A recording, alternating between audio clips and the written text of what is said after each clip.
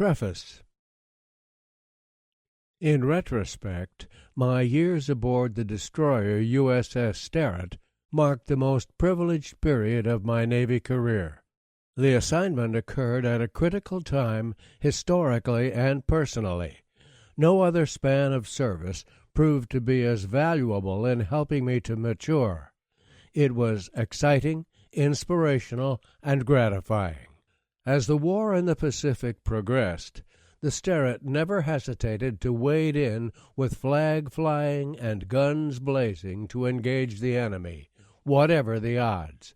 The ship was truly unique in many respects, and I will need some divine guidance to do justice to that uniqueness. It grew out of the personal and professional relationships that developed among her crew. I never encountered anything like it on any other ship. A special bond existed among Sterett shipmates. The enlisted men got along well with each other, with the chiefs, and with the officers. The chiefs were outstanding, the backbone of the ship, veteran career men, experts in their specialties. They were blessed with self-assurance, and they maintained good relationships with both seniors and subordinates. The officers were close and compatible. They supported one another, did not vie for special treatment, were enthusiastic and dedicated, and looked upon the crew as friends and teammates. The prevailing atmosphere aboard the Sterett was one of mutual trust and respect. Commander J.D. Jeffrey, a former shipmate and a good friend, remarked in a recent letter that the ship itself was nothing but a thin-hulled shell housing a lot of metal parts without the crew. They, as much as the metal around them, were the Sterett. I agree with that comment, but would add that the metal that surrounded us was exceptionally tough and had been expertly welded together. While hospitalized in 1943 and 44 with a paralyzed right hand, I wrote a sketchy narrative about my experience aboard the Sterett. It was a form of therapy for the wounded arm, but also a way of recording the story of the men who served on a gallant ship. I hoped to use it someday as the skeleton of a book. But the events of 40-odd years deferred the project until I attended the biannual Sterett reunion in 1987 in Bremerton, Washington. I wanted to discuss the idea of writing a book on our old ship with George Respis, a retired chief petty officer for whom I had always had great respect. To my sad surprise, I learned that Respis had passed away only a few weeks before the reunion. It was then apparent that the preparation of a narrative about the Sterett had to begin as soon as possible, before more shipmates moved on to their ultimate destinies. I was the after-dinner speaker at the reunion banquet that year, and my subject was the history of the Sterett. In concluding, I told those in attendance that if they would help me by sending me first-hand accounts of the ship's history after my detachment in April 1943, I would try to put together a book covering the Sterett's entire lifespan. They assured me that they would cooperate, and I embarked on the effort that now reaches its end here. More than 50 Sterett veterans have contributed anecdotes and narrative accounts for this story. I have drawn on their letters freely, quoting from them when appropriate to present the events aboard the Sterett through the eyes of others. The letters and countless personal conversations with the men of the Sterett at ships' reunions and in their homes in Virginia Beach, Charleston, Myrtle Beach, Savannah, Suffolk, Glenwood, and Milford provided details about the life aboard the ship and confirmed the veracity of our reconstruction of events. Several personal diaries were made available, and with their invaluable personal insights, it should come as no surprise that the result is not uniform stylistically. but I hope that because it is based on such diverse sources, this story is not just a yarn spun by Calhoun, but rather a cross-section of the Sterrett's experience that more accurately reflects the attitudes and actions of those who served aboard her. It does not pretend to be a fully documented and precise history, although its authenticity has been reinforced by careful perusal of ship's logs, action reports, and historical texts by many distinguished authors. The narrative is based on recollections, especially those of the principal author. I have transcribed conversations as I remember them, and except for minor changes, for the sake of brevity, I have quoted the letters and diaries of my Sterrett friends without alteration. Accordingly, I accept full responsibility for the general authenticity of the narrative.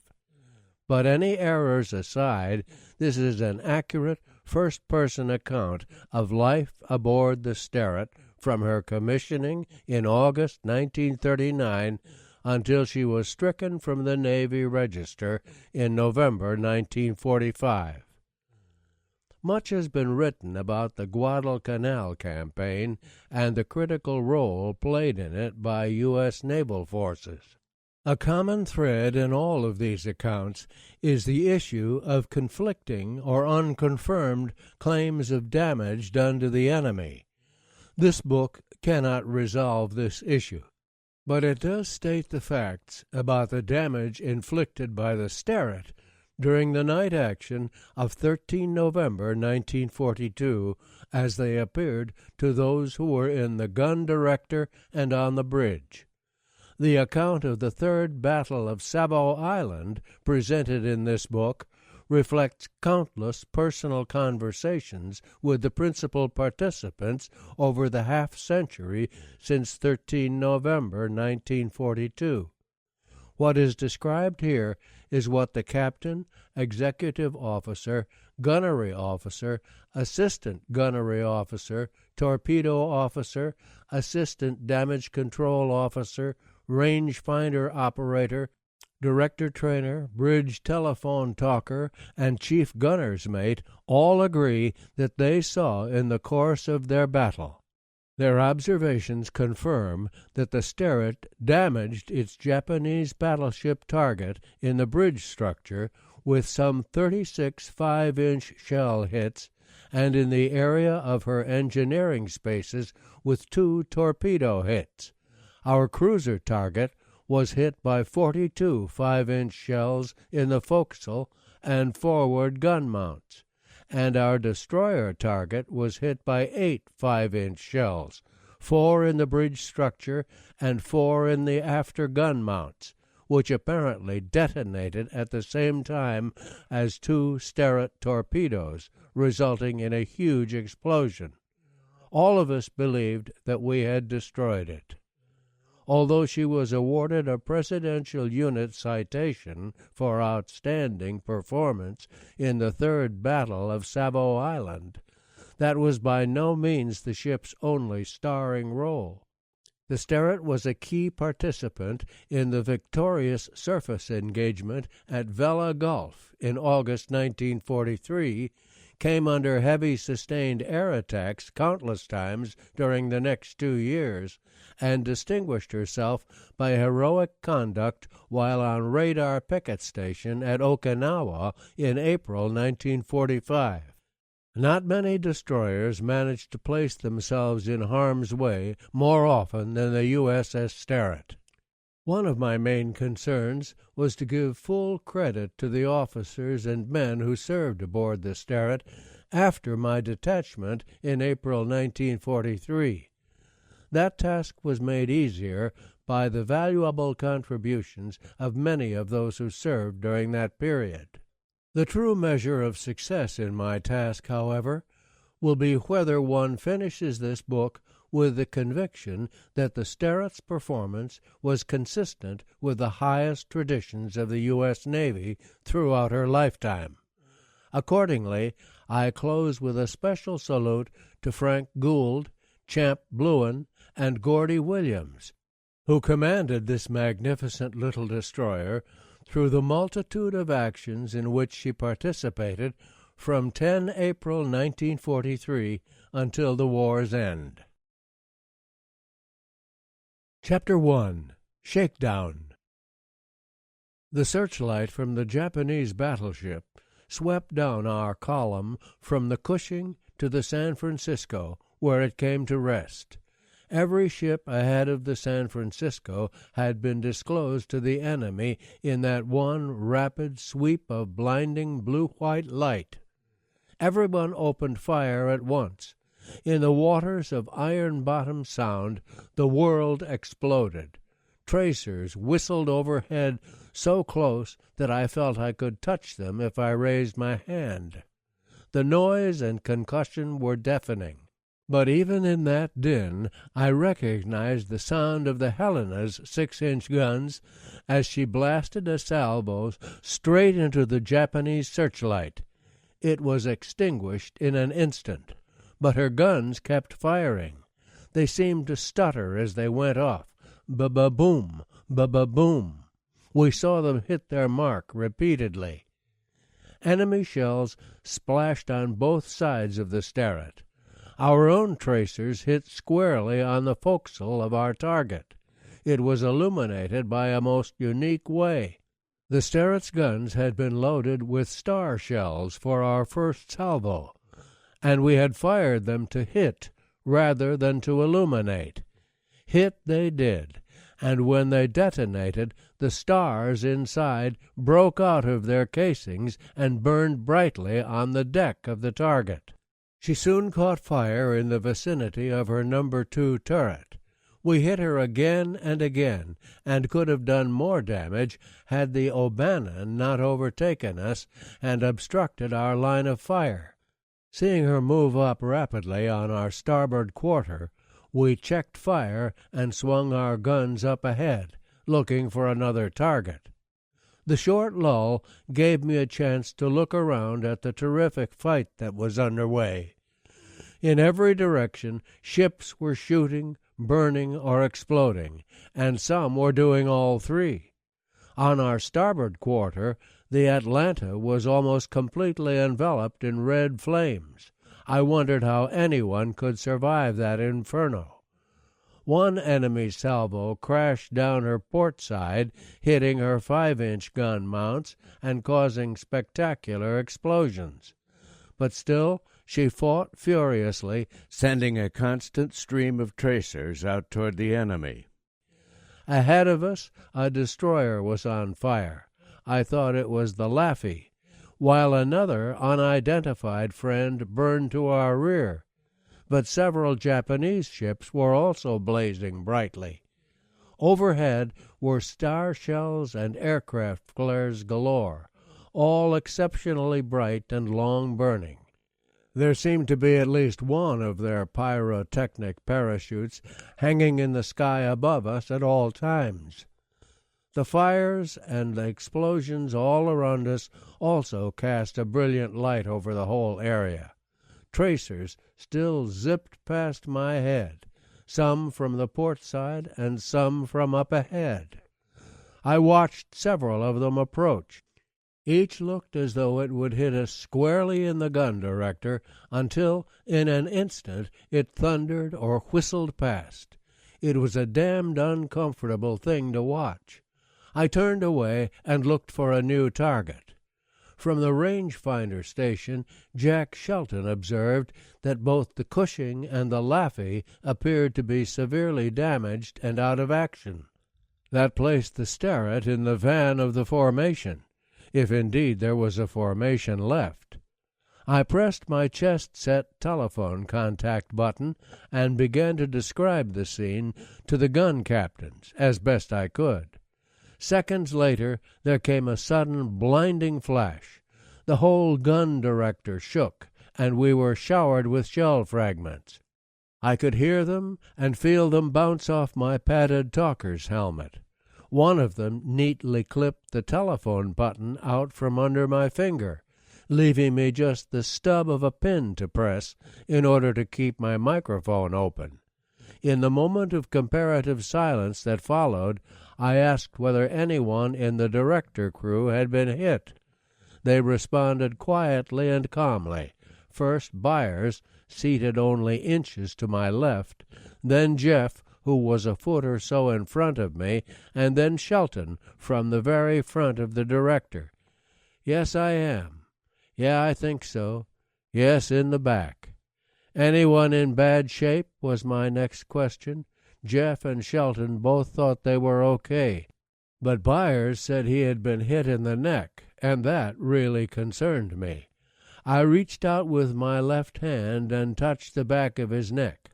I could feel a puncture wound, but because there was no spurting arterial bleeding, I told him it did not seem too serious.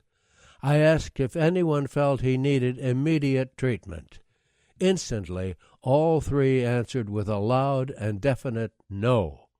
So we sat there more alert than ever, looking for fresh targets. We were on the prowl again. Even in our wildest fantasies, in the spring of 1939, none of us imagined that by November 1942 we would find ourselves aboard a little destroyer called the Starrett, slugging it out at murderously close range against a Japanese cruiser with a battleship and a destroyer to follow. In April 1939, President Roosevelt conducted a formal review of the U.S. fleet in New York. The USS Tennessee, BB-49, made the transit from the Pacific for the occasion, and I was serving aboard that venerable man-of-war on my first tour of duty after graduating from Annapolis with the class of '38. I had enjoyed my tour on the Tennessee, but by the time of the visit to New York, I wanted a transfer from the big ship to the little ship Navy. Duty in destroyers had become my preference 2 years before, when my Naval Academy class had gone on a summer cruise in ships of that type. Now the Navy was rapidly expanding to meet the growing threat of war, and the nucleus of officers required to man those new ships had to come from the fleet.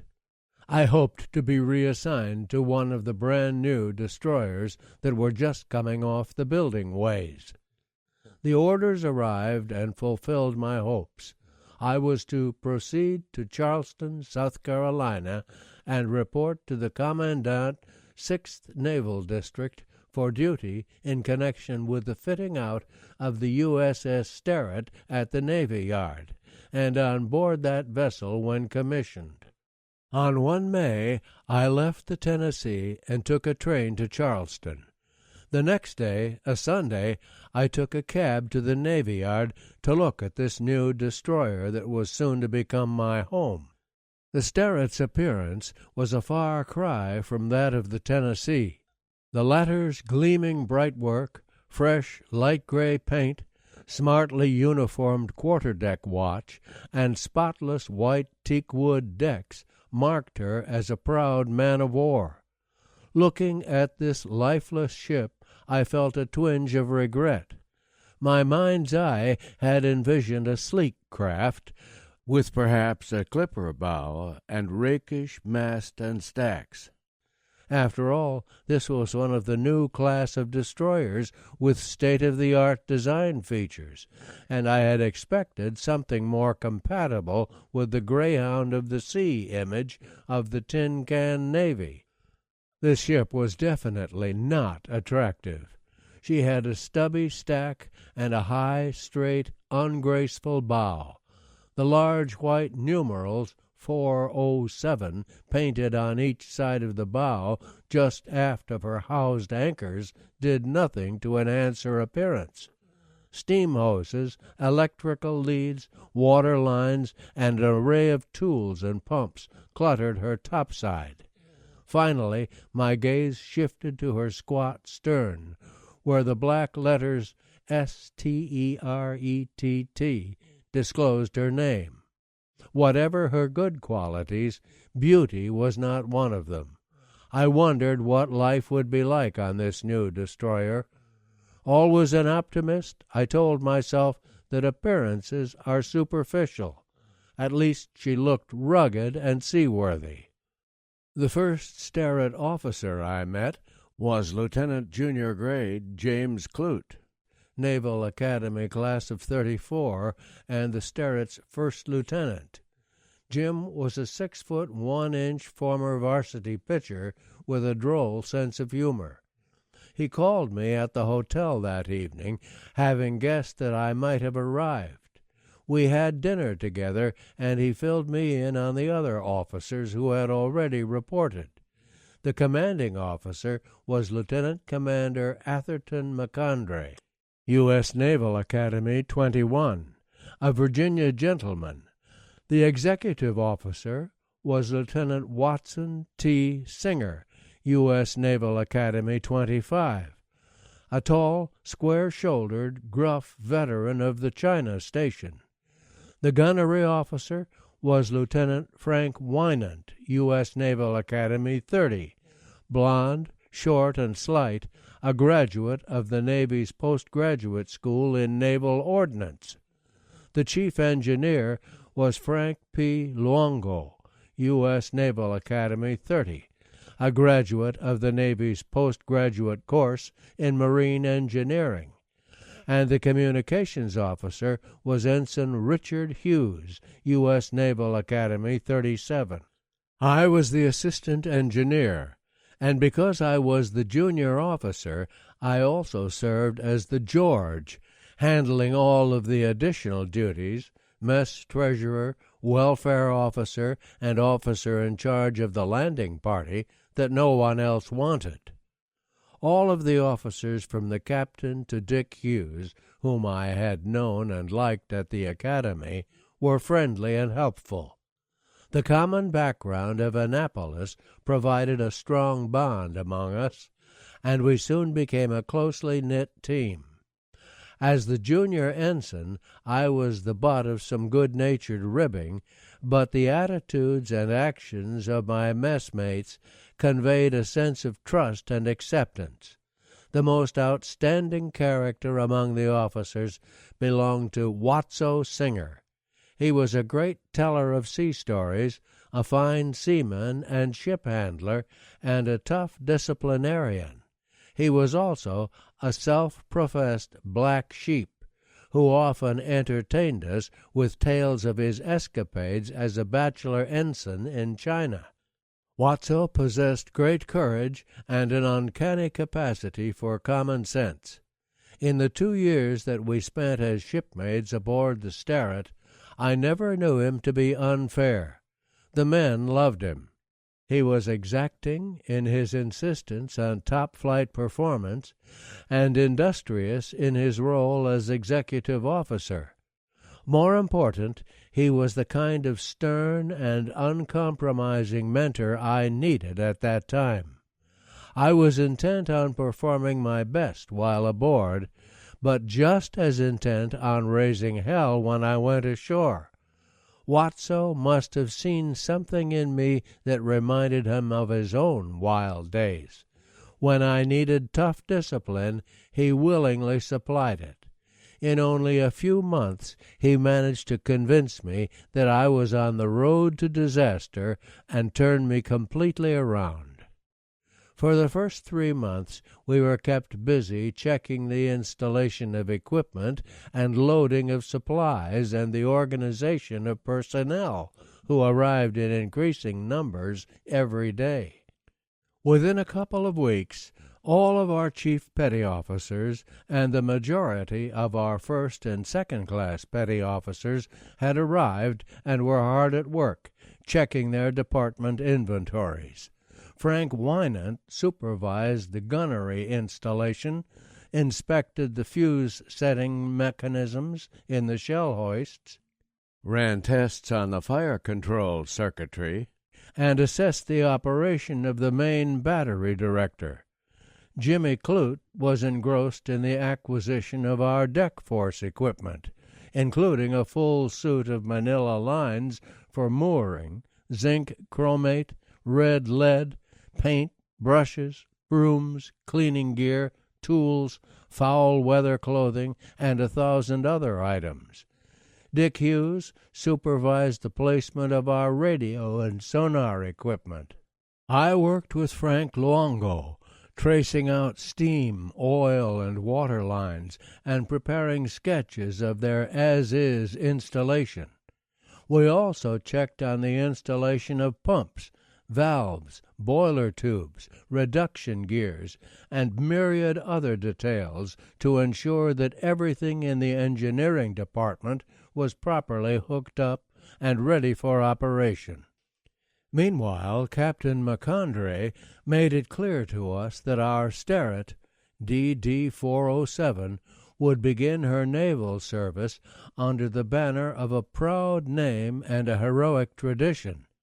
She had been christened in honor of Andrew Sterret, who in 1801, commanding the schooner USS Enterprise, captured a 14-gun Tripolitan cruiser and her 80-man crew in the Mediterranean. Congress awarded a sword to Lieutenant Sterret and commended his crew for their bravery. This history added an unmistakable luster to the privilege of belonging to the ship's company of the new Sterret. Although she was not very pretty, we were determined that this ship would live up to her name. The Sterret belonged to the 12-ship McCall class. She was designed for 36.5 knots and sported superheated, high-pressure boilers, twin screws, geared turbines, and a range of 10,000 sea miles.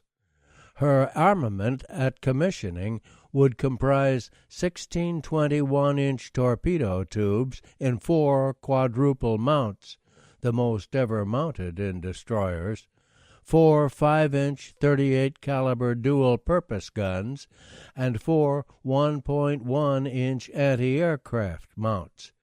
Although by the time she was commissioned, it had been decided to replace these with 20-millimeter guns, which were more dependable.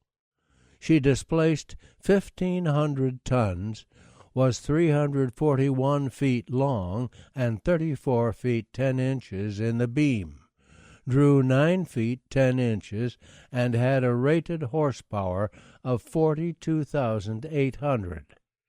The Sterret's statistics were a lot more impressive than her looks, and they served to reassure us that she would make a formidable opponent for any enemy she might encounter. It would be up to those who manned her to ensure that she came out a winner. The Sterret was commissioned at Charleston, South Carolina, on 15 August 1939, while the world was filled with rumors of war in Europe. Hitler blustered and threatened aggression with sinister belligerence. England and France were unable to prevent him from taking what he wanted, and 2 weeks after our ship was commissioned, we received the Secretary of the Navy's message to all naval ships: Germany has entered Poland, fighting and bombing in progress. You will govern yourselves accordingly. We were not quite sure what that last sentence meant, but aboard the Sterret we were convinced that the war would not be contained and that sooner or later we would be in it. On 6 September 1939, President Roosevelt announced the establishment of a neutrality patrol to report the presence of any belligerent ships within 200 to 300 miles of the East Coast. The situation lent a new sense of urgency to our efforts to make the ship and her crew as battle-efficient as possible, for none of us thought that we would remain neutral very long. By early June, I had become acquainted with most of our leading petty officers, and I made a habit of dropping by the chief petty officers' mess to chat with them at least once a day. They were, with few exceptions, wise, mature, and competent men. Jackson and Baker were probably the oldest of the lot. George R. Jackson was the chief torpedo man. A veteran of World War I, he had fought at the Battle of the Marne and had a calm, unflappable demeanor. He confided to me that he had enlisted in the Navy to escape from a woman who had done him wrong. He soon became the scoutmaster for all the younger sailors, and his contribution to morale was immeasurable and widely recognized up and down the chain of command. William J. Baker was the chief quartermaster and an excellent navigator. I never heard him raise his voice to anyone, yet he never had a problem with discipline. The other chief petty officers were all outstanding team players who wanted to make the Sterret shine. Most of the junior enlisted men were required to participate in the Navy's self-education program, which was similar to a series of correspondence courses. Well-organized and clearly written study materials outlined weekly assignments that were designed to impart the theoretical knowledge needed for advancement up the ratings of one's chosen category. Periodic tests were graded by the appropriate division officers. An individual's progress generally kept pace with the availability of promotional vacancies created by an expanding Navy. The Great Depression had raised the quality of enlisted personnel. The average recruit had 3 years of high school education, and re-enlistment rates hovered between 70 and 80%. It was a joy to be associated with the Sterret's enlisted men. They were smart, alert, and enthusiastic. From August to October, the Sterret and her crew were fitted out, organized, and trained. She went to sea as a commissioned ship for the first time on 6 September 1939, so that we could familiarize ourselves with her maneuvering characteristics. She was very responsive to the rudder, and surges of power that were apparent as we accelerated made her feel strong and alive. All of us shared the conviction that the Charleston Navy Yard had provided us with a superior fighting ship. The skipper seized the opportunity to conduct general quarters, fire, collision, abandon ship, and man overboard drills. There was little confusion thanks to several scheduled instruction periods in port over the preceding weeks. We returned to the yard that afternoon. The skipper brought the ship alongside the pier, and while it was not a spectacular landing, it was not a bad one either. Our first day at sea was a success. During the next several weeks, we experienced numerous difficulties with the main reduction gears and the boiler safety valves, which popped open whenever the engines were under stress. But the contractors dispatched representatives to ride with us, and they and Frank Luongo quickly worked out the problems. The Sterret's engineering plant became as dependable as a railroad conductor's watch. Our shakedown cruise commenced in October with a visit to Newport, Rhode Island, where we received our full torpedo complement, 16 21-inch fish. Next, we stopped in Norfolk to repair damage sustained during our first North Atlantic gale, and then proceeded to Veracruz, Mexico, to join the other ships of Destroyer Division 15, the Lang, the Wilson, and the Stack, for a brief period, during their surveillance of the German liner Columbus, which had sought refuge in a neutral port. The Sterret resumed her shakedown cruise in early December, visiting Guantanamo Bay, Mobile, and Savannah. In Savannah, we learned that the Columbus had made a run for it, but was intercepted by the British destroyer Hyperion. The German crew had set the Columbus afire and scuttled her rather than turning her over to the British. We returned to Charleston on 20 December 1939. The shakedown cruise marked our first sustained period of at-sea watchstanding, and all officers qualified as top watchstanders. The cruise also demonstrated to Dick Hughes and to his shipmates that he was subject to chronic seasickness. He earned our respect and admiration by never missing his turn on watch, even though he always had to bring a bucket with him. Anticipating a transfer to Pensacola to train as a naval aviator, he looked forward to an early end to his problem. We all wondered at the logic of that view. The first several months of 1940 were spent operating along the East Coast. As part of the Neutrality Patrol, we often chased down foreign merchant ships, established their identities, and reported their locations, courses, and speeds. The North Atlantic in any season is cold, bleak, and rough. Remaining at sea in the winter was itself an ordeal. Our enlisted men were in danger of being washed overboard every time they came topside. Unfortunately, coming topside was the only way they could get from their living quarters aft to their watch-standing stations forward. The common experience of combating a hostile sea welded us together.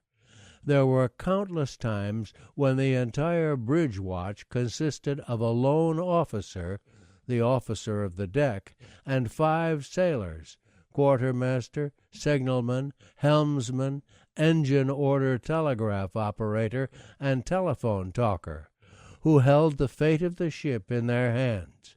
Each had an important job to do, and each appreciated and depended on the others. We came to know one another and to respect our shipmates for their dependability and competence.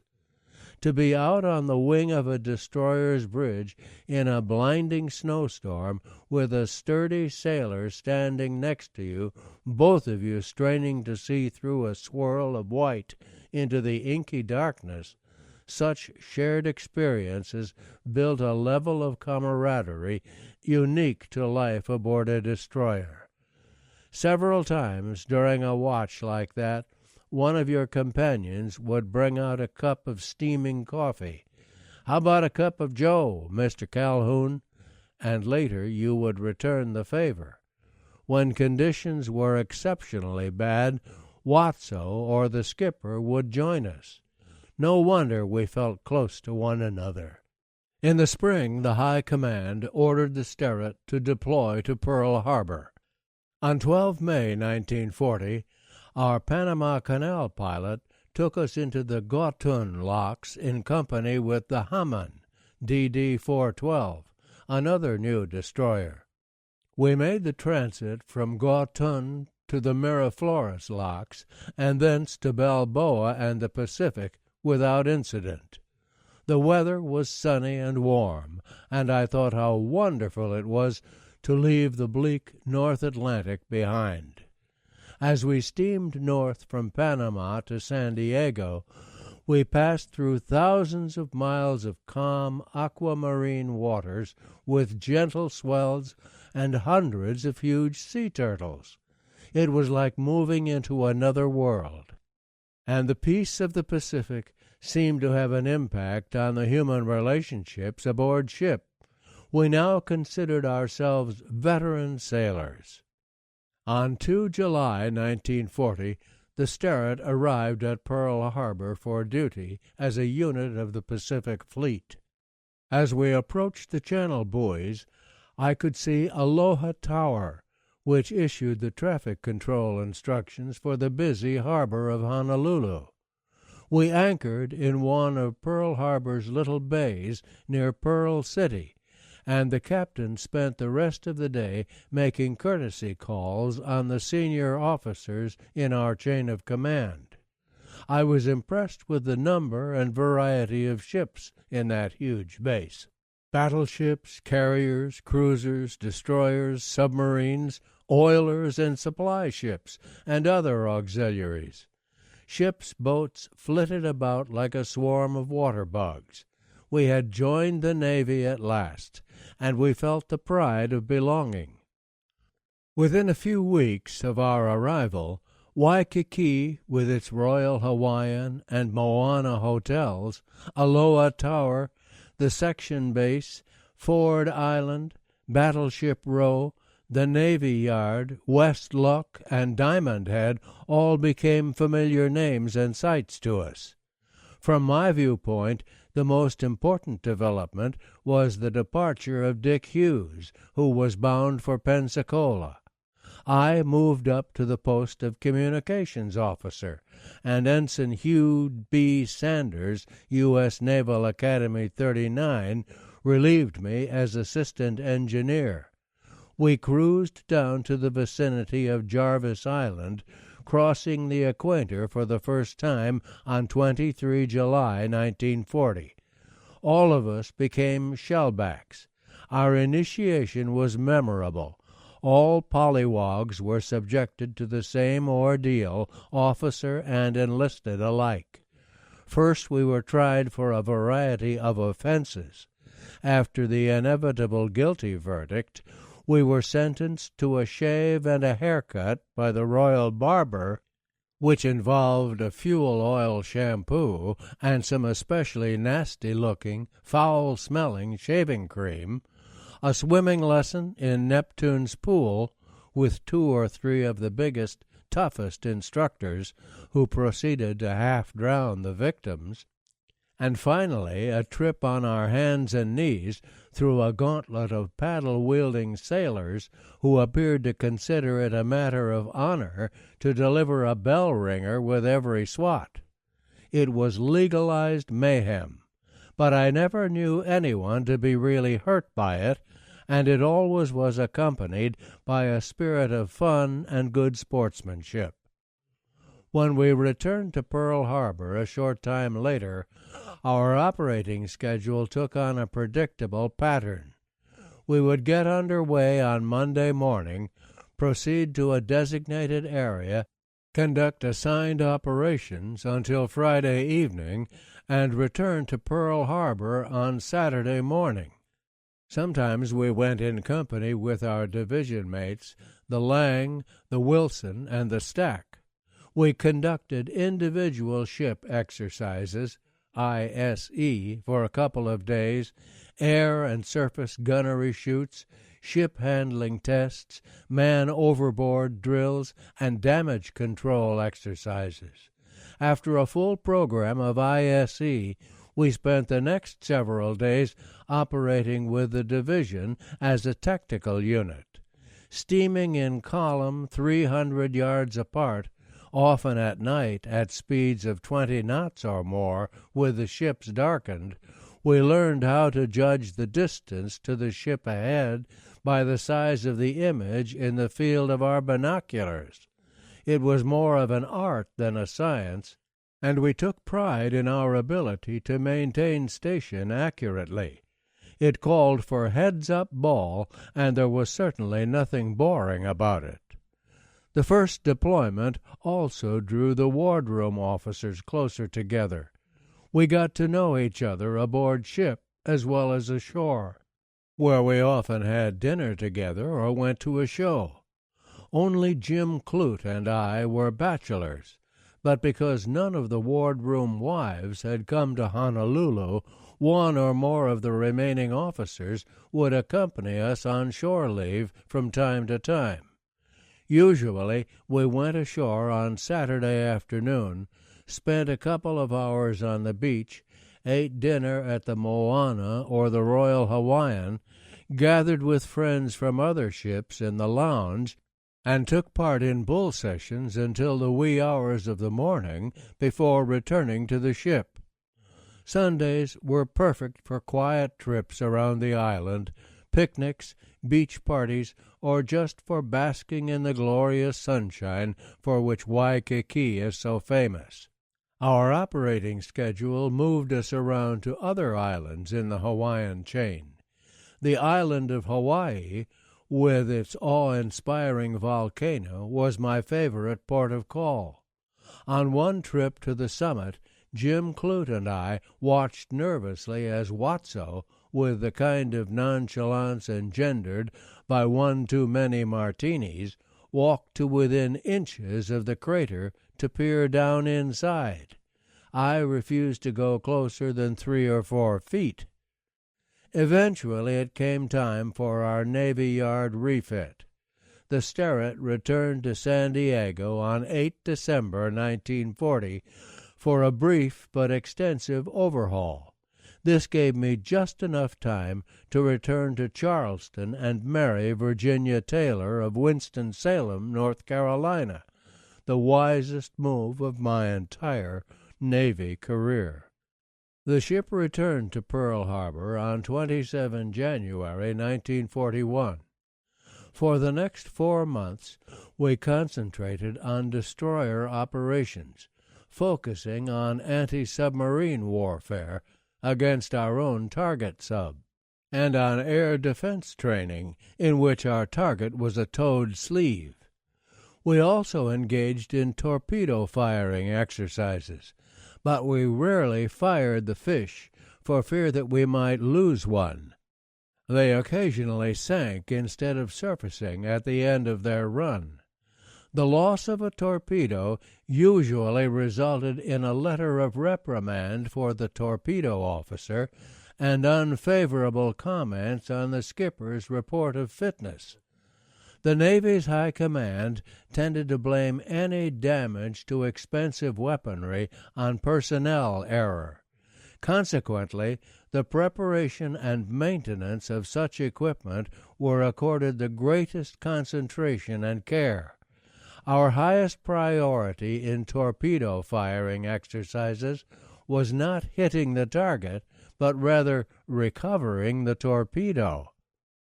Meanwhile, the complexion of our shipboard duties underwent a significant change. Our new division commander, Commander Don P. Moon, shifted his command pennant to the Sterret. Suddenly we were a flagship, and I became the communications officer to the division commander as well as to my ship. I soon learned that the words work and busy had an entirely new range of meanings. The Commodore was a vigorous, ambitious workaholic, and it took a full head of steam to keep up with him. One night during tactical maneuvers, with all fleet units darkened, the destroyers Aylwin and Farragut collided. It happened quite close to us, and we could see that the Aylwin was on fire in the vicinity just forward of her bridge. Captain McCondray brought the Sterret as close as possible to the cripples and sent a rescue party. When it reached the Aylwin, their own damage control party already had the situation in hand. Our boatload of volunteers placed themselves under the command of the Aylwin's first lieutenant and remained aboard for about 2 hours, helping to fight the fire and shoring up bulkheads that had been weakened by the collision. When they returned to the Sterret and reported that the major fire hazard they encountered was the accumulation of many coats of paint, Captain McCondray lost no time in initiating a paint-chipping program. Commodore Moon mandated the same action for the other ships in our division, and before long it was a standard procedure for the entire Pacific Fleet. The Sterret's officer complement increased by 2 in this period as Ensign T.O. McWhorter, U.S. Naval Academy 41, and Ensign P.G. Hayden joined our ranks. Tom McWhorter's enthusiasm and friendly manner made him popular immediately with both the officers and the crew, and he was named our torpedo officer.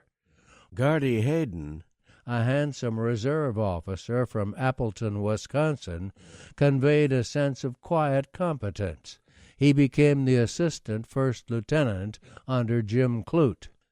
The desk log for the forenoon watch on 2 May 1941 contains the following entry: 0812. Lieutenant Commander A. McCondray, U.S. Navy, was relieved of command of this vessel by Lieutenant Commander J.G. Coward, U.S. Navy, in accordance with Bureau of Navigation Dispatch 281418 of March 1941, and was detached on this date. Signed, P.G. Hayden. All hands regretted the departure of Atherton McCondray. He was an outstanding destroyer commanding officer, and had set the tone and established the standards for the Sterrett's development. We knew that we would miss his even disposition and his infallible sense of fairness. We turned to the new skipper with hope and confidence. Jesse G. Coward was a completely different entity. My first impression was that we had exchanged the good humor of Atherton McCondray for a sour martinet. But as I was to learn 100 times over the next 30 years, looks are often deceiving. Beneath Jess Coward's serious mien resided a fair and compassionate personality, as well as a good sense of humor. His dedication to the naval service and his can-do attitude were contagious, and he imparted to all of us a renewed desire to go in harm's way. He was a fighter, looking ahead to the day when he could take the Sterrett into action. Every day he made it clear that we had to prepare for the battles that lay ahead. The Sterrett volunteered for every task that came along, and we found ourselves sharing a new pride in the ship's growing reputation as a star performer on the first team. The atmosphere in the wardroom was upbeat and positive. The mess deck and the CPO mess reflected the same attitude. The presence of the division commander and his staff aboard the Sterrett made a difference from the moment that Commander Moon first stepped aboard. We liked his staff, but the Commodore was aloof and preoccupied. Our enlisted men seemed to like him, a fact that made me think he possessed certain qualities that for some reason he preferred to conceal from the officers. Perhaps he thought we would benefit from a good dose of hazing. But whatever his reasons, most of the officers appeared to be wary and ill at ease around him, Atherton, McCondray, and Watso excepted. Jess Coward initially seemed uncomfortable, too, as though he expected some kind of trap. I found this quite understandable. The Commodore had a habit of springing surprise drills on the officer of the deck, and his manner conveyed a sense of skepticism and distrust. Commander Moon proved to be one of the most interesting people I ever met. He was unpredictable, constantly asking questions about the ship's position, course, speed, tactical maneuvers, cruising range, fuel consumption, and seaworthiness. His questions always served a purpose, and it was essential to stay one step ahead of him. Yet at times his actions seemed somewhat strange. For example, at night it was not unusual to find him reading in bed and listening through headphones to the fleet broadcast of the FOX schedules, messages addressed to any and sometimes all naval ships and units that were transmitted on an hourly schedule and a prescribed frequency in 5-letter groups of Morse code, not everyone's idea of entertainment. Once, as we approached Pearl Harbor at night, he told Jim Clute, the officer of the deck, to take a compass bearing on the star Polaris. That may have made sense to some navigational experts, but it was beyond our ken. Don Moon was also a prolific message writer, and it was a rare day when the Sterrett's signalmen and quartermasters were not exhausted by nightfall. Their heavy workload soon started to affect their morale, After about 3 weeks of watching them transmit 400 group dispatches by flashing light, I decided to surprise the Commodore by confronting him with the total group count of outgoing message traffic for the month. I expected that when he realized just how much visual traffic he was generating, he might ease up a bit. Accordingly, one morning when we were engaged in ISE, I went down to the Radio Shack and enlisted the help of Chief Radio Man Lillard in collecting and tabulating the total visual group count for the past 30 days. It took about 2 hours to do the job, but when we finished, the adding machine tape must have stretched for 10 feet, and the total was astronomical, somewhere above 10,000. Convinced that this would startle the squadron commander, it had certainly impressed me, I climbed the ladder to the bridge, where he was engrossed in watching one of our division mates through his binoculars. I approached him and stood quietly, waiting for him to acknowledge my presence. In a few minutes he put his glasses down and looked at me. "Did you have something for me?" "Yes, sir," I said.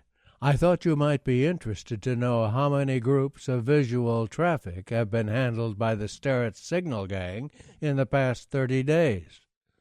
By now he had noticed the adding machine tape trailing from my hand and was obviously interested.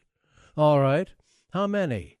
He did not bat an eye when I mentioned the total, instead asking, "How did you arrive at that figure?" "By running a tape of the group counts from our message files," I replied. "How long did that take?" "About 2 hours." "Did you run the tape yourself?" "Yes, sir." He nodded. "Go do it again." Well, I thought, he's hazing me, but this might still work. I had, of course, only one possible response, so I mustered the cheeriest "aye, aye, sir" that I could manage, and went below to count up the message units all over again. When I finished, the second total came in 6 groups under the first. I trudged back up to the bridge, where the Dipper, as we sometimes referred to him, was now eating lunch. "Well," he asked, "did you get the same total?" "No, sir. It's 6 groups less." He immediately shot back, "So that first total you brought me was inaccurate?" "Yes, sir." Now he fixed his eyes on me for perhaps 3 or 4 seconds. Then the slightest suggestion of a smile came to his face. He said, "I am aware that I have been pushing the Signal Gang pretty hard. I wanted it to be the best in the fleet, and the best way to achieve that is to make them work at it." That ended the episode. But later that afternoon he addressed a message to the commanding officer extolling the performance of the Sterrett's Signal Gang during the past month. It had been worth the effort, and leading signalman Jeffrey and his men were visibly encouraged by Don Moon's words of praise. While at Pearl Harbor we suffered another major loss. Watso was promoted to lieutenant commander and promptly reassigned to a repair ship. He had been a giant in guiding the Sterrett's development as an efficient man of war. Like Atherton McCondray, he deserved a share of the credit for her performance in the difficult days ahead. I felt Watso's loss very keenly and wondered how we could ever function without him. But of course we did. Lieutenant Red Everett came aboard as the new executive officer. He was a small man with a temper that seemed to match his red hair and a very regulation attitude. After a short acquaintanceship, he became one of us. The Sterrett took all these changes in stride. Chapter 2. Atlantic Operations. On 14 May 1941, the Sterrett was returning to Pearl Harbor after division tactical exercises. The Commodore had had a great time putting us through our paces, and we felt pretty good about our performance. I was on the bridge and could see several heavy ships standing out to the channel. We pulled off to the right and stopped, watching their progress out of the channel with some impatience.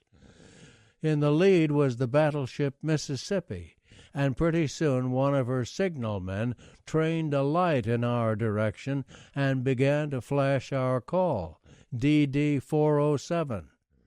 Jeffrey jumped to our signal light and responded. The dots and dashes now spelled out the words, "Follow me." Captain Coward immediately took a course to put us behind the Mississippi, and within about 15 minutes we found ourselves headed south, 500 yards behind the broad stern of the battleship. I could not imagine why the Mississippi would direct the Sterret to follow her. We were accompanied by a cruiser and 2 other destroyers from our division, the Lang and the Wilson. As Pearl Harbor gradually receded over the northern horizon, I realized that we would not enter port that weekend. Then the squat, sterned behemoth ahead of us flashed another message: "Come alongside to receive guard mail." The skipper kicked her ahead 50 feet to the right of the Mississippi's wake until our bow overlapped her stern. A husky boatswain's mate, second class, named Byers, was our best pitcher when it came to heaving lines. Standing in our bow, he threw the coiled line toward the battleship's stern. The monkey fist arched through the air and came down in the midst of her line handlers. They quickly hauled it in and attached a small waterproof bag to it. On signal, our sailors hauled it back aboard the Sterret. I had gone down to the forecastle to receive the mail. It consisted of 2 letters, one addressed to the commander of Destroyer Division 15, and the other to the commanding officer of the USS Sterret. I hurried to the bridge with them, delivered the first to the Commodore, and handed the second to the captain, who quietly opened and read it. Then he gave it back to me, saying, "Cal, file this and note its classification. It should be closely held on a need-to-know basis." I saw that it was stamped "Secret," and hurriedly read it. We had been assigned to screen the Mississippi and the cruiser Savannah through the Panama Canal as reinforcements for the Atlantic Fleet. President Roosevelt was concerned that the British could not handle the German threat without the support of the U.S. Navy. The redeployment was to be kept secret. There would be no communication by radio, mail, or direct contact with personnel ashore when we made our canal transit. We were to paint out our bow numerals, cover the ship's name, and obliterate any other identifying marks or symbols. Of course, my shipmates were all curious about our destination. Since Red Everett was the navigator, he had to know, but I told no one else. The crew came up with a wide range of possibilities, including the occupation of Tahiti, but within a few days a consensus emerged that we were headed to join the Atlantic Fleet in case it became necessary to capture Martinique, where units of the French fleet had taken refuge. Commodore Moon made the voyage to the canal memorable. He must have felt that if we had been left to the devices of the individual commanding officers, the officers and men of the 3 destroyers would have wasted a lot of valuable time. In any case, he originated and delivered to the Sterret's signal gang a series of lengthy messages on 2 unrelated subjects, the first of which was the establishment of an intership athletic contest, what we dubbed the Moon Olympics. For the next 6 days, each destroyer would hold 7 athletic contests: standing broad jump, running broad jump, standing high jump, running high jump, chin-ups, push-ups, and the hop, skip, and jump, and signal the results to the Commodore. Commissioned and chief petty officers competed against their opposite numbers on the other ships, while enlisted men participated according to their ratings, so that we had to announce a winner in each event, in each rating: the best seaman, the best fireman, the best radioman, the best signalman, the best torpedoman. The list seemed endless. At first the whole idea seemed laughable, especially when I tried to envision some of the older chiefs, some in their late 50s, and the more senior officers taking part. I fully expected Captain Coward either to protest or to put out no more than a token effort in order to get off the hook. I was wrong. When asked how he felt about the competition, he said, "When the Commodore says jump, I'm going to jump." And this time he said jump literally. When news of the skipper's reaction spread throughout the ship, everyone's attitude changed, with the exception of Jim Clute, whose favorite response to any proposal involving physical exercise was to borrow from Mark Twain and declare that he was going to lie down until the proposal evaporated. Almost to the man, we determined that the Sterret was going to win this contest. There was apprehension about the consequences of doing the running broad jump on the deck of a heaving destroyer, but it proved unwarranted. The weather remained calm, and our creative carpenter's mates fabricated mattress and sawdust-filled jumping pits that greatly reduced the risk of injury. Each day a crowd of cheering spectators turned out to encourage their division mates to do their best. We all assembled to support Jess Coward as he performed these events, probably for the first time since his days at Annapolis. We were all delighted with his good sportsmanship, and when he told Commodore Moon, "Commodore, if you don't compete in this, we're going to think you're chicken," our admiration rose to a new level. Lo and behold, Don Moon did compete, just as a matter of principle, and acquitted himself quite well. The Moon Olympics passed into history, and no world records were broken. The Sterret came in second. I think the Wilson finished first. We accused them of having recruited a bunch of ringers before leaving Pearl Harbor. Once more a heavy load of visual traffic descended on the shoulders of our signalmen. But by this time nothing could faze them. They were the best, and I am willing to admit the possibility that Don Moon's workload had improved their skills. The second subject pursued by the Commodore was a ship-handling exercise. What rendered it unique was the manner in which it was to be executed. We would soon enter turtle country, that area along the California-Mexico coast, where for several hundred square miles we would find hundreds of large sea turtles on the surface, basking in the warm sun. Each ship was to rig out its boat boom and stream from the end a steel hoop 10 feet in diameter, held in a vertical position with only a small portion of its circumference submerged, to which was fastened a pouch made out of cargo netting. The idea was to rig out essentially a big turtle net, and then, by maneuvering, carefully scoop a turtle into it. In his message, the Commodore described in great detail how when a turtle was first sighted, the officer of the deck was to hoist a special flag to alert all ships to the fact that his vessel was engaged in a turtle capture, and would be maneuvering radically, as needed, to capture her target. The message warned that these creatures had to be approached with deliberate speed and stealth, lest they become alarmed, for then they would certainly submerge. For several days the destroyers of Division 15 could be seen zigzagging all over the ocean.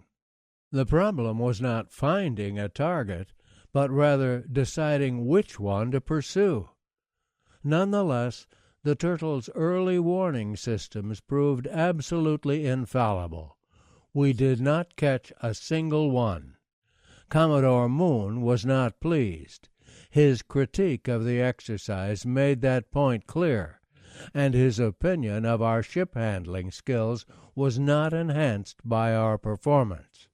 All of us were aware of the additions to our inventory of professional skills that resulted from Don Moon's ingenious schemes.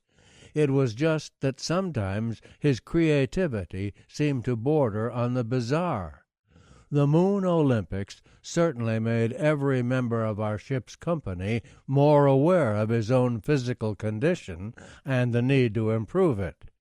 Yet I think most of us agreed with Jim Clute's comment about the Commodore's efforts to provide a little recreation. Well, he didn't just tell us to recreate, he recreated our asses off. We finally arrived at the canal entrance after dark on 2 June 1941. The Army's coastal batteries were not at all happy about allowing these darkened and unidentified ships to enter, but somehow the Navy managed to explain our presence, and we made the transit in 6 hours. By morning on the 3rd, we were steaming toward Guantanamo Bay, where our arrival had been anticipated and stirred little, if any, interest. There we awaited the arrival of the battleship Idaho, the cruiser Brooklyn, and the destroyers Stack, Wainwright, and Winslow, all of whom had followed us from the Pacific. Then the whole group moved north, 2 battleships, 2 cruisers, and 6 destroyers. Southeast of Delaware Bay, the Mississippi pointed her signal light in our direction. DD 407, you are detached. Proceed to Philadelphia Navy Yard and await further orders. To me, this was a welcome message. I would be going home. The Starrett remained in Philadelphia for only a few days before moving down the coast to Charleston. Her Navy Yard overhaul was badly needed.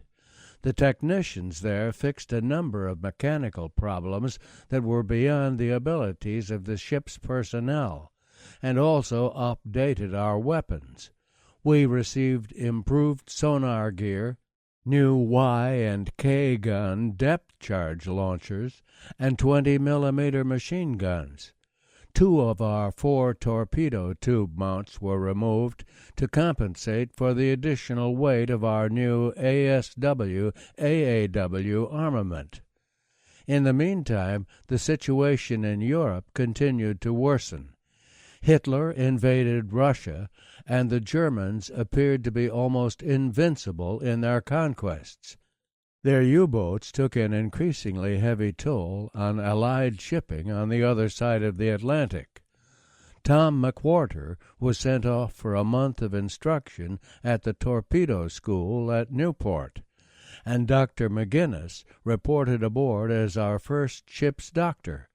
Previously, only 1 medical officer had been assigned to each squadron. But the events of the early convoy escort days, when it became apparent that submarine warfare would inflict heavy personnel casualties, demonstrated that each escort needed her own doctor, instead of sharing him with 7 other ships we had one to ourselves.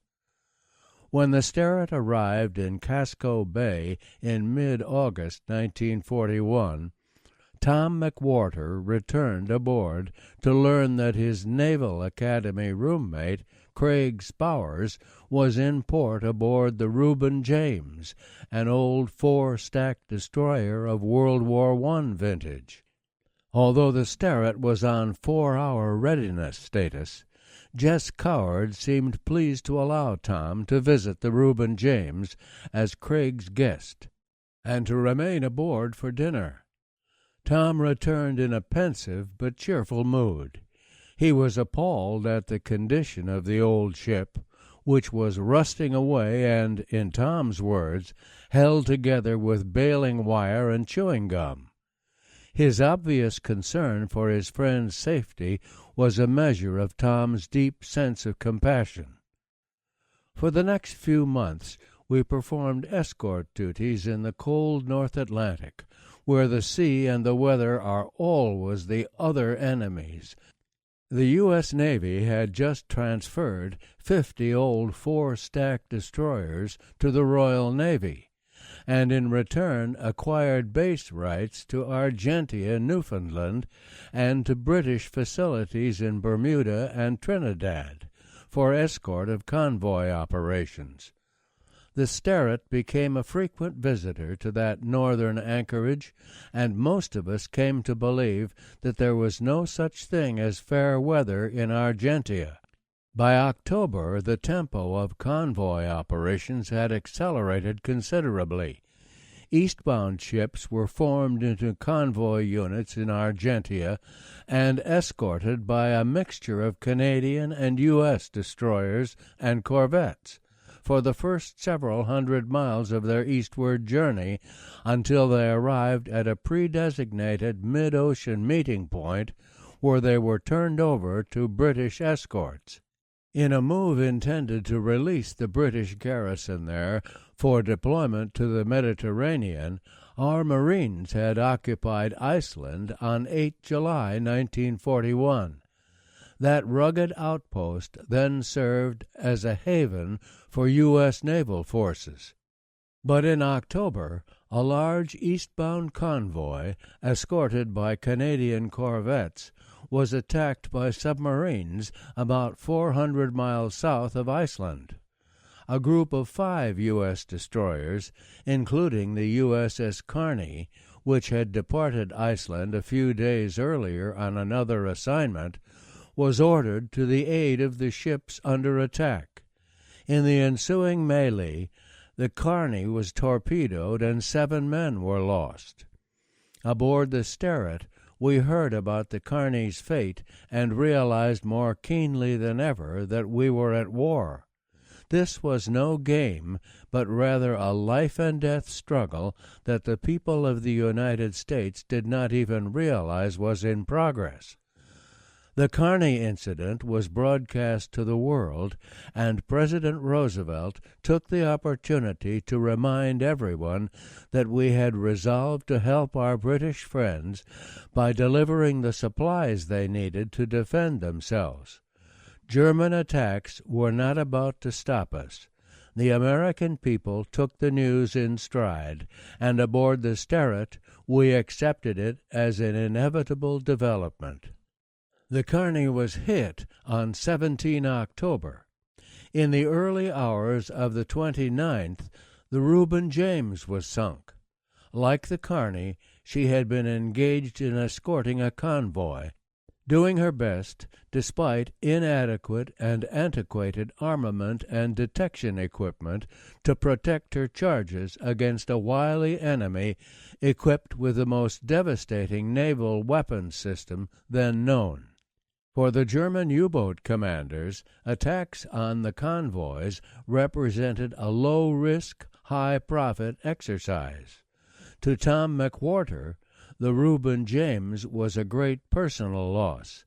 Ensign Craig Spowers had gone down with his ship. Tom's grief touched all of us and strengthened our determination to make the Sterret the best, most pugnacious destroyer in the U.S. Navy. The Sterret's operational luck had been remarkably good compared to that of other escort ships. We had not been assigned to any of the really slow convoys. They were the ones who took it on the chin. Our assignments had involved the faster troop convoys, as well as carrier operations in which speed was essential. U-boats simply were not fast enough to maneuver into attack positions at high speeds of advance. It was always possible that a German sub might accidentally find herself in just the right spot for an attack, but we always zigzagged, and whenever possible, we were routed away from areas where submarines were known or suspected to be operating. None of us was foolish enough to wish to experience a U-boat attack, but we did wish for action and the chance to even the score for the Kearney and the Reuben James. Tom McWhorter drilled his torpedo gang daily. We had no doubt that if the chance came, the Sterret would give a good account of herself. Meanwhile, the North Atlantic winter was a bruising, pervasive foe, and we knew we were lucky just to be alive. Felix Gebert, once a mainstay of the Sterret's electrical gang and now a resident of Coal City, Illinois, wrote recently of his impressions of the Sterret's Atlantic convoy duties. I remember walls of mountainous waves on all sides, and they posed a real problem for those of us who had to come topside and cross over the main deck to relieve the watch in the forward engine room. More than once I got caught on the catwalk, an elevated steel mesh walkway mounted on stilts about 6 feet above the main deck, when a huge wave of green water crashed over my head. There was nothing to do but hang on to the lifelines, holding my breath, with my feet and legs hanging free while I waited for it to pass. Then came the challenge of making a mad dash for the engine room hatch. If you had the roll and pitch calculated correctly, you could jump down from the catwalk, dash across about 15 feet of main deck, spin open the wheel on the hatch cover, jump over the hatch combing, and land with your feet on the rung of the ladder. Then grab the underside hatch wheel and spin it shut as you were descending the ladder. It was a neat trick. Of course, it was always a little bit harder leaving the engine room. There was no chance to observe and time the seas, and more often than not I got caught in the open hatch with a big green sea pouring down over my head and shoulders into the engine room. We earned a respite from the worst of the North Atlantic weather when we were assigned to operate out of Bermuda.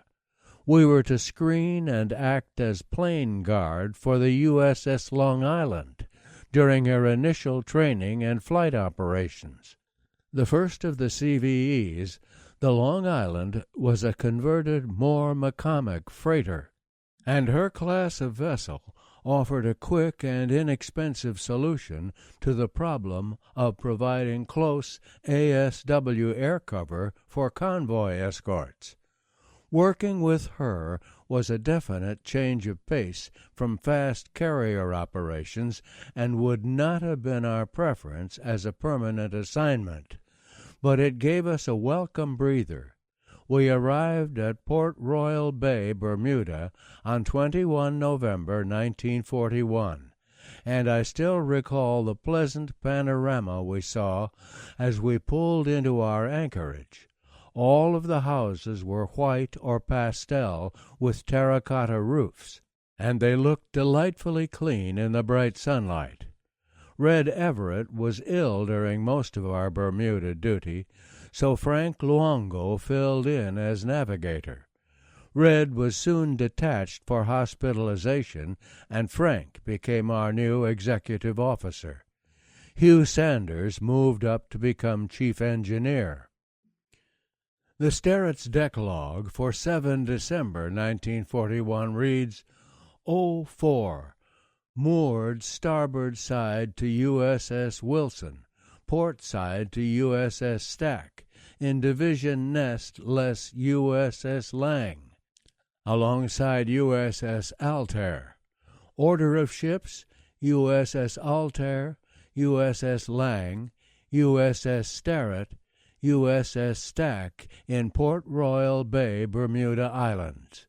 Number 3 boiler in use for auxiliary purposes. Ships present, various units of U.S. Atlantic Fleet, district craft, and local British craft. Signed, P.G. Hayden, Ensign, U.S. Naval Reserve. It started out as a lovely day, with clear skies and bright sunshine. Not until sometime in the early afternoon did we receive that famous message: Pearl Harbor under attack by enemy aircraft. This is not a drill. It was hard to believe, but as radio reports began to pour in, we realized with sinking hearts that we had been caught completely by surprise and had absorbed devastating losses. At first, we did not want to believe that either. Surely, when the official damage reports came in, we would learn that we had hurt the attackers as much as they had hurt us. But this was not the case.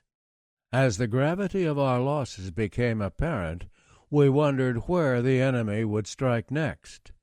My thoughts turned to my former shipmates on the Tennessee, for she was among those that had been caught.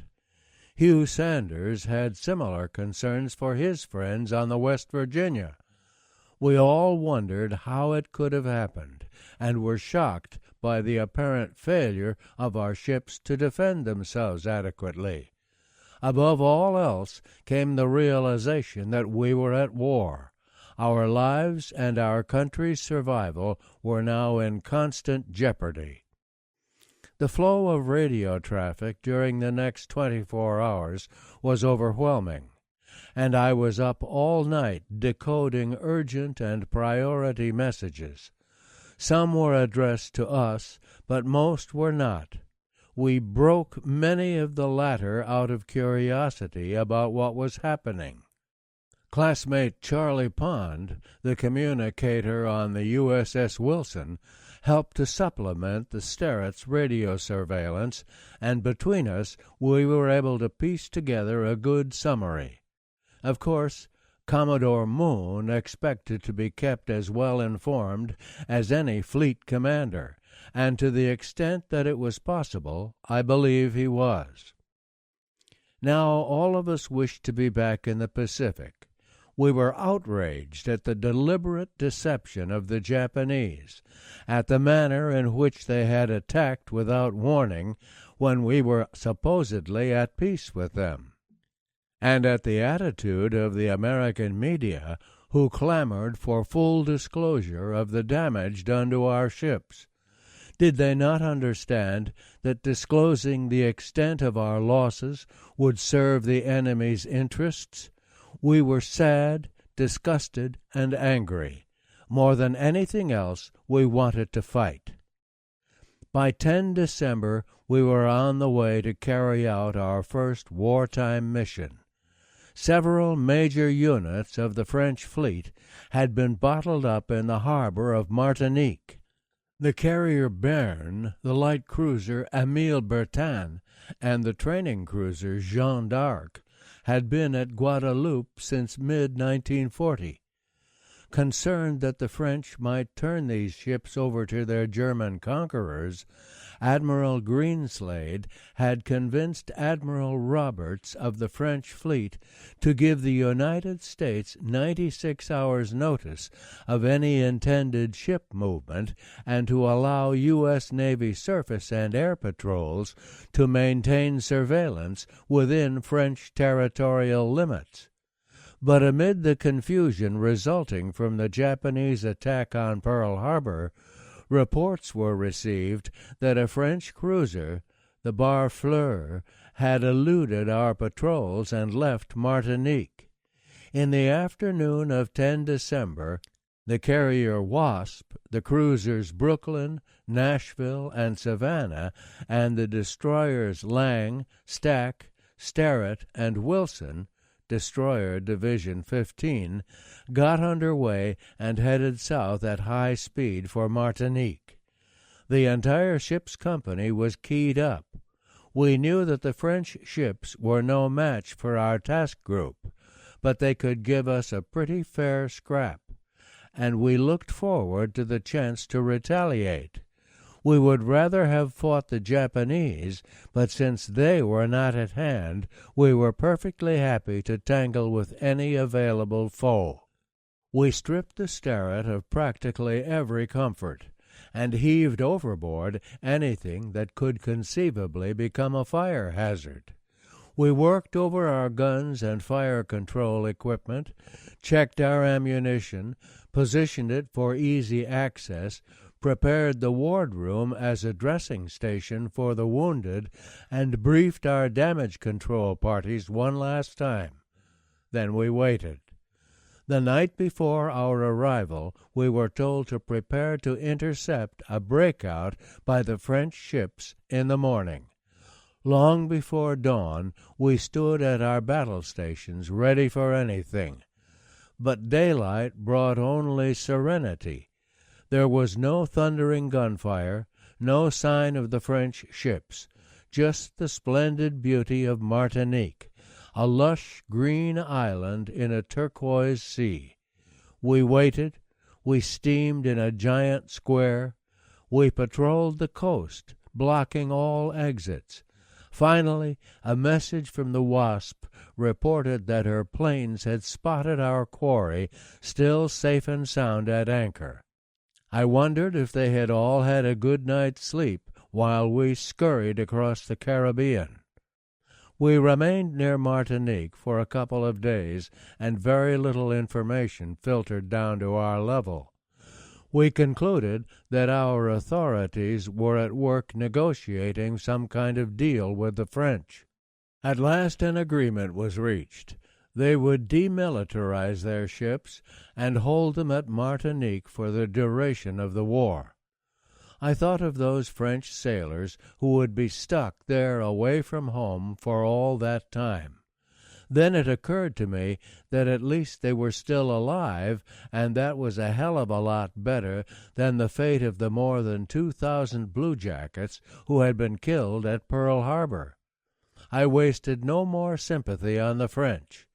More than ever, we lamented the fact that we were not in the Pacific, where our comrades needed us and where we had a better chance of seeing surface action. On 21 December, we were ordered to accompany a couple of cruisers and an escort carrier back to the States. The Flat Top was to go into Norfolk, and the other ships were bound for Portland, Maine. We griped about having to continue on to Casco Bay after going all the way to the entrance buoys at Norfolk. But on the morning of the 24th, just as we were about to turn around and leave the Virginia Capes in the distance to spend our Christmas at sea, we received a message from the officer in Tactical Command, OTC.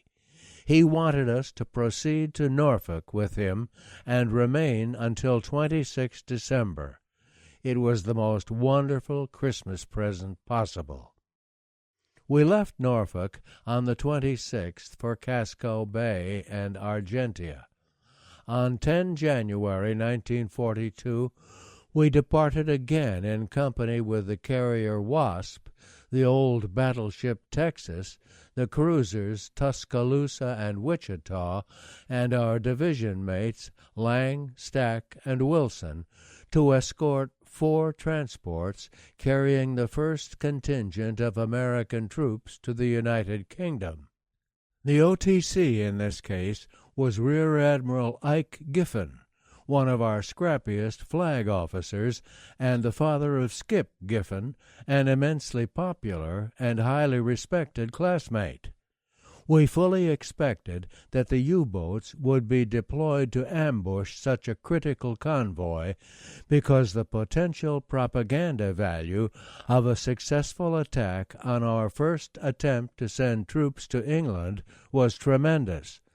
But we had a quiet trip, either because we had been routed around German subconcentrations or because the enemy simply could not find us. we met our Royal Navy relief escort at a mid-ocean meeting point some 300 or 400 miles south of Iceland on 23 January. When our British friends appeared and signaled, "May I have my ships now?" we realized that the Royal Navy escort consisted of 2 of the old 4-stack destroyers we had just given them. We were annoyed. 2 escorts, even modern ones, were clearly inadequate. The remainder of their trip took them through the most hazardous waters of all, the western approaches to the British Isles. It seemed to us aboard the Sterret that either they were desperately short of escorts or they were not as concerned about our soldiers as we were. In retrospect, I am sure the former was the case. Fortunately, the transports arrived at Londonderry, Ireland, safe and sound, a few days later. After delivering our charges to the Royal Navy, we entered Reykjavik on 25 January. It was bitterly cold, and the wind blew at gale velocity for the duration of our stay. As Jim Clute said, that breeze felt as though it came straight from the North Pole. 4 days later, the Coast Guard cutter Alexander Hamilton was torpedoed about 10 miles south of Iceland. The Sterret, the Stack, and several other destroyers were dispatched immediately to locate and destroy the U-boat. We passed the torpedoed ship, still afloat, a few miles outside the harbor entrance. It had started to snow that afternoon, and by nightfall we were in a real blizzard. Standing on the wing of the bridge, I strained to see ahead and to keep my teeth from chattering. As soon as we reached the location of the attack, we formed a search formation in line abreast. Even though we were only about 1,500 yards apart, we could not see the ships on either side of us. Captain Coward, Jim Clute, and I, each of us holding a cup of steaming coffee with both hands in an effort to stay warm, peered ahead through the swirling white flakes and repeatedly wiped the snow from our eyes, hoping to catch sight of a surfaced sub. In that weather, any sane U-boat commander would have kept his craft submerged. Nevertheless, at about midnight, one of our companions from another ship reported that he had just passed a surfaced submarine on an opposite course, so close aboard that he was unable to turn sharply enough to go after it. Without hesitation, Jess Coward swung the Sterret around to try to catch the U-boat before she submerged. We had moved only a few hundred yards on our new course when we picked up a sonar contact. Jim assisted the captain with interpretation of the contact, and we dropped a full depth charge pattern on what we firmly believed to be the sub. No doubt she had crash-dived after passing through our line. The Sterret's stern bounced high out of the water with each concussion as the charges detonated at a depth of 50 feet. Even on the bridge the shock was severe, and I could imagine the intensity of those explosions close against the outer shell of a submarine. We circled around and continued to search for our quarry, but were unable to regain contact. I was convinced that we had sunk the sub, but Jess Coward and Jim both agreed that we had only managed to shake her up a bit. They were right. Meanwhile, the Alexander Hamilton had sunk while being towed back to Reykjavik. The 2 torpedo men responsible for loading the Y and K guns were named Keenum and James. Keenum, the older of the 2, was of average size, but James was depicted by Tom McWhorter as a horse of a man at 6 feet 2 inches and 220 pounds. In a recent letter, Keenum described the fight this way: "We immediately got into the thick of it shortly after dark. All of us torpedo men were in heavy foul weather clothing. We were manning the depth charge racks, K-guns, and Y-gun. James and I were on the Y-gun, using a davit with tackle to hoist the charges up to load. The seas were running very rough, with green water breaking over us on the main deck every few minutes. I probably weighed about 150 pounds soaking wet, even with all that heavy clothing, so Big James bore the brunt of controlling those charges. He and I were often off our feet, swinging free under the charges we were trying to load. At the same time, the spare charges in the storage racks had been dislodged and were rolling around loose on the deck. Fortunately, some of the repair party, who were helping out everywhere, came to our aid, and it all turned out okay.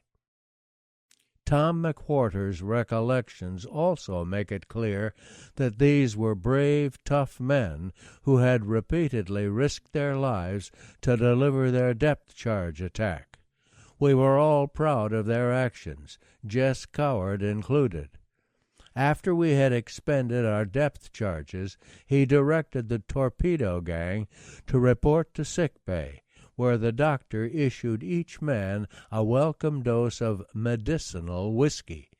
It was only a token gesture, but it said a lot to those men about their skipper's regard for them. A few days later, we were assigned to escort a big convoy into New York. This gave us our first real opportunity to observe our new division commander, three-striper Bill Warlick, in action. The Starrett was stationed on the starboard flank of the convoy, which was in column formation. Because we were at our special sea details, I was the officer of the deck. We were actively patrolling station, maintaining a speed slightly faster than that of the convoy and steering a few degrees on either side of the base course. It was standard practice, designed to widen our sonar coverage. The division commander looked somewhat unhappy. He walked over to the captain, who was standing next to me, and said something to him. Jess Coward looked flustered. Turning to me, he said, "Mr. Officer of the deck, patrol station." It was obviously intended as an order, one to be complied with immediately, and it was delivered with force. And because the skipper normally addressed me as Cal, I was even more aware of a sense of urgency. However, I did not have the slightest idea what he wanted me to do. "But, Captain," I said, "we are patrolling station." He reacted swiftly and angrily. "Damn it, I said patrol station." All I knew was that he expected, and apparently felt that he needed, some immediate show of response. It seemed to me that he was saying, "For God's sake, do something." As soon as that thought entered my head, I said, "Oh, yes, sir. All ahead full. Hard right rudder. Come to course." The change brought us about 20 degrees to the right of our previous course. The skipper looked relieved. "That's better," he said. Then he and the Commodore walked away chatting pleasantly, and I was left on my own to bring these more radical moves in line with the convoy's progress. Never again did I patrol station in any but the most aggressive manner. So far as I could tell, both the captain and the Commodore quickly forgot the incident. I did not. It was a useful lesson. The Starrett was assigned a 6-day availability at the Brooklyn Navy Yard, and we made the most of it, going to nightclubs with Jim Clute before his transfer to a new destroyer, the USS Bailey, then under construction at Staten Island. We also lost Frank Luongo to a new ship, and we knew we would feel the absence of these two stalwarts very keenly. They were not only shipmates, but also competent and dependable pros who had contributed a great deal to the organization and training of the Sterrett's crew. Those of us who remained benefited from their service throughout the Sterrett's lifetime. Lieutenant Frank Gould now came aboard as our new executive officer, and I moved up to the post of gunnery officer. Our New York interlude ended much too soon. The Sterrett departed with the carrier Wasp for a period of intense training in the vicinity of Casco Bay. The Sterrett and Wasp had already developed a good working relationship during previous assignments. Captain Black Jack Reeves of the Wasp was a hard taskmaster who made it clear that he would accept nothing less than outstanding performance from his destroyer escorts. Aboard the Sterrett, we made it a matter of personal pride always to provide the Wasp with the best services that any escort could render. We were especially careful to anticipate every Wasp maneuver and never to leave her uncovered and vulnerable to submarine attack. The result was the development of a Sterrett doctrine for carrier operations: hard right rudder, all ahead flank, make turns for 29 knots. It was a matter of attitude, and our relationship with the Wasp continued to flourish. Jim Clute's departure necessitated several other changes in personnel assignments. Ensign Hillard Marver, a new arrival, became assistant gunnery officer, and Tom McWhorter took on the job as communications officer, but also retained, at his request, his assignment as torpedo officer. Tom threw himself into the communications job with typical McWhorter enthusiasm, and turned in his usual fine performance. Marver was quiet and reserved, a counterbalance to the rest of us, who were inclined at times to be more boisterous than was appropriate for wardroom decorum. We arrived in Boston on 16 February to find the Queen Mary there, loading soldiers. At once we concluded that we were about to escort her somewhere, but had no idea what our destination might be. At 1100 on the 18th, we left from South Boston Pier and anchored in President's Row, where we waited until our new charge got under way an hour or two later. She departed at high speed with 10,000 troops aboard and the Sterrett in hot pursuit. We had to make 30 knots to get ahead of her to our screening station. The weather was rough and getting rougher by the hour. The majestic, enormous Queen continued to accelerate. The Sterrett had to labor from the outset just to keep up with her, and our companion escort, the Stack, was having just as hard a time. Throughout the night of the 18th, our bow reared up wildly and then suddenly plunged down until we slammed into the sea with a bone-crunching crash. Then the ship would slowly rise, shuddering and shaking the whole way as she shook the water off. On the bridge, walls of green water broke over our heads and battered us constantly, as we tried to hold onto a rail or anything solid to keep from being dashed against a bulkhead. I did not see how we could possibly be of any use to that giant vessel unless she encountered a U-boat on the surface, in which case the conditions would have made it extremely difficult to achieve any effective gunfire. By noon on 19 February, we were barely able to hang on at 31 knots.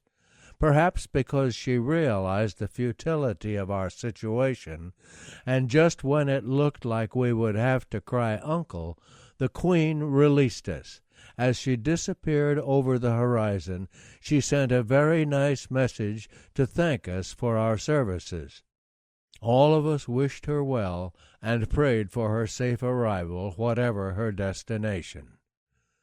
On 23 February 1942, we were in the Atlantic with the Wasp, just east of the coast of Maine. She was engaged in flight operations, launching and recovering aircraft, and the Sterret was up ahead as a screen against submarine attack, when I saw a Wasp plane from the returning group crash into the icy water several miles ahead of the carrier. We immediately headed for the spot where we had seen it splash. By the time we arrived, no more than 10 minutes later, there was absolutely nothing left. We searched the area for several hours with one of our division mates, but found nothing. We had to abandon the search and return to our screening stations. When I went ashore in Portland several days later, I learned that the missing pilot was Frank D. Case, Jr., one of my best friends. Frank was the president of our Naval Academy class, a star football and lacrosse player, and one of the finest men I have ever had the privilege to know. Since our last names both began with the letter C, we were often in the same division or group, especially during the summer cruises. We had even taken girlfriends on double dates to Academy social functions. I recalled all of those incidents of a good comradeship and mourned his loss. Deaths in routine operations were the hardest to take.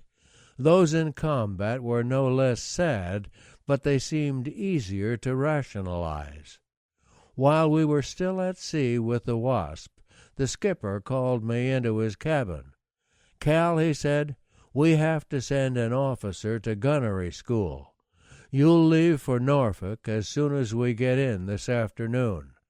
The course was a hands-on, accelerated program conducted aboard the old battleship Wyoming. It was designed especially for destroyer gunnery officers and continued for about 1 month.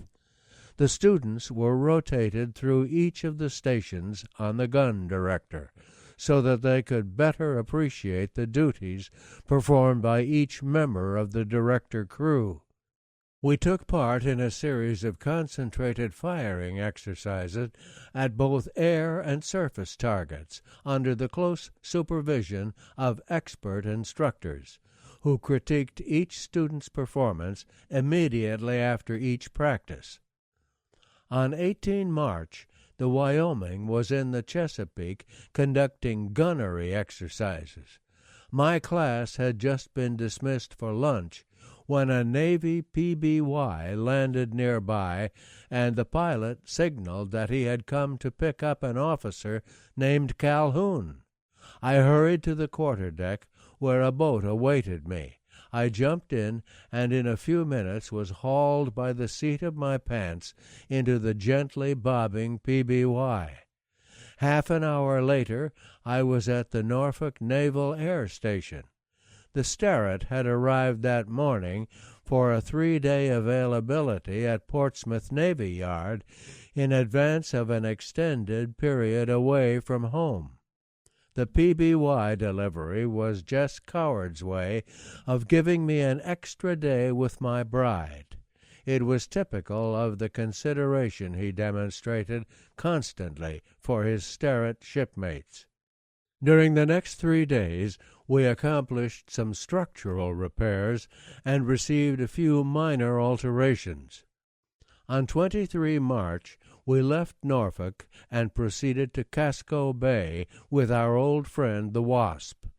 Before departing, however, we also received one other very important addition. Lieutenant A.A.W. Sharbius, M.C., U.S. Navy Reserve, reported for duty as the Sterret's medical officer. He was to be my roommate, and I should let him relate the story of his arrival.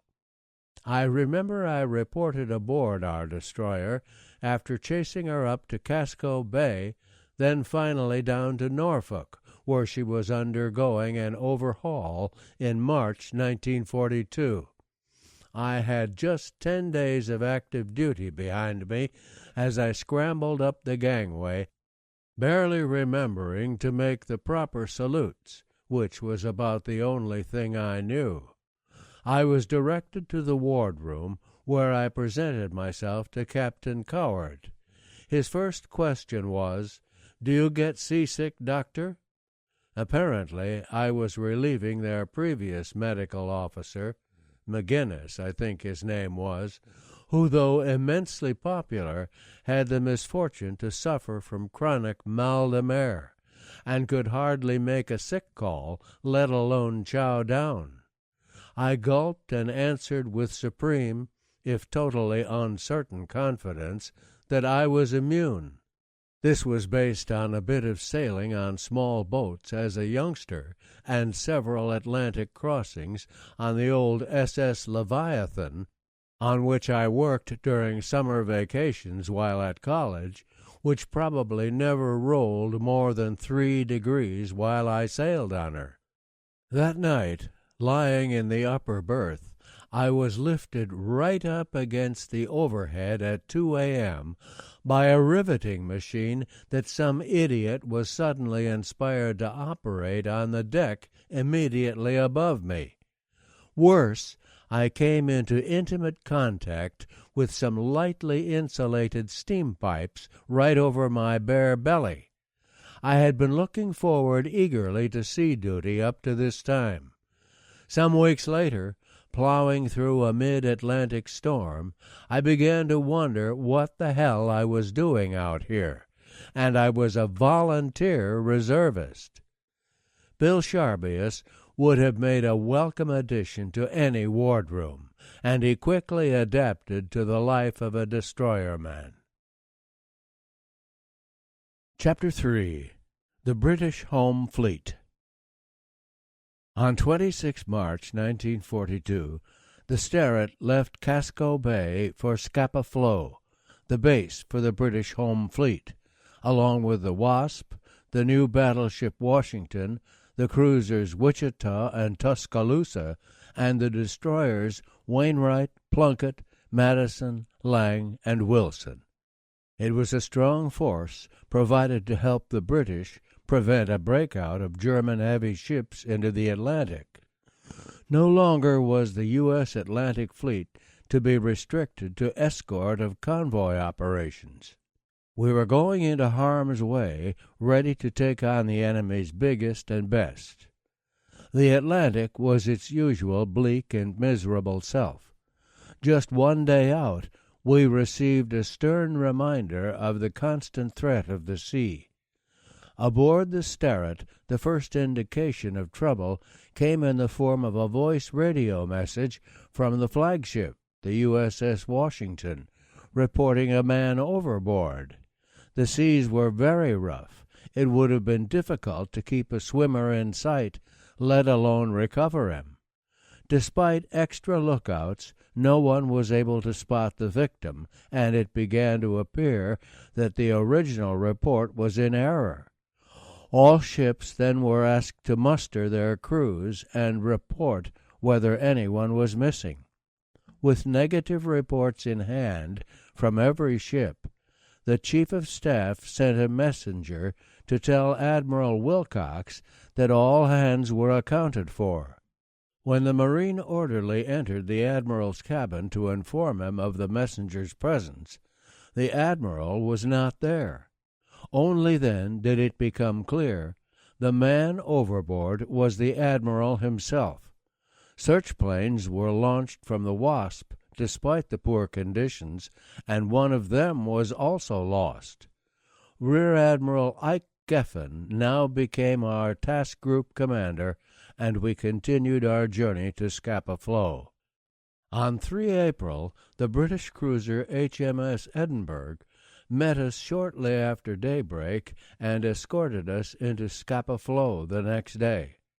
The fog and mist gave an even more somber tone to the general appearance of the place. Many British men-of-war were anchored in the harbor, and the barrage balloons overhead testified to the fact that we were within range of some kind of German aircraft. In plain view was the superstructure of the HMS Royal Oak, which had been sunk by a German U-boat.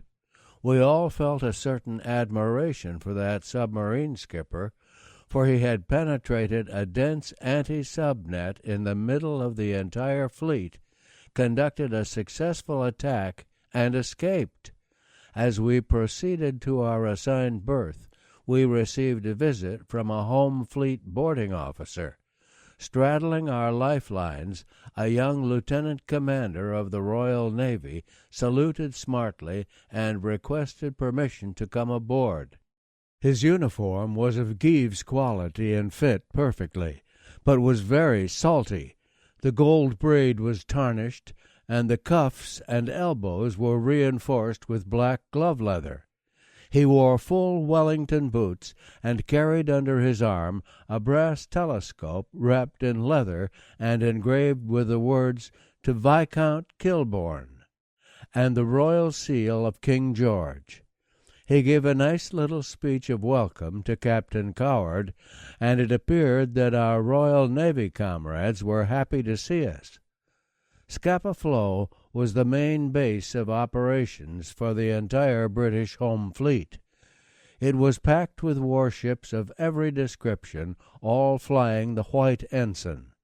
A cold and dismal anchorage, it had nothing to offer the shoregoer in the way of Liberty Port but the tiny settlement of Lyness, where we were told there was a pub or two. However, the warm, friendly attitude of our British comrades more than made up for the lack of facilities ashore. We moored alongside the Royal Navy's destroyer tender, HMS Tyne.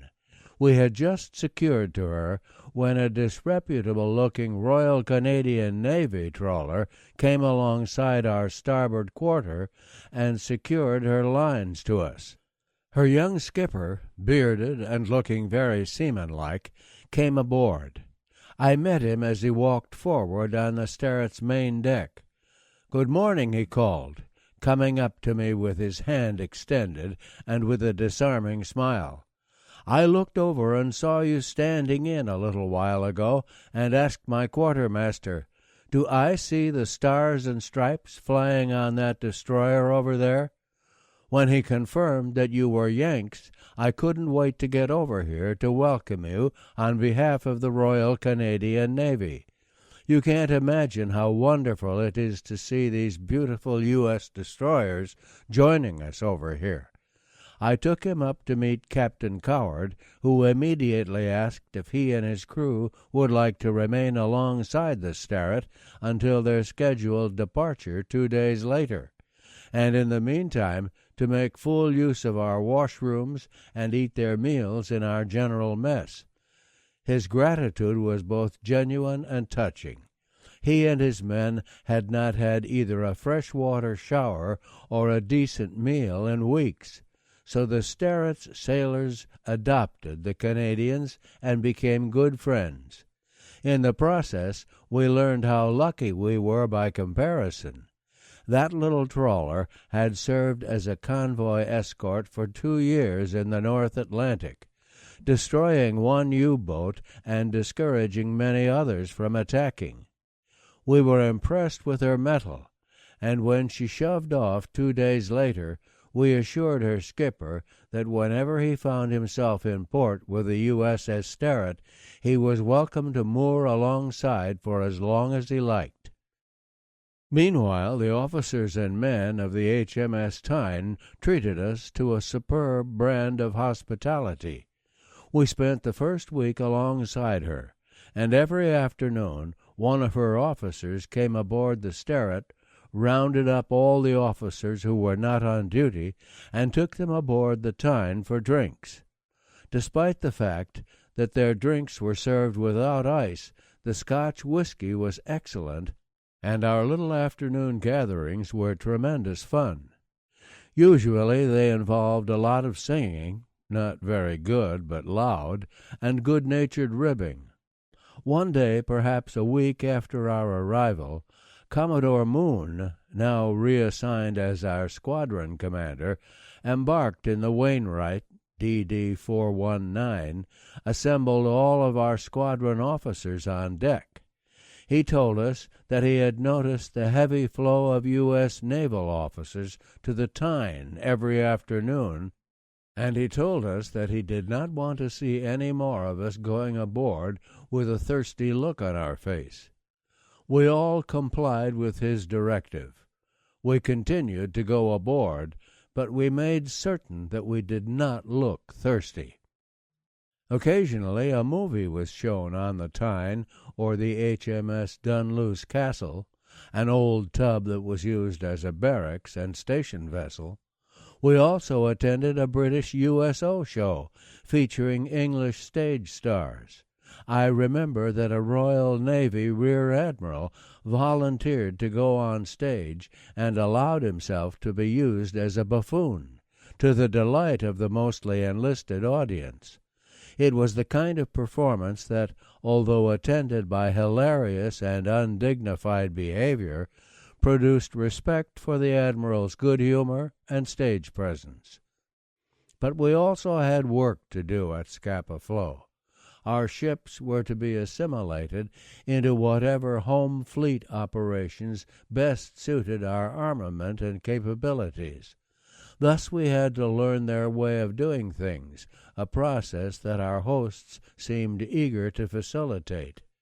The day that we arrived, 10 British signalmen came aboard to teach their American counterparts how to communicate with the Royal Navy. They were to live on the Sterret and be treated just like our own men. I was delighted with these men. They were all competent professionals with 10 or more years of experience behind them, and they adapted quickly to our routines.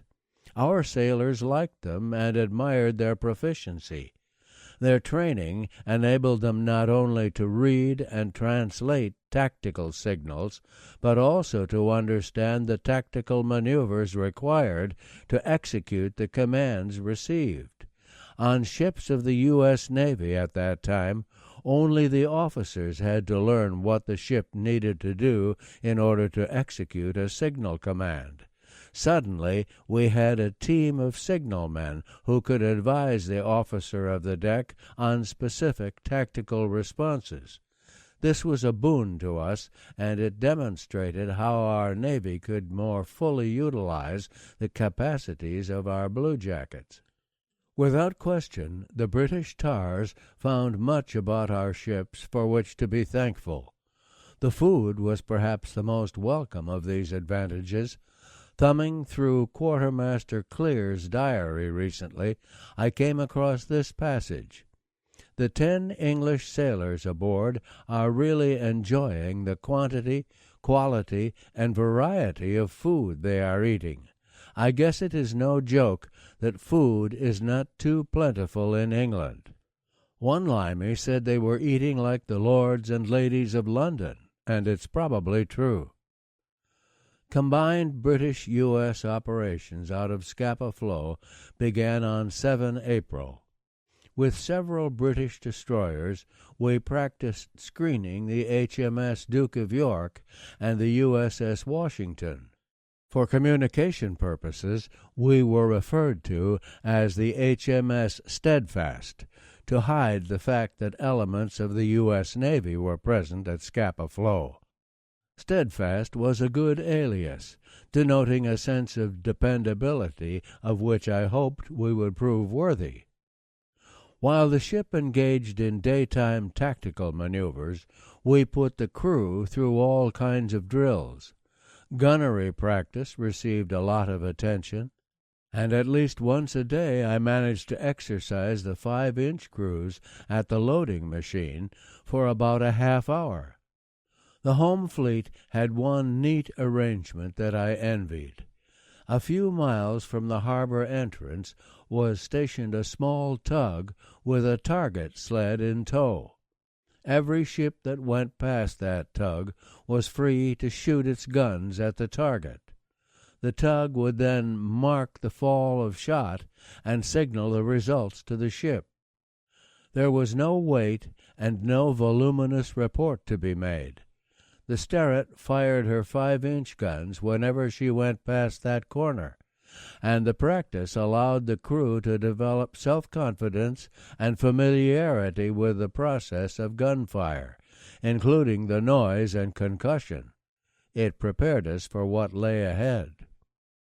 Each afternoon, as we approached the harbor entrance, the flagship hoisted a signal addressed to its destroyers, "Scatter."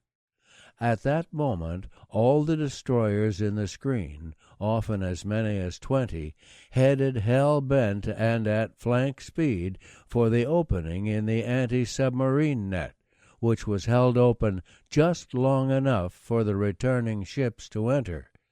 This hole was only wide enough to allow at most 2 destroyers to enter together, abreast of each other. The exercise amounted to a game of chicken played out under the amused and approving eye of the officer of the tactical command. It called for a precise sense of timing and relative movement, confidence in one's engineering gang, and a lot of fortitude. The risks of collision were high, and in light of the cautious attitude of the U.S. Navy brass, our skippers were not very well prepared for this wild game. I could hardly blame them, because I doubt that our flag officers could have been as forgiving as their Royal Navy counterparts were when damage occurred in these mad dashes. This is no reflection on U.S. Navy flag officers. Congressional reaction would have been very negative. When I asked one skipper what would happen to the CO if a collision ensued from one of the scatter exercises, he said, "Oh, well, that happens now and then. It's treated as a normal operational casualty, you know. No fuss." The philosophy of the British seemed much more likely to produce aggressive ship-handling skills among their destroyer captains than our cautious approach. Perhaps we learned something from it. On several occasions, the Sterret spent 2 or 3 days moored alongside the HMS Tyne to make use of her services as a tender. Among her many capacities as a support vessel, the Tyne possessed an attack teacher, an anti-submarine training facility that was in essence a mock-up of a destroyer's bridge, complete with wheel, rudder angle indicator, compass, and underwater detection equipment. Thanks to specially prepared recordings, student sonar operators and conning officers were able to hear the sounds of an actual sonar contact and the development of that contact to the point of a successful attack. Students also made sonar contact with a simulated sub maneuvered by a control team, conducted an attack which they could watch as it developed on a visual display using all of the normal ship control devices, and determined whether their attack solution would have worked in a real situation.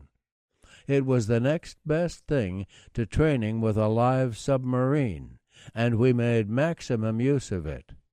Our British instructor was a tall Leslie Howard look-alike who acted as though he considered us to be among the world's most ignorant people. He fancied himself an infallible authority on the Doppler principle, which describes how sound rises in pitch as it approaches the listener and falls as it moves away, and claimed to be able to distinguish the exact speed of an approaching submarine by this means alone. We soon grew tired of his scolding. "No, no, can't you hear the Doppler? You have up Doppler." But we soon managed to disregard his arrogance, and came away from each class a little better prepared to cope with U-boats. Ever since our arrival, we had wondered what kind of war mission awaited us once we learned to work smoothly with our British friends. Our old companion, the Wasp, and 2 members of our destroyer group, the Lang and the Madison, had made a quick dash into the Mediterranean in mid-April to deliver Spitfire aircraft to the beleaguered island of Malta. That British bastion had been under constant attack by German bombers for many months, and we knew from press reports that it was running critically low on fighters. The fresh Spitfires delivered by the Wasp had inflicted significant losses on the Germans, and we speculated that we might be utilized for a similar mission. On 29 April, we moved down to Greenock, Scotland, arriving there the next day. As we moved through the Channel en route to our assigned berth, we could see for the first time evidence of the attacks perpetrated by the Luftwaffe against the people of the British Isles. Bombs had destroyed whole blocks of homes, while dockside naval installations had escaped with minimal damage. Describing this scene in his diary entry, Chief Quartermaster Tim Clear wrote, "I used to be pretty skeptical about those press reports which claimed that the German bombers always hit the residential areas, churches, and schools, but all the signs here indicate just that. We saw one church that was a complete wreck. It is said that 5,000 people have been killed in this vicinity by the German air raids." We sent Liberty parties ashore on 30 April and 1 May. Glasgow was only about 20 miles away, and most of our bluejackets managed to get there for a first-hand look at one of Scotland's busiest ports in wartime. I had visited Edinburgh on one of my middle cruises, so I elected to forego a visit to Glasgow to save my money. But those who went returned with the sobering realization that the British had taken a savage beating and that they were absolutely determined to win the conflict. Tim Clear came back with these observations. "A truck driver took a bunch of us into Glasgow. It was a wild ride over hairpin curves, and I would have been better off to have waited for the train, but we did enjoy the scenery along the highway. Nearly everyone in Glasgow wore some kind of uniform, many of them from other allied countries. Even most of the girls were in uniform. My impression was that Britain is making a mighty effort to win this war, and I think the United States could learn something from these people. They are all very cheerful, and you have to wonder how they can be that way with all they have endured. It was a sight to see the hands of some of the girls who are now employed in an auto factory. They were mechanics' hands, so stained with carbon and grease that they probably would not come clean no matter how long or how hard they scrubbed. I wondered if American girls could do the same and like it. This is absolutely total war over here. The blackout at night was not so bad because of the bright twilight, but it was an experience to walk through a darkened city. And I mean darkened. We had taken our flashlights and gas masks ashore with us, and it was a good thing. I'm glad I wasn't hungry, because the only food available in the restaurants was fish and chips. Meat comes only once a week over here. In the Navy, they feed it to us 3 times a day. On 2 May 1942, our favorite flat top, the Wasp, arrived in Greenock. We noted that she was loaded with Spitfires, and immediately figured that we were about to escort her somewhere to deliver them to a friend in need. At 0500 the next morning, we departed Greenock in company with the Wasp, the carrier HMS Eagle, our squadron mate the USS Lang, and the British destroyers HMS Intrepid and HMS Echo. As we had guessed, our destination was the Mediterranean. A single Hudson bomber provided air cover for us during most of the daylight hours. The sea state picked up the next day, and our ride became rougher as the day wore on. The British destroyers seemed to have an even tougher time because their bridge structures were more exposed than ours. On the 6th we were met by 3 British destroyers from Gibraltar. They relieved us of our screening duties so that we could run ahead to refuel and meet the heavy ships as they came through the straits. Obviously, they did not want the Wasp and the other heavies to stop at the Rock. We sighted Cape St. Vincent Light on the southern tip of Portugal about 03:30 on 7 May. As we turned to the east, we encountered a gale-force headwind and had to slow to 15 knots. We did not get to Gibraltar until just before dark, accompanied by the Lang, Intrepid, and Echo. A small minecraft patrolled Gibraltar's submarine net, and just before the gate opened for us, the minesweeper dropped several depth charges across the entrance. The British were taking no chances on a sub penetrating the harbor defenses while we were entering. As soon as the gate closed behind us, depth charges were again dropped across it. We proceeded at once to moor at the fueling dock, with the Lang securing to our starboard side. While we refueled, we also received provisions, including fresh vegetables, which we had not seen in quite some time. We noted that the HMS Renown was present in the harbor, and wondered if she might join us for our run into the Med. The Sterret and the Lang left Gibraltar just before midnight and patrolled outside for about 2 hours as the Renown and the rest of the escort force sortied. We joined their screen. I had the deck for this evolution, and I remember how nerve-wracking it was to attempt to position ourselves ahead of the heavy ships without the help of radar, as they steamed eastward at 20 knots in the pitch-black night. But as we converged on them, the phosphorescent bow wave of the Renown became visible, and we took station ahead of her without difficulty. We caught up with the Wasp at about 0800 on 8 May and found that we were one of 10 destroyers assigned to the screen. That seemed adequate to us, and we spent the day at general quarters, anticipating a reception committee of German bombers. Apparently, they had no indication of our presence, and the only threat we encountered was a submarine contact by the HMS Intrepid. She dropped 6 depth charges, and we just kept on going. At first light on 9 May, the 2 carriers turned into the wind, launched several of their own fighters, and then began to send out the Spitfires.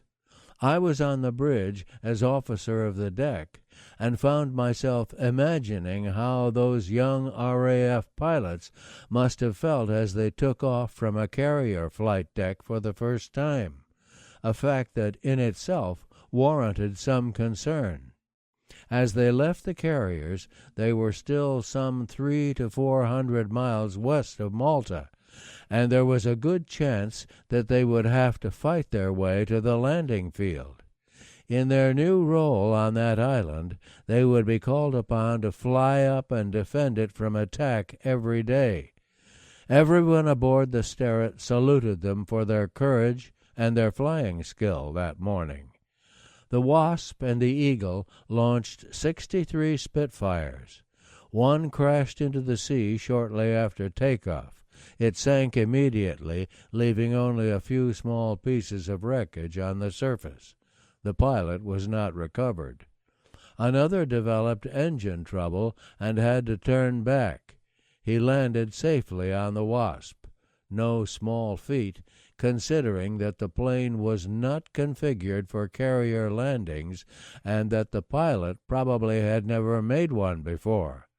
Tim Clear's diary noted that the pilot had to make a long run up the flight deck, but the bottom line was that he landed safely. Our hats were off to him. Once the Spitfires were on their way, the task force headed back to Gibraltar as quickly as possible. We continued to expect German air attacks, and so remained at our battle stations all day. But once again our luck held. The Sterret entered Gibraltar at about 0100 on the 10th to refuel. The heavy ships continued on their way, and we were to dash after them and resume our screening duties just as soon as we were able. While there, we were told that the Spitfires had arrived over Malta during an air raid and had fought their way in, shooting down some 30 German planes in the process, a figure I could never confirm. We all felt good about that news, and were delighted to hear shortly thereafter that Prime Minister Churchill had sent a congratulatory message to the Wasp, asking, "Who said a wasp can't sting twice?" I was out on deck shortly after daybreak when 2 British destroyers came in and moored astern of us. I can still recall how much I admired the way in which they were handled. The line of our pier ran generally east to west. The 2 ships entered the harbor on a northerly heading, turned east for a few minutes, then simultaneously spun 180 degrees to the left. They slipped into their assigned berths without having to do anything other than backing their engines and throwing their mooring lines to the pier. It was a minor and routine maneuver, one that their crews no doubt had executed many times before, but it served to demonstrate the kind of smart and precise ship-handling skills our hosts made use of every day while we were a part of the home fleet, skills honed by the game the escorts played so gleefully every day as they returned to Scapa Flow and reacted to the scatter signal. I envied their abilities and hoped that as the war progressed, we would learn to handle our destroyers with the same flair and precision. Just a few months later, when we joined the invasion fleet near Guadalcanal, I could see unmistakable signs that my wish had come true. Shortly after the arrival of the 2 British cans, the Sterret finished fueling and got under way to leave the harbor. As we maneuvered to clear a huge mooring buoy, our starboard quarter drifted against the side of a barge that was anchored nearby, and her anchor chain hooked our starboard propeller. Almost before Captain Coward knew that we had made contact, we had managed to wrap about 15 turns of anchor chain around our starboard shaft. The chain parted, but it took only a few minutes to realize that we were not going anywhere until we removed it. Resulting vibrations were unacceptable. To add insult to injury, we had sounded one long blast on our whistle as we cleared the pier, and the whistle stuck in the open position.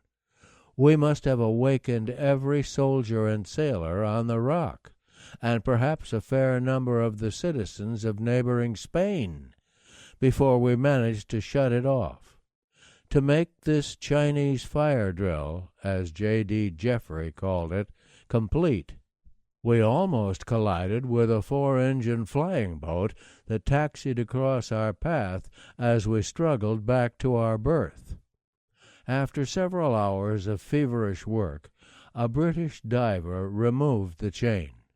We got safely away at last, caught up with our companions, and settled down to the familiar routine of providing anti-submarine protection to the Wasp. It had been a humiliating day, an illustration of how easily a little carelessness in mundane circumstances can tarnish an otherwise outstanding performance in hazardous circumstances. I am certain that Jess Coward felt badly about the fiasco of our departure, and Commodore Warlick made his displeasure quite obvious with a couple of blistering expletives. But it did not seem to cloud the skipper's outlook for long. After all, it was a highly successful strike, and we were justly proud of our small part in it. Back in Greenock for a couple of days, we moored just a few yards astern of a pair of British destroyers, the HMS Icarus and the HMS Escapade. The skipper of the former, in a hand-written message that I still have today, invited us to a cocktail party aboard his ship. The captains and officers of HMS ships Icarus and Escapade request the pleasure of the company of the captains and officers of the United States ships Wilson and Sterrett to cocktails at 1800 this evening.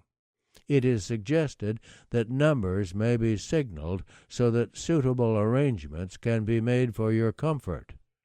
Appropriate numbers were signaled, and late that afternoon a small contingent from our host ships came aboard to escort us to the party. Every officer from both the Wilson and the Sterrett, who was not actually on watch, attended the get-together. It was an event I will never forget, because it exemplified the camaraderie that seemed to blossom every time officers of the Royal Navy and the U.S. Navy met. By this time my roommate, Bill Sharbius, had already established himself as a character, and the two of us had become fast friends. He was popular with everyone on board, and on this particular afternoon he paired off with his Royal Navy counterpart, the doctor of the Icarus. As we walked over to the British ship, Bill and his partner took the point position ahead of us and exchanged uniform caps as a gesture of friendship. The British doctor's hat size must have been at least 8.5. His cap came all the way over Bill's ears, and only by setting it on the back of his head was my roommate able to see where he was going. Meanwhile, Bill's cap looked like a fly on a billiard ball perched on top of the British doctor's head. The two of them walked arm in arm down the pier, and the tone of the party had been set. We boarded the Icarus and found that she was a former French ship that the home fleet had acquired after the fall of France. Most of her signs and all of her instruction pamphlets were still in French, but her British officers and many of her crew were fluent in the language. Besides, as her gunnery officer said to me, after all, a gun is a gun, whether French or English. And I suppose the same could be said for a destroyer. The cocktail party proceeded amid a hubbub of friendly voices and a continuous exchange of sea stories. We talked about our leaders, Roosevelt and Churchill, about the conduct of the war, about where our ships had been, and about what we thought would happen next. Our hosts did not want us to return to our own ships, and even turned back their wardroom clock an hour in an effort to prolong our visit. Finally, we returned to the Sterrett and the Wilson for dinner, inviting them to come aboard for pie and coffee. They accepted with obvious pleasure, an indication of their appreciation of the superior quality of U.S. Navy food as well as their good fellowship. And after partaking of generous helpings of both, they insisted that we return to their ships to continue the party. Most of us accepted, and when the flow of Scotch whiskey resumed, they involved us in a game designed to separate the men from the boys. The participants gathered in a small circle and drained their glasses. In turn, each man was required to stand in the center of the circle, place both hands on top of a walking stick held upright on the deck, bend from the waist, place his forehead on his hands, circle the stick 3 times, and walk out the wardroom door. The winner of this insanity was the last individual who could still walk through the door.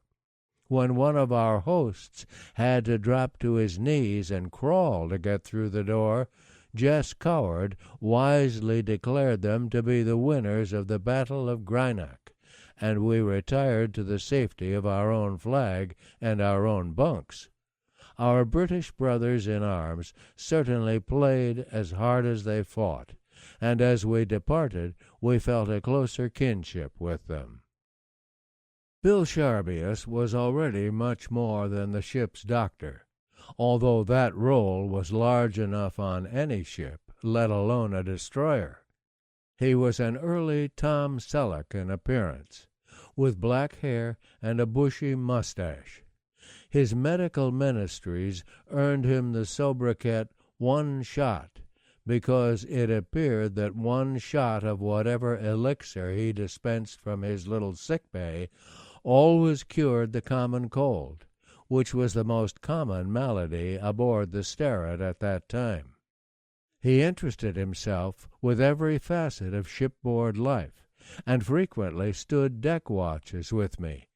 He had excellent eyesight, and I found him to be a great junior officer of the deck, until the skipper heard of his interest in operational matters and suggested that he be made a part of our regular watch list.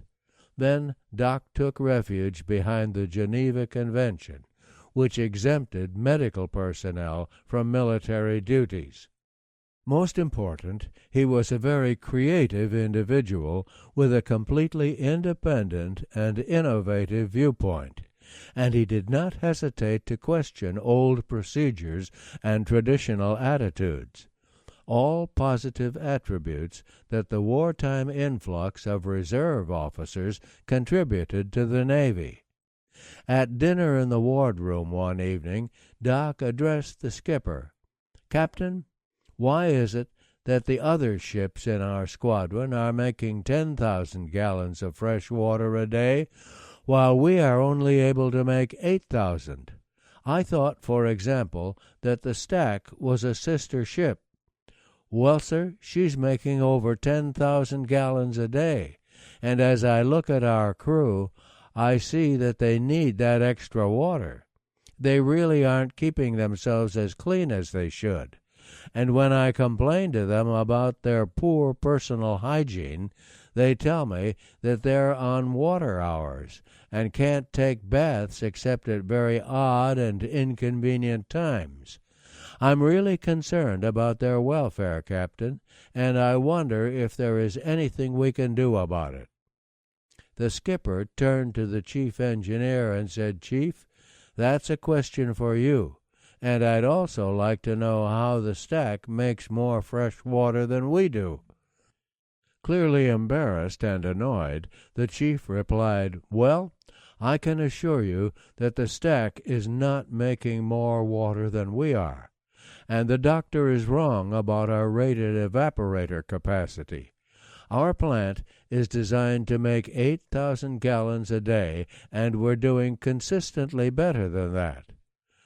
"Well, Doc, I guess you've just been misinformed," said the captain. "I, too, wish we could make more fresh water, but that's just part of destroyer life, and we have to make the best of it." Doc nodded in agreement, and the conversation turned to other things. Once my roommate and I returned to our stateroom, I remarked that I had spent several months in engineering and knew the chief's figure of 8,000 gallons was wrong. I offered to ask him to check the figure the next morning, so that he could have a chance to correct a bad mistake. Doc responded that this was his problem, that he had already decided to check the manufacturer's instruction manual to confirm the capacity figure, and that if he found that the rated capacity was in fact 10,000 gallons, he would confront the chief engineer with that information in the captain's presence. He added that the chief had been less than cooperative on several occasions regarding minor alterations he had asked for to improve morale, and that perhaps this was a good opportunity to impress the chief with the fact that considerations of the crew's welfare deserved a higher priority than he appeared to give them. The next evening at dinner, Doc again called down to the skipper, "Captain, this afternoon I went over to the stack and talked with their chief engineer. He showed me the Griscom Russell evaporator instruction book, and it definitely indicates that the rated output of our plant is 10,000 gallons, not 8,000. And furthermore, they are making about 11,000 gallons daily by using a newly recommended procedure employing boiler water compound in some way that I didn't quite understand. Chief, I want to see you in my cabin immediately after dinner," said the captain. That was the last time the subject ever came up at the table. However, the chief engineer spent the next day aboard the stack, and within 2 days the Sterret was also making 11,000 gallons of fresh water daily. Our crew suddenly became cleaner and healthier, and for that Bill Sharbius deserved most of the credit. In the letter he wrote almost 18 years ago in response to a notice about a Sterret reunion, Bill penned this description of his service aboard DD-407. "I'm sure you all remember that crossing to Scapa as vividly as I do. My orders seemed to read destroyer duty, but this was submarine stuff, as we always seemed to be more under than above the surface of the angry seas. As a fully qualified surgeon with a hell of a lot of expensive and hard-earned training behind me, I felt ashamed to take Uncle Sam's money, not that I ever refused any actual offering from the paymaster, for I think the Sterret had the healthiest damn crew in the entire Navy. I couldn't even make headlines like some of the pharmacists' mates on other ships who were taking out appendixes with bowie knives and bent spoons. A few residual cases of gentlemen's diseases left over from glamorous Norfolk, an occasional runny nose, and a bit of seasickness were about all that ever came my way. And even those poor patients I soon learned to leave to the tender ministrations of my worthy Chief O'Brien, who had 20 years more experience behind him and knew more about medicine as it is uniquely practiced in the service than I shall ever know in a lifetime of civilian practice. O'Brien dispensed pills, drops, advice, and torpedo juice with the practiced skill of a circus magician. My head swam with admiration, and with a resigned sigh I quickly gave up and let him run the show, always secretly hoping that someone would break a leg or develop a rupture. But I suppose he would have taken that over as well, with his customary dexterity. By great coincidence, not many weeks ago, while on a visit to England and Scotland, I drove down through the Western Highlands past Glasgow and found myself along the waterfront in Greenock, where we once put in briefly on our way down through the Irish Sea, bound for Gibraltar and the Med. The town looked exactly the same, and the beer was just as warm some 30 years later.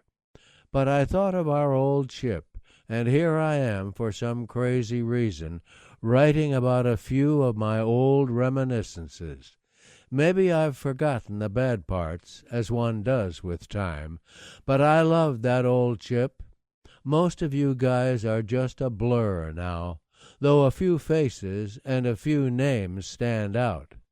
But there wasn't one man, from the lowliest boot up to and including the skipper, that I didn't like. I sound like Will Rogers, who said much the same thing, and which I always thought was a lot of crap, for I sometimes almost enjoy disliking some people. In mid-May came orders directing most of the squadron to return to the States. Aboard the Sterret we were ecstatic, but aboard the Wainwright everyone was unhappy except Commodore Moon, who had chosen to fly his broad command pennant there, and who had volunteered for duty with the Murmansk convoys. His request had been approved, and now, as the rest of the squadron was headed home, the men of the Wainwright discovered that they would be on escort duty in the coldest, nastiest sea traversed by the Allied convoy system. I doubt that there was a coward among them, but no one in his right mind could have looked forward to such an assignment with much pleasure. The Sterret was directed to transfer the rest of her 5-inch ammunition to the Wainwright as soon as possible. We would be able to replenish our stock when we reached New York, but the Wainwright would find few such opportunities, and where they were headed, the German Air Force, operating from its Norwegian bases, could subject them to almost continuous air attacks for several days. The Wainwright's gun boss was my academy roommate, Vern Sobal. The Sterret moored alongside the Wainwright to expedite the ammunition transfer, and I climbed over the lifeline to shake Vern's hand and wish him well. He predicted that he and his shipmates would soon be salt-encrusted, frozen heroes. When I told him that by offloading our entire 5-inch inventory, we would be giving him 3 more projectiles than powder cartridges, he said, "No problem. If we get down to those last 3 bullets, I'll throw the damn things at 'em." There was not much that could upset Vern, and when we backed clear a short time later, I was sure that he would prove to be a formidable foe against anything the Germans could muster. Meanwhile, the Sterret was homeward bound. Chapter 4. Guadalcanal Landings. Once again we crossed the stormy Atlantic.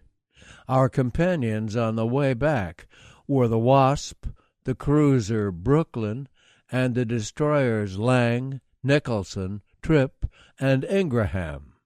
It was a bruising and tiring ride, and the fog was so thick that I was constantly amazed at how well the ships were able to keep station despite the poor visibility. We made extensive use of towing spars to avoid collisions as we moved through the fog in closed-up formation. Dragged by each ship a specific distance astern, the spars sent up a plume of spray for the next ship in line to follow. We held a good speed of advance, and although I am sure there were plenty of U-boats along our route, none got a decent shot at us. We reached Norfolk on 27 May and immediately entered Portsmouth Navy Yard for repairs and the installation of our first radar. Shortly after our arrival, the captain encountered me on the pier, where I was supervising the unloading of our 40 and 20mm ammunition. "What are you doing here?" he asked. "I thought you were going on leave to Winston-Salem." When I told him that I thought it was my responsibility to get the ammunition offloaded first, he said, "Well, I agree with you, but I hereby relieve you of that responsibility. I'll supervise unloading of the ammo. You shove off and get on your way home. You don't have much time." I thanked him and left, aware once more of his compassionate concern for his shipmates. On 5 June we left Norfolk and headed south for the Panama Canal. There was little doubt that we were headed to rejoin the friends we had left behind in the Pacific the previous year. Most of us felt that we would see our fair share of combat there, and we had determined beforehand that when our chance came we would prove ourselves to be equal to the challenge. Our fire control technicians solved the mysteries of radar operation and became proficient in its use. We had received only air search and fire control radars, which showed targets as small blips on a straight line. We did not have a plan view of the water's surface, like that provided by the more sophisticated surface search model. Still, the fire control radar was a godsend, because it enabled us to determine positively that there was a target out there, that it was on a specific bearing, and that it was a precise number of yards away. Against an enemy who did not have that capability, it was a tremendous advantage. Chief Fire Controlman Chapman was a major factor in our capacity to exploit this new equipment. As we headed south, I held routine drills on tracking targets by radar for our director crew. We found to our delight that we could track surface as well as air targets using only the fire control radar. Cross-checking our radar readouts with the visual rangefinder, we quickly gained confidence in the accuracy of the radar ranges. They and the visual ranges were almost identical most of the time. Jack Shelton, our first team rangefinder operator, became very radar proficient, and within weeks we learned to shoot as well at night as during daylight. Our companions on this trip were the Wasp, the battleship North Carolina, the cruisers Quincy and San Juan, and the destroyers Lang, Stack, Wilson, Fahrenholt, and Buchanan. Tom McWhorter described our return to Pacific waters in his Stand and Fight. It was with some pleasure that we again felt the slow swells of the Pacific under our feet, and we thought back over the long days and nights in the Atlantic when there was no respite from violent rolling and pitching, when 35-degree rolls were commonplace, and even some of 48 degrees, of green water, freezing cold, beating against the bridge and spraying in sheets high over the director platform, of balancing our plates on our laps as we tried to eat in the wardroom while hanging on by our legs, of the struggle it was to try to stay in our bunks at night, let alone to get some sleep, of the U-boat alarms in the middle of the night that sent us running to our battle stations as we fastened up our life jackets, with a subconscious thought of that cold, black water. We were glad to be back in the Pacific, where the real naval war was, but also where you could see what you were fighting, and where the water was warm enough that a man would have a fighting chance of survival if his ship was shot out from under him. Quartermaster Tim Clear's diary entry for 12 to 18 June reads, "En route San Diego. Weather is swell. Each day we are given a taste of what an air attack looks like, with the planes from the Wasp doing their stuff. Fueled at sea from Quincy on the way up. It could never have been calm enough in the Atlantic to do that sort of thing." On 18 June, we arrived in San Diego.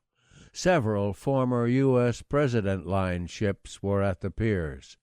It seemed likely that they were preparing to carry troops somewhere, and that the Sterret would be asked to escort them. No one officially confirmed our conjecture, but when we saw that Marines were going on board, we concluded that they were the assault force for an amphibious landing. Two other facts stand out in my recollection of that visit to San Diego. I was promoted to the grade of full lieutenant, a block promotion for the whole class of 38. and Doc Sharbius left us for Pensacola and a course in aviation medicine. One shot had contributed much to the soul of the Starrett. A group of us took him to one of San Diego's nicer clubs for a hilarious final fling the night before his detachment. The new doctor, and of course my roommate, was Lieutenant Harry C. Nice, a quiet, unassuming guy from Philadelphia's main line. He was a graduate of Duke University, a surgeon with more than 2,000 major surgical procedures under his belt, and an excellent sense of humor. On 1 July, we left San Diego with the 3 ex-president liners, Adams, Hayes, and Jackson, 1 amphibious cargo ship, the carrier Wasp, the cruisers Quincy, Vincennes, and San Juan, and the destroyers Buchanan, Fahrenholt, Aaron Ward, Lang, Stack, and Wilson. We could only guess at our destination, but our course appeared to be aimed at the South Pacific. Because we were with our old friend the Wasp, we had many opportunities to track aircraft with our fire control radar. We held gunnery and director crew drills every day, and made excellent use of the loading machine, an apparatus that used an exact duplicate of a real shell hoist to teach crewmen how to load ammunition into a 5-inch gun breech. It was a great training device, and the gun crews understood that it gave them a chance to become expert loaders. I saw to it that each of the 4 5-inch gun crews spent at least half an hour every day on the loading machine. The long voyage also allowed us to assess the performance of officers and crew at their various battle stations. I knew the Starrett was blessed with an exceptional group of gunner's mates, fire control men, and rangefinder operators. Frank Wynant and Jim Clute had honed their skills so that by the time I became gunnery officer, all I had to do was follow the established routines and supervise the daily drills. These dedicated professionals formed the core of the ship's gunfighting capacity, and if we could keep our loading crews at an equivalent skill level, I was sure that we could take on any enemy. I was especially impressed with the knowledge and intelligence of our director crew. Ensign J.D. Jeffrey had relieved Hillard Marver as assistant gunnery officer when the latter was hospitalized after an auto accident in Norfolk. Jeff had repeatedly demonstrated his dependability and competence. If anything happened to me, he was ready to step into my shoes. Chief Fire Controlman Chapman was a gem. I once told Captain Coward that I thought Chapman could visualize the inner works of the gun director and pinpoint any malfunction within seconds. His problem-solving skills were already legendary. Prior to our deployment to Scapa Flow, the director's optical system often fogged up because of condensation in the cold North Atlantic. One morning, Chapman remarked that with about $4 from the welfare fund, he could eliminate the condensation problem. He then described how he could mount a second-hand hairdryer inside the director casing. No permanent alteration to the casing was required. He simply had to remove a small screw-on access cover, insert the hairdryer, and attach it to the director frame. I gave him the $4. He bought the hairdryer and installed it as he had described, and our condensation problem was solved. We wrote up this procedure and offered it to the Bureau of Ordnance as a suggestion to other ships.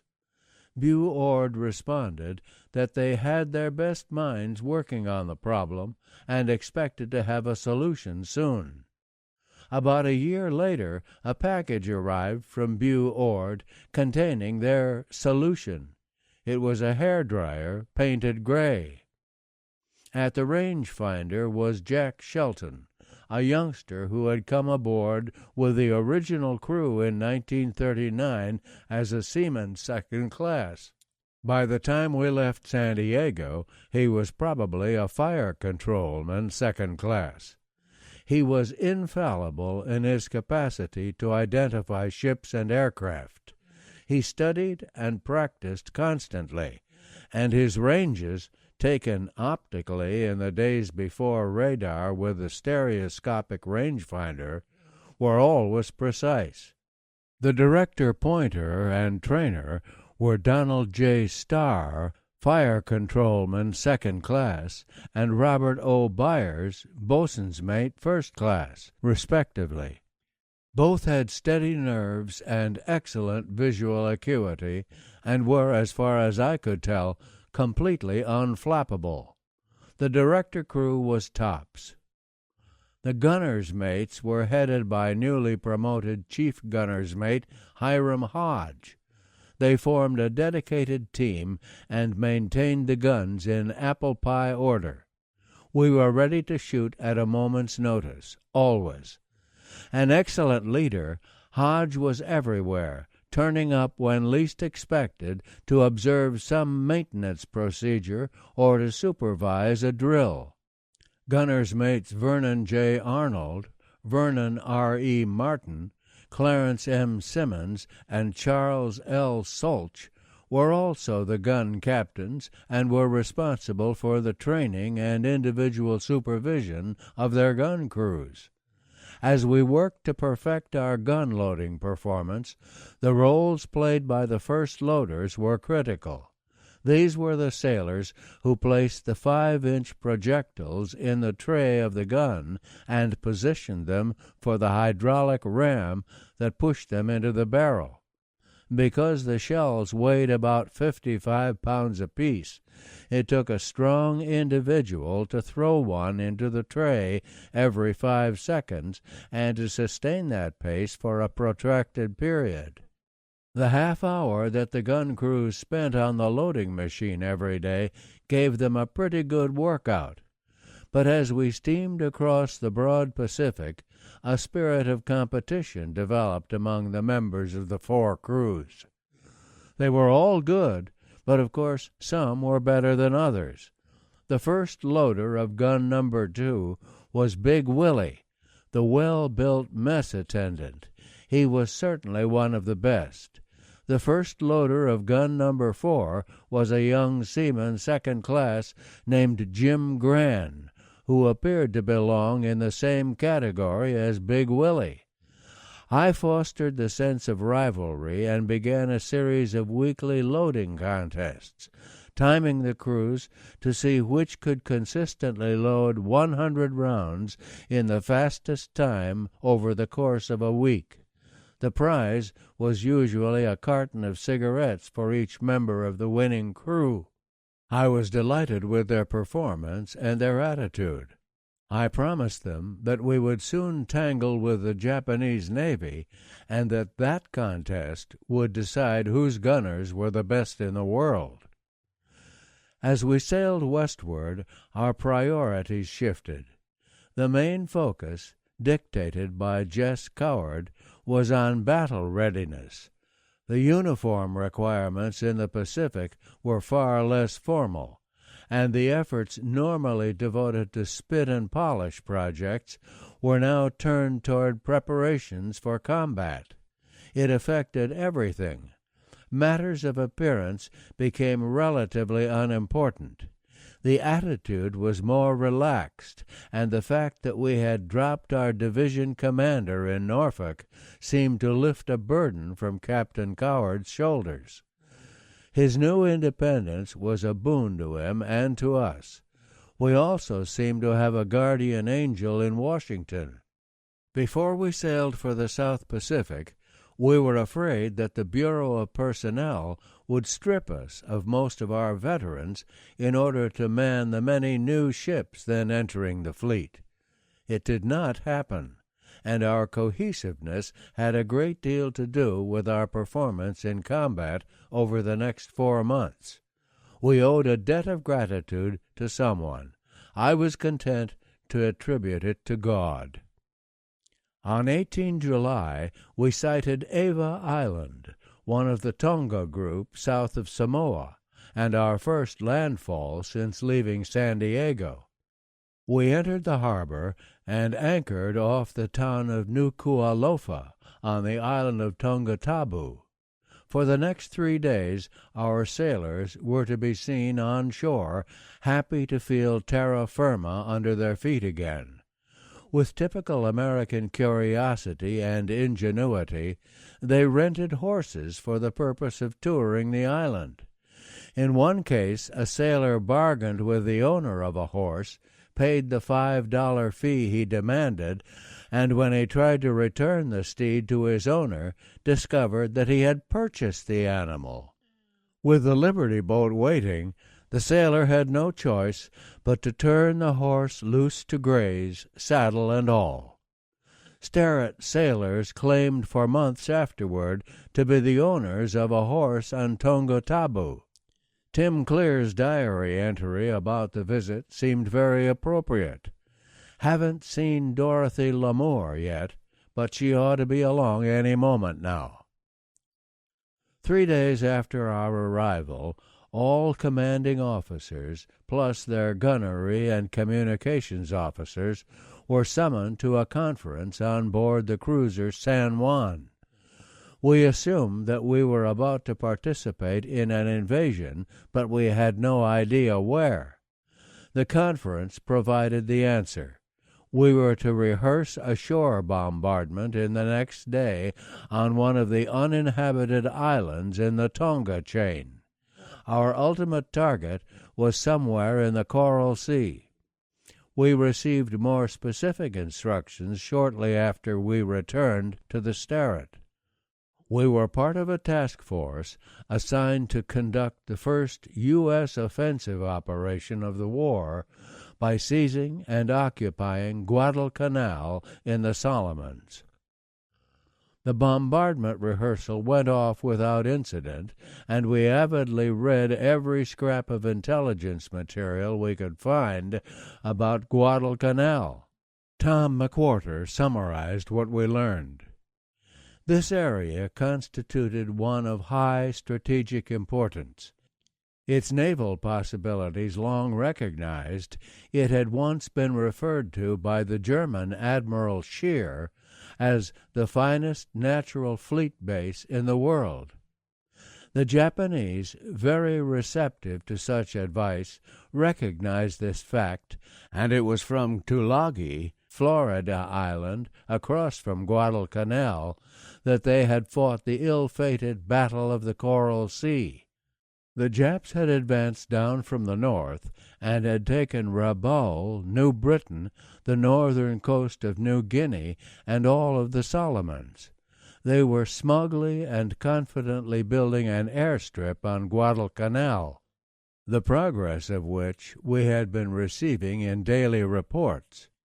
This airstrip, when operational in a few days, would give the Japs command of the air over the New Hebrides, preparatory to invasion, and also command of the air over sections of our supply routes from the east. Observation planes operating out of Guadalcanal would be of immense value to the enemy. The airstrip was almost complete. The time had come for us to deprive the Japs of the fruits of their labors. D-Day was set for 7 August, just 8 months after Pearl Harbor. On 23 July, we left Tongatabu and headed in the general direction of the Fiji Islands. We were joined by a number of other ships and started to appreciate the size and strength of the force that the United States had mustered for this first offensive thrust. The Sterrett seemed to be permanently assigned as a screen and plane guard for the Wasp, a job that we knew well and always enjoyed. By 4 August we were in the vicinity of the New Hebrides. Tim Clear's diary described the next 2 days. 4 August, at sea, fueled from the Cimarron. Weather is perfect. It was a lucky day, for mail from the States arrived, and I received 4 letters from Marie. 5 August, at sea. The captain had the crew gather on the fantail and told us some of the plans for the coming invasion. We are going to take over some of the Solomons, and very soon. The transports, with their accompanying warships, made their appearance again today. My own notes, compiled while hospitalized in 1943, indicate that 5 August was a beautiful day, with a calm sea and a hot, bright sun. We steamed northward with the Wasp, 5 destroyers and 2 cruisers. At sunrise, we were roughly 600 miles south of Guadalcanal.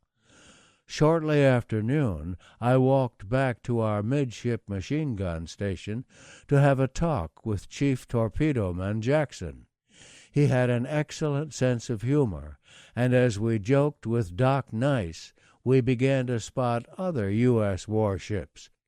At first there was just a mast astern of us, then another, and then several. Soon superstructures came into view, and we became aware that we were joining a whole fleet of ships, transports, destroyers, tankers, minesweepers, cruisers, a new battleship, 2 big carriers. The carriers we quickly identified as the Enterprise and the Saratoga. Each was accompanied by a screening force similar to ours, 2 cruisers and several destroyers. One had the added luxury of a new battle wagon. It was probably the biggest show of sea power ever assembled in the Pacific at that time, and it was awe-inspiring. By dusk on the 5th, we were arranged in one huge disposition, the 3 carrier groups out in front, and the transports, with their supporting cruisers and destroyers, bringing up the rear several miles behind. I was confident that we had sufficient force to take our objective. As we approached Guadalcanal on 6 August, the panorama of ships held our interest, and there was a great deal of speculation over what tomorrow would mean for us. I recalled the skipper's briefing. The Marines were to land on Guadalcanal, Florida, Gavutu, and Tulagi Islands, to wrest those strongholds away from the Japanese troops who held them. The carriers would open the invasion with an airstrike before dawn. The heaviest resistance was expected on Guadalcanal, which was the largest and most heavily garrisoned island. We would be screening the Wasp, and therefore would not go close enough to see the actual landing. But determined air opposition was expected from Rabaul, and we hoped to get in a few shots at enemy aircraft. In fact, we expected an air attack, and had been at condition 2 since morning, with half our guns constantly manned. I spent the entire day either on the bridge or in the gun director, wondering why we had not been attacked yet. We were only about 100 miles from Guadalcanal at dusk. For whatever reason, we remained unmolested, and I got a surprisingly good night's sleep. The quartermaster of the watch woke me at 0400 on 7 August. I dressed and went to the wardroom to join as sleepy-eyed a group as I had ever seen. Herb May and I played acey-deucey and gulped down several cups of coffee before the alarm sounded for general quarters. At my station in the gun director, I would have a box seat for the air activities. It was still dark when I poked my head through the director hatch and looked around. The 3 carriers were barely visible until they began to warm up their planes. Then blue flashes from engine exhausts flickered and burned. first only here and there, but all at once, as if at the flip of a master switch, they covered 2/3 of each flight deck. The air filled with the roaring, throaty noises of powerful engines, and in just a few minutes the planes began to take off. We could see them circle, rendezvous, form up, and disappear into the northern sky. Our guns were completely manned and ready, and we were eager for action. But the day belonged to our aviators and our gallant Marines. Shortly after dawn, the first planes returned to the carrier. Jubilant pilots circled us, rocking their wings and waving as they passed overhead. The attack had been a complete surprise. Reports from the carriers indicated that all air opposition had been wiped out while still on the ground. Anti-aircraft positions had been hit, and the Marines were moving ashore. There was practically no opposition on Guadalcanal, but Gavutu and Tulagi were the scenes of fierce battles. A few minutes after noon, the expected Japanese visitors arrived. We did not know how many aircraft had taken off to attack the invasion fleet, but only 25 torpedo planes arrived at Guadalcanal. They went after our transport group, and we were told that we lost one medium-sized transport that had already unloaded. All of the enemy planes were shot down, either by anti-aircraft fire from ships or by our fighters.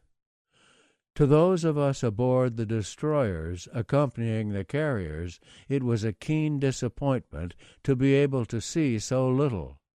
During the visit by enemy planes, our force commander wisely steered us into a convenient rain squall to keep us out of sight. But we did share in the feeling of elation and pride that prevailed throughout our fleet. We had been part of the first American offensive operation of the war, and it had been successful. We soon learned from dispatches that the Marines had faced a tough opponent on Tulagi, but reported the island completely in their control by the next afternoon. On Guadalcanal, they had taken the airfield, which would have been operational in another 3 days. There was another air raid that afternoon, but our fighters fended them off. The score, as we tallied it at the end of the second day, was 1 successful U.S. landing and defense against Japanese retaliatory efforts at a cost of 21 fighter aircraft, 1 transport, and damage to 2 destroyers. Tim Clear's diary for the 7th provides a good indication of the comprehensive understanding and appreciation of the tactical situation with which the Sterett crew viewed these and other operations. 7 August. Coral Sea. General quarters at 05:15 this morning, and everyone raring to go. Only 30 miles from Guadalcanal, and that is close to be taking a carrier group. Let's hope it isn't a mistake. At 05:30, the carriers launched their planes, and it looks as though they put up everything they own. All planes roared overhead for a while, and then sped to their objectives. What a good feeling to know we are doing the dishing out this time. I have a $1 bet that we do have an opportunity to fire at the enemy today. If we don't, it means the Japanese airfield has been wrecked and our planes control the air. Right now, it looks as though we are giving them a surprise party. 0600, no bandits yet. The transports must be close in by now. 0800, lots of good news just received. WASP just informed us that their fighters alone have shot down 13 Zeros and 4 patrol planes so far. No telling how many were wrecked at the airfield. Things look good on the beach, for they have ceased firing the main batteries at the invasion points, and no doubt the Marines are landing. The planes are constantly landing and taking off. The dive bombers always return minus their bombs, reload, and go off again. No Wasp planes have been lost yet. Latest reports say that the troops have made landing at Tulagi at 0800 and that the opposition is diminishing. 1200. Word just received that 17 bombers have left the Japanese base at Rabaul and are headed this way. 1330. Enemy planes have been sighted, but apparently they are attempting to bomb only those ships that are inside at the invasion beaches. The carriers had lots of fighters up to meet them, and I imagine that they were well taken care of. About 1445, a Wasp plane crashed in the sea, and about 1 minute later another crashed into the barrier and toppled over. As there were many planes waiting to land with little gas in their tanks, the damaged plane was gotten rid of in a hurry by pushing it over the stern. Things must still be going well on the beach, for the scout bombers have run out of targets. Another troop landing had been made on the north side of Guadalcanal.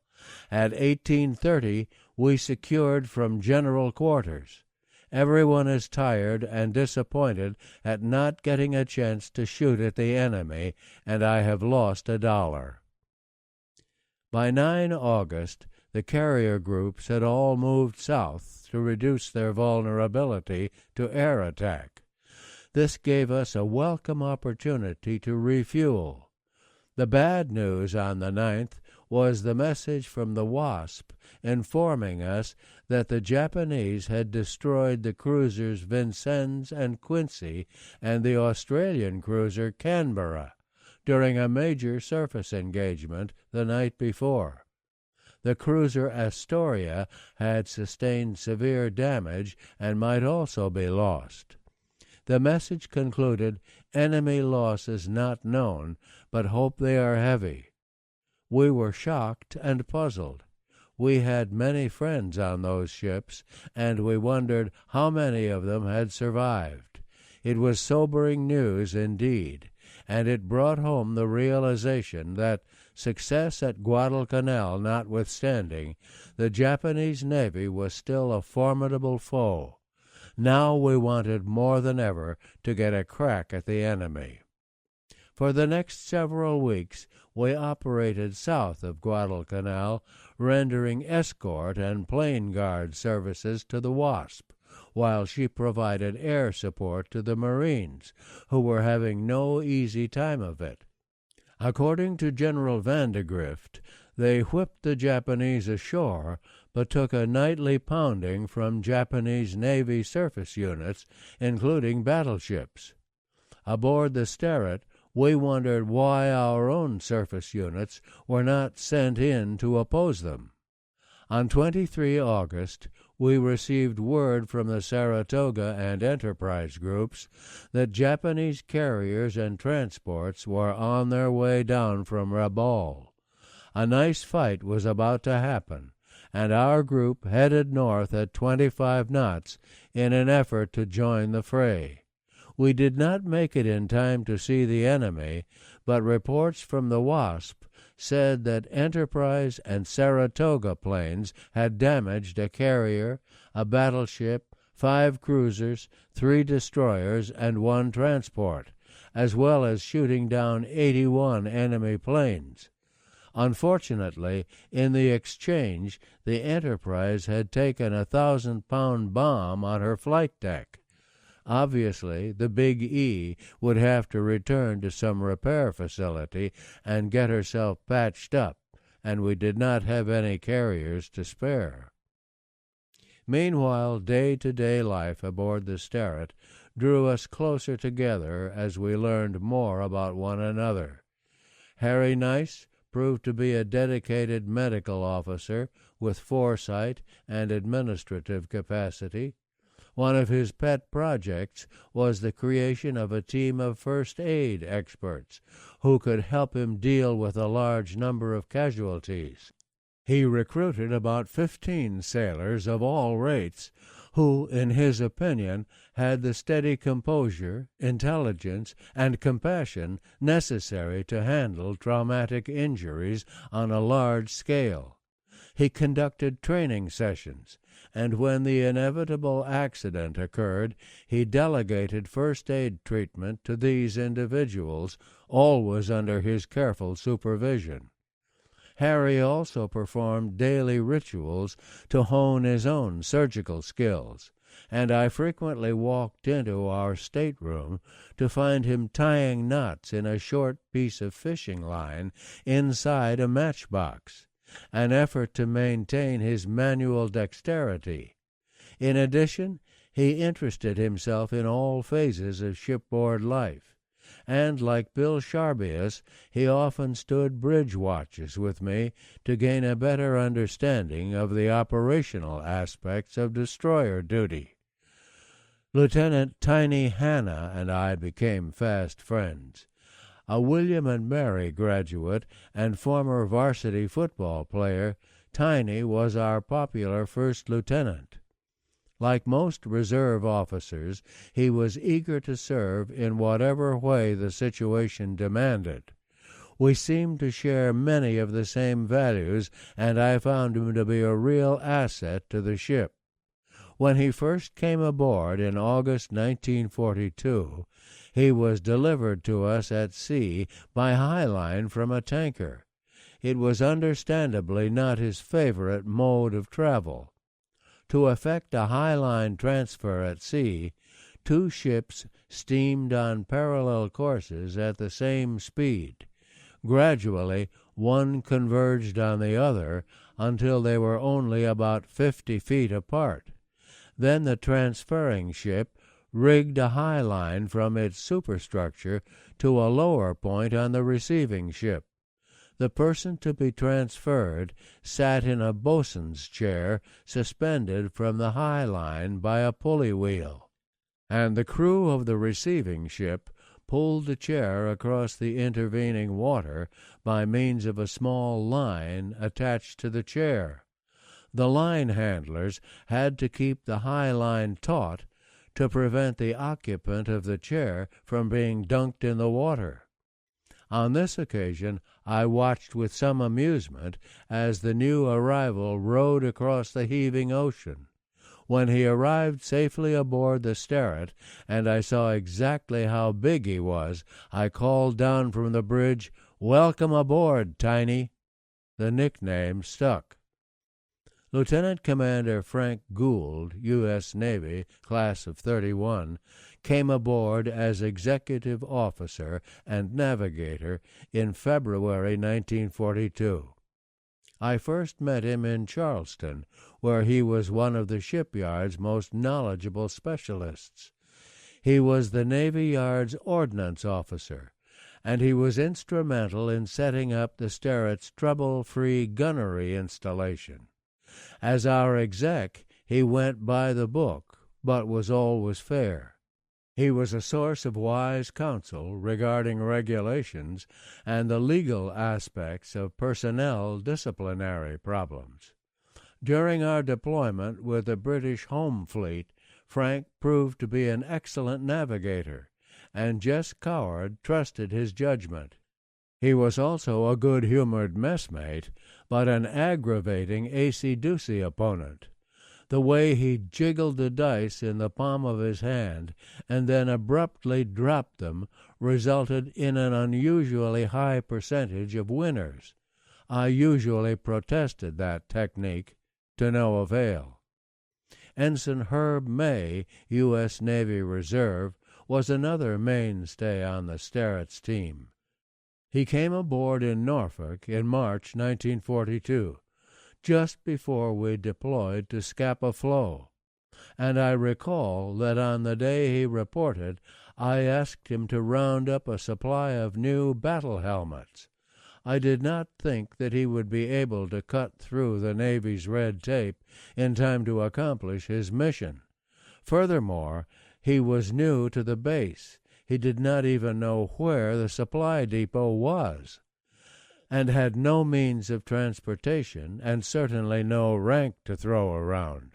But when he returned that afternoon in a huge truck, which he had managed to wangle from someone, loaded with enough brand-new helmets to outfit the entire crew, I knew that we had acquired a prize in Herb May. By the time of our departure for the Guadalcanal show, he had become our officer of the deck during general quarters.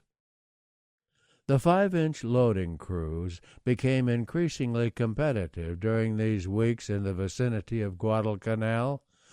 One morning, Chief Hodge asked me to officiate at a loading contest between the crews of guns number 2 and number 4. The contest was to measure stamina as well as speed. Each crew would load 400 rounds.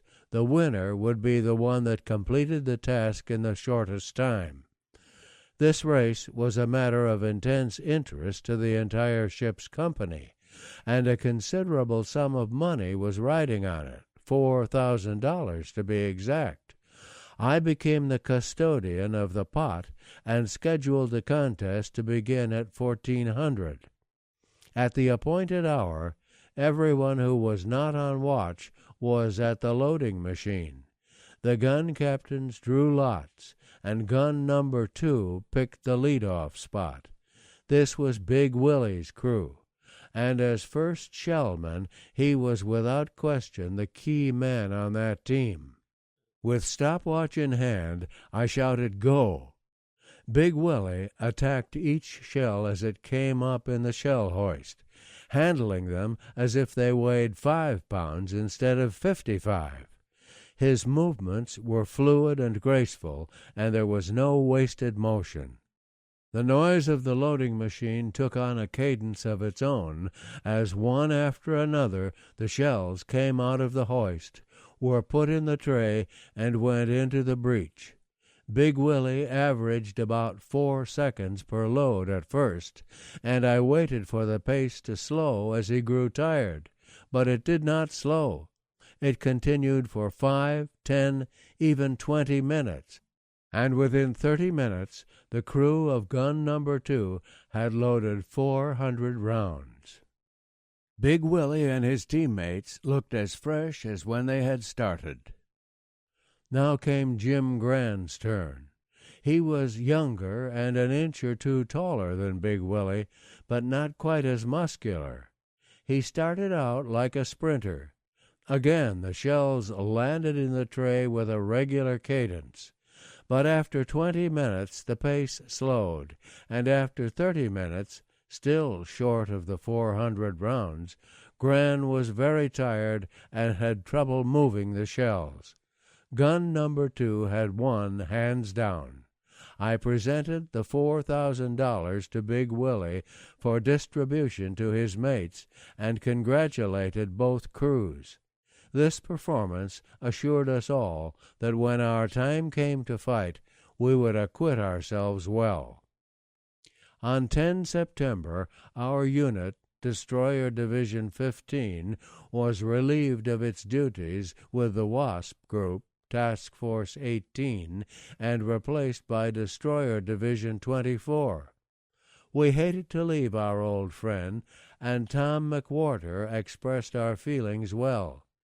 Even though she was a hard taskmaster and a great responsibility, we were somewhat reluctant to leave her. For a full year we had taken her through the worst submarine waters in the world without a scratch. For that length of time the destinies of the Sterret and the Wasp were the same: Bermuda, Martinique, Argentia, Scapa Flow, the Mediterranean, Malta, the Coral Sea. She was a fine ship and a friend of ours. We joked to each other about it. "They can't do that," we said. "Why, the Wasp won't last a week without the Sterret to keep her out of trouble." We were assigned to work directly under Commander South Pacific and proceeded to Noumea, New Caledonia. Liberty was granted, but there was nowhere to go, and after a few days we were glad to get under way again and run up to Espiritu Santo in the New Hebrides. There we learned that we were to escort 2 cargo ships, Fuller and Bellatrix, to Guadalcanal. Our companion escort, the USS Hull, had just pulled into fuel when we left the harbor, making it apparent that we would be the only escort until the Hull caught up with us. She did so the next morning, and our 4-ship convoy headed north along the eastern side of San Cristobal Island, then turned west and entered Lengo Channel. We arrived off Lunga Point at dawn, and while our 2 cargo ships proceeded to Guadalcanal and Tulagi to unload, we went on anti-submarine patrol and familiarized ourselves with our surroundings. We had a hunch that we would be frequent visitors to Cactus, Guadalcanal's code name. At 1700 we proceeded to Tulagi Harbor and anchored to wait for the Fuller. We were only a stone's throw from the beach, and many of Tulagi's marine defenders took advantage of our proximity to ride out in native canoes or landing boats and do business with our ship's service store. They were after such simple little items as toothbrushes, toothpaste, soap, and razor blades. It was a revelation to meet them and to appreciate for the first time what the life of a marine on one of these islands was like. Those of us who lived aboard ship had a comfortable existence by comparison. While anchored there, we received a red alert warning by radio indicating that enemy planes were on their way to attack us. We immediately went to general quarters. As we did, the Marines also rang their general alarm, which sounded like a small-town fire gong that one struck with a hammer. At the first clang, the boats shoved off, and the beach swarmed with Marines, scrambling into foxholes and manning well-concealed anti-aircraft weapons among the palms and undergrowth. They added their voices to the din, yelling, "Bring 'em on," and other less elegant expressions. We weighed anchor and stood out of the harbor ahead of the Fuller, both of us zigzagging at best speed and headed in the general direction of Guadalcanal.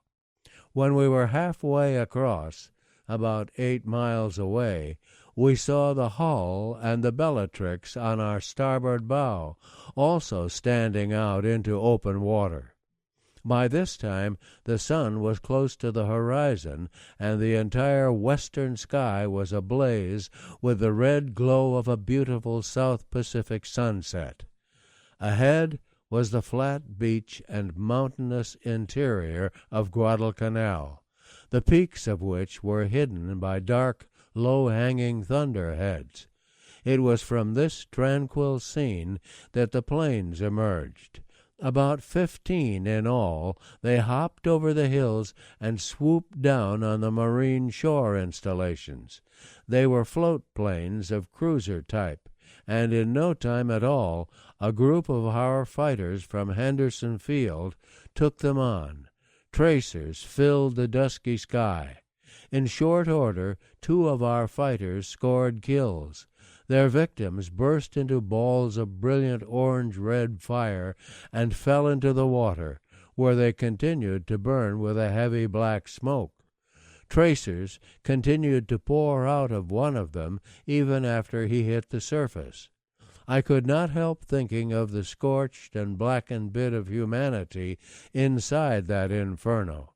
It was not a very good way to die. By this time, the raiders had started to scurry for home. A flight of 4 came within range of our guns, and we opened fire on the second in line. As the targets passed aft, the guns followed their movements.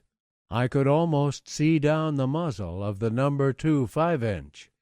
The heat and blast of that barrel were damned uncomfortable for those of us in the director. Then one of our shell bursts exploded very close to its target. The plane faltered and fell smoking into the sea. It was one hell of a lucky shot. It was almost dark, so we turned east and headed out Lengo Channel to get clear of the Japanese bombarding force that was expected to arrive later that night. Everyone felt relieved to have had a chance to engage the enemy at last. The Sterret had scored her first kill of the war. The next few days were described by Tom McWhorter. The night after the attack, we anchored in Tulagi Harbor. The Tokyo Express had by this time become a very real thing. Usually composed of 1 or 2 cruisers and about 4 destroyers, this force would enter Savo Sound sometime during the night, make a sweep looking around for our light force, then bombard Henderson Field and leave at a speed that would get them away from our planes by daylight. The Japanese had a good aerial reconnaissance and would not strike when our heavy surface units were in the area. A few nights earlier, the old 4-stack destroyers Gregory and Little had gone out to oppose them and were sunk in a matter of minutes. However, on our first night in Tulagi, the Tokyo Express failed to show up. On the next day, the cargo ships finished unloading, and we retired back to Espiritu Santo. When we returned to Santo, we received a shock that struck us deeply. During our brief absence from Task Force 18, the Wasp had been hit by 4 torpedoes from a Japanese submarine, had burned furiously for a few hours, and had sunk in her patrol area south of the Solomon Islands. We were sick. It seemed ironic that she should have been lost so soon after we left her, and we couldn't dodge the feeling that perhaps it wouldn't have happened if we'd remained with her. Our division had grown so accustomed to the Wasp's modus operandi that we anticipated her every move.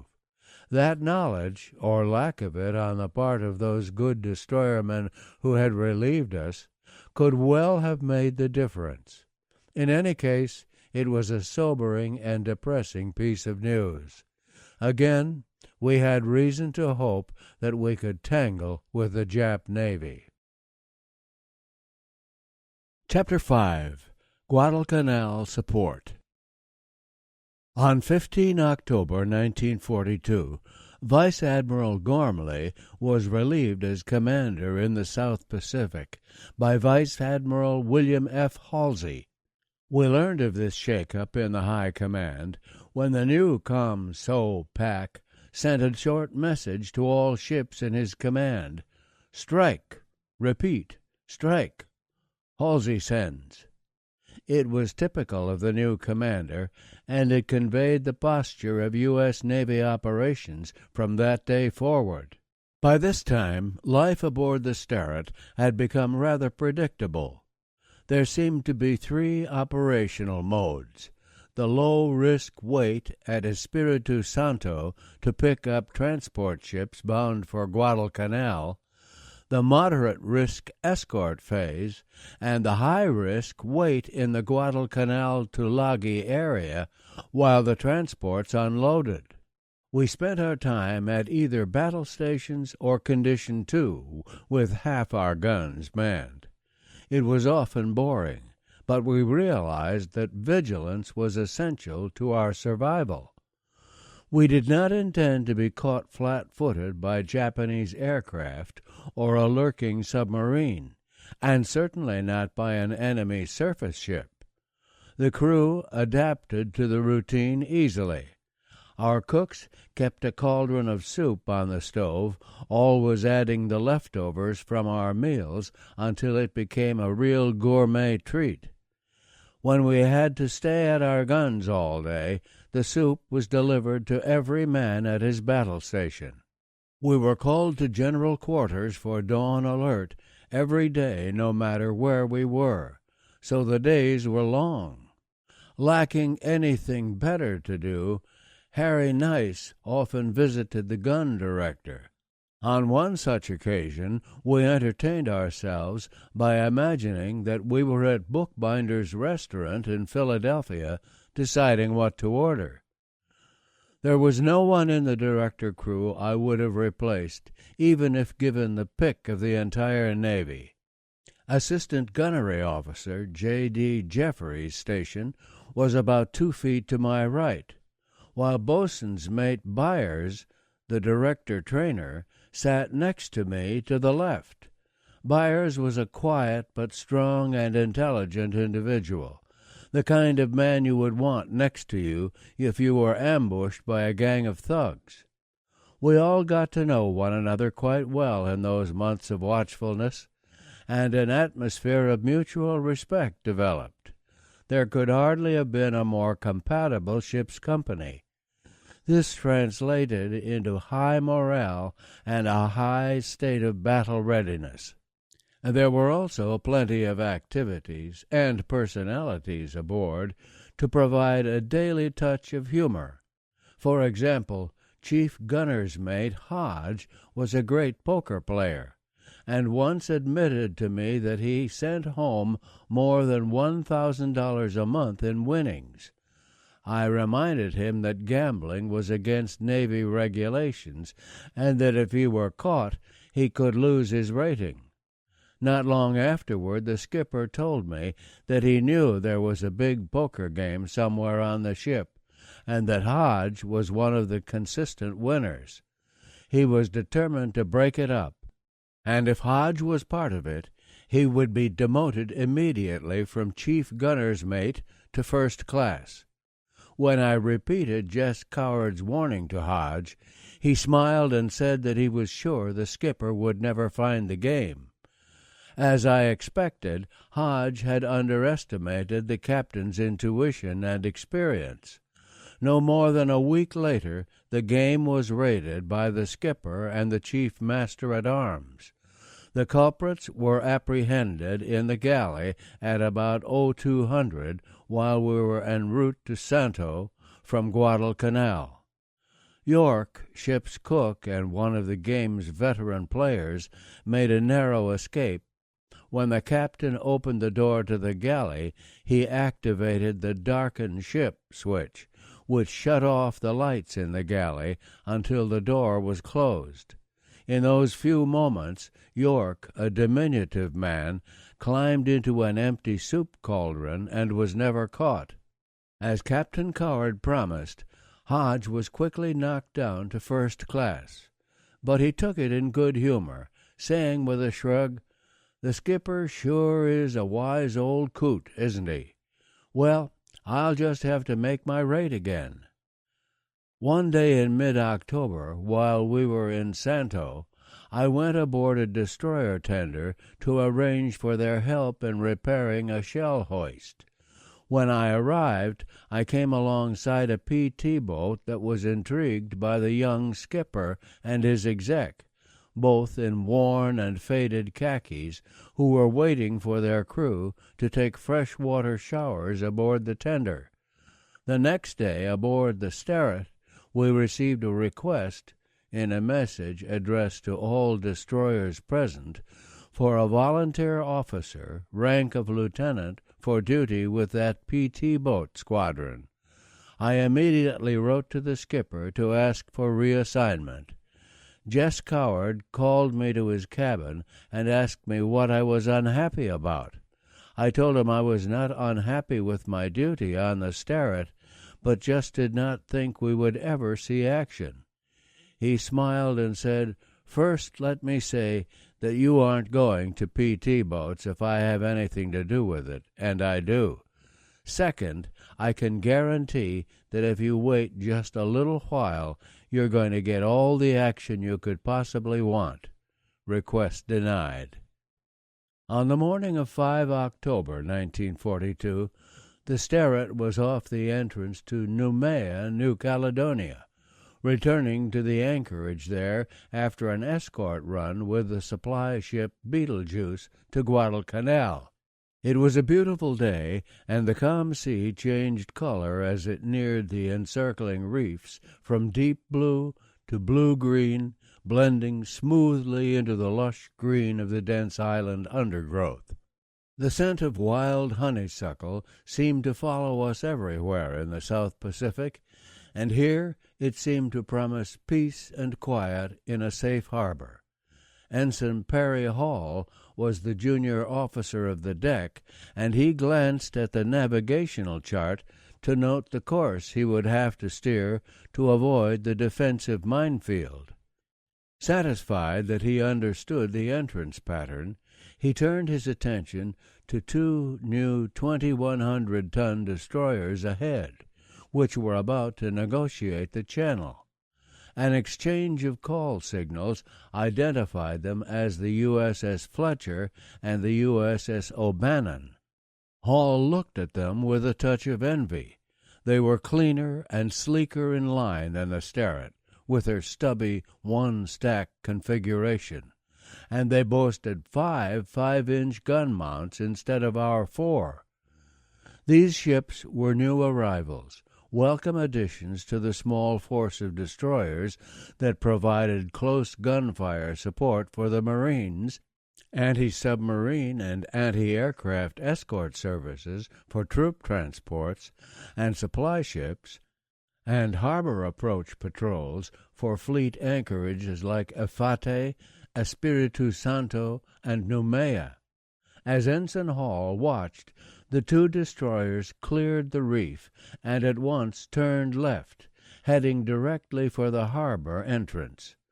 Reacting as swiftly as the ships had turned, he realized that they were unaware of the defensive minefield and were almost upon it.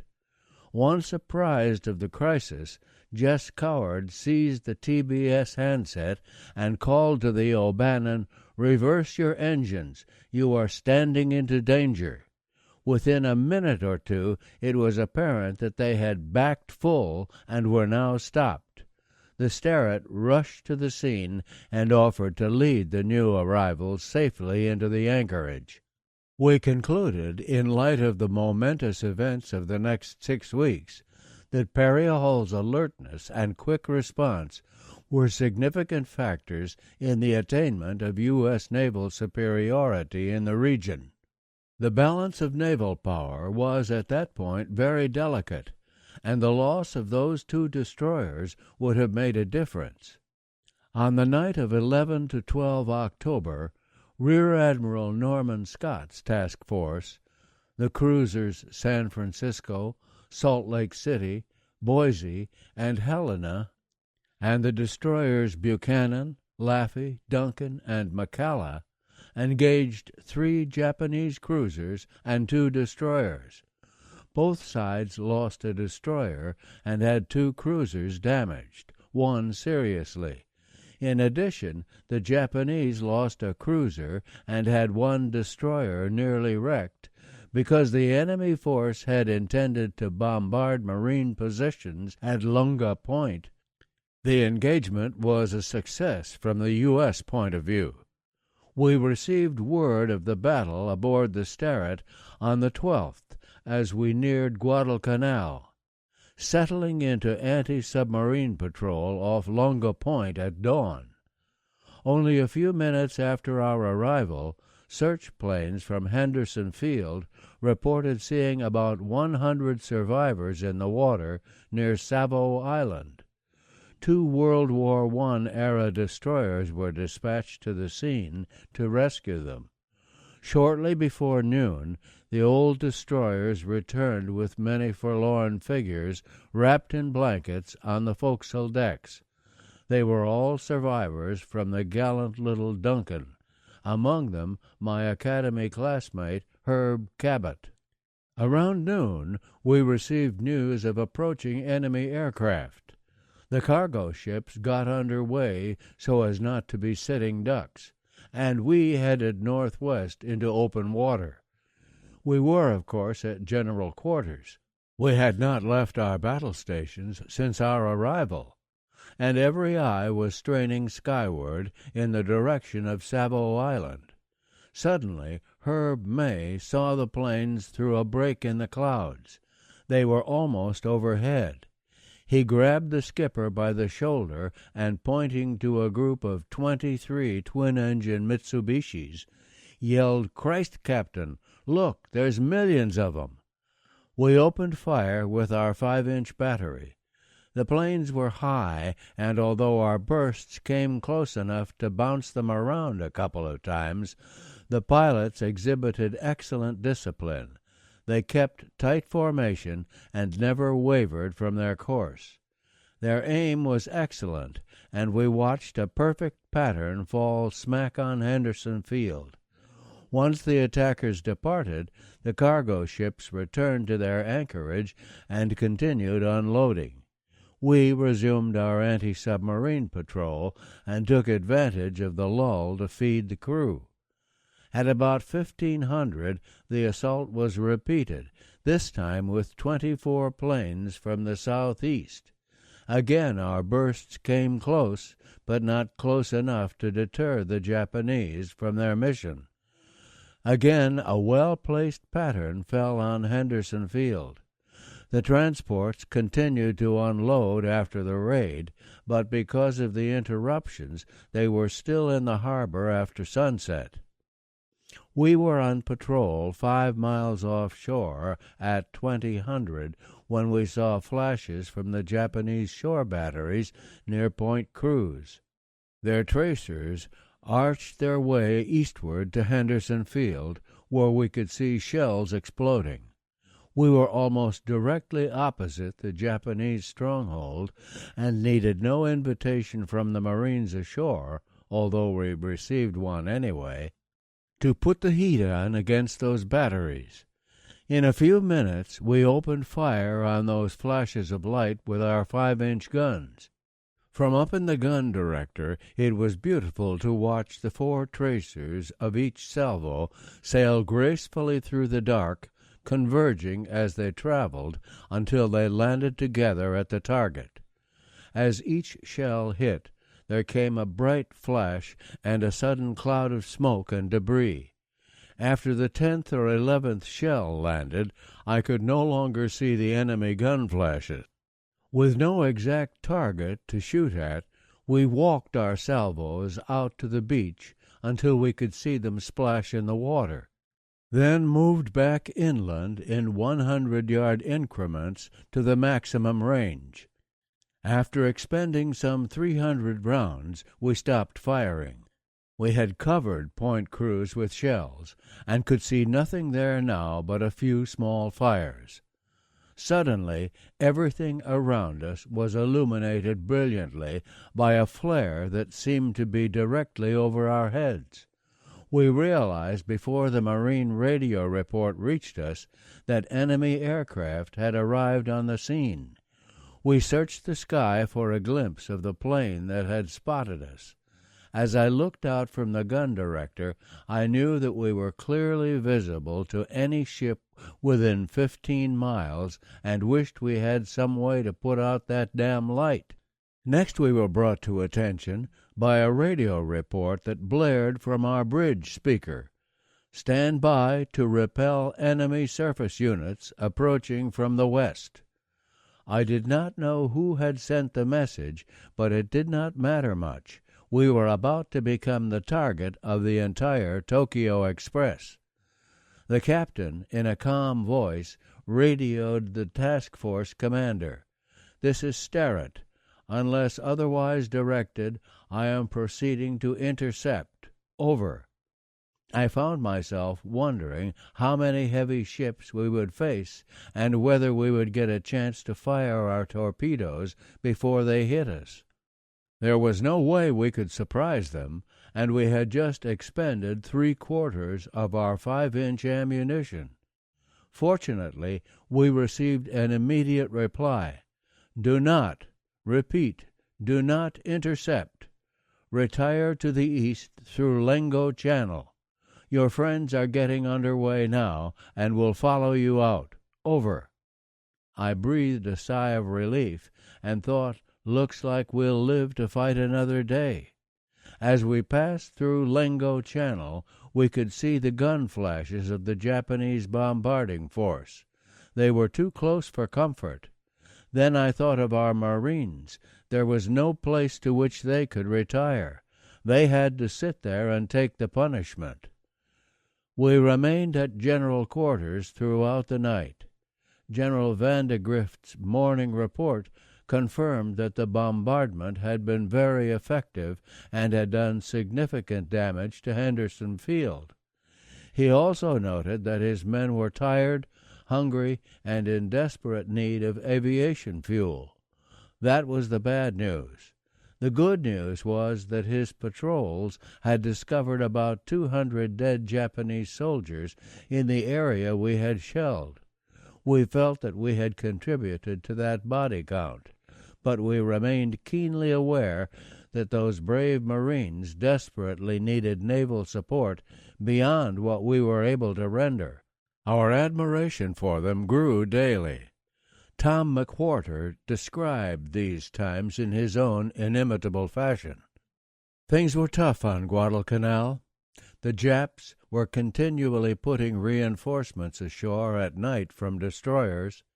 Air attacks were stepped up, and the Tokyo Express was an almost nightly occurrence. Messages from the commanding general of the 1st Marines, General Vandegrift, were received daily, reporting operations, but also the status of his troops and equipment. It was a little pathetic to read those messages day after day, pleading for more planes, more gasoline, more troops. He would report the results of the previous night's bombardment by the cruisers and destroyers of the Tokyo Express, listing the number of serviceable planes on Guadalcanal. Sometimes it would be pitifully few, 18 or 20. Some of the planes were old P-40s and P-39s of small value. A flight of a dozen or so planes would arrive, and some would promptly be destroyed by Jap bombardment. Gasoline was critical at times, especially in the middle of October, and was being flown up by DC-3 transport planes. Some old four-pipe destroyers also were used to carry gasoline. The rate of attrition was high among the few Marine aviators who were carrying the burden in spite of the fact that they were exacting 5 or 6 Jap planes for each of our losses, and 50% of our pilots were being saved to fight again.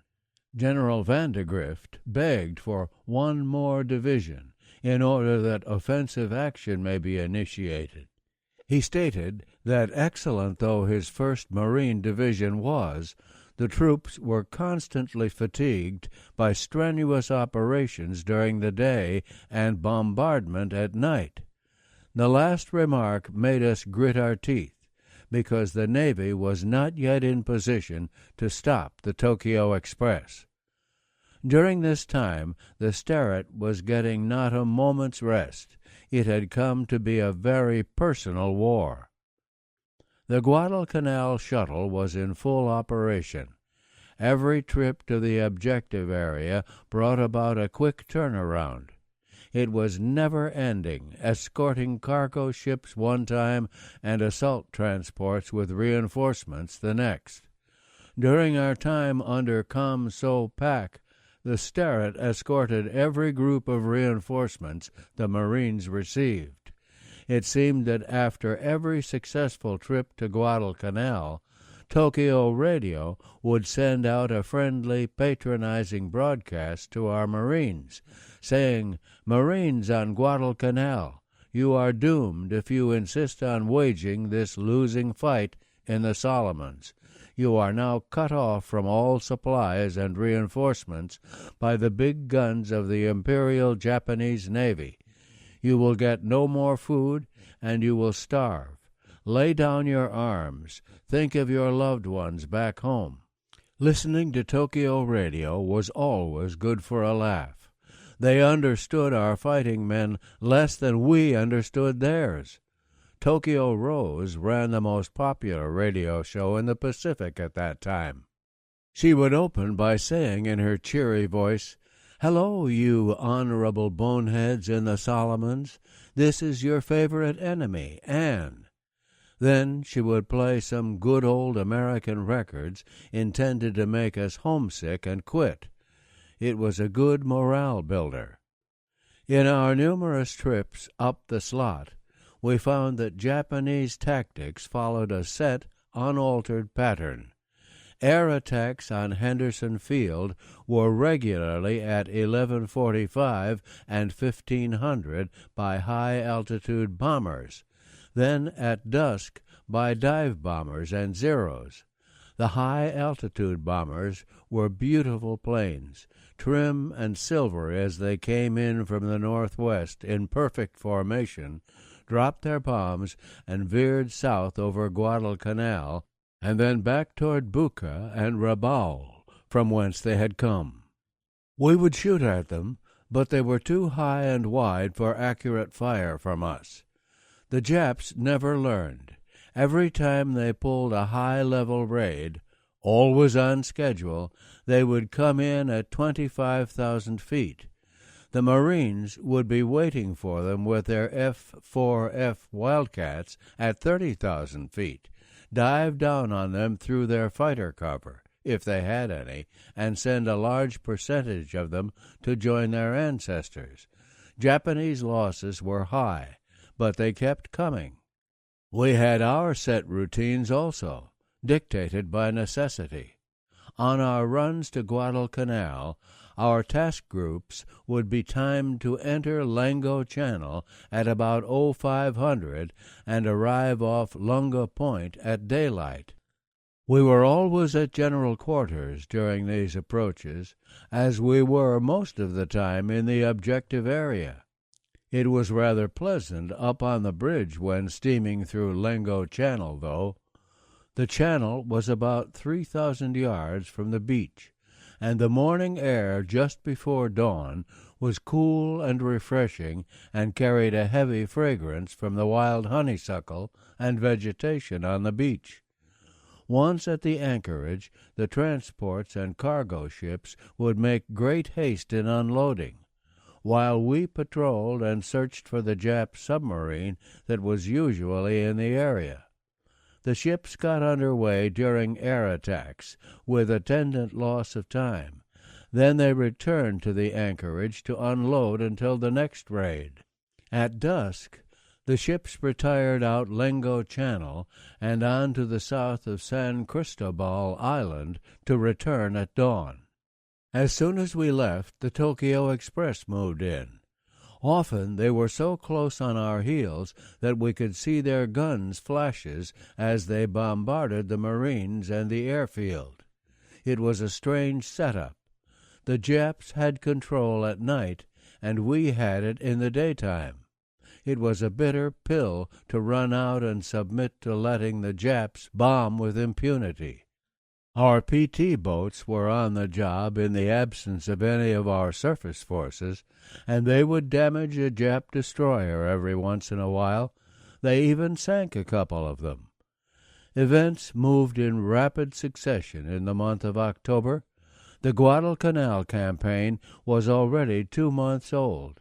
The Japs were gradually getting their forces together for a supreme effort to recover the important island, and we were reinforcing our troops in an equally determined manner. To be beaten in our first offensive would have been unthinkable. And so it went. On 15 October, on the way back to Espiritu, we were shadowed by a 4-engine Kawanishi 97 for most of the morning. We went to general quarters in the hope that we might get a shot at him, but he obviously knew his business well. He never came within our maximum gun range. Our escort duties continued. The total Japanese force in the South Pacific at that time was formidable in comparison to ours. Admiral Yamamoto had 5 aircraft carriers, 5 battleships, 14 cruisers, and 44 destroyers. We had 2 carriers, 2 battleships, 9 cruisers, and 24 destroyers, a total of 37 combatant ships against their 68. On 26 October, in the vicinity of the Santa Cruz Islands, the U.S. Task Force 16, under the command of Rear Admiral Kincaid, and comprising the carriers Enterprise and Hornet, and battleship South Dakota, 6 cruisers, and 14 destroyers, engaged a vastly superior force consisting of 4 carriers, 4 battleships, 10 cruisers, and 29 destroyers.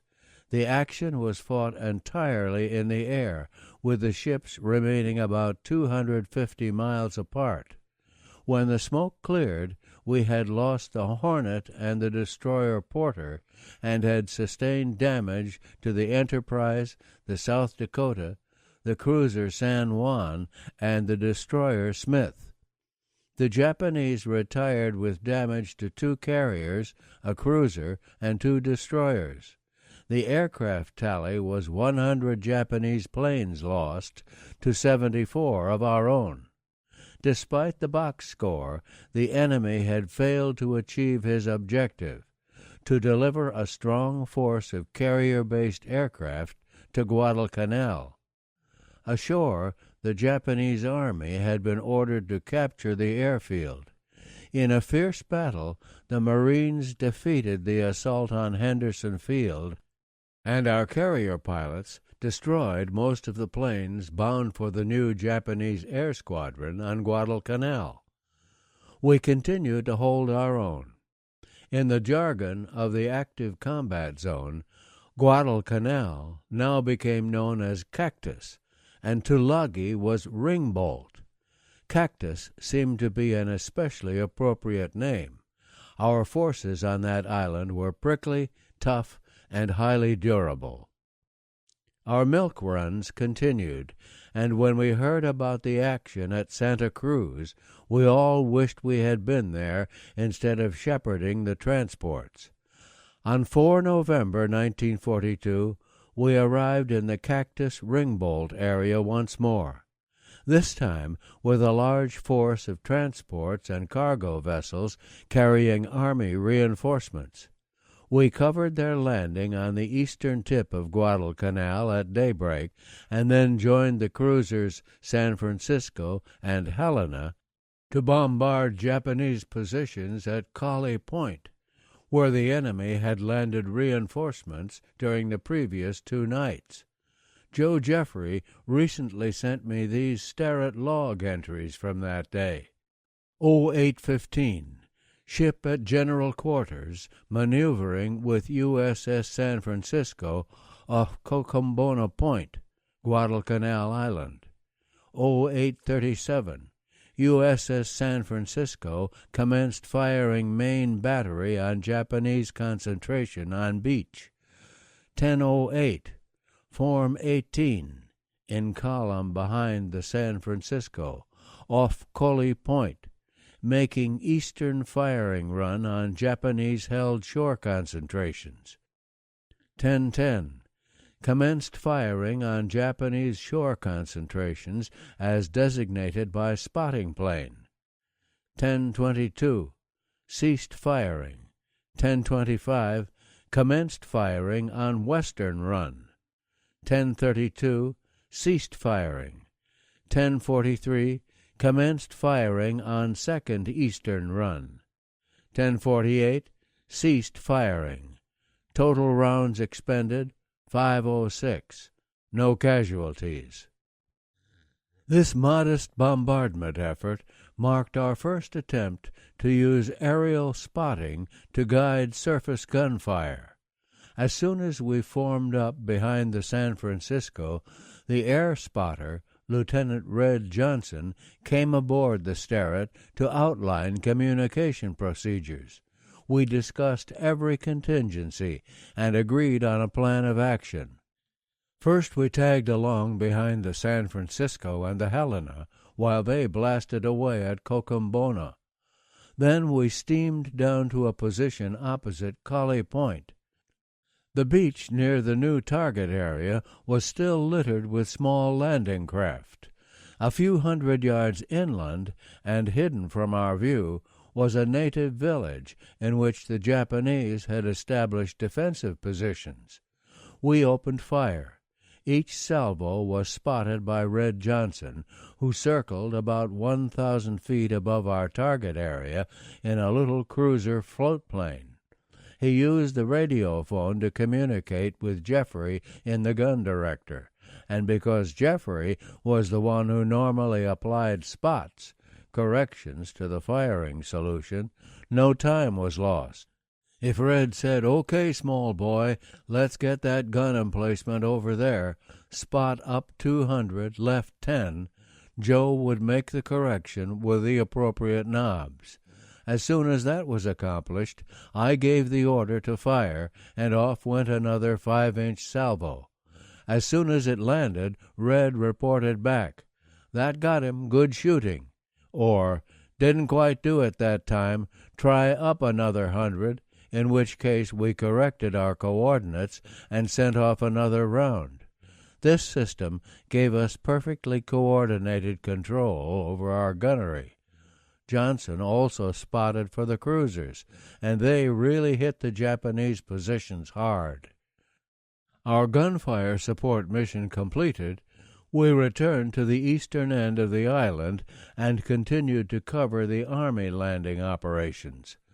During the night, a couple of Japanese cans were reported off Longa Point, and we wanted very much to go after them. This time the job was handed to our PT boats. Although they chased the destroyers away, they did not inflict any damage. Aboard the Sterret, we felt that we had missed an opportunity to fight on our own terms. We received a few air raid alarms on 5 November, but nothing materialized. We concluded that our fighters had probably intercepted the attackers and shot them down. The Army's unloading continued in good order and was finished the next day. We left for Espiritu Santo with empty transports, expecting to pick up another convoy of support ships. This is the way Tom McWhorter described the situation. From the 2nd to the 6th of November, the transports unloaded troops and supplies at our beach at Lunga Point, but the primary purpose of this trip was to form a new beach at Aola Bay, about 15 to 20 miles east of our main positions. There we unloaded an Army engineering battalion. It was the job of this group to build an airfield at Aola Bay. This spot was chosen for obvious reasons, considering the topography of Guadal. Guadalcanal is a mountainous island of volcanic origin, some 90 miles in length, east to west, and 20 miles in width. On this relatively small land area are several mountains over 6,000 feet high, and 2 or 3 of 7,000 or 8,000 feet. On most parts of the northern coast, the foothills of these mountains slope down almost to the water's edge. There are 2 positions on the northern coast suitable for building an airstrip. The first and most desirable is in the vicinity of Lunga Point, where Henderson Field is located. The other is at Aola Bay. An airfield at Aola Bay would serve several very useful purposes. It would provide a standby field sufficiently far from the center of operations that if we were to lose Henderson Field, we could maintain an air strength on Guadalcanal to neutralize the Japanese control of Henderson. Another practical use of a second field, other than the obvious advantage of having 2 fields instead of 1, was that it would disperse our planes to minimize damage by aerial bombs and naval bombardment. Thus, the Aola Bay project was undertaken. It proved later to be a disaster and had to be abandoned. The combatant ships during the unloading phase were employed in a manner by this time familiar to us. At night, when the transports and cargo ships retired to the south of the Eastern Solomons, the combatant ships, cruisers, and destroyers formed up and patrolled indispensable straits, thus protecting the other ships from possible surface attack by enemy ships approaching from the north and west. For almost 2 months it had been the practice to stay at our battle stations during all hours of darkness while in the Solomons area. It was a relief when the task force completed its assigned task and retired eastward through the slot between San Cristobal and Maleta Islands, and on southeast to the good harbor of Espiritu Santo. Soon after our arrival at Santo, the Sterret received orders detaching her from her long duties as the South Pacific handyman and placing her once again on the main team. It looked like a fighting outfit when we joined the cruiser Task Force 67. Although little high-level intelligence flowed through the radio circuits to those of us in destroyers, we were aware of the increasing pace of our efforts to reinforce Guadalcanal's defenders. We sensed that the Japanese were about to make another effort to recapture the island. We did receive the daily reports from General Vandegrift, indicating that he considered the situation to be nearing an extremely critical phase. As we steamed back to deliver another load of troops, ammunition, gasoline, and other supplies, we felt that we would soon be in a real scrap, and we were ready for it. On 10 November, we left Espiritu with several cruisers and destroyers to join Admiral Turner's amphibious transports and cargo ships at Lunga Point. The sailors of the amphibious ships had been delivering troops and supplies to Guadalcanal for 3 months, and they had learned the hard way how to increase their unloading efficiency. They made their runs to the beach and brought their craft back alongside their motherships with skill and precision.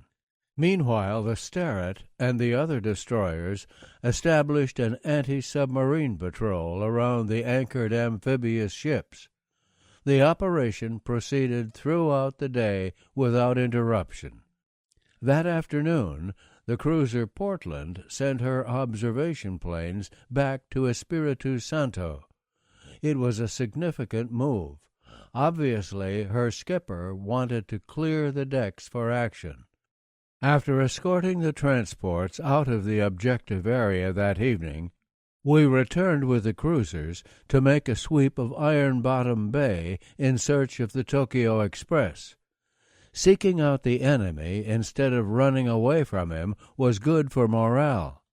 But on the night of 11 November, the Japanese decided not to cooperate. We remained at general quarters until after dawn alert, and then led the transport ships back in so that they could continue to unload. Again, we patrolled around them and took the opportunity to catch a few hours of shut-eye. At mid-morning on 12 November, Admiral Turner sent a message to the entire force about a flight of 12 friendly DC-3 transport planes due to arrive at noon. He noted that they would probably approach from the north and warned everyone not to mistake them for enemy aircraft. Captain Coward used our public address system to pass along to the Sterret's crew the gist of the Admiral's message. At about 11:30, anticipating the customary Japanese raid, we went to general quarters. No attack materialized, but a few minutes before noon, our DC-3s appeared over Florida Island, right on schedule. As soon as Shelton spotted them, I reminded all of our gun captains over the sound-powered telephone circuit that these were the friendly aircraft we had been cautioned about, and again warned them not to fire. I had just finished when I heard the first gunshot from some unidentified ship, and almost immediately a veritable chorus of fire rang out from the entire formation. Simultaneously, we heard the task force commander shout over the TBS, "Cease firing! Cease firing!" It did no good. The shooting continued until the planes passed overhead. Then an angry Admiral Turner came on the radio and asked those ships that had not fired to identify themselves. Only Jess Coward responded. It was incredible, in the light of the special warning the Admiral had sent, that all of the other ships had broken their fire discipline, and more disturbing, perhaps, was the fact that not a single aircraft had been shot down. It was a damn good thing that they were not enemy planes. Admiral Turner then ordered the commanding officer of every ship that had fired on the DC-3s to report to him aboard the flagship, the Macaulay, an attack transport, immediately. One can only imagine what took place when those skippers faced the Admiral, who had a reputation for being a formidable opponent under any circumstances. Captain Coward went on the public address system for a second time to express his appreciation for the tight fire discipline the men of the Sterret had exhibited. Everything has a relative order of importance, and as the events of the next 24 hours unfolded, the incident of the trigger-happy gunners soon faded into insignificance. On the afternoon of 12 November, we received a Condition Red warning. Heavy air attacks were reportedly on the way. We went to general quarters at once. The transports got under way, and we formed a defensive disposition around them. The cruisers stayed in close, while the destroyers went into a circular screen formation on the periphery. We were on a northerly heading when the attackers first appeared over Florida Island, directly ahead. The Sterret was on the starboard flank, or the eastern side of the disposition. Up in the gun director, we used binoculars to scan the horizon for approaching bogies. Shelton, our keen-eyed rangefinder operator, spotted them first. "There they are," he shouted, "right over Florida Island, headed east." Their intentions were clear. Safely out of range, they meant to head east as far as the channel entrance to Sleepless Hollow, and then reverse course, coming in from our starboard beam. By this time, Shelton had identified them as Bettys, twin-engine bombers, armed with torpedoes. We had our guns on full automatic control, and our director sights framed the lead plane in dead center. They flew to the eastern tip of Florida Island, and then reversed course in a wide arc. At the stereo rangefinder, Shelton checked his visual ranges with those of the fire control radar. As the planes came within our effective range, Chief Fire Controlman Chapman turned his knobs and adjusted our estimates of their course, speed, and altitude. In about 20 seconds, he called out, "Solution!" That told us that our director computer had solved the gunnery problem and was now generating angles of elevation and bearing that were automatically translated into gun position angles. Hydraulic motors pointed the guns at the proper spots, allowing for the necessary lead angles. The computer also generated fuse settings and transmitted them to the shell hoists in the ammunition handling rooms, where a small rotation ring engaged each shell as it was placed in the hoist. As the first shellman removed the shell from the hoist and slammed it into the gun tray, The fuse was set to detonate at precisely the distance calculated by the computer. Chapman could quickly change the director settings to set the fuses to detonate on impact for a surface target or to place the guns in local control, leaving everything to the gun crews. Now I gave the gun captains the signal they had been waiting for. Commence firing. Director control. Rapid, continuous fire. The crews loaded the shells and powder cartridges into the guns, and in 4 seconds the first salvo was on its way. The concussion was terrific, but by now we were used to it. Our first bursts were low and short, so we changed our trajectories. We were the ship closest to the attackers, and our tracers were headed straight at the lead plane. On our third salvo we made our first kill. With a tremendous explosion and a huge cloud of smoke, our target fell out of the sky, its tail section completely demolished. The plane hit the water with a crash, skidded, tumbled, came to a stop, and burned like all the fires of hell. We shifted our sights to the next plane in line and immediately hit it squarely. It simply disintegrated in the air. Big chunks of airplane splashed into the sea across a wide area. Now every ship opened fire at one target or another. Because we were between the main body of the formation and the attackers, hundreds of shells streaked over our heads and hit the water ahead of the planes. The sky was filled with anti-aircraft bursts, and our fighters flew into the middle of that steel hailstorm with their guns firing at the maximum sustained rate. The Japanese formation broke up and started dropping torpedoes all over the place.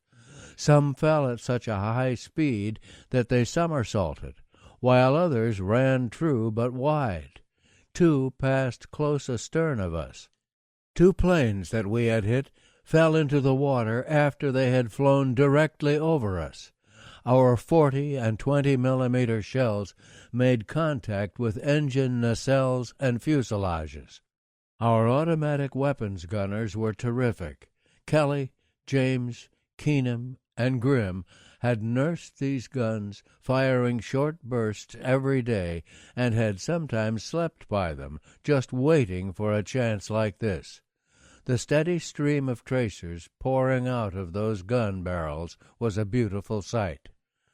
An enemy plane approached our stern, and we watched with great admiration as a determined Marine wildcat followed only a few yards above and behind it. The little wildcat flew on through a wall of steel sent up by friend and foe alike, its guns planting a steady stream of hard-hitting 50-caliber bullets into the Japanese bomber until it seemed that the Betty should drop just from the weight of the metal it was absorbing. At last the bomber faltered and fell blazing into the water just 50 yards astern of us. The fighter veered sharply up and over on its way to another target, apparently undamaged. Every man on the Sterret who saw that performance let out a shout of admiration and delight. We later learned that the pilot was Major Joe Foss of the Marines, one of the highest-scoring aces of the war. Soon the attackers had all crossed our track. One crashed into the cruiser San Francisco near her after gun director and exploded in a huge ball of flame. It was apparent that the ship had suffered a number of personnel casualties. But 20 of the 21 bombers were in the water, most of them on fire and all of them destroyed. Not a single torpedo had reached its target. The wreckage of downed aircraft covered the water in every direction. We almost ran down a couple of their planes, coming so close we could have retrieved their rising sun emblems with a grappling hook. The Sterret had earned a taste of victory. I called our powder monkeys up from the magazines for a look at what they had helped accomplish. As soon as their eyes cleared the hatch and they realized that the burning planes were Japanese, they cheered loudly enough to be heard in Tokyo. The Sterrett's morale was at an all-time high. We had finally been given a chance to demonstrate what we could do against enemy aircraft. The skipper used the public address system to congratulate all hands. As he told them how proud he was of their performance, I could almost see their confidence and self-esteem build. A couple of our sailors had received shrapnel wounds, but none were serious, and in the wardroom we sat around talking about the action, much like a bunch of kids after a ball game. We were elated. The transports returned to their anchorage to unload. That evening the entire force moved south to avoid getting caught by the Tokyo Express. Chapter 6. Third Battle of Savo Island. We went to our battle stations at sunset. J.D. Jeffrey and I were still talking about the air attack when a signaled message informed us that Task Group 67.4, the surface striking group that we were a part of, would soon be detached to return to the objective area. Our mission was to look for an enemy surface force reportedly en route to Guadalcanal. Once our transport group reached safe waters to the south, we left them and joined the strike force.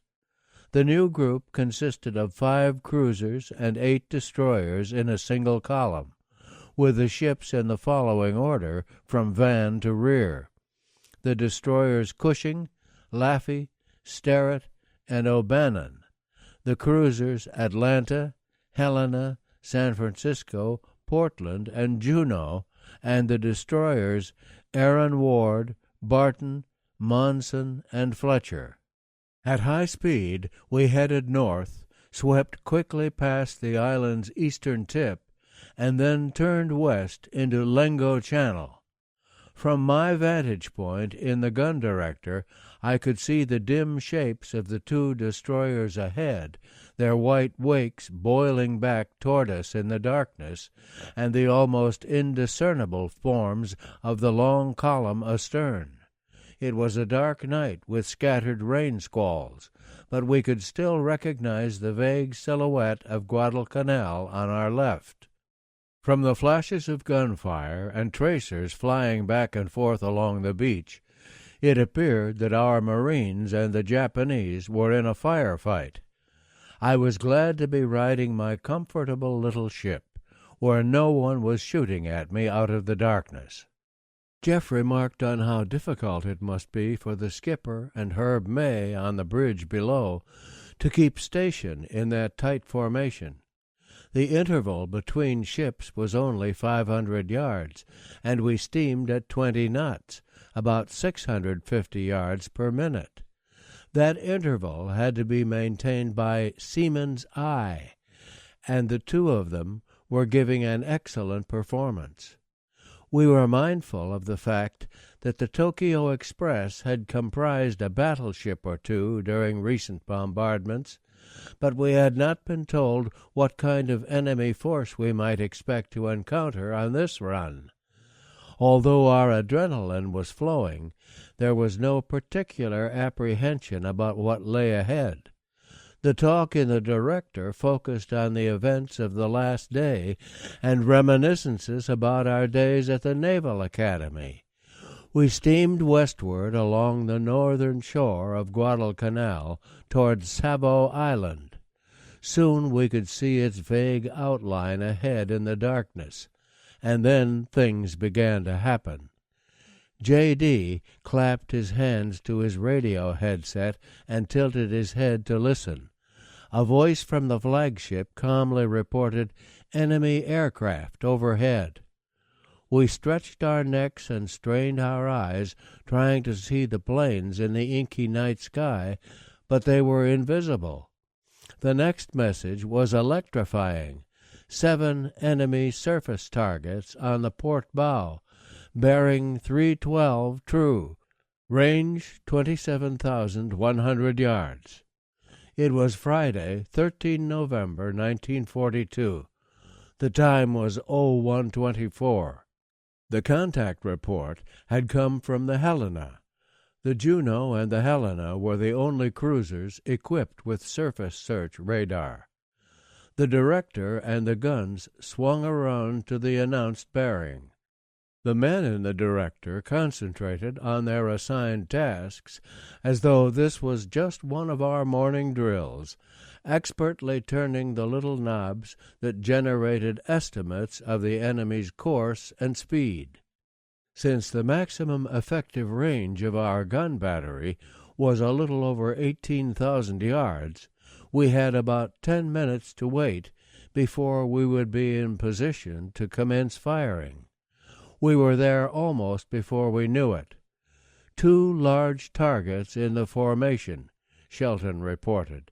They look like battleships. Battleships!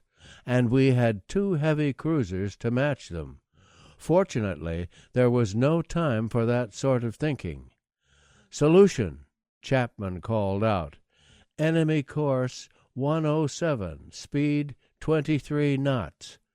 I relayed that solution to the bridge, where the skipper and Tom McWhorter needed all the information we could provide.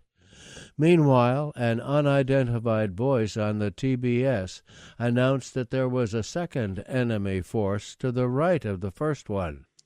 We continued to head right for them, and I wondered why the first 4 destroyers did not break away from the cruisers to conduct a torpedo attack, since we had the exclusive advantage of radar. Still, there was no order from the OTC to do anything but move right down the middle between the 2 Japanese forces. The range closed at an astonishing rate. When we were within 4,000 yards, I was able to see the enemy force for the first time. With my head stuck out of the director hatch, I could discern a battleship on our port side. By the time Shelton said, "Range 3,000 yards," I recognized the gigantic superstructure of a Congo-class battleship. She looked like the Empire State Building to me. We had chosen this ship, the High, as our target right from the start, and had a perfect solution on her. The tension in the gun director grew as we waited for orders. Chapman, normally very quiet and reserved, now turned to me and said, "Mr. Calhoun, if you smell anything bad, don't worry, it'll just be me." It was said loudly enough for everyone in the director to hear, and as we all laughed, the icy tension melted away. We were still chuckling when a voice from the flagship announced, "Odd ships in column, fire to starboard. Even ships, fire to port." We were the 3rd ship in the column, and so were obliged to forsake that perfect solution on the battleship. She was now clearly visible to the naked eye, and it seemed that at any moment she could blow us right out of the water. I muttered, "Oh, Christ!" more a prayer of frustration than an oath, and ordered the director wheeled to starboard to search for a new target. I thought I had seen 2 battleships to port, and I assumed that they could see us as well. It was not easy to turn away and focus on the new targets that were supposed to be on our starboard side. But true to form, Shelton immediately detected one on his fire control radar. We started to track it, and within a few seconds we had the solution. Then, like a bolt of lightning, a searchlight from the battleship swept down our column. At that moment the voice from the flagship ordered, "Commence firing." I repeated the command to the gun captains and the director crew. As our first salvo was fired, I watched the tracers arc toward their target, and in the next instant the world exploded. The tactical situation became utterly confused. My observations during the rest of the engagement were oriented relative to the bearing on which our gun director was trained. Before long, both the Cushing and the Laffey were out of action, putting the Sterret at the head of the formation. The Atlanta was on fire on our starboard quarter, but so were several Japanese ships, including our first target. Suddenly there came an impossibly bright flash, and shell fragments flooded the gun director. Once I ascertained that no one in the director was seriously hurt, I looked up and discovered that the steel mast above our heads had been hit, probably by 2 5 or 6 inch shells. Our recognition lights and part of the rigging dangled there in a helpless mess. Had those shells struck just 10 feet lower, no one in the gun director would have lived to describe the event. The dim outline of a destroyer now appeared close on our starboard bow, a 2-stacker crossing from right to left. We prepared to let her have it with our 2 forward guns. I thought I recognized her as one of our own 1,630-ton class and reported that fact to the bridge telephone talker. But apparently my report was not received. The commence fire order came from the bridge. We were at murderously close range, and I concluded that the skipper knew what he was doing and that I was mistaken. There was no time to argue. I repeated the order. We were on a 5-second salvo interval, and just in the nick of time Shelton yelled, "Sir, that's a friendly ship." I knew from experience that Shelton's ship recognition skills were infallible. I yanked frantically at the handle of the cease-fire gong and shouted into my sound-powered telephone, "Cease firing! Cease firing!" The director pointer immediately elevated the guns so that if they went off, the shells would fly harmlessly over the target. We did not fire. In a moment the skipper backed full to avoid a collision with the target, which he now recognized as our companion, the Aaron Ward. In the gun director we breathed a long sigh of relief, and had just started to relax from that crisis when we spotted the prize. There, only 2,000 yards away on our port bow, was a battleship. She had absorbed all that our cruisers could dish out and was on fire from her bridge aft. She was making very little headway. I estimated her speed to be under 5 knots as she steamed in front of us. She was a perfect target. Beautifully illuminated by her own fires, her superstructure towered high above us, and I instructed Byers to train his sights on her pagoda, or bridge structure. Before he had even trained around that far, the word came from the bridge to open fire. The instant that Byers reported "on target," I repeated the commence fire order to the gun and director crews. We poured 9 salvos, 36 projectiles, into that bridge structure, and I could see them explode against it. At that range, every shot hit its mark, and those 36 5-inch shells raised plenty of hell over there with any officers or men who were exposed. By this time, we were less than 1,000 yards away, and we could see several Japanese sailors dive overboard with their clothes on fire. I told the gun crews what their work had accomplished, and over my telephone I could hear their cheers as the news was relayed to them by their captains. Tom McWhorter fired a full salvo of 4 torpedoes at the target.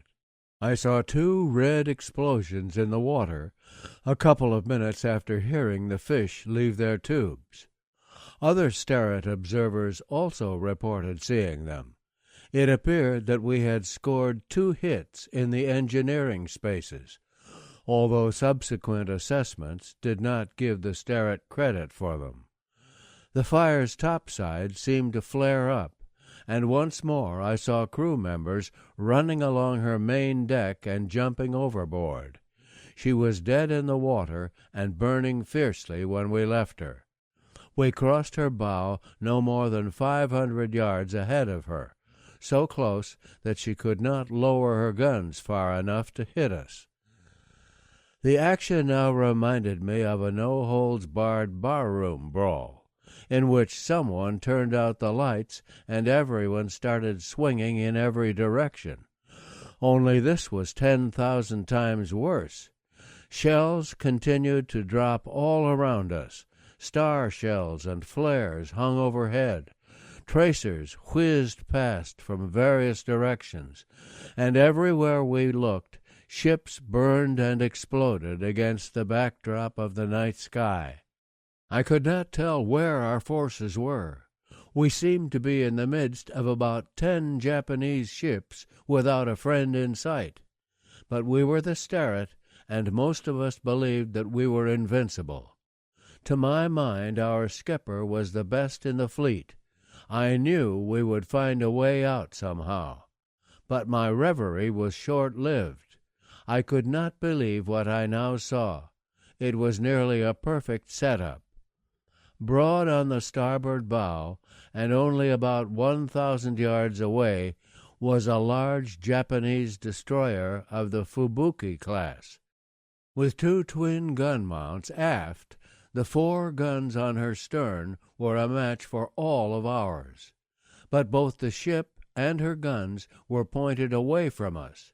She was on a heading almost opposite ours, and she had not seen us. I estimated her target angle, our relative bearing from her, at about 150 degrees. She had her after guns trained on the center line and was making very little headway. With a single roar, our 4 guns spoke together. 4 tracers sped straight and true to the target and exploded in her bridge structure. 5 seconds later, we fired our second salvo, and 4 more tracers leapt across the intervening 800 yards. We could not miss, and we did not. I noted with admiration how beautifully the tracers, which were probably some 300 feet apart when they started out from our gun muzzles, converged into a grouping no more than 10 feet apart when they struck their target. Those 4 shells disappeared directly into the housings of the ship's after gun mounts. With a sudden, tremendous roar, she blew up. Her stern came completely out of the water. Explosions obscured her after gun mounts, and a tremendous fireball burst skyward. As she settled back into the water, it looked as if the whole after section of her hull was cherry red.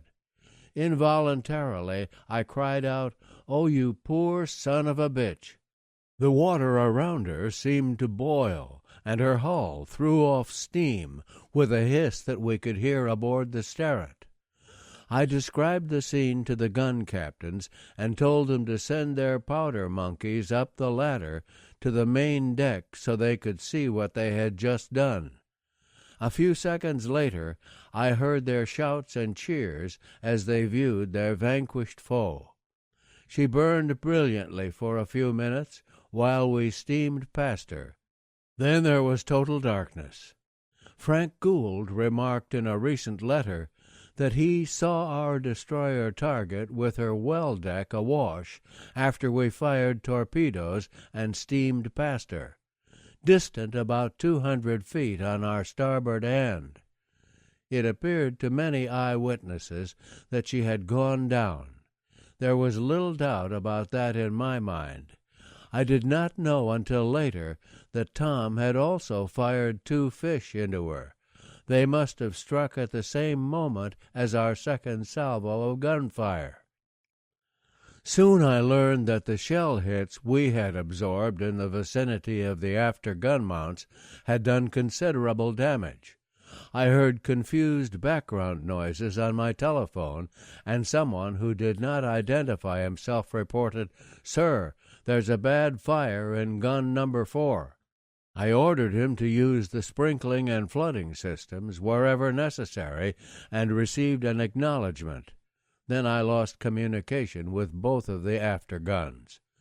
I looked aft and saw that there was indeed a bad fire back there. It appeared to be in both of the after guns and perhaps in the ammunition rooms as well. I called the bridge and reported the report of fires in the 2 after gun mounts. As I spoke, I saw 2 men dive overboard from the top of the after deckhouse, their clothes ablaze. Still unaware of the magnitude of our damage and personnel losses, I took advantage of the lull to send Byers, Shelton, and J.D. down to the battle dressing station for treatment. They returned in only a few minutes, solemn and subdued. When I asked Byers if he had gotten his neck dressed, he said, "No, sir. There's guys down there with their legs off, and a lot of people are dead. Doc's got too much to do without us bothering him." That was the first indication we had of the heavy toll the men of the Starrett had already paid. Tom McWhorter described our next encounter with an old Japanese 3-stack cruiser on our port bow. It was steaming at right angles to us and going from starboard to port. I have never been quite so furious as I was when I saw that ship for an instant and realized that I had no torpedoes that would bear on him. The captain asked me if I could give him one, but I had to tell him that I could not unless we changed our course about 100 degrees. By this time the cruiser had disappeared. We also saw this target in the Director, but because we had only 2 5-inch mounts in commission and no port torpedoes left, I concluded that the skipper had thought it wisest not to fire on her. It appeared she had not seen us. From my vantage point in the gun Director, I again looked aft, wondering how things were in the gun batteries. As I watched, we were struck by a shell in the vicinity of the after deckhouse. In seconds, an explosion ripped out of the top of gun number 3. There appeared to be several fires in that vicinity now, all illuminating the stars and stripes as it waved defiantly 20 feet above the gun mount. Our brilliantly lighted colors, coupled with the fact that we were the only single-stack destroyer in the action, left little doubt as to our identity, and the Japanese had taken note of it. Lacking a suitable target for their short-range 20-millimeter gun, Red Hammock, Peter Grimm, and Robert Priest stood near the center line of the ship and watched the furious action. They could clearly see a battleship on the port side, seemingly on top of us. The explosion of the Japanese destroyer placed the Starrett in silhouette against a fiery background, and the huge enemy ship chose not to ignore the target. In Red Hammock's words, "We were looking right down those 14-inch gun barrels. They fired a split second later, and at that same instant Peter dove head first behind the trunnion of the starboard 20-millimeter, and Priest ducked down in front of me while I had turned my back to the battleship. I caught 3 pieces of shrapnel in my left elbow, about a half-inch below my butt in my left leg, and in the right cheek of my fanny. I was really scared, and it occurred to me that I had just had my butt shot off. You can believe this or not, but suddenly I wasn't scared anymore. I was mad enough to whip the whole Jap Navy all by myself. Peter said, "You okay, Red?" And I said, "Hell no. Those bastards just shot me in the ass." As we drew away from the battleship, there still appeared to be Japanese ships in every direction. Tracers continued to thunder over our heads, and every once in a while they hit us. We took 2 more shell hits in the vicinity of the after deckhouse, and the fires became more intense. In the gun director there was not much chit-chat. I suppose all of us wanted to know what we could do to help. Down in the engineering spaces, Hugh Sanders and his outstanding team of senior petty officers, supported by a gang of non-rated firemen, performed flawlessly and courageously. Unable to see the action, but aware that their ship was taking terrific punishment, they confronted one crisis after another. They maintained steam and fire main pressure, coped with repeated electrical outages caused by severed wires, and expertly handled a succession of radical orders to the engines. By doing all these things, they enabled the commanding officer to maneuver the ship and so to bring her safely through one of the fiercest surface actions ever fought by the U.S. Navy. Jess Coward took full advantage of the expert support rendered by his engineers. Throughout the battle, he had called for radical speed changes to avoid collisions and to steer the ship when the rudder proved useless. When he retired from the melee, he utilized the Sterret's best speed to get away, and on at least one occasion he had to call for all back full to avoid running aground. That dauntless black gang never failed to deliver what he requested. When Tom McWhorter tried to communicate with his torpedo men after the encounter with the destroyer, he was unable to get any reply over the telephone. Now he asked the captain for permission to go below to ascertain the status of the torpedo battery. Permission was granted, and Tom climbed down to the main deck.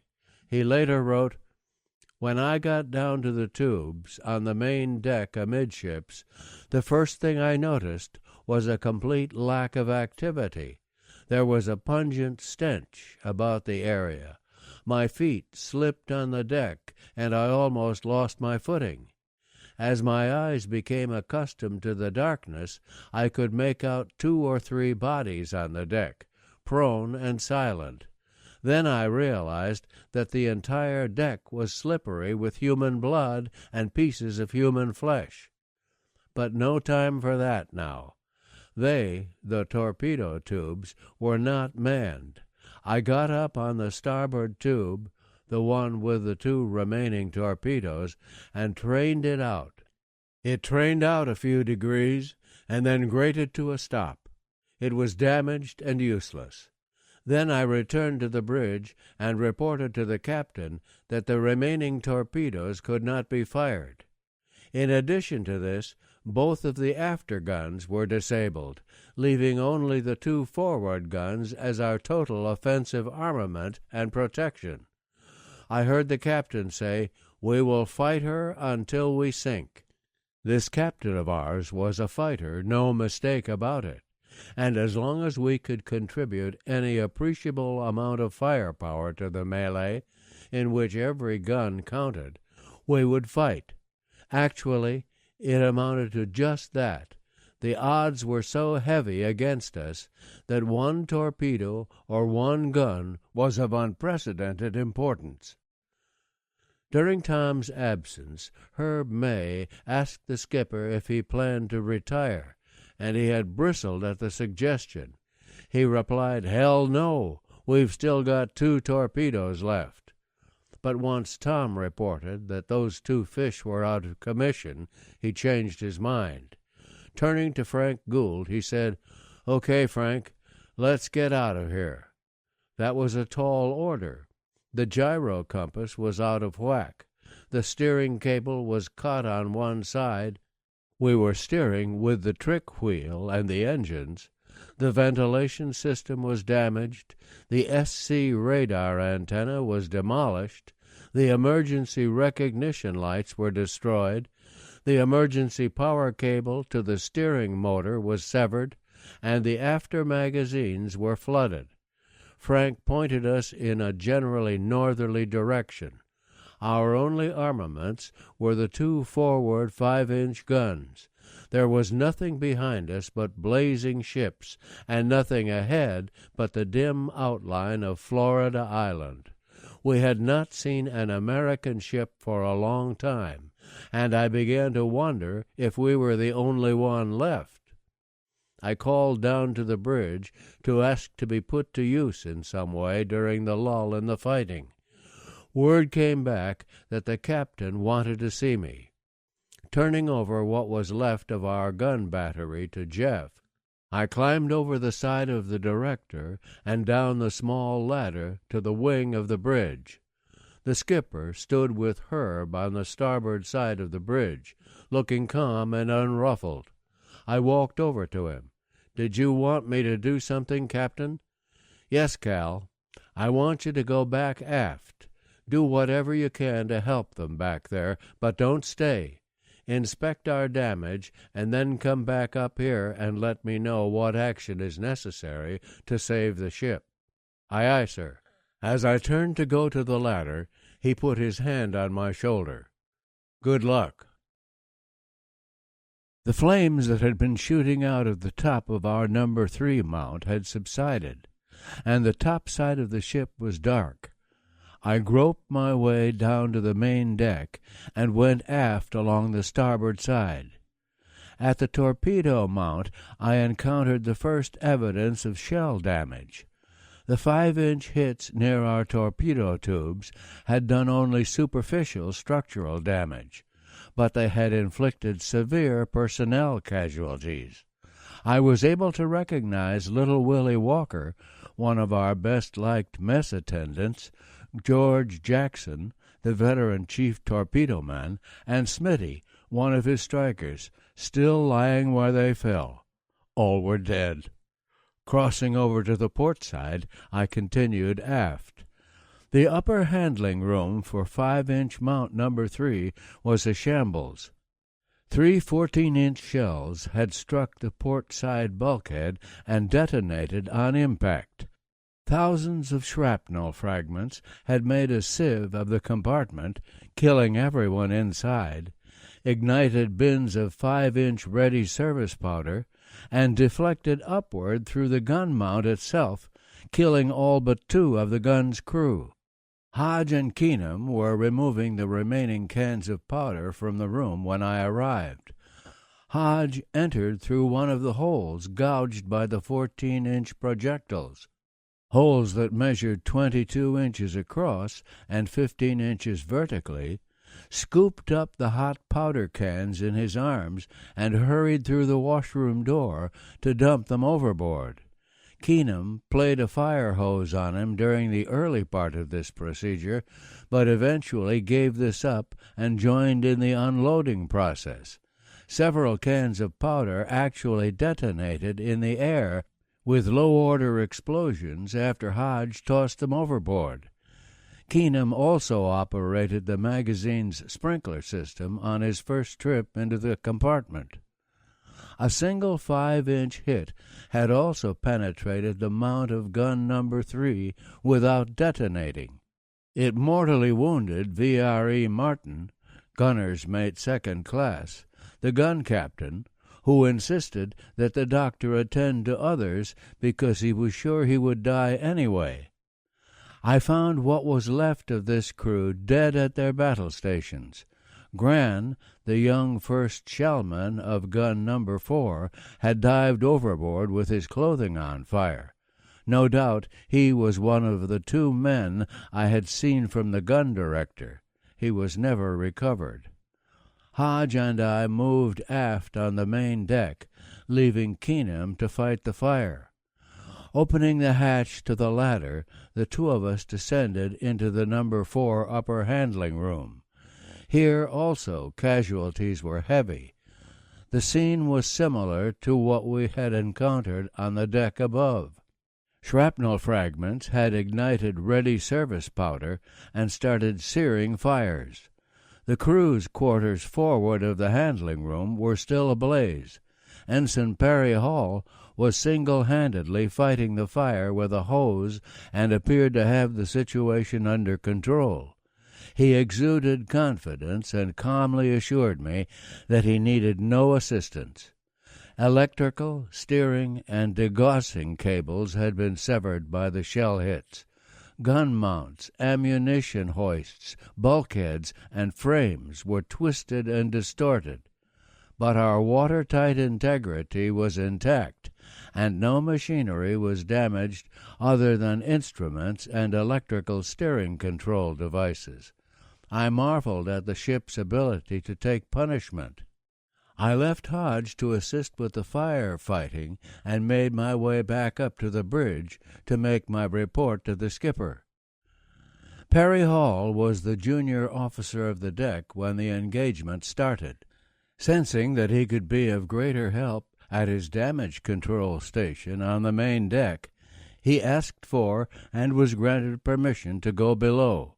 This is his account, written in 1977, of what transpired from the time he arrived on the main deck after our encounter with the battleship.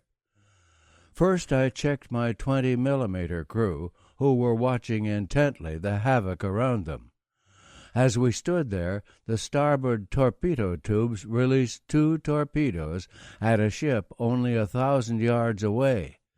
The 5-inch battery commenced firing at the same ship.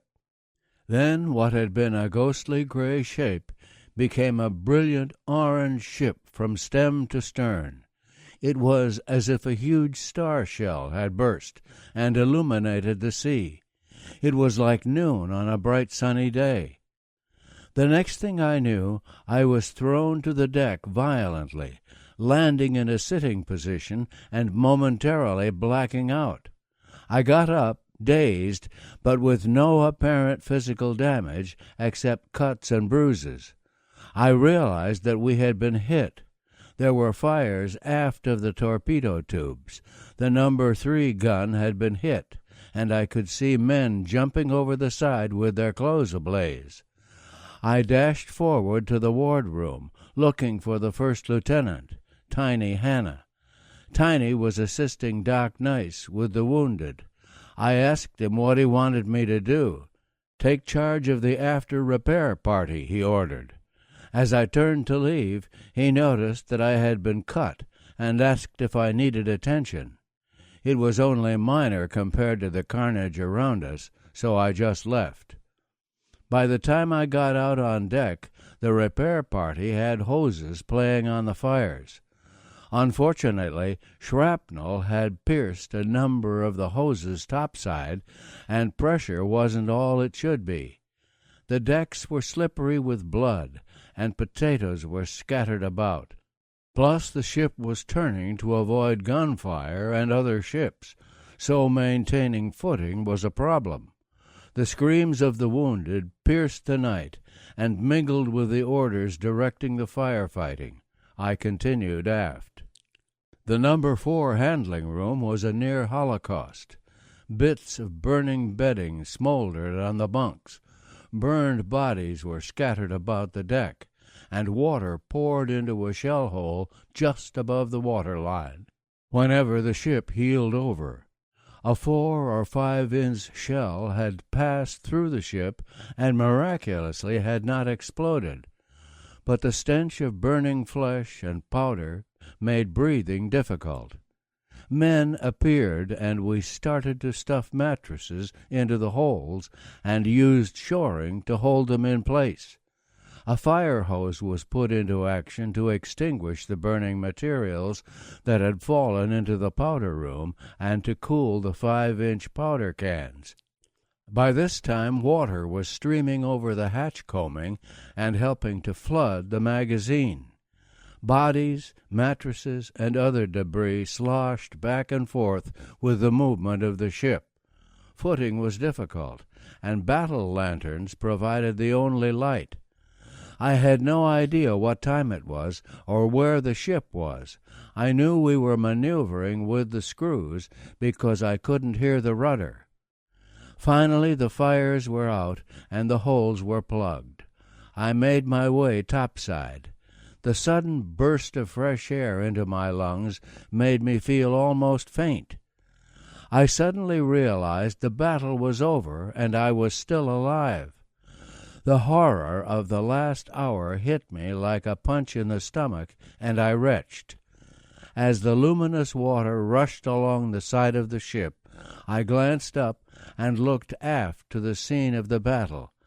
Flaming hulks blazed like sacrificial altars to the gods of war. I felt strangely detached, as if I were on another planet, surveying the earth in miniature.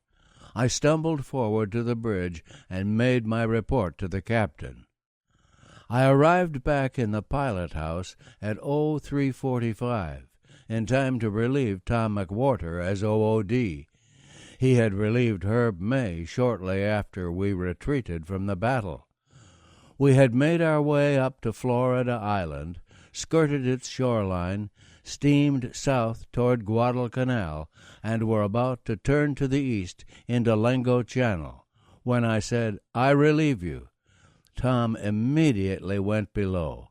Ahead were the first faint streaks of dawn. To starboard was the dark outline of Guadalcanal, only a mile or so away. On our port side, in the dim distance, was Florida Island. With no gyro and a magnetic compass that was behaving erratically, navigating that narrow channel was no easy task. Somehow Frank Gould managed to feel his way through to safety. Until we entered Lengo Channel, we had every reason to believe that we were the sole surviving ship of the task group. However, just as we turned east, we intercepted voice radio broadcasts that revealed the existence of 5 companions somewhere ahead of us, still moving under their own power. The cruisers Helena, Juno, and San Francisco, and the destroyers O'Bannon and Fletcher were in Sea Lark Channel to our north and east. The Sterret was the last U.S. ship to steam away from the battle area. We reported our presence to the Helena. Admirals Callahan and Scott were both killed in the first few minutes of the action, and Captain John Hoover of the Helena was now the senior officer present afloat, SOPA. We were directed to join up with the rest and take the screening station on the port bow of the formation. Captain Coward went to maximum speed, and we moved to our assigned station. As we steamed past the port side of the San Francisco, I counted 26 shell holes in her side. The Helena and the 2 destroyers in her screen, the O'Bannon and the Fletcher, appeared to be undamaged. We later discovered that the Helena had been hit, but had suffered only superficial damage, while the 2 destroyers had not been hit. I could not help wondering about the fate of the other 8 U.S. ships that had steamed into action with us just a few hours before. Now we started to piece together a more comprehensive picture of our condition. 11 shell hits had caused extensive material damage topside, but compared to our personnel losses, it seemed negligible. We had lost a total of 32 men, 28 killed and 4 missing.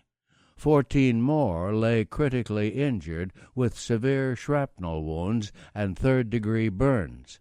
Others, such as those in the director crew, were also hurt and in need of medical treatment, and in some cases hospitalization, but they are not included in the casualty figures.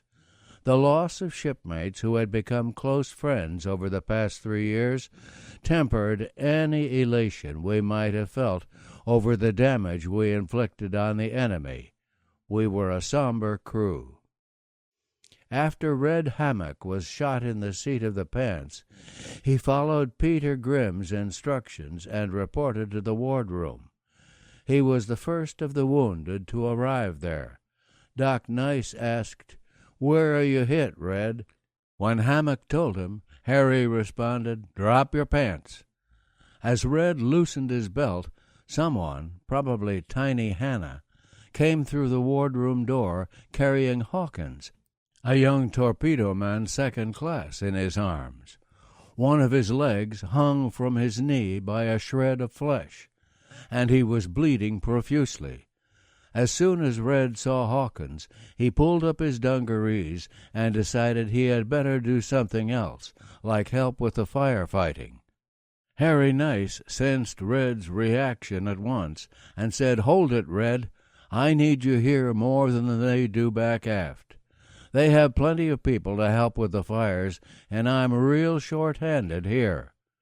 Red was one of the 15 people who had received Harry's advanced first aid training, and he stayed in the wardroom to help with the wounded. Recalling this experience, Hammock wrote, "I have thought about Doc Nice many times since then. He was the calmest man I ever saw. I can see him now, quietly standing there as they brought the wounded in, some on stretchers, some in their arms. From time to time Doc would point and say, 'Take him out.' These were the ones who had died, or who were so far gone he knew he couldn't save them.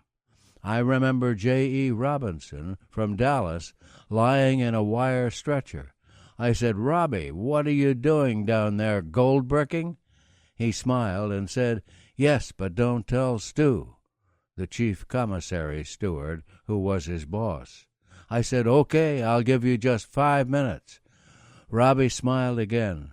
'That's about all it'll take, Red.' Just a little while later, Doc nodded for him to be taken out. I helped carry him out on deck in the dark on the starboard side of the uptakes. As I put my end of the stretcher down and straightened up, I looked aft over the midship deckhouse. I could see the reflection of the fires in the after part of the ship, and there in the light above the gun number 3, flying defiantly in the breeze, was Old Glory. The shadows danced back and forth as she waved, and the firelight showed the familiar red and white stripes and the blue field with its 48 white stars. I was suddenly filled with thoughts of home, and a feeling of pride and exhilaration swept over me. Thrilled by the sight, I shouted, "She's still flying! We're not through yet, you bastards!" And I thought, Francis Scott Key, you don't have anything on us. We know that feeling, too. Robbie died just a few moments later as Red held his hand.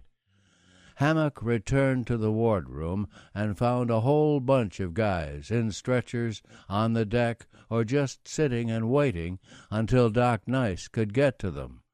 Some were full of shrapnel holes, some were gut shot, and some were badly burned. They were a great bunch of patients. There wasn't a whimper from a single man in that wardroom, or, for that matter, from any man in the whole damn crew. After I relieved Tom McWhorter on the bridge, he made his way down to the wardroom. He was thinking about how good it would feel to get some sleep.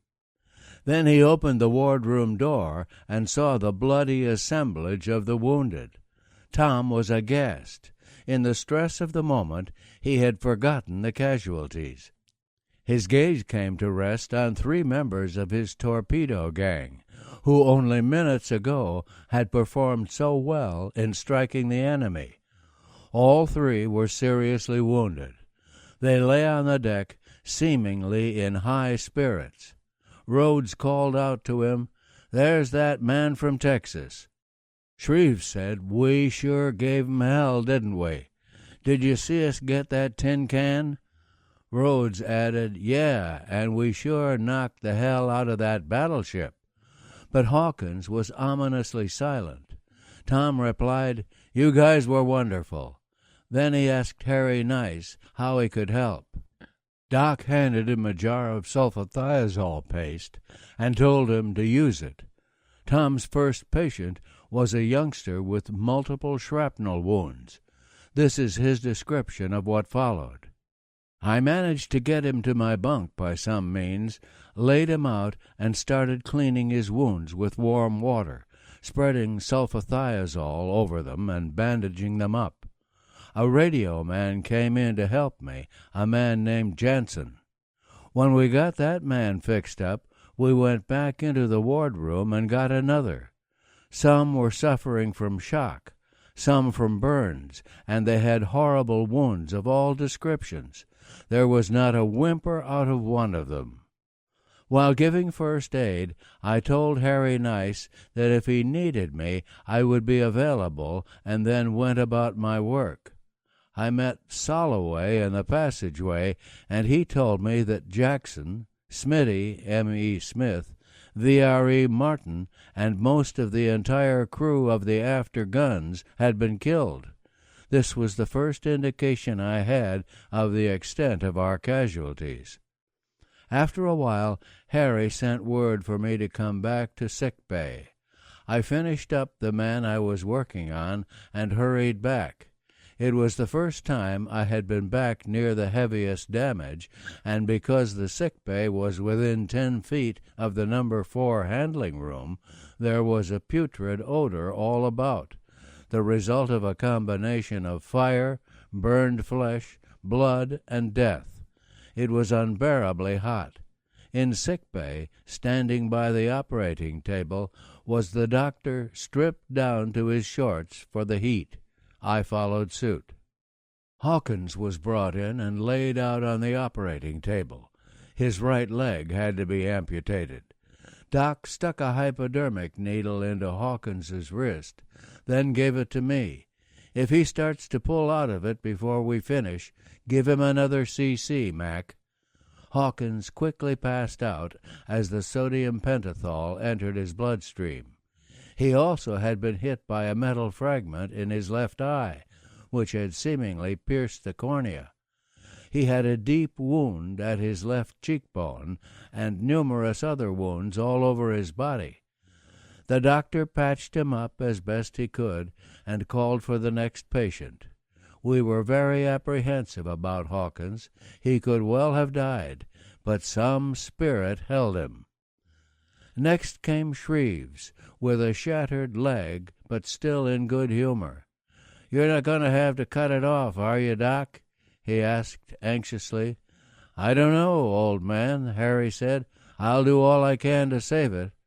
But this was just small talk, because the doctor knew it was hopeless. "I'll keep my fingers crossed, Doc." And as Shreves passed out from the anesthesia, his fingers were still crossed in a futile little gesture.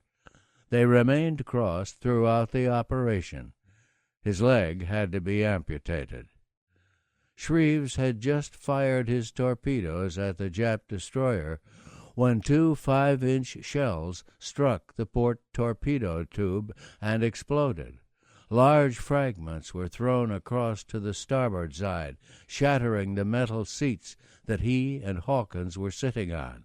In danger of bleeding to death, Shreves stayed on his seat until he saw the torpedoes strike home. Then, from out of nowhere, Chief Gunner's Mate Hodge appeared, applied tourniquets to Shreves and Hawkins's legs, and helped carry the 2 wounded men up to the wardroom. The next man on the operating table was L.A. Martin. He was on a morphine jag, and in spite of his multiple wounds, he was singing out that his name was L.A. Martin. He had a shattered left leg, injuries around his head and chest, and some ominous shrapnel holes in his abdomen. We got to work on his leg first. Doc and I were smoking one cigarette after another during all of this time. They helped enormously. The doc was doing a masterpiece of first aid surgery, not a slack or hesitant motion throughout the ordeal. He was fighting hard for the lives of our shipmates. There was an incident that did cause him to stop temporarily. He spilled some alcohol on the front of his shorts, and the stuff flowed down to his crotch. He howled with pain and danced around before he washed it off and cooled down with water. None of us could keep from laughing at him at the most unfunny time of our lives. Red Spaulding was brought in next. He was in such bad shape that the doc held him until almost last. Red was one of the most unforgettable men of my life. He was a red-headed, freckle-faced kid that I had known ever since he came aboard as an apprentice seaman. He was courteous and hard-working, with a personality that made me want to run him as I would a good plebe at the academy. But there was no doubt that I liked him and he liked me. I had personally given him his semaphore and blinker tests a couple of months before, when he was going up for his rate of coxswain. A little coaching, and he made it in a breeze. Back in the wardroom, when we began carrying men back to sick bay for surgery, Red had remarked, "I wonder why they don't take me now." Then he thought a little while and said, "Well, I guess those other fellows need it worse than I do." Though he was being given large amounts of blood plasma, he did not realize that the real reason was that his case was hopeless. When he was carried in and stretched out on the operating table, he was still conscious and in good humor. Just then we dropped some depth charges in an embarrassing barrage on a submarine. The ship shook as the big charges blasted away. It was unexpected, and since we were jittery anyway from our recent surface action, I was afraid that it would disturb Spaulding. To reassure him, I remarked, "We're just kicking the hell out of their submarines now, Red. Just routine, nothing to worry about." He might well have been trying to calm me down when he replied, "Sure, Mac, we'll get 'em the same way we did last night." Then we passed a few more remarks. When I was trying to get a morphine syringe through his skin, he said, "That arm is a tough one, Mac." I agreed. "Just like iron, Red." And I wasn't just talking either. "When old Doc Nice gets through fixing you up, you'll be like a new man, Red." "I hope so, Mac." Then the anesthetic took effect, and Red passed out with a faint smile on his lips. It was the last thing he ever said. Harry Nice began the hopeless task of doing what he could for Spaulding. I was holding Red's hand with the hypodermic needle still in the vein of his wrist, all through the short operation. Then I felt his pulse stop and told Nice. He confirmed it. Red had bled to death internally. During this time in the operating room, Red Spaulding had paid me the greatest compliment I have ever received. Courteous to the letter and always respectful, Red had repeatedly called me Mac while he was dying, with a naturalness in his voice as if he had always called me that. Harry Nice patted him on the arm and said solemnly, "You were a great boy, Red," and those were the sentiments of all of us. While Tom and Harry engaged in their life and death struggles in sick bay, the Sterret chased after the Helena, San Francisco, O'Bannon, and Fletcher. We caught up with them at 0600. It was comforting to be in the company of friends again, instead of being the lone American ship. As the day gradually dawned, we felt more secure. By this time we had a fair idea of the fates of our other companions who had not been able to retire under their own power. We already had surmised that the Cushing and the Laffey had been lost, because we had seen the punishment they had taken. We were saddened to learn that the Atlanta was also gone, along with the Barton and Monson, and that the Portland was badly damaged and had to remain behind to lick her wounds in Tulagi. The Aaron Ward was also banged up and would have to be fixed in Tulagi. Watso would soon steam up there in the Vestal to repair both ships. We also discovered that not only Admirals Callahan and Scott, but also Captain Cassin Young, skipper of the San Francisco, had been killed in the first few minutes of the engagement. Rank provided no protection. The battle had taken its toll of officers as well as enlisted men. mute confirmation of the fact that we were all in it together. As to Japanese casualties and losses, we knew that the battleship we had targeted was the He, that she was dead in the water at daybreak, and that our planes continued to work her over. We wrote her off as a kill. We were also certain that one destroyer had been sunk and one light cruiser damaged. Beyond that, we would have to wait for our intelligence reports. Most important, we knew that our task group had completely thwarted the mission of the Tokyo Express on 13 November 1942. Daylight was accompanied by a growing awareness of the death and devastation the enemy had wrought upon our shipmates and our ship. The natural reaction to long hours of tension started to show in the faces, and those men who had lost close friends were especially touching to see. One sailor in particular, who had known Jackson for many years, just sat and stared into space, saying over and over again, "They got Jack." All of us looked the worse for wear, particularly Jeff. A shrapnel wound in his scalp had spilled blood all over his khaki shirt, and his left trouser leg was stiff with blood from the laceration in the seat of his pants. I had climbed in and out of smoldering compartments strewn with debris, dead bodies, and soot, and awash with seawater from the firefighting. I needed a shower and clean clothes, but I said many prayers of thanksgiving. I was all in one piece. My main concern was over the welfare of Tiny Hannah.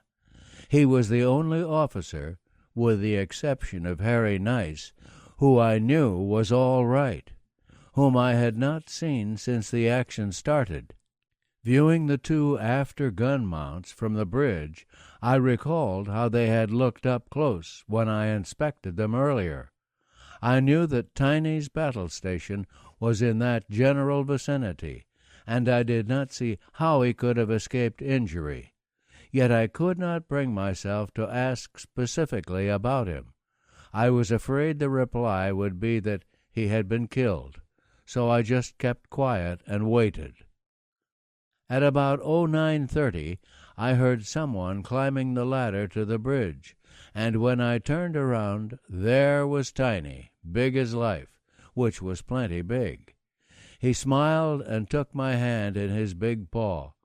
"Damn glad you made it, Cal." I responded in kind and said another silent prayer of thanks. Later I learned that Tiny had almost single-handedly removed the wounded from gun number 3 after it had been hit. He had been standing alongside a stack of potato crates, and when the shells landed on the other side of the crates, the hundreds of shrapnel fragments that would have otherwise hit him lodged harmlessly in the potatoes instead. After helping to remove the wounded from the gun mount, he stood down on the main deck and, without assistance, took each stretcher as it was passed down to him and lowered it to the deck. Others then joined him to carry their wounded shipmates to the battle dressing stations for first aid. When I saw Tiny that morning, his uniform was torn and covered with blood, and he was still working at the most gruesome task of all, removing dead bodies from the gun-handling rooms. Some of our sailors had started the grim work of sewing the remains of their lost comrades into canvas sacks, readying them for burial. Harry Nice had performed his duties in superb fashion. His foresighted preparations were a blessing. He had distributed well-selected first-aid equipment to each of several sub-dressing posts, and outfitted the wardroom as the main battle-dressing station in a thorough manner. As the wounded began to arrive, he received, evaluated, and administered emergency first-aid treatment to them in the wardroom. Then, When it became apparent that he was going to be overwhelmed by the number of casualties, he transferred his base to the little sick bay. Had he begun surgery too soon, the fate of many of the wounded would have rested on judgments made by the pharmacist's mates as to which man was in greatest need of a skilled surgeon's services. I am confident that their judgments would have been sound, but they could not have compared to those of a veteran of several thousand operations. His first anesthetist was Coleman Kahn, signalman first class, who, although inexperienced and thoroughly sickened by what he observed, deserved the highest praise for his work. He stayed with Harry until relieved by Tom McWhorter at about 0400. It was 0930 when the doc finished with Red Spaulding and proceeded to the officers' staterooms. The Sterrett's builders had not provided beds for the care of critically wounded men, so we put them in the officers' bunks. Thank heaven there were exactly enough bunks to handle them. Harry continued his treatment of those in critical condition in the staterooms until we were able to transfer them to a hospital ship on the 14th. It must have been 0930 when I left the bridge. I went below to the galley and fixed myself a sandwich. Then I walked through the wardroom to the stateroom I shared with Doc Nice. In Harry's bunk was a young machinist's mate first class named Parkus, with a nasty shrapnel wound in his right leg. Below him, in my bunk, was Hawkins, who had lost one eye and had had his leg amputated. Parkus was cheerful and talkative, but Hawkins was only semi-conscious and was barely able to ask for water. I had just walked across the passageway to look in on some of the others when the general alarm rang again. Oh, God, I thought, not now. Then I raced back to the gun director. As I passed the bridge, Herb May told me that one of the cruisers had reported an unidentified plane astern of us.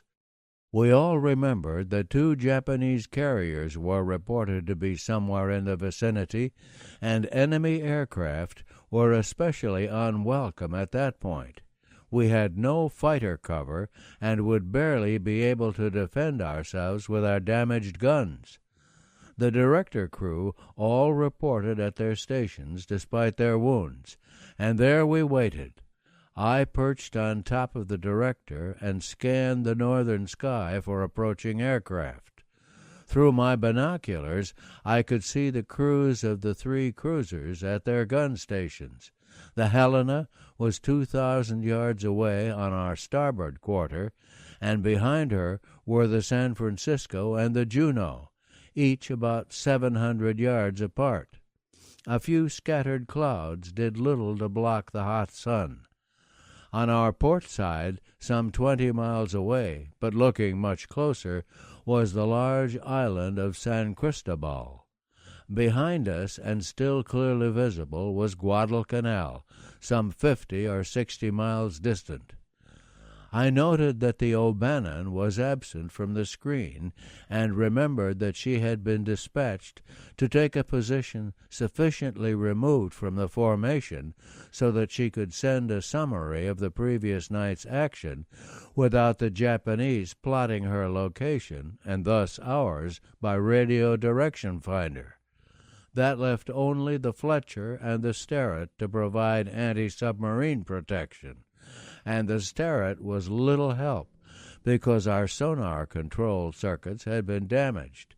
But we were making good speed, and it occurred to me that a Japanese sub would have to be sitting right on our projected track to get a shot at us. I examined the cruisers again. The San Francisco looked like the battle-scarred veteran she was. She was badly damaged near her bridge, where she had absorbed heavy shell hits, and in the vicinity of her conning station, where she had been hit by the Japanese plane the day before. Also plainly visible were the 26 holes I had seen earlier in her port side. The Helena had reported being hit in the area around her aircraft crane, but I could not see any sign of damage and wondered how she could have sailed through the thick of it, and I knew she had, I had seen her, without an apparent scratch.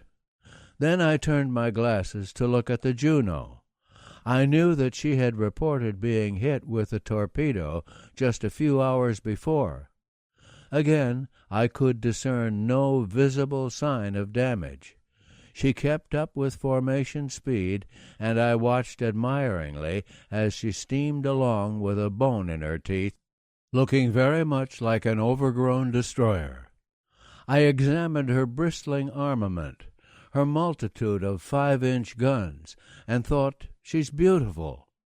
One of her signal men started to send a message.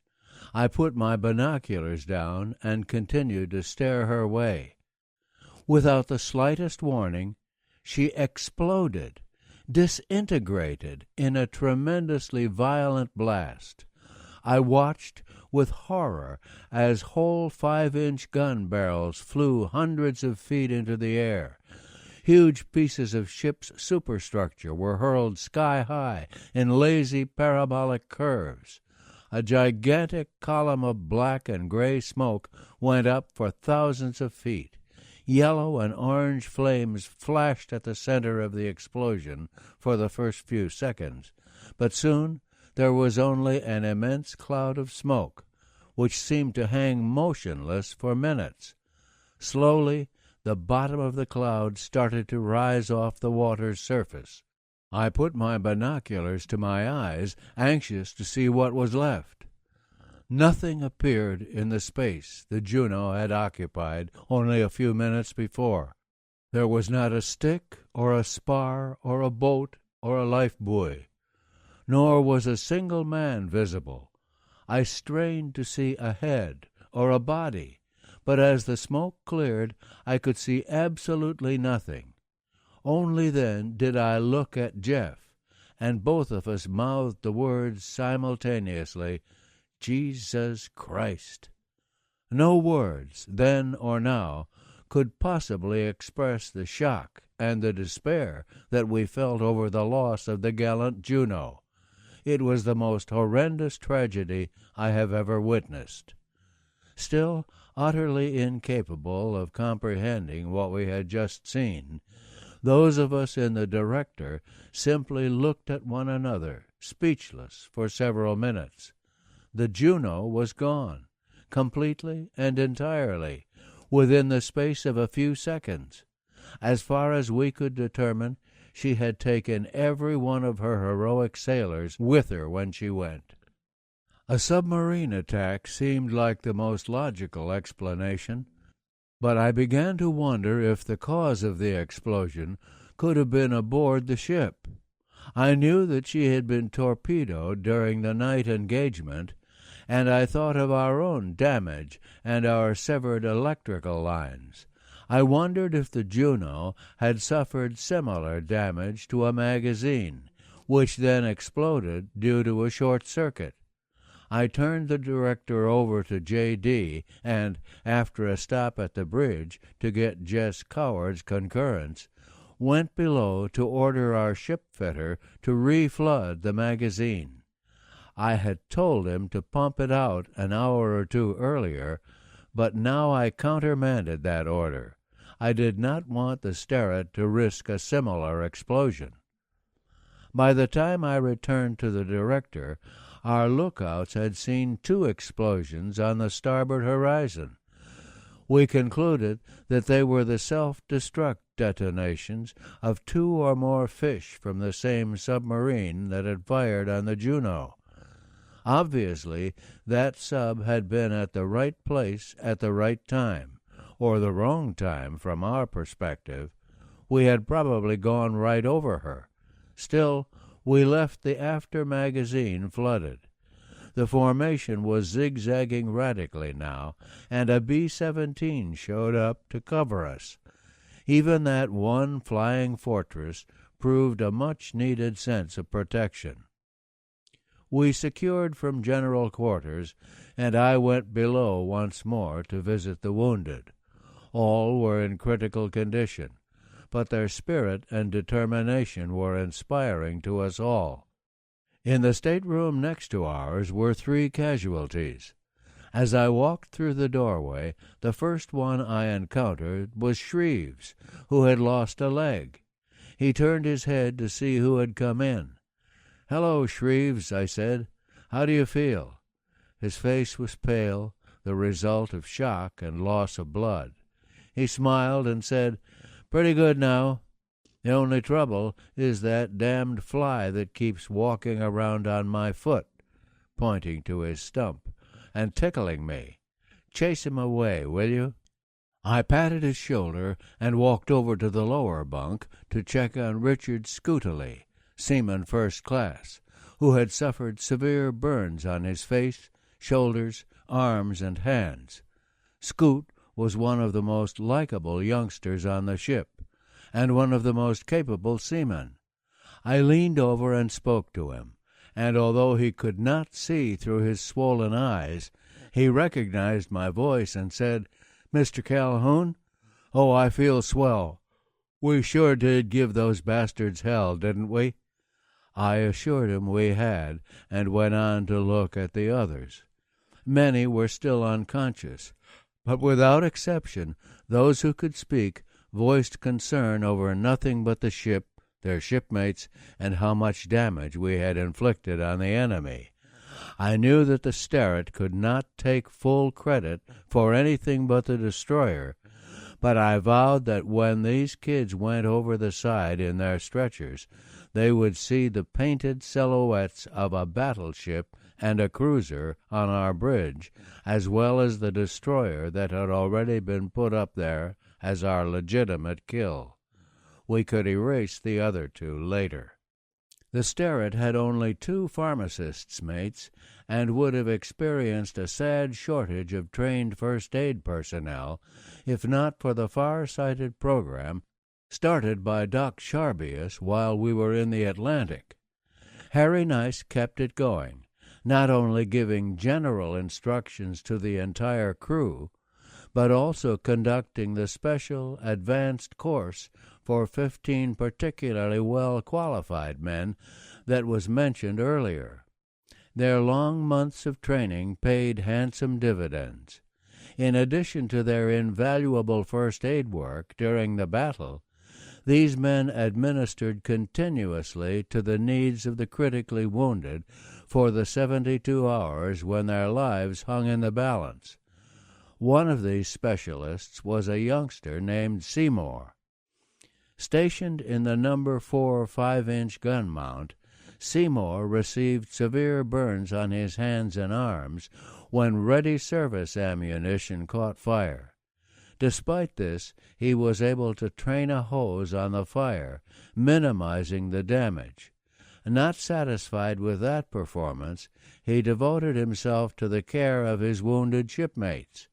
For 3 days, with little if any sleep, he helped to feed them, brought them water, and in general rendered the most valuable sort of assistance without any thought to his own painful injuries. Others in the special advanced program included Hiram Hodge, who saved the lives of Hawkins and Shreves by applying tourniquets to their injured legs, C. E. Kahn, W. R. Hammock, C. R. Lovis, and F. A. Boudreau. All of these men were officially cited for their outstanding performance in the captain's action report of 20 December 1942. There must have been 10 more who deserved special commendation, but unfortunately I do not know who they were.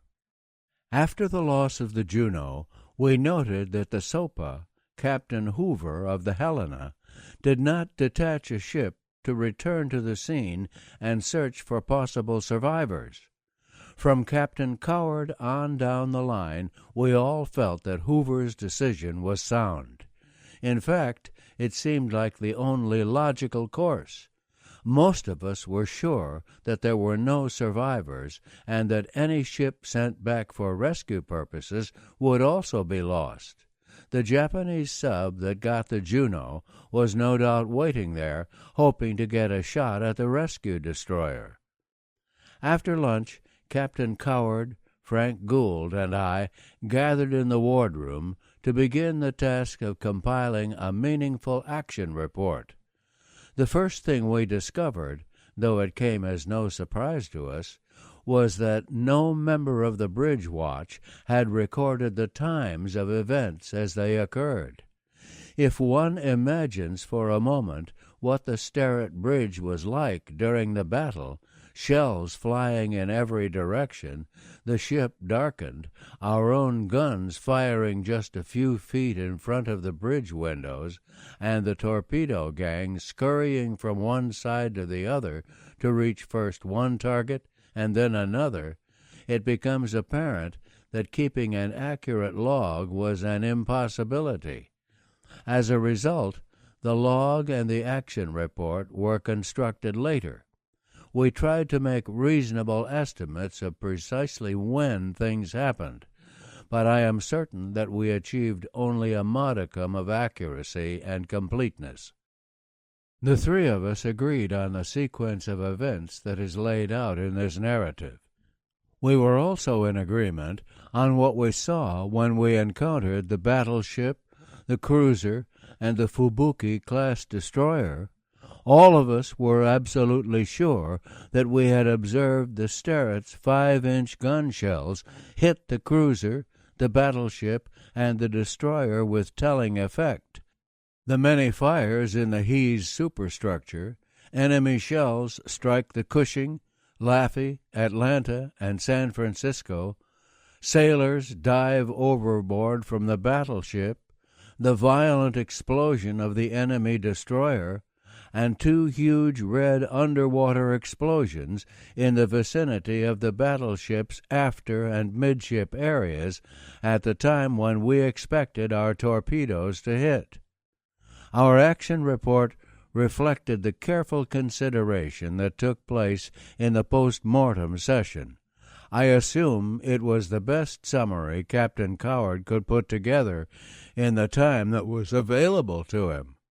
But I should point out, for the benefit of historians who seek to document specific details, and especially to reconstruct the movements of each participant in the Third Battle of Savo Island, that the accuracy of at least some of the written official records is doubtful. Given the circumstances that prevailed on all but one of the ships of Task Group 67.4, the Fletcher, which was the last ship in the column, and thus may have avoided the center of the melee, I question whether any of them was able to record events with sufficient accuracy to provide the requisite data for such an analysis. Although we first conferred on the preparation of the report on 13 November, it took the skipper a full week to write it, have it typed, and sign it. Even then, it contained many typographical errors. I note this not as a criticism, but as an indication of how hectic a period this was for him. I did not see the report until after it was delivered, but I was given a chance to contribute recommendations for awards based on my own observations. I made such recommendations for 6 people.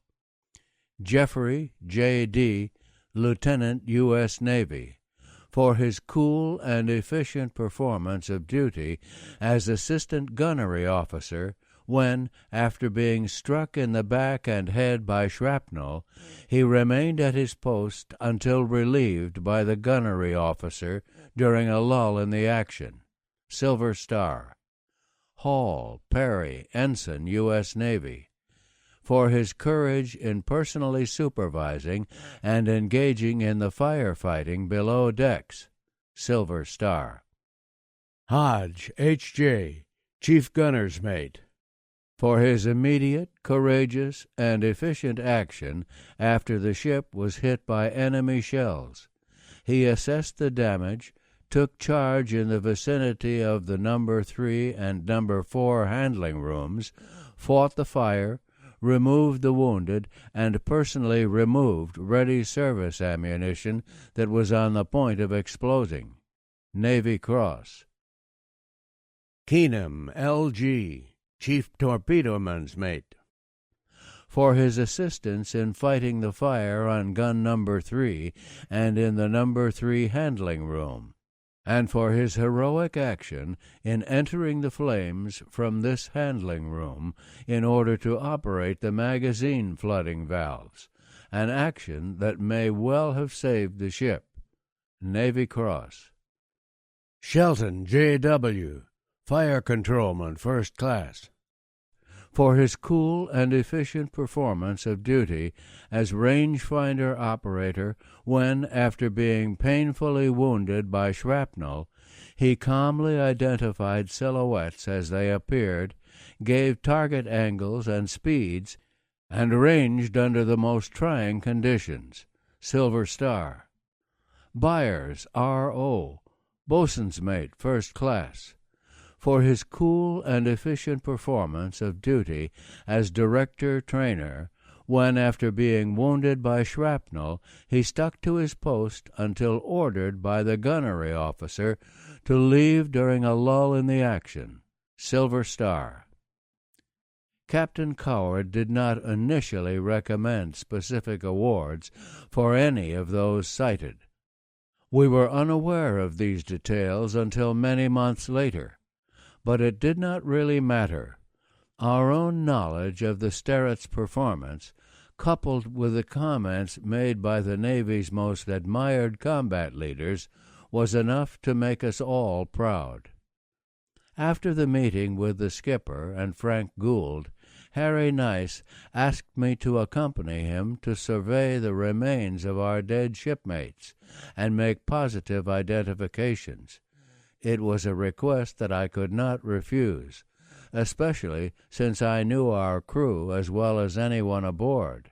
I was a plank owner, someone who has been aboard since a ship's commissioning, and had become acquainted with most of them from the day they reported on board. Even so, I found it very hard to recognize 6 or 7 of these men, who only a few hours earlier had been the picture of healthy young manhood. At the same time, the task was not as bad as I had anticipated, because I found that even those bodies with terribly disfiguring wounds held a quiet dignity. They had been transformed, I thought, into impersonal symbols of courage and patriotism. I was not looking at Chief Torpedoman Jackson, for example, but at the hallowed shell of a warrior who had given his life for our cause, and who now expected us to prove ourselves worthy of his sacrifice. Of course, there was a gruesome side to the task. Each of the bodies had to be sewn into a canvas bag, weighted at the foot with a 5-inch projectile in preparation for burial at sea. Perry Hall was one of those assigned to this detail, and he later commented on the problems he and his helpers encountered when they had to straighten limbs that had become fixed in distorted positions by rigor mortis. It was not a pleasant job.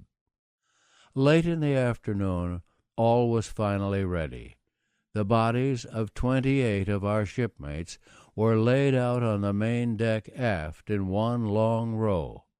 All hands on the ship's company, except those on watch, were formed in solemn and silent ranks on the fantail. Off to one side, a squad of bluejackets stood at attention with rifles at the order arms position. An hour or so earlier, as I watched the preparations, I was convinced that this would be little more than a mechanical operation, an unpleasant job that had to be done. The scene had not softened or improved since then. The bodies had been lifeless for more than 12 hours. Unembalmed, they generated the unmistakable stench of death. Blood soaked through the canvas shrouds and collected in little puddles on our gray steel decks. Behind us were our 2 damaged 5-inch guns, looking almost like skeletons with their blackened shell holes and twisted metal shields. On either side were the unshaven, worn, and sad faces of men who had just fought desperately for their very lives and experienced the loss of a good number of their comrades. It was not a pretty picture, but I suspect that in our private reflections each of us had come to accept the fact that our lost shipmates were no longer in those canvas bundles. With bowed heads, we waited for Jess Coward to speak. He began to read the Burial at Sea service from the Book of Common Prayer. Unto Almighty God we commend the souls of our brothers departed, and we commit their bodies to the deep, in sure and certain hope of the resurrection unto eternal life through our Lord Jesus Christ, at whose coming in glorious majesty to judge the world. The sea shall give up her dead, and the corruptible bodies of those who sleep in him shall be changed and made like unto his glorious body, according to the mighty working whereby he is able to subdue all things unto himself.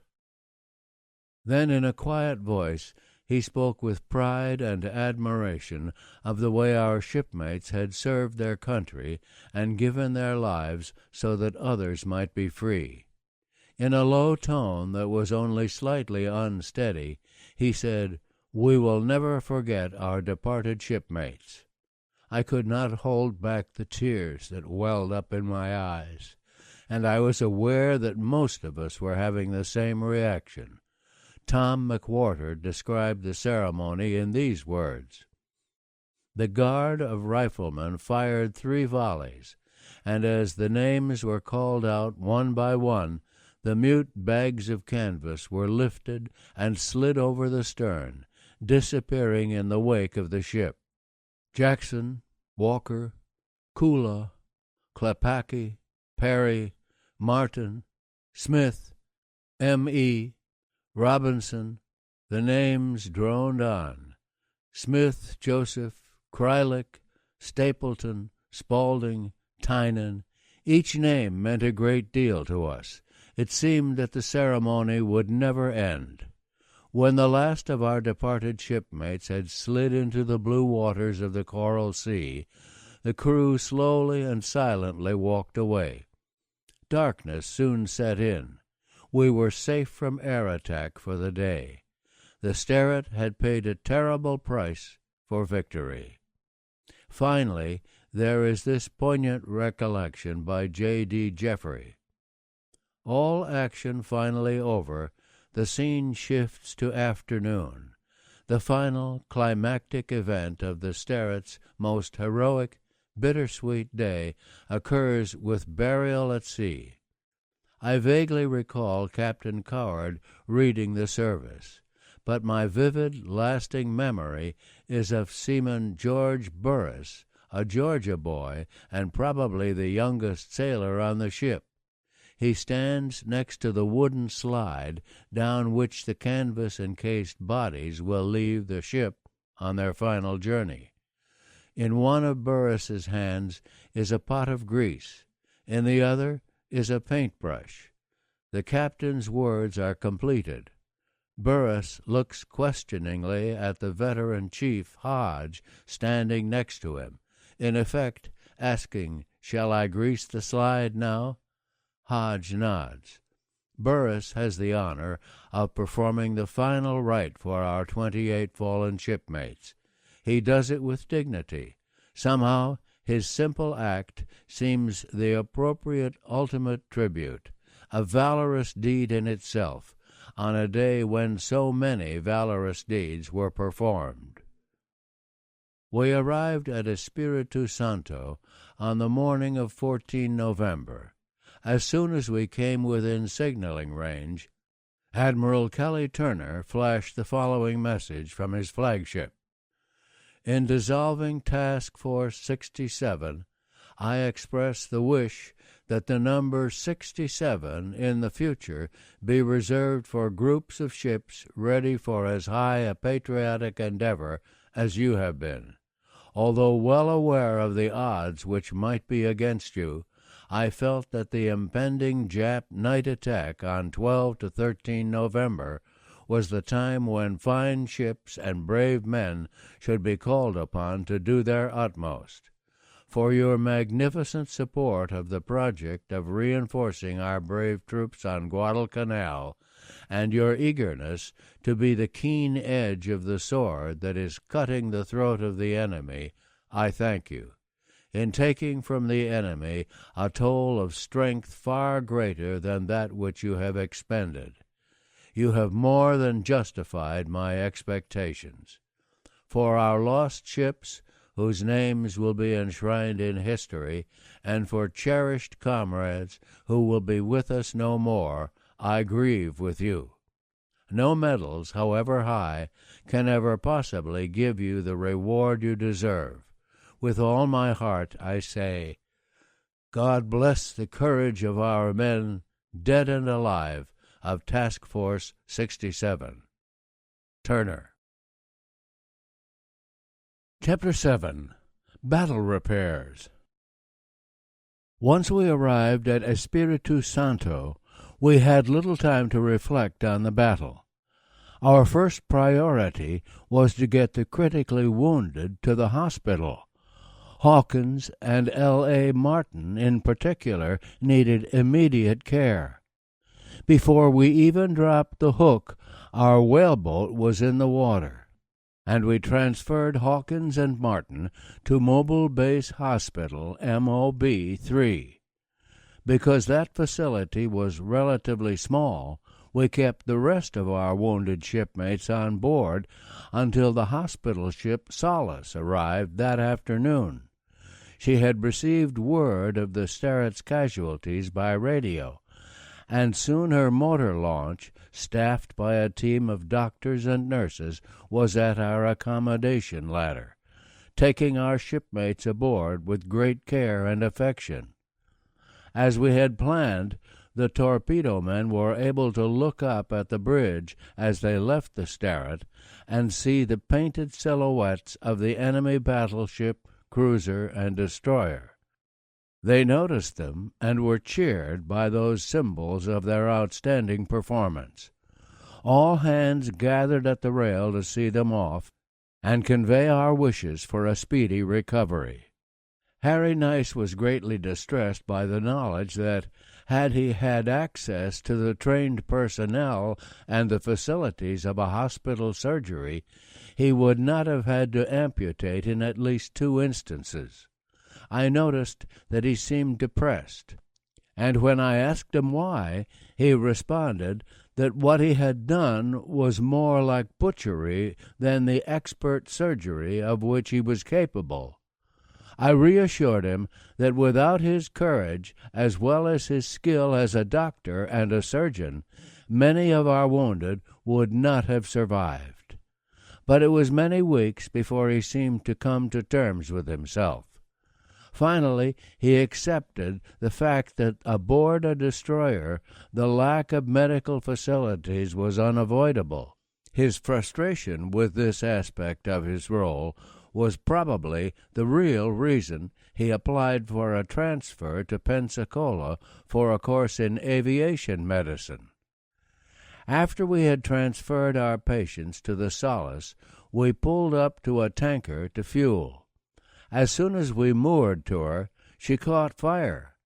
For a little while we wondered if we were jinxed, but the fire proved to be only a superficial one topside and was soon extinguished. Finally we relaxed, and all hands got some much-needed sleep. The morning of 15 November dawned bright and clear, and we were ordered to move alongside a small seaplane tender, the Tangier, for temporary repairs. That done, we discovered that our old friend Watso was in port. He was now the commanding officer of the USS Vestal, a heavy repair ship, and had relieved Captain Cassin Young of that command only a few days before the engagement in Iron Bottom Sound.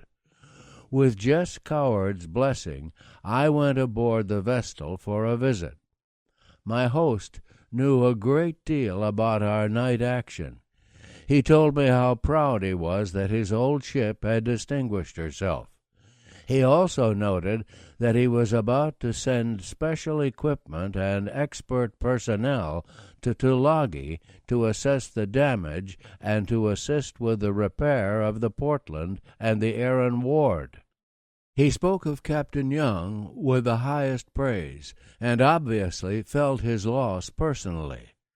After a long talk about the old days aboard the Sterret, I departed, inviting him to come aboard for lunch the next day.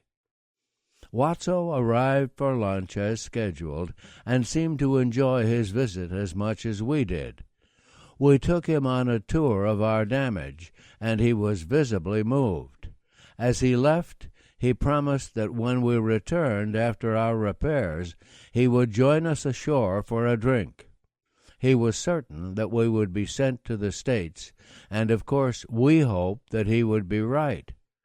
Also, on the 16th, we received word of the magnificent performances of our new battleships, the South Dakota and the Washington, in another engagement the night before.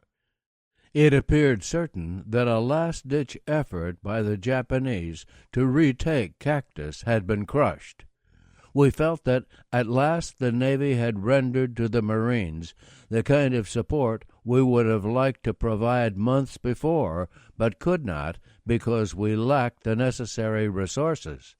It certainly gave a boost to our morale, and I am sure it was greatly appreciated by General Vandegrift's 1st Marine Division. We had been busy since our arrival, making temporary repairs and cleaning up the mess that the enemy's shells had created. The overhead, bulkheads, and decks of the handling rooms and adjacent compartments all had to be scrubbed down with soap and fresh water to remove the bits of humanity that had been deposited there.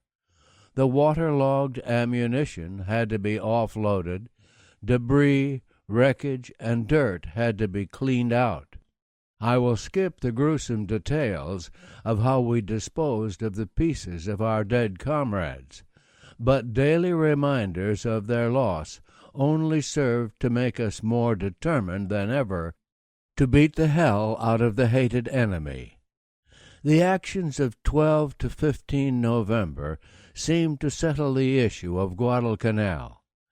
Now the heavens opened with a flood of congratulatory messages, many of them addressed specifically to the Sterret.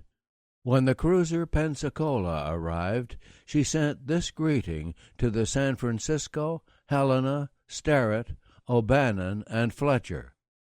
The officers and crew of the Pensacola wish to express to you their heartfelt admiration for your heroic action.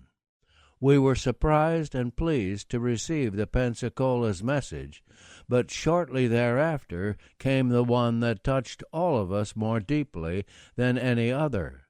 It was from the commanding general of our Marines on Guadalcanal.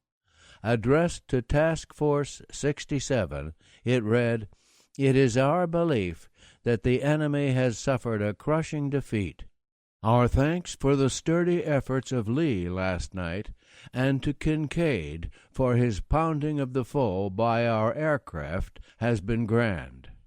We appreciate all of these efforts, but to Scott and Callahan and their men, who against seemingly hopeless odds, with magnificent courage, made success possible by driving back the first hostile attack, goes our greatest homage. In deepest admiration, the men of Cactus lift their battered helmets in proud salute. Vandegrift." This expression of gratitude by our hard-pressed Marines, who demonstrated their valor on a daily basis, said it all. Yet more were to come. From Rear Admiral Tisdale, the administrative commander of all destroyers in the Pacific Fleet, if words could add to the tribute paid you by the men of Cactus, my staff and I would join all Americans in saying we are proud to belong to the same service with you. And from Admiral Halsey at his headquarters in Noumea, to the superb officers and men on land, on sea, in the air, and undersea, who have performed such magnificent feats for our country in the past few days, you have written your names in gold letters on the pages of history and won the undying gratitude of your countrymen. My pride in you is beyond expression. No honor for you could be too great. Magnificently done. God bless each and every one of you. To the glorious dead, hail, heroes, rest with God. A few days later, we were ordered to proceed to Noumea. As soon as we arrived, we were overrun by a squad of repair experts who came aboard to determine whether our damage could be repaired by a base facility somewhere in the forward area. Destroyers were in short supply, and the fleet commanders wanted to keep as many of them as possible. Those that were damaged were returned to the rear areas with great reluctance. However, as any Starrett sailor could have told them, the experts quickly decided that we needed the services of a shipyard to have 2 5-inch gun mounts and at least 1 quadruple torpedo tube mount replaced, plus considerable structural work done. So we were to be sent back, at least as far as the naval shipyard at Pearl Harbor. Of course, we all hoped that our ultimate destination would be the good old USA. No sooner had the repair team left than we were told that Admiral Halsey himself was coming aboard to inspect our damage. Captain Coward asked Frank Gould and me to join him on the quarterdeck to greet the Admiral. He wore his 4-star insignia for the first time, having just been notified of his promotion to the rank of Admiral, a fitting reward for his outstanding leadership. We had a personal stake in the fight that he led, and his promotion was proof of its importance. I had never met him before, but I had seen his picture, and no one could have failed to recognize the bushy eyebrows, the strong chin, or the direct gaze that bespoke confidence and strength. He shook hands with each of us and asked to be shown all of the battle damage. As we made our way through the gunnery department, the skipper described the damage. He told the Admiral what each shell hit had done. Here the gun captain was mortally wounded, and insisted that the doctor take the other wounded first, because he knew he was beyond help. In these 2 major caliber hits, the whole handling crew and most of the gun crew above were killed instantly, and 4 members of the gun crew dove overboard with their clothing ablaze. They had not been recovered, as far as we knew. Later we learned that all but 1 had been saved. The Admiral was quiet and pensive throughout the tour, as though trying to imagine what it must have been like to be a Starrett sailor during the battle. From time to time he simply shook his head as we described events. When he had completed his visit and was about to leave, he turned to face us. I was surprised to see that there were tears in his eyes. For perhaps 2 or 3 minutes he told us in a low voice, one that was steady but charged with emotion, how proud he was of our performance. I wish I could recall his exact words, but I do remember some of his thoughts. He regretted that he had to send destroyers against battleships, but was sure that the small ships would do their utmost. He was amazed that any destroyer could absorb 11 shell hits, 3 of which were 14-inch projectiles. and still steam away from the action under her own power. He was profoundly moved by the many stories of heroism and by the mute but eloquent evidence of punishment and sacrifice that was apparent at every turn as he toured the ship. Finally, he thanked us with a sincerity that added a special quality to his words, and said, "God bless you." We stood there, filled with admiration, respect, and pride, and watched him climb into a waiting jeep and drive off. It was an unforgettable, once-in-a-lifetime occasion. To those of us who witnessed it, Admiral Halsey's name will always lead the list of inspirational combat leaders of World War II. Later that day, an awards ceremony was held aboard the San Francisco, at which some 20 officers and men received the Navy's highest award for heroism, the Navy Cross. Our captain was among those so honored. As soon as he returned to the Sterret, he called all hands to the forecastle and read us this memorandum, a copy of which I still possess. Thanks to the heroic efforts of our departed shipmates, the splendid battle efficiency and cool-headed determination of all hands, every last officer and man, I was awarded the Navy Cross. That honor belongs to the Sterret as a fighting unit, to the toughest, sharpest-shooting ship that sails the seas, not to me as an individual. Admiral Halsey has not yet had time to read the Sterret's action report. When he does, I'm sure there will be more medals handed out. The entire ship's company deserves special commendation. I'm sure we'll hear more about that. But the greatest honor of all for me was to have had the privilege to lead the scrappy Sterret into battle, to watch and admire the punishment you dished out to the enemy, and then to bring the ship safely out of the battle when there was nothing else to shoot at. While all hands coolly and efficiently tended our wounded shipmates, put out the severe fires, and repaired damage, the Japs will be most unhappy when they learn that the Sterret is after them again. We are now headed for Pearl Harbor. Expect to arrive there 4 December. What we do after that, I do not know. I hope and pray we'll head for the coast. All hands are entitled to a few good liberties.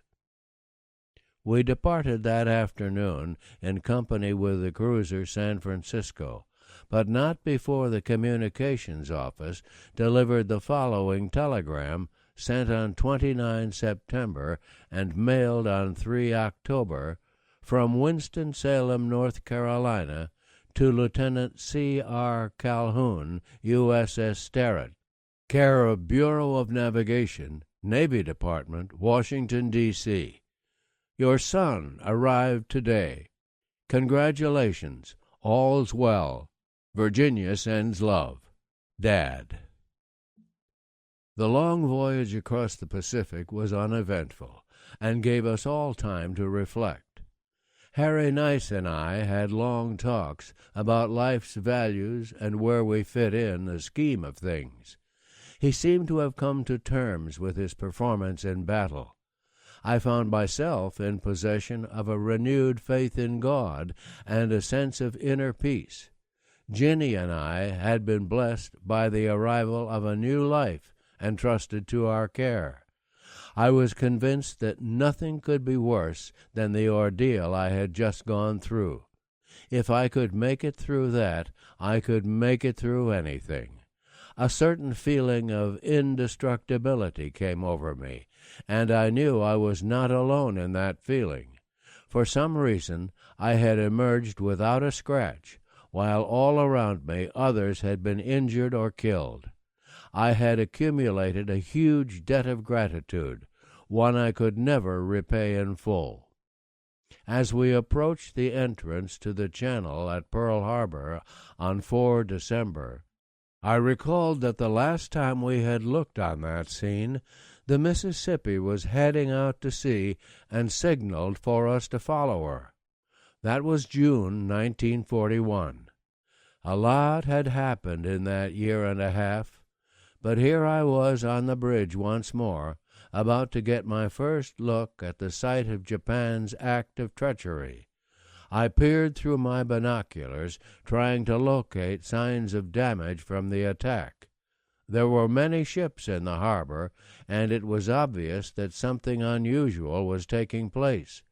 A remarkably large number of sailors were out on the decks of those ships. As we drew closer, it dawned on me that they were manning the rail. "Captain," I asked, "do you know if the President is making a surprise visit to Pearl?" He turned to me with a puzzled look. "No, Cal, why do you ask?" "Because it looks as if all those ships are manning the rail." He looked with his own binoculars and said, "Well, I agree with you, but I can't offer any explanation. Maybe the President is coming, as you suggest." By this time we were well into the harbor. We could see the sailors of every ship arrayed along the lifelines in immaculate white uniforms, and the bands of the larger ships with their instruments in hand. We were ahead of the San Francisco, and as we drew abreast of the first ship in the harbor, a bugler blew "Attention." All hands jumped into position. At a single note from the same bugler, they rendered a hand salute. Then we heard, "Hip, hip, hooray! Hip, hip, hooray! Hip, hip, hooray!" All of those white hats were raised to us at each cheer. There was no presidential visit. They had manned the rail to honor the Sterret and the San Francisco. Even the men of the huge air station on Ford Island were formed along the cement seaplane ramps. Each of the ships present repeated the procedure as we drove abreast of it. They gave 3 cheers in turn to the cruiser as she followed in our wake. As we steamed past the larger ships, their bands played the Victory March, Anchors Aweigh, or one of John Philip Sousa's marches. It was a welcome beyond description, one that I am sure none of us has forgotten. I have never felt prouder or more humble than I did on that day. We also received the following message from Admiral Nimitz. "No words can express my admiration for the San Francisco and Sterret and the officers and men who man them. But to you I give what no others have more fully merited, the Navy well done. And my wish for you is that your repairs may be fast and effective, and your personal losses made good by men as willing as the shipmates you have lost, to give their lives for their country and their Navy's honor." The Admiral came aboard 2 or 3 days later, after his staff had thoroughly inspected our damage. We met him in the wardroom, and he extended his hand to each of us. Turning to the skipper, he explained that he had proclaimed his admiration for the men of the Sterret in his official message, but that in the meantime he had come aboard to express to us in person his great appreciation for the ship's outstanding performance. He made a quick tour of our damage and listened carefully as the skipper explained the scope of it. Once he had seen it all, he turned to Jess Coward and said, "Well, Captain, how long will it take you to be ready to go back to the States?" Without a moment's hesitation, the skipper said, "We're ready right now, Admiral."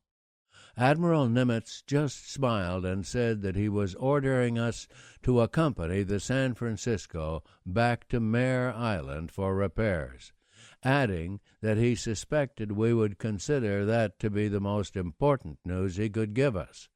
Concerning the welcome we had received when we entered the harbor, he told the skipper that it was an indication of how the entire U.S. Navy felt about the Sterret's conduct in the night action of 13 November. I was impressed with the Admiral as a man of exceptionally fine character. He seemed to exude kindness, a quality one would not normally expect to find so visible in a great military leader. His business completed, he asked that we dispense with any side honors for him, and left the ship, pausing to shake hands with several crewmen who were standing at attention as he passed. I am sure all of us felt that the Pacific Fleet was in the best possible hands after that visit. We broadcast word of our return to the States over the public address system at once, and a great cheer went up from our crew, who had been hoping for such news ever since our departure from Guadalcanal. We left for the last leg of our return journey on 7 December.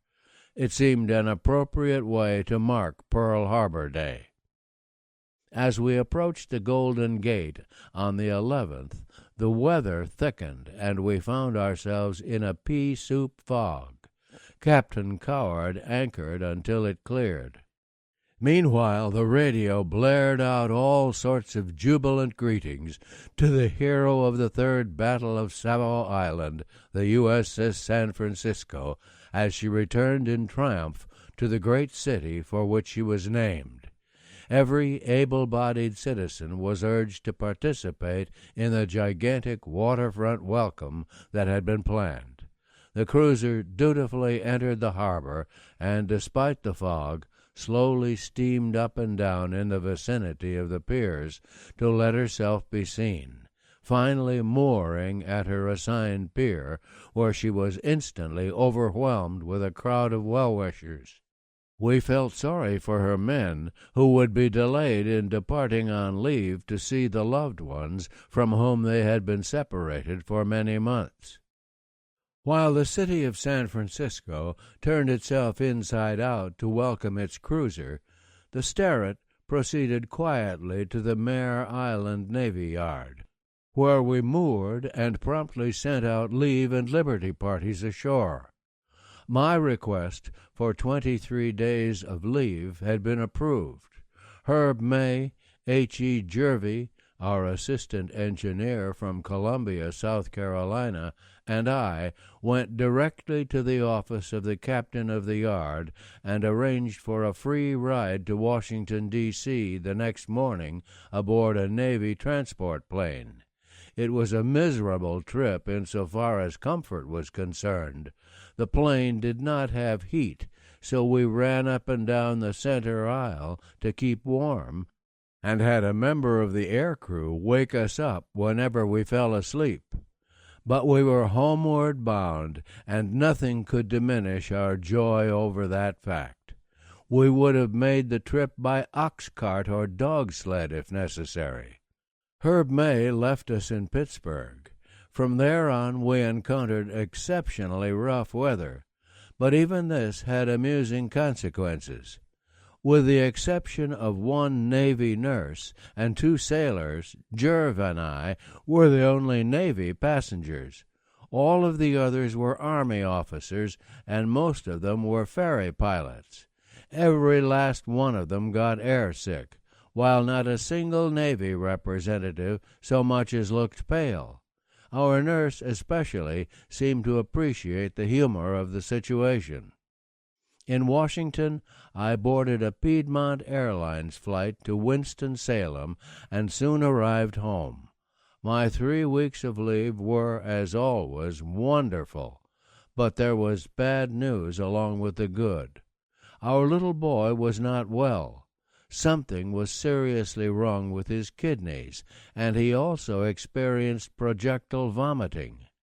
Preliminary examinations in Winston-Salem were inconclusive, so we decided to take him to San Francisco. In that way, we could utilize the facilities at the University of California Hospital and still be together during the weeks the Sterret remained at Mare Island before departing for the Western Pacific. The next 2 months were enjoyable, but also very worrisome. As is so often the case for service wives, the brunt of the anxiety and responsibility fell on Ginny's shoulders.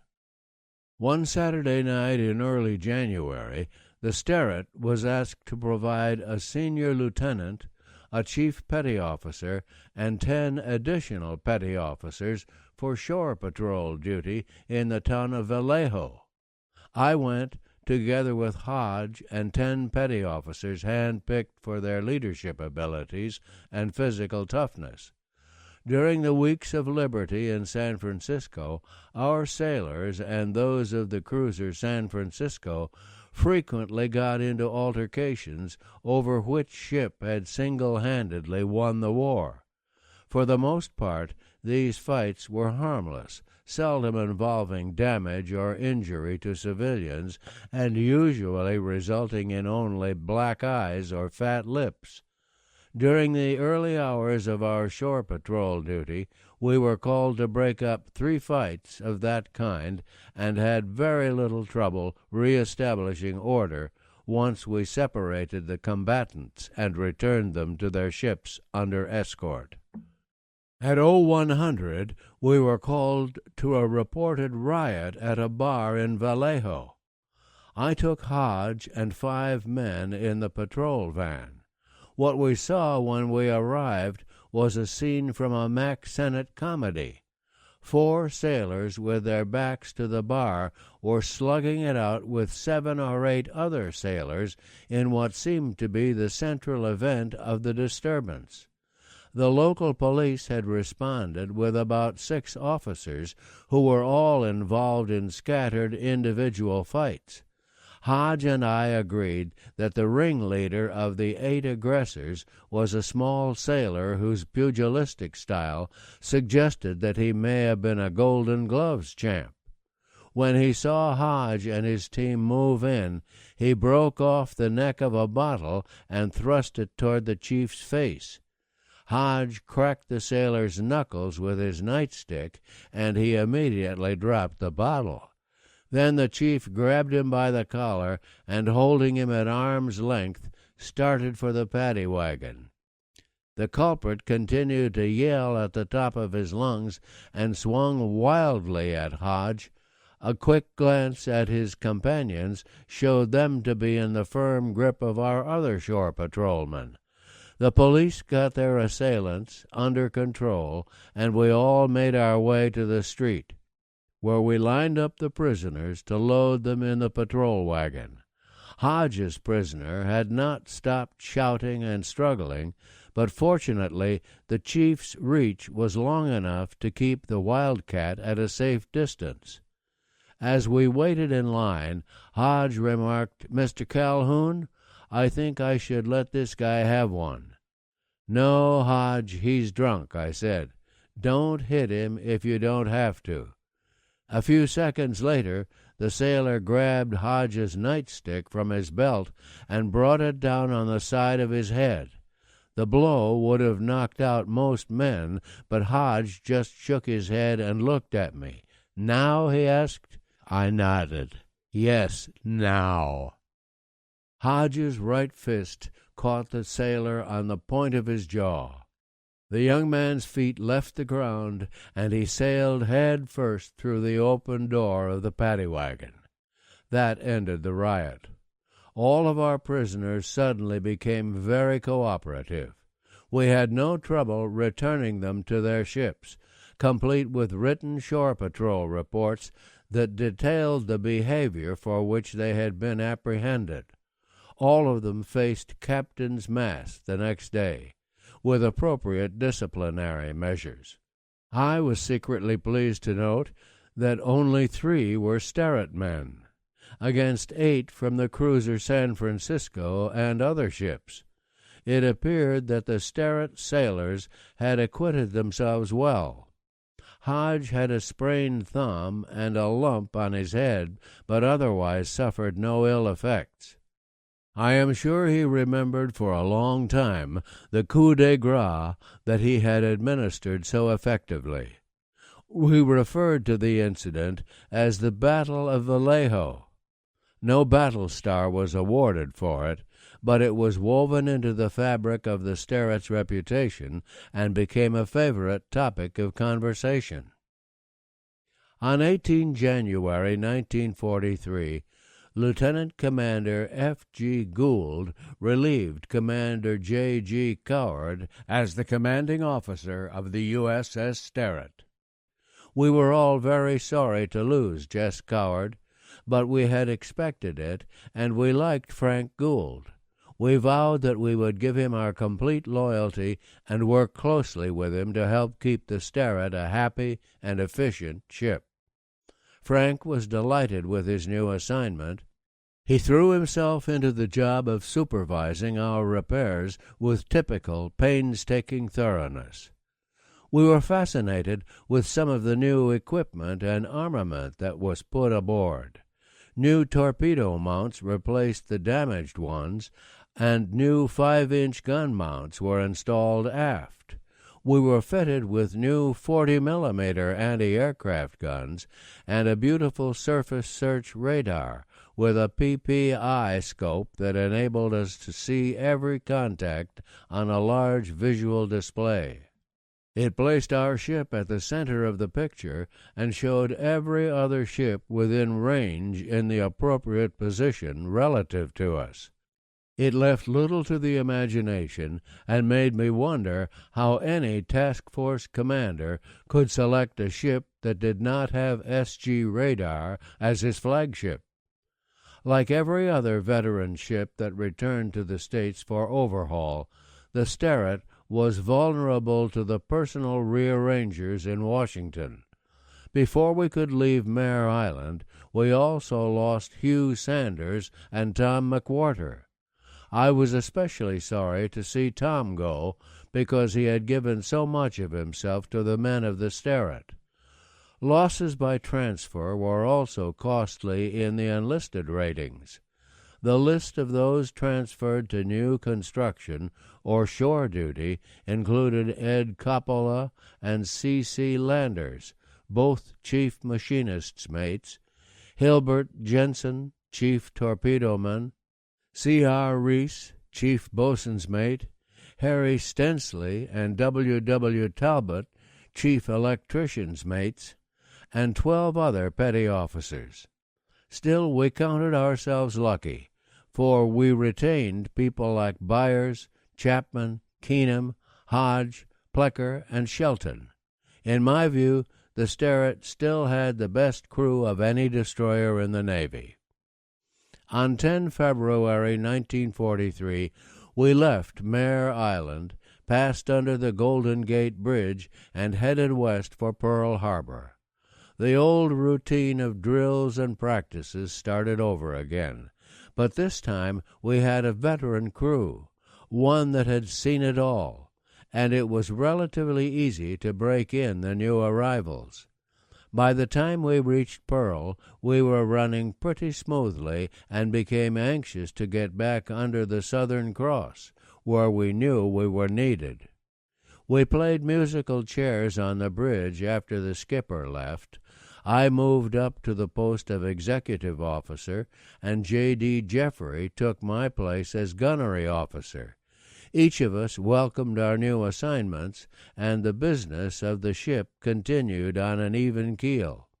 I had some concerns about my ability to locate the stars well enough to carry out my new responsibilities as navigator, but after a few days of practice, I was able to take my sights and work them out with no difficulty. We arrived in Pearl Harbor on 16 February, and for the next week we took advantage of the many target services available there. By the time we left on the 21st, we felt pretty good about our battle readiness. It seemed that we had managed to fill the holes in our roster with well-motivated and intelligent people. As to Admiral Nimitz's question, whether they would be willing to give their lives for their country and their Navy's honor, we would have to await the ultimate test. But there was little doubt in my mind that they would answer the call. Chapter 8. Russell Islands Shuttle. We crossed the equator on 24 February 1943 and had just started to wonder if we would ever see land again when we arrived at Espiritu Santo. Frank Gould and I had always maintained a cordial relationship. Now he appeared to have confidence in me as his exec, and I respected him as a highly competent professional. At sea, he gave me all the authority I needed to do my job. In port, I was his negotiator and intelligence-gathering agent. It was a great arrangement, and I thoroughly enjoyed my new role. Our new assignment kept us almost exclusively in the Guadalcanal area, and we frequently anchored in Tulagi or in Purvis Bay, on the coast of Florida Island. One rainy night in Tulagi, a merchant ship called on the voice radio to say that she was trying to negotiate the channel to our anchorage, but that she was without radar and absolutely blind.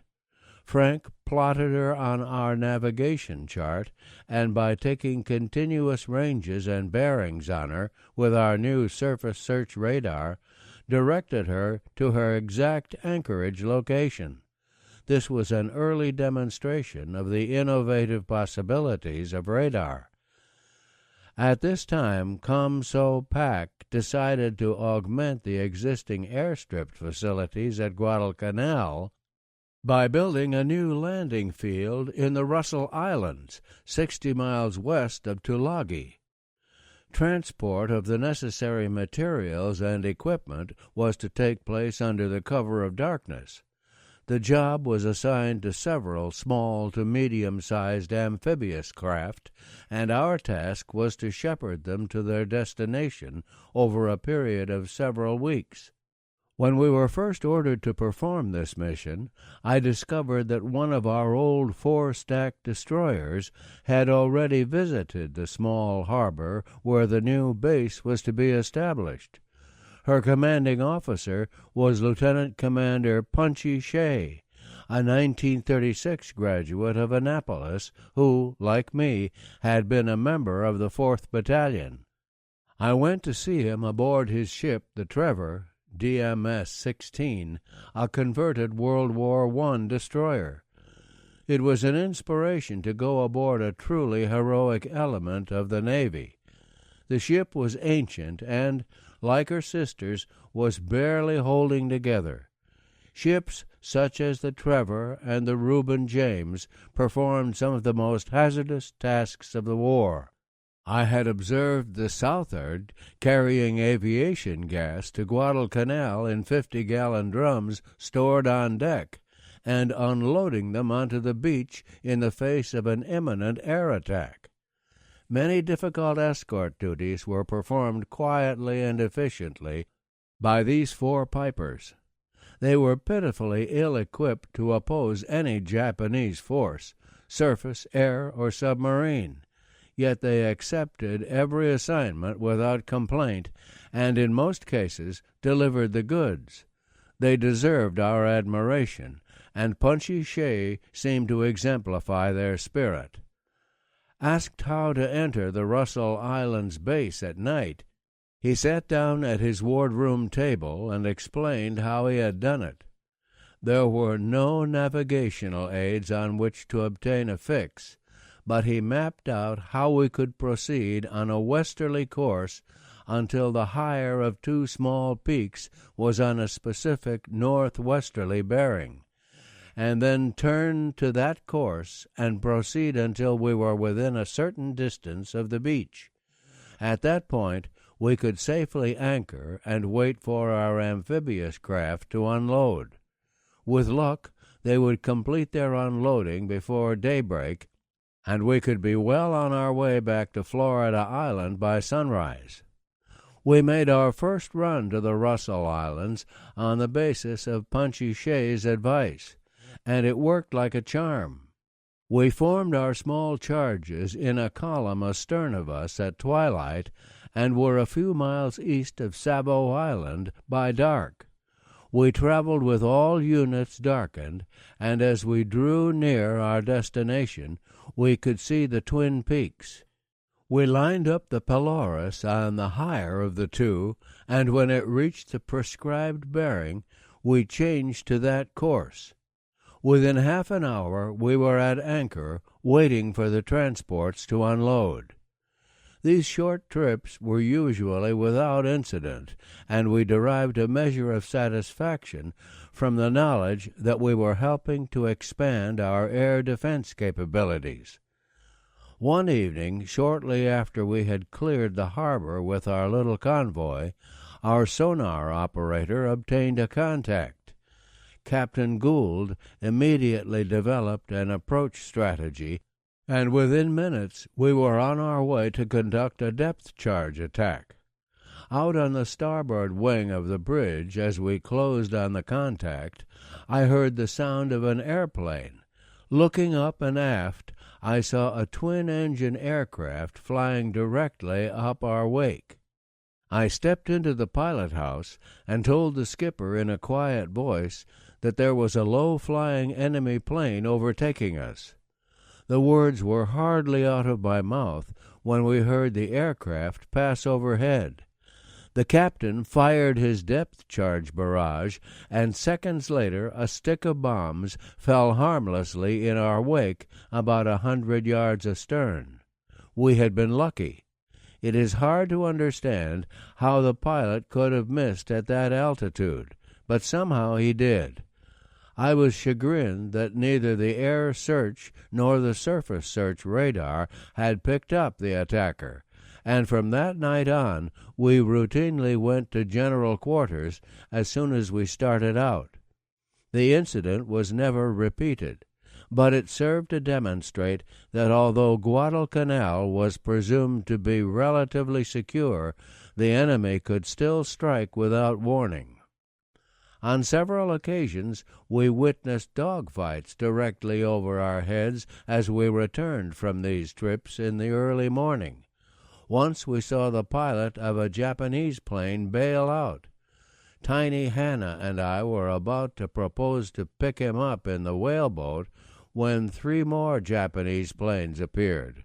We gave up on the project, concluding that it would make us vulnerable to strafing. Frequently we carried Army personnel over to the Russells or back to Guadalcanal on our return trip.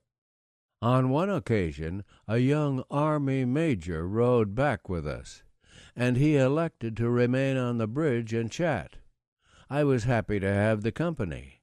We had a box seat for a dogfight that morning, and it apparently raised the possibility in his mind that the Sterret might become the target of one of those planes. He looked around apprehensively. "How thick is that metal?" he asked, pointing to the pilot-house bulkhead. "About 1/4 of an inch." "And how thick is the hull?" "It's about the same." He looked at me in disbelief. 1/4 of an inch? Where the hell do you take cover when they shoot at you?" "There is no cover." He pondered that for a few seconds. Then he said, "I'll take the Army any day. At least we have a foxhole." "Well, every man to his own taste," I replied. "At least we have 3 good meals a day and clean sheets to sleep on every night." I would not have traded places for all the money in the world. The ComSo pack staff must have felt that the Sterret deserved a break from its routine, because in early April 1943 we were diverted to make a few escort runs from Espiritu Santo to Guadalcanal. The Aaron Ward, our companion from the 3rd Battle of Savo Island, took over Russell Island's resupply duties. We steamed south from Tulagi to pick up several transports loaded with supplies for the troops of Cactus, and arrived at the objective area by 7 April. The transports unloaded all morning while we patrolled the periphery of the anchorage, providing anti-submarine cover.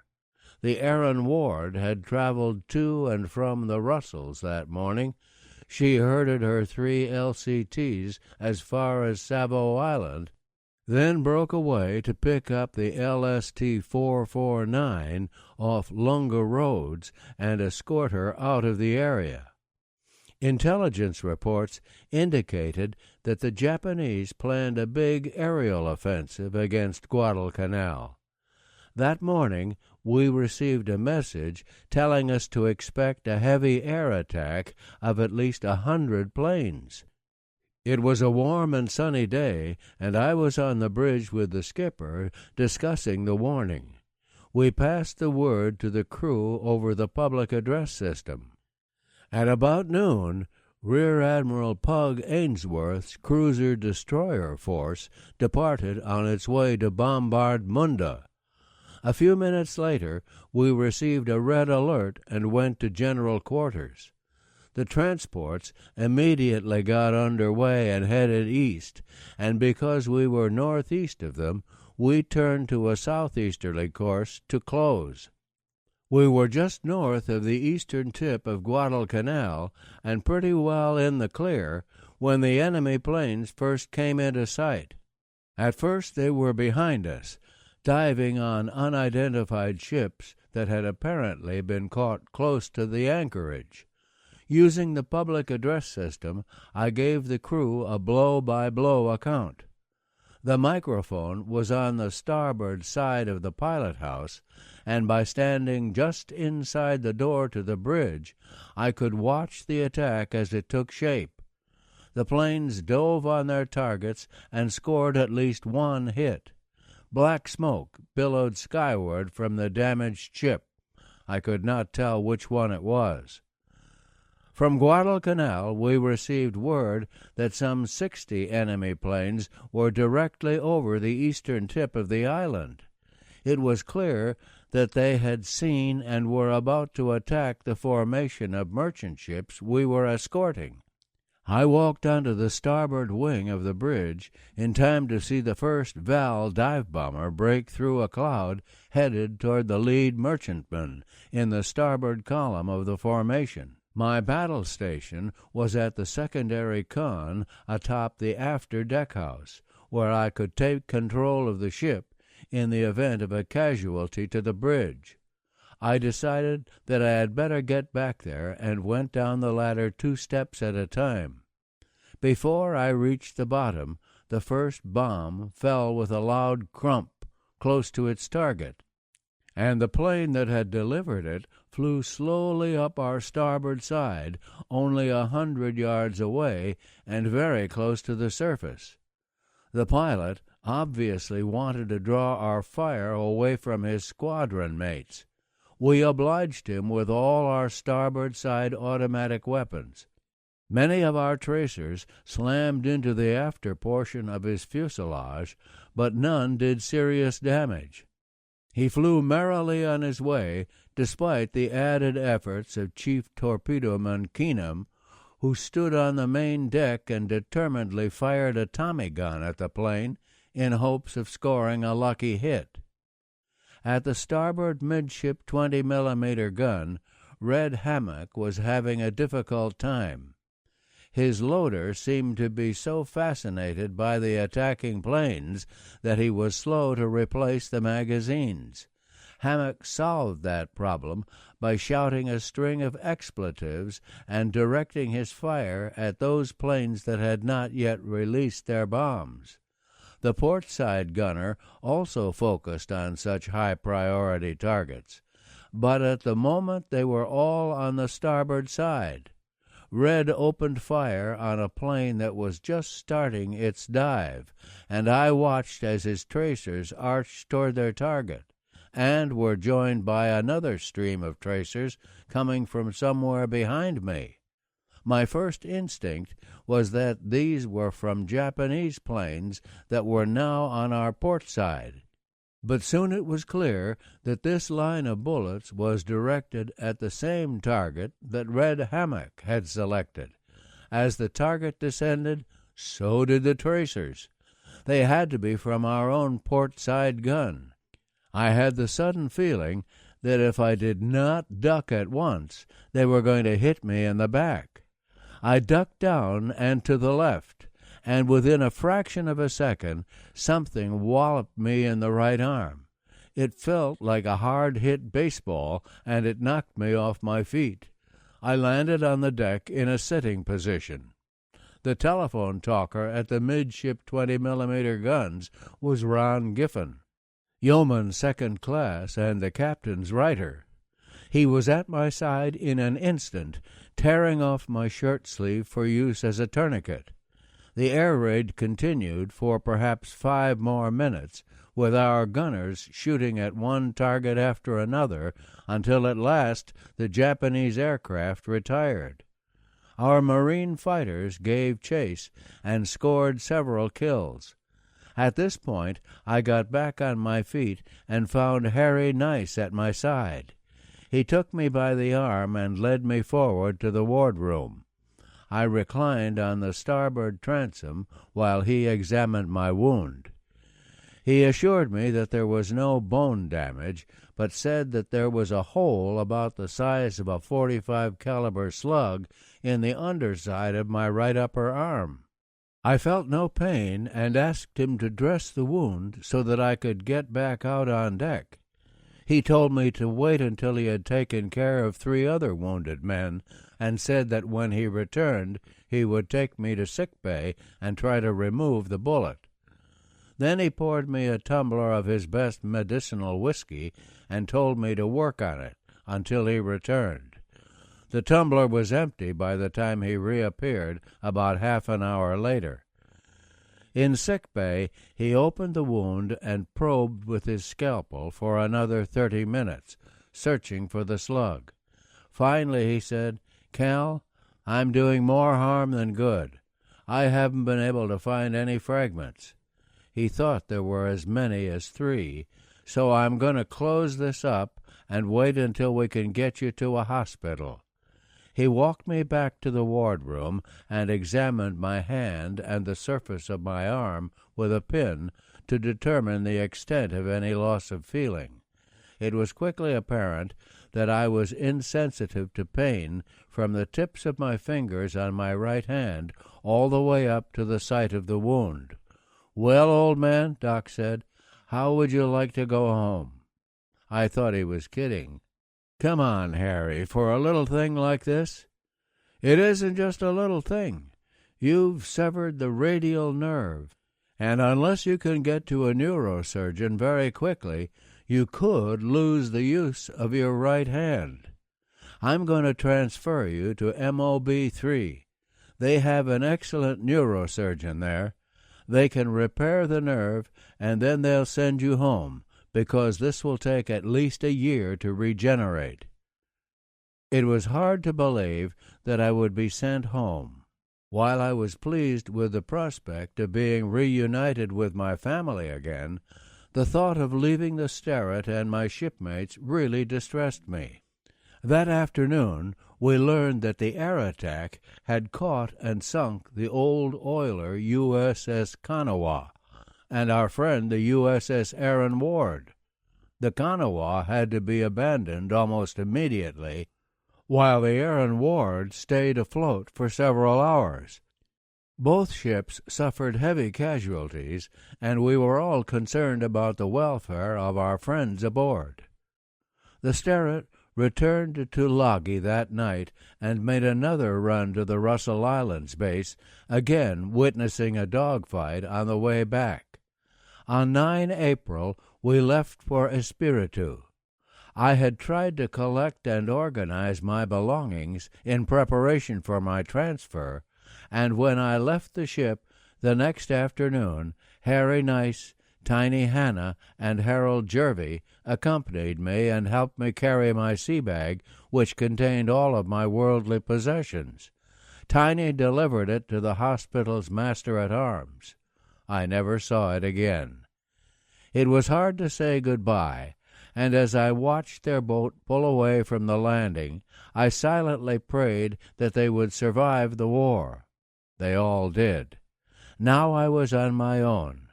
I walked back into MOB 3's receiving ward and down the road to recovery. Chapter 9. Vela Gulf.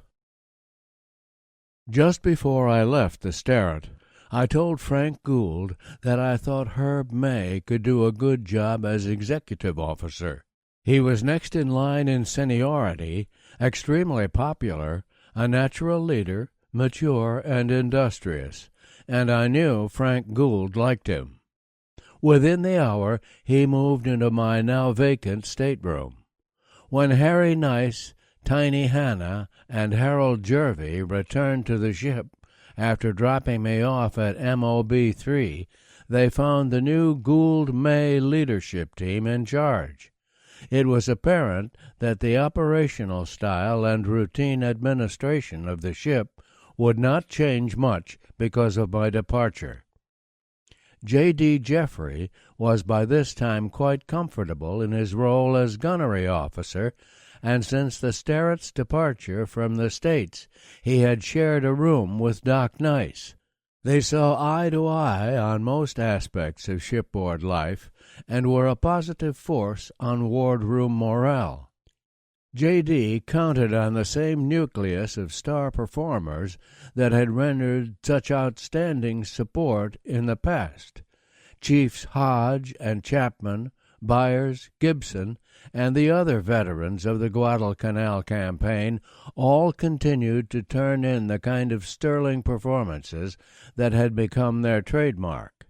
The Sterret's crew did not deviate from the routine of drills and practices that had kept the ship in the expert category in gunnery. Ever since the attack on Pearl Harbor, training was the #1 priority aboard the Sterret.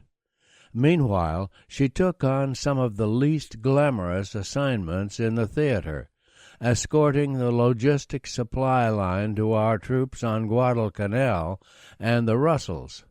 The crew watched with envy as the new Cairns, Fletcher-class destroyers, dashed up the slot to Munda, Rendova, and New Georgia, where the action was now furious. The Sterret toiled away in the summer months, aware that Rear Admiral Pug Ainsworth's cruiser-destroyer force, Task Group 36.1, was intercepting and doing battle with just about every Japanese force that attempted to reinforce their garrison in the Central Solomons.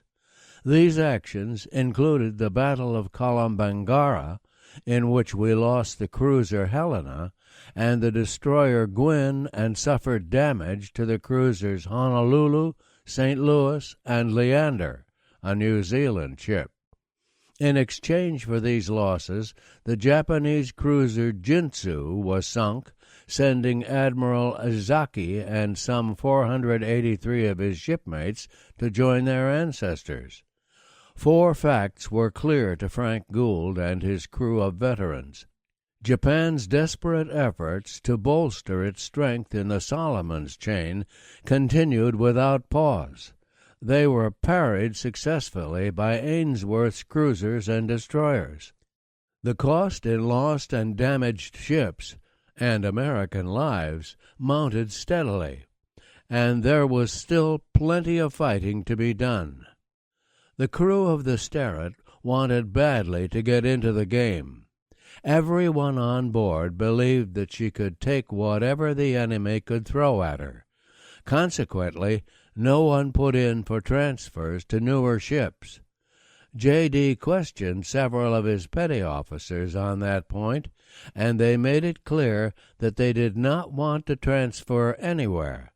They felt that their ship was special, and because they felt that way, their conviction became a reality. But it seemed that the High Command had relegated them to the second team. The men of the Sterret wanted a shot at real surface action, the kind they proved they could handle in November 1942. On the morning of 6 August 1943, the Sterret completed an uneventful escort mission to Rendova. As she rounded Savo Island and headed toward Tulagi, where her crew could relax, even the slow convoy escort assignments required them to remain at battle stations all night. 5 U.S. destroyers appeared several miles to the east, steaming westward at high speed. One broke off from the formation and headed directly for the Sterret to deliver a secret priority message from the commander of Task Force 31, Rear Admiral Wilkinson.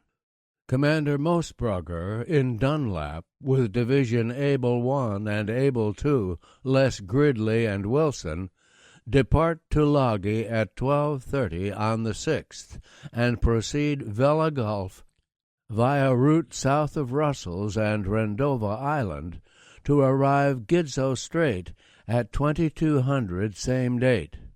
Make sweeps of Vela Gulf. Avoid minefields on line Vanga to Makutu Island. If no enemy contact is made by 02 hours on the 7th, return down slot at maximum speed to Purvis. Warfield's Peter Tears will remain in port. All times love, Sterret acknowledge. This was exactly what the crew of the Sterret had wanted. Frank Gould and his officers pieced together the context of the sally. Army and Marine troops on New Georgia Island had almost captured Munda after weeks of fierce combat, and the Japanese must have realized that they were about to lose their airfield there as well as the island of Kolombangara. So they probably planned either to evacuate or to reinforce their garrison that very night, and our intelligence unit had learned of their intentions, perhaps from Coast Watcher reports. The after-action report by the commander of Task Force 31 attests to the accuracy of this ship-level analysis.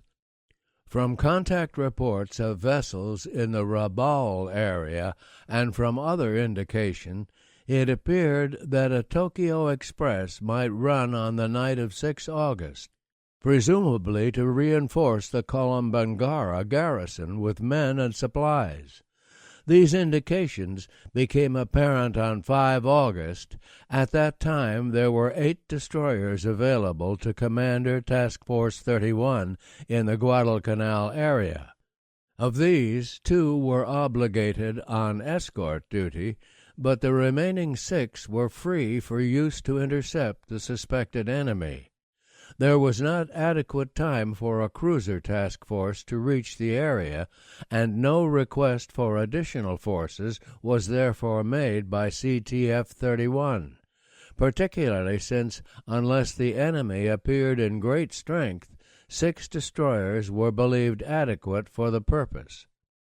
In other words, only 6 ships were available in the Guadalcanal area to counter the Japanese threat.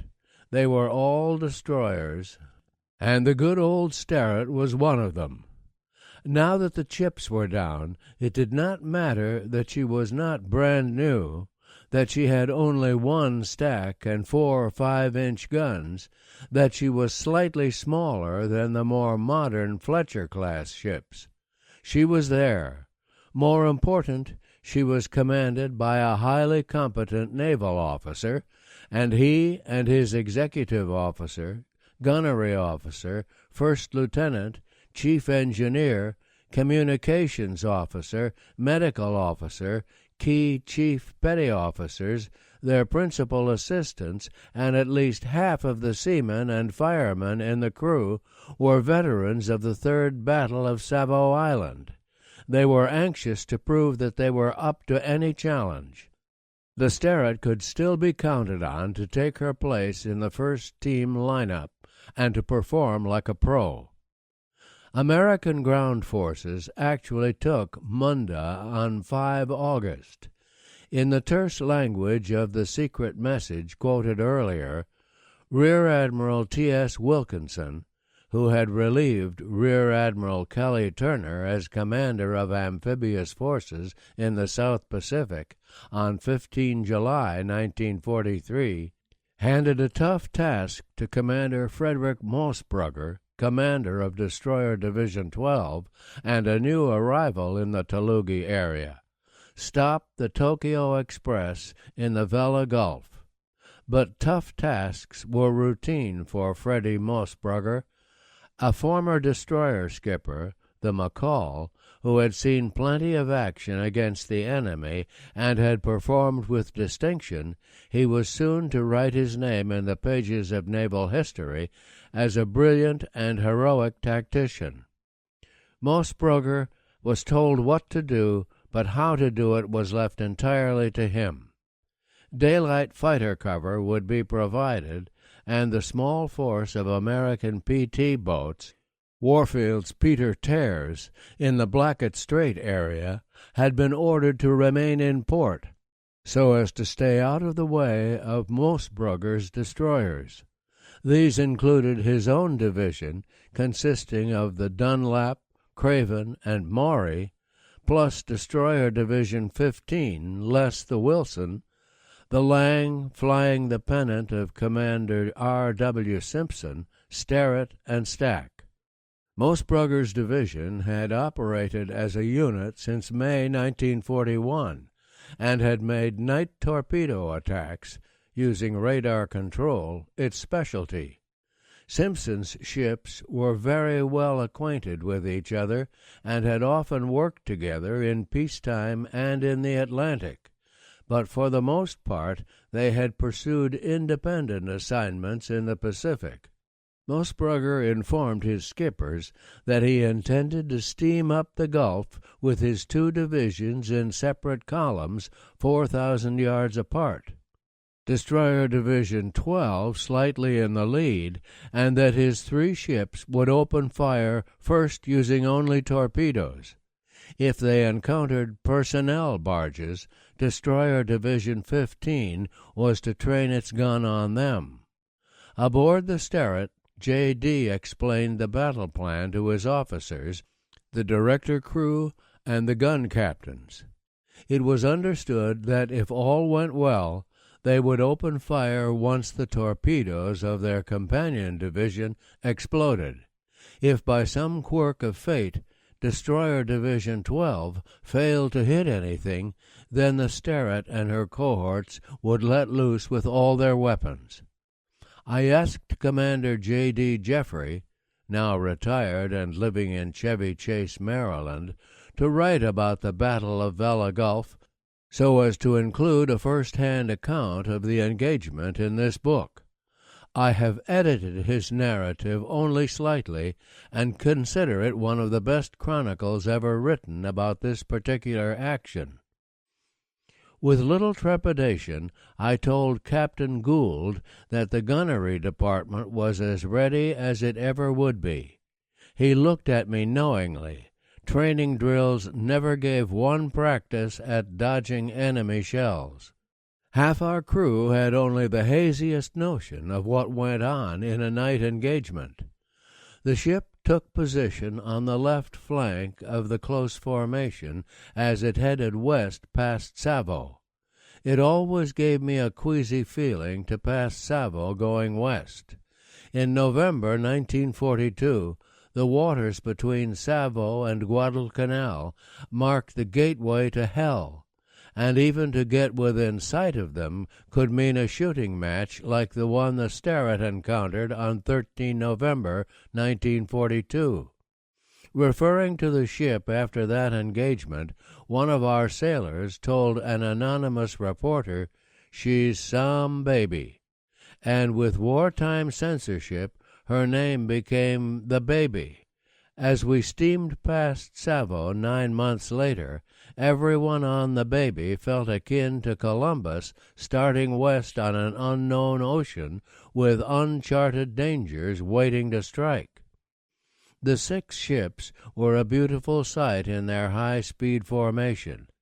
The bow waves leaped up and out like bleached streamers on a blue background, while astern the frothy wakes were gradually disintegrating threads that separated us from the safety of well-established bases. To the north we could see the Russell Islands, over which floated lazy, golden, cream-puff clouds set in a bright blue sky. Ahead to the west and low on the horizon was an ominous line of storm clouds. Dinner was served at 600 as usual in the wardroom on 6 August. Very little uneasiness could be felt, but anticipation ran high. The new officers fervently hoped we would run into the whole Japanese Navy. The older and more experienced quietly prayed that any engagement would be short, with a minimum of casualties to our forces. After dinner, a shower, and a change into clean clothes, Doc Harry Nice and I sat in our room talking about everything except what might happen during the coming night. Harry always had a knack for expressing pleasant thoughts at crucial times, a gift that stood him in good stead.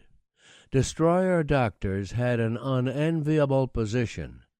They either died 1,000 deaths from the boredom of professional disuse, or had so much business that one medico could cope with it only through superhuman effort. Come to think of it, Harry's middle name was Cope. Aptly named, he was well acquainted with both extremes and handled them with near perfection.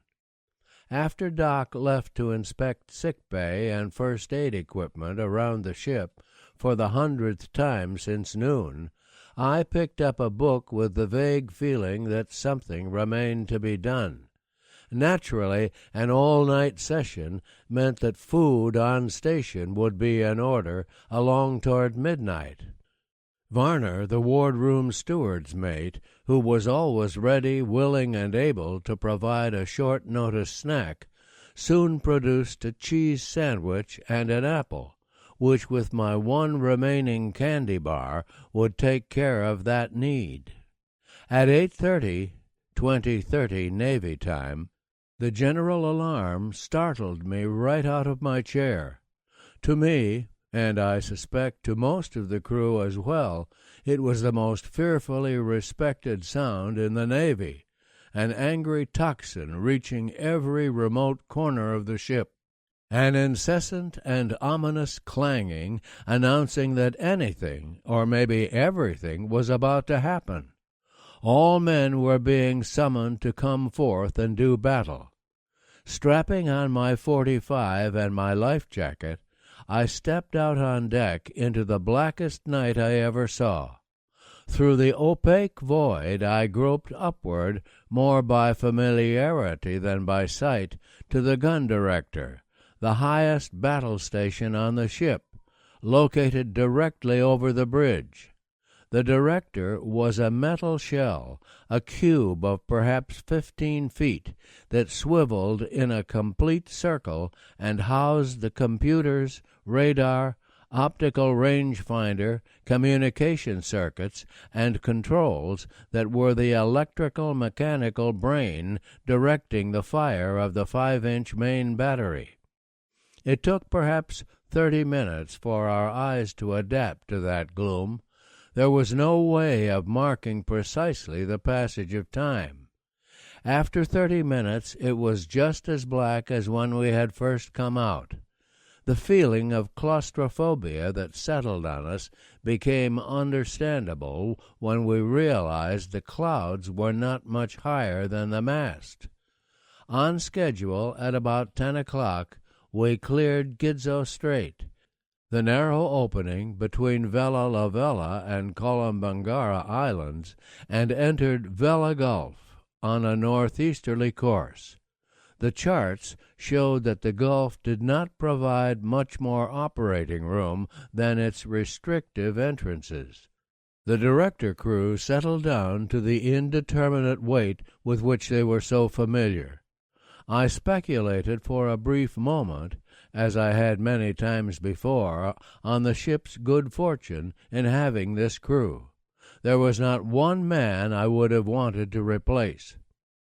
Chapman, chief fire controlman, was the mainstay in the director.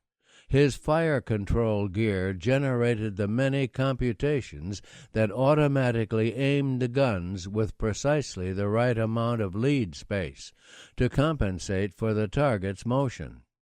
Chapman alone could spell the difference between defeat and victory. Gibson was Chapman's first assistant, a highly competent technician in his own right. He operated the radar, which on a night like this would make a target as obvious as if it were in noonday sunlight. The optical rangefinder operator waited as a standby. Even though radar served as our eyes at night, the optical operator asked for no more than a candle anywhere on our side of the horizon to get a distance. Our previous operator, Shelton, had phenomenal eye-ranging abilities proven in battle. When radar first arrived aboard the ship, there were serious discussions in the gunnery department about whether unproven radar or proven optics would be the primary ranging device. Lieutenant Max Dolson, assistant gunnery officer, who had reported aboard less than a month before, wore the headphones connected to the intership TBS radio to keep us current on the technical situation and orders from the flagship. He was prepared to step into any job in the event of a casualty or to lend a hand to any of the men operating special equipment. Crouched underneath my feet sat Kahn, the inscrutable. As the phone talker between bridge and director, all information and orders from the captain to the gunnery officer passed over his circuit. Tucked away in his corner, he sat through every engagement the ship had. I don't think he had ever seen the enemy or, for that matter, any target we had ever fired at. After many months of observation, I decided that Kahn was the least curious and most fatalistic man on the ship, but the personification of quiet capability in battle. As gunnery officer, with my head stuck through a hole in the top of the metal cube that housed the director, I had the best view on the ship in all directions. My telephone headset connected me to the 4 gun captains. To correct the gunfire calculations, I shouted instructions to Dolson or Chapman below. To my left, with his head also poked through the top of the director cage, sat Byers, a chief boatswain's mate and for 2.5 years the director trainer. He had trained the director sights, as well as the whole director housing, left or right, onto the target through every anti-aircraft action, as well as the night surface engagement at Savo Island. There could not have been a better man for the job in the entire U.S. Navy. Starr was stationed next to Byers, and with his head also stuck through the top of the director cage, irreverently referred to by some as our 3-holer. As director pointer, he had been through the same battles as Byers and was equally expert in his job. Tonight he would ensure that the sights remained on target in the vertical plane. These were the men within my immediate sight and hearing. I could hear the voices and the occasional laughs of the other men whose secondary positions made them no less important to the crew. Everyone had his job, and one man's failure to perform his well could render useless the efforts of all. This crew had worked together for so long that its teamwork was flawless. After an hour, talk became very desultory. Chapman, usually quiet, chose to remain so. Max and Kahn were waiting for information over their headphones and could not risk missing the first time it was sent. Gibson figured that if he kept his attention riveted on the radar, it would not act up. Starr eyeballed the surrounding gloom, ever on the alert. Only Byers seemed to be in a talkative mood, and his endless supply of sea stories helped to keep down our rising apprehension. Once we cleared the strait, the 3 destroyers of the 1st Division, the Dunlap, Craven, and Maury, pulled ahead. They were poised to deliver a torpedo attack as soon as they spotted their quarry. The 2nd Division, the Lang, Sterrett, and Stack, was on the starboard quarter of Moosbrugger's division. Of course, all ships were at general quarters with guns manned and ready. A heavy mist started to fall. I was barely able to make out the phosphorescent wakes of the 1st Division before. Now they were swallowed up by that wall of nothingness into which they had disappeared. Shortly after 23:30, the thought of the cheese sandwich became overpowering. What was the sense of waiting? I carefully unwrapped it and bit into it, once.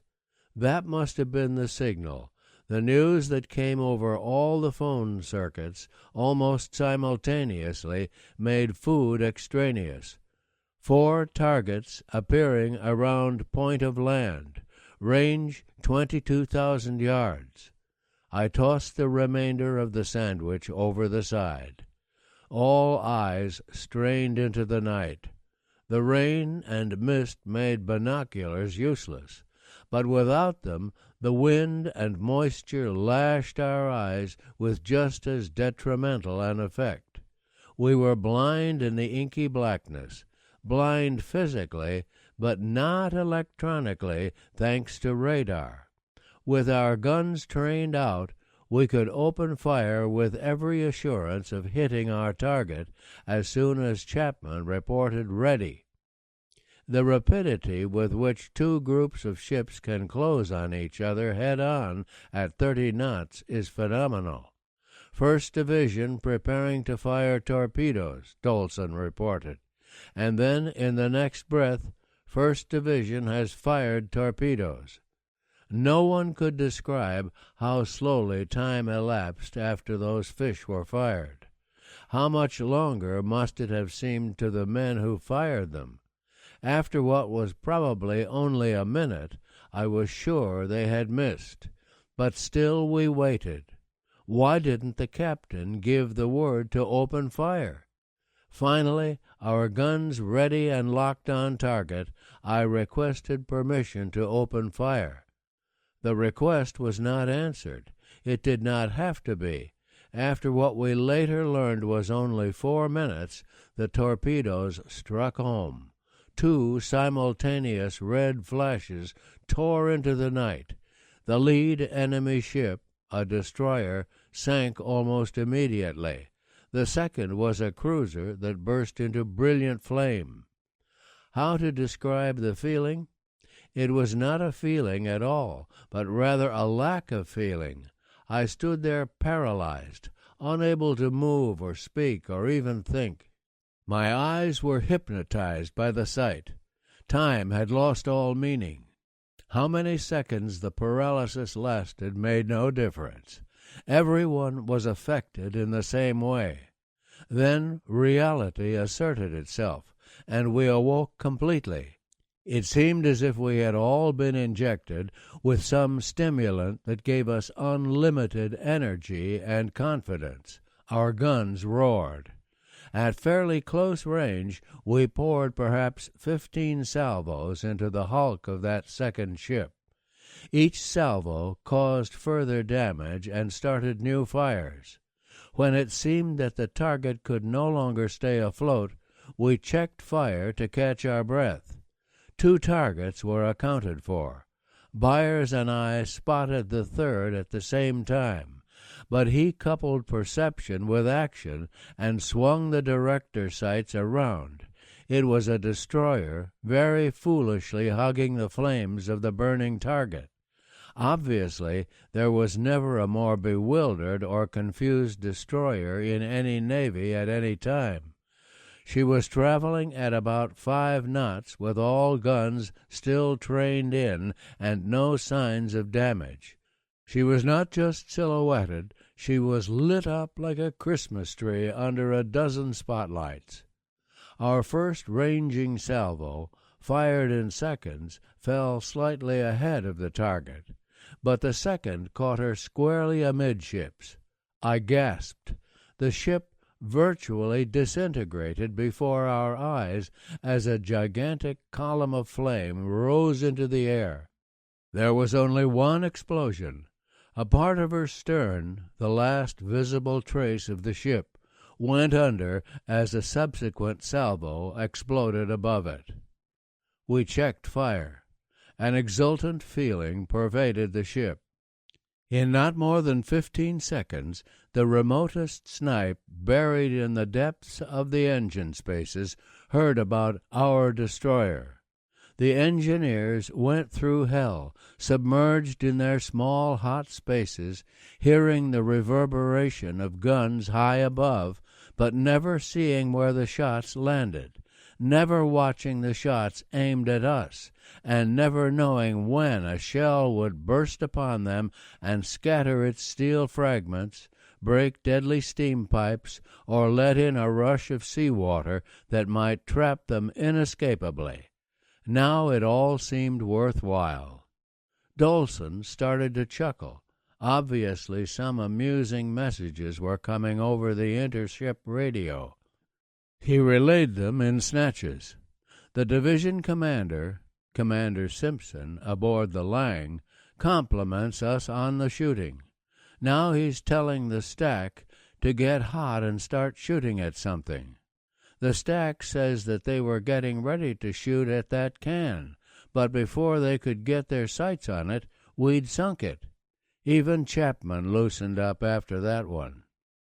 Throughout the action, the ship had been making high-speed turns. "How's the water on Gun 4?" I asked, knowing that every turn resulted in waves that practically washed the No. 4 gun crew over the side. No. 4 was the gun closest to the water and unprotected by any shield. "Not bad on the gun," replied Keefe, the gun captain, "but the boys in the lower handling room report no bottom at 25. His absurdity, couched in the phraseology of the leadsman, brought a laugh, but was also high praise for his men below, who battled cascades of water while continuing to send up ammunition. The lull in the battle stretched on.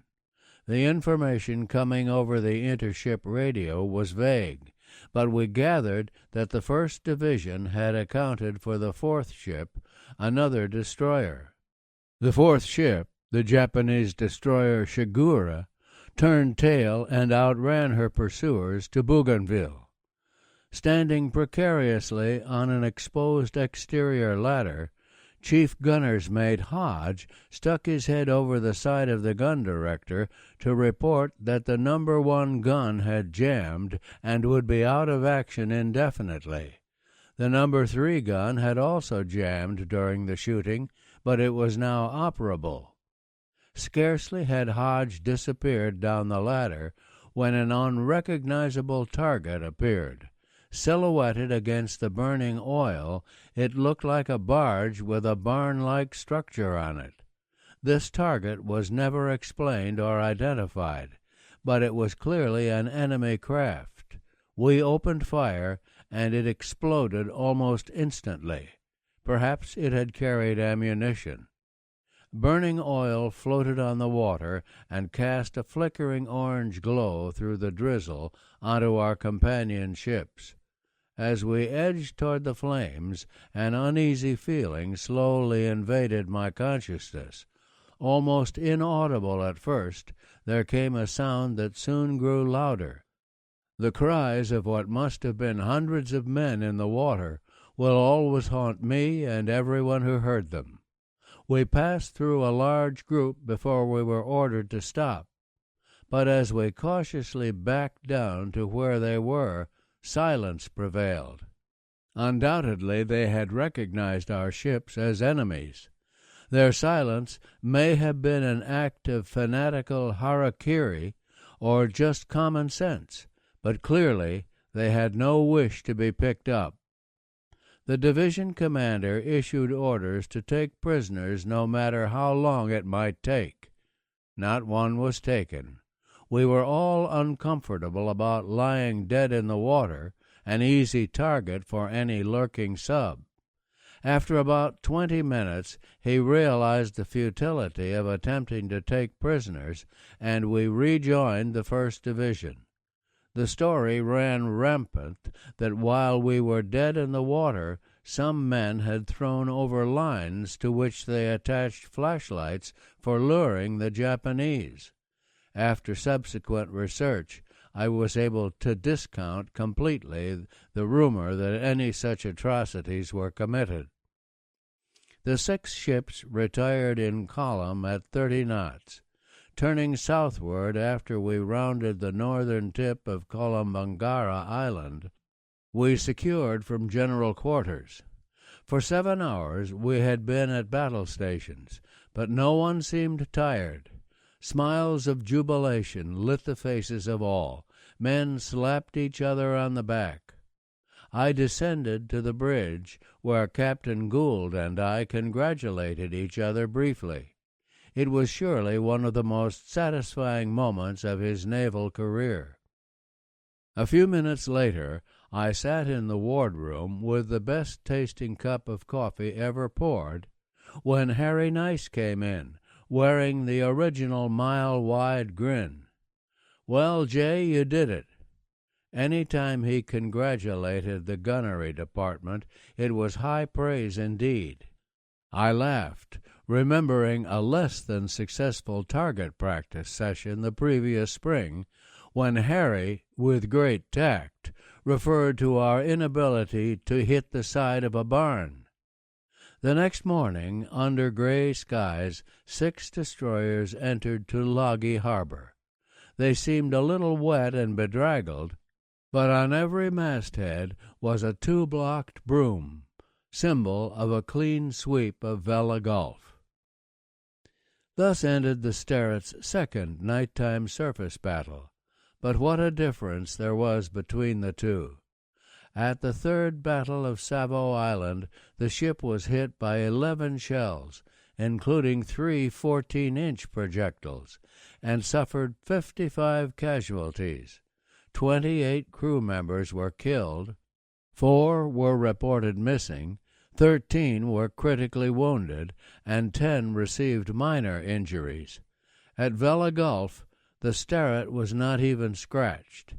In the first engagement, the U.S. force lost 4 destroyers and 2 cruisers, and another 3 destroyers and 2 cruisers took severe punishment.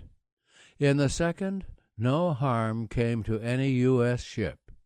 In both cases, significant damage was inflicted on the enemy, and the main objectives of our forces were achieved. While the 2 battles took place in radically different military contexts, the single factor that appears to have played a critical role in the Vela Gulf victory was the existence of a well-conceived plan of action, one that, according to E.B. Potter's excellent biography, Admiral Arleigh Burke, was drawn up days in advance and made available to Commander Moosbrugger. Like Rear Admiral Calhoun in the 3rd Battle of Savo Island, Moosbrugger had just arrived and assumed command on the eve of the action.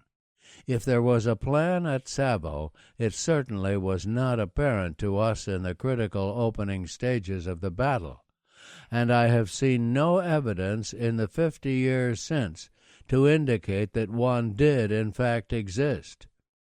On the other hand, at Vela Gulf, Captain Arleigh Burke was the commander of Destroyer Division 12 until 3 August, when he was relieved by Commander Moosbrugger and departed by air to take the helm of Destroyer Squadron 12. Burke developed the 2-pronged attack plan and left it behind for the new commander to use when the appropriate time came. Moosbrugger used it, and it worked brilliantly. How unfortunate that no one thought to prepare for the night action of 13 November 1942 in a similar fashion. The Sterret returned to Purvis Bay across from Guadalcanal on 7 August. On the 9th, she entered Vela Gulf again on another offensive sweep with 5 other destroyers. On this run, she encountered several personnel barges. Because they were made of wood, they did not appear on radar, and their presence was not disclosed until they chose to open fire on the Sterret with heavy machine guns. That was certainly a mistake from the Japanese point of view. The Sterret responded in typical fashion, lashing out with every weapon that would bear on the targets. Our ships made short work of these unfortunates, sinking 2 and setting 4 others on fire. They probably sank later. 2 days later, Lieutenant Perry Hall was transferred to submarine school in New London, Connecticut. Perry received his orders several days before the Vela Gulf action, but delayed his departure in order to get in on the fight.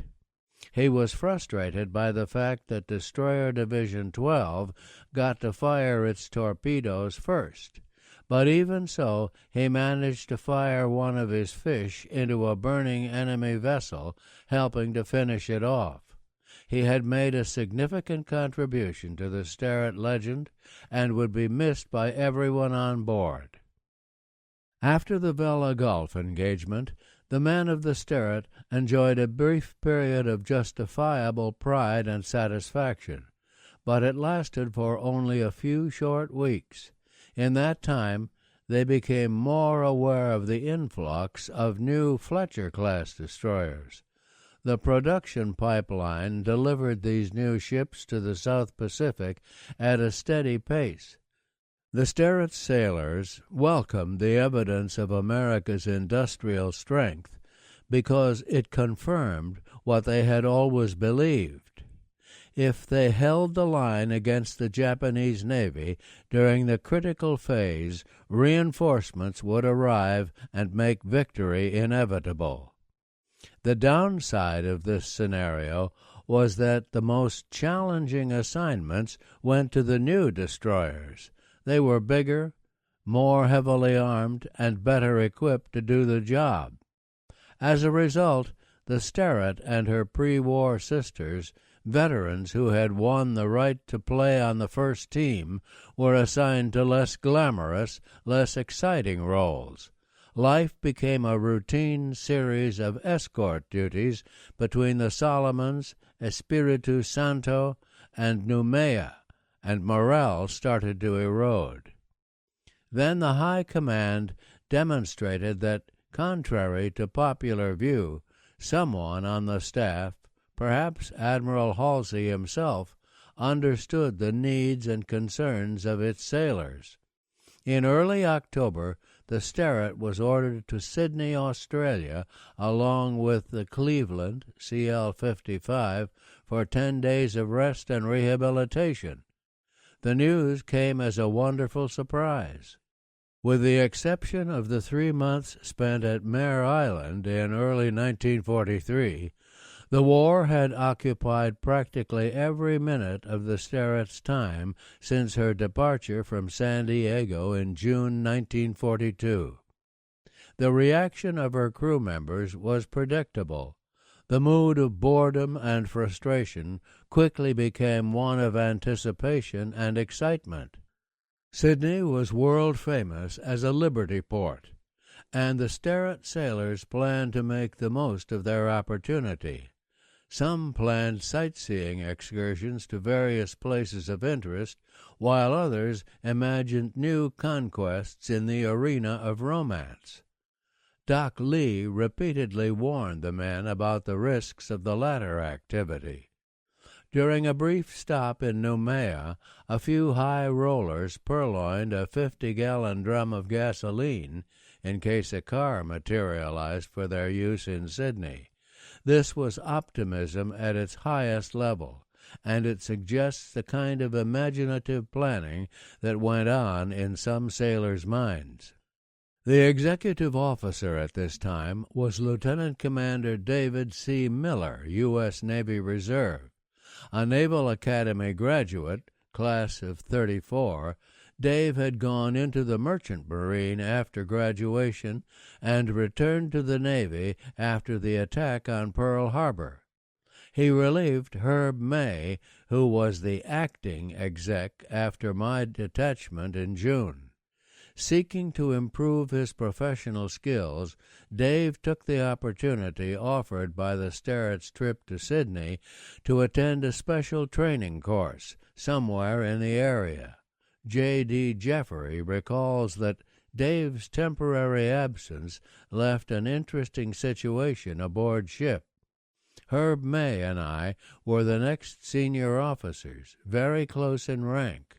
Under existing rules, it was not precisely clear who was senior, although it seemed Herb had the edge.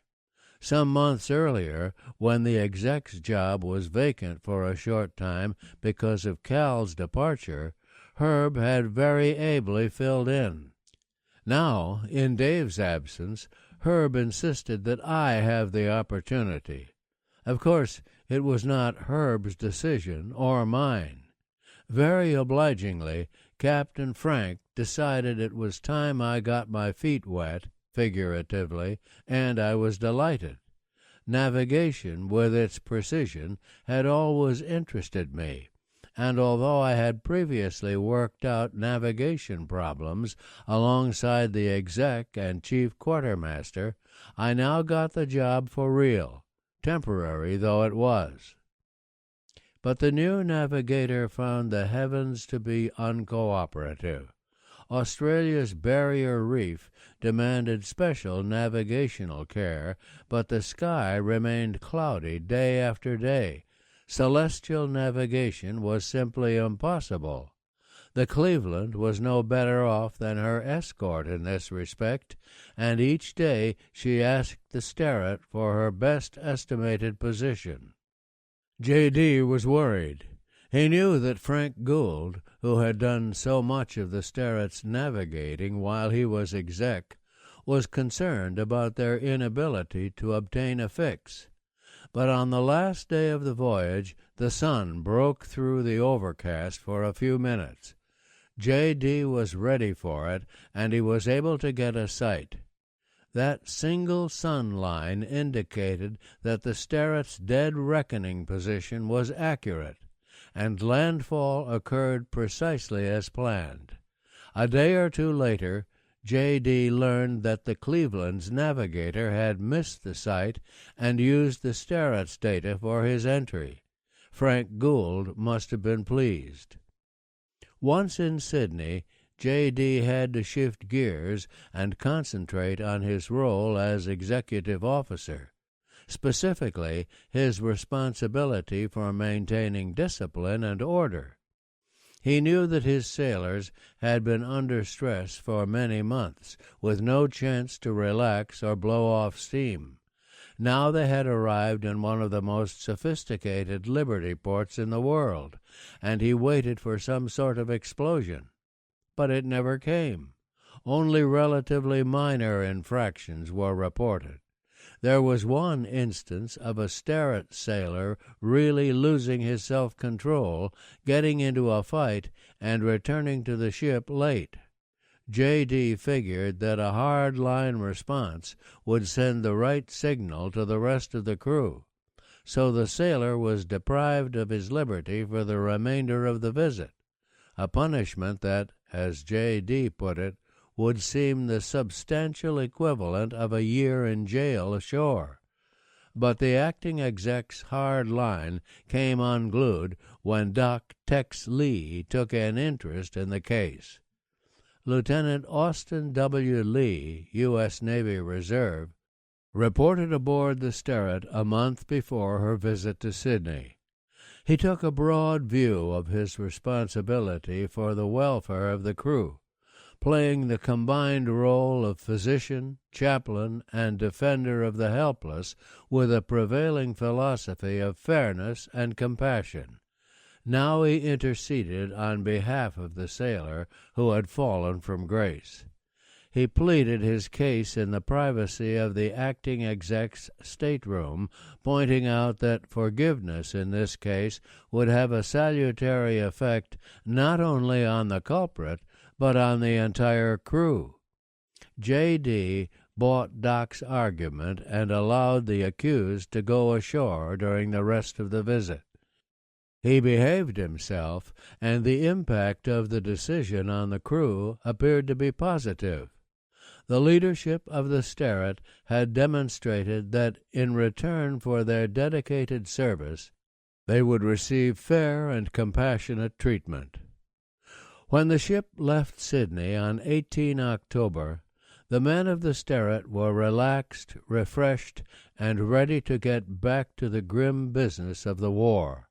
They returned in time for the landing on Bougainville and the first raids on Rabaul, and were soon back in the cycle of escort duties, at-sea fuelings, air raids, dawn alerts, submarine contacts, and shore bombardments.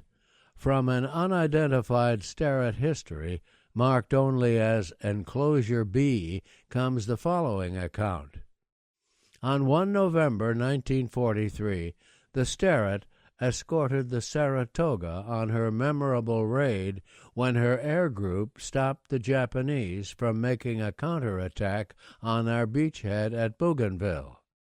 The Sterret returned from this raid in time to fuel and go back up in company with the Essex and Bunker Hill. On 11 November, while making the second raid on Rabaul and Bougainville, the formation was attacked by at least 15 torpedo planes and dive bombers of a reported 60-plane raid. The Sterret shot down one of those unassisted and another aided by another destroyer. It was at this juncture that Lieutenant J.D. Jeffrey decided it was time to move on. He had experienced just about everything one could expect to face on a destroyer, and he wanted to go to Pensacola and earn his wings as a naval aviator. And, of course, he wanted to get back to his bride. All of us shared the desire to get home. We missed the warmth and companionship of our loved ones and wondered how they managed to cope with the problems of parenting, rationing, budgeting the money we were able to send home only at irregular intervals, and worrying about our safety. But J.D. wanted to become a naval aviator, something he certainly could not do as long as he remained aboard the Sterret. I spent 3 years and 8 months on the ship and did not want to leave her, but in my case that was consistent with my objective. I cherished the earnest hope that by some fluke I could become her skipper. In his 2 years aboard the Sterret, J.D. gave of himself in large measure, and his contributions to the efficiency and morale of the ship were worthy of special commendation. In the hectic scramble from place to place, Ensign Roy B. Cowdery, under orders to join the Sterret, somehow managed to catch up with her. He reported aboard on 24 October 1943 after trying unsuccessfully to join her in Sydney. So for the next 2 years he had to hear, "Remember when we were in Sydney?" He promptly took up his duties as torpedo officer and soon was sent ashore to attend gunnery school at Espiritu Santo, a move that had the full support of the incumbent gunnery officer. J.D. was laying the groundwork for his eventual departure by ensuring that there was a qualified replacement on board. Then came the news that he had been waiting for. An all-nave, a message addressed to all ships and stations in the Navy, requesting applications for flight training from officers of his class. To apply, one had to offer proof that one was physically qualified for aviation duty. Understandably, Dave Miller was not enthusiastic about losing J.D. and was not about to expedite his departure.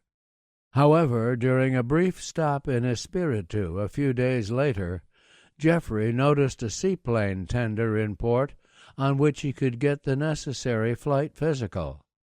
This is what he remembers. It was unfortunate that at the exact time of my scheduled physical exam, a ceremony was also scheduled at which Frank Gould was to receive his Navy Cross, and Chief Hodge, Harrington, Burris, and myself commendations for the Vela Gulf action.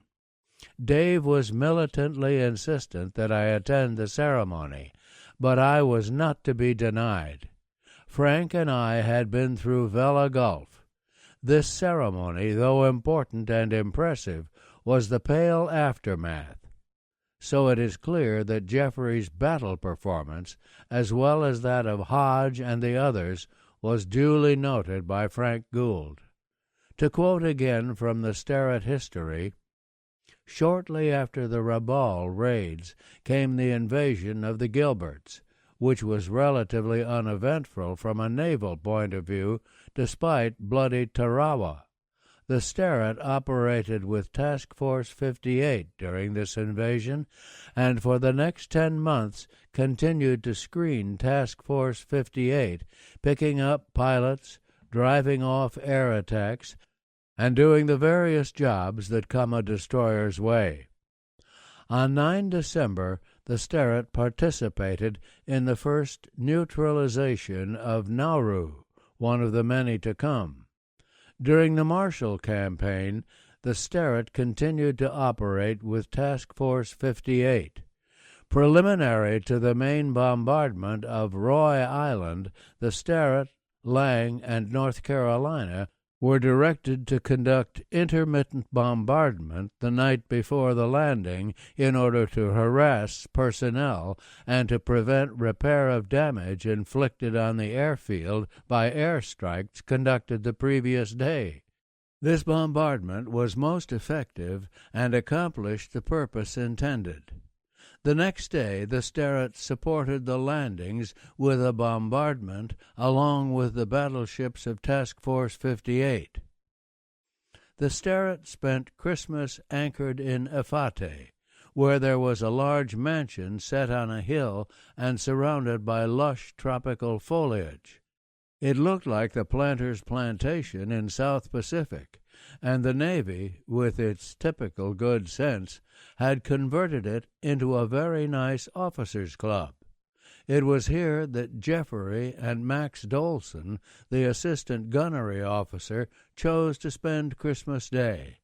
Max was a former college tennis star, and J.D. was a tennis enthusiast who had never had much time to play.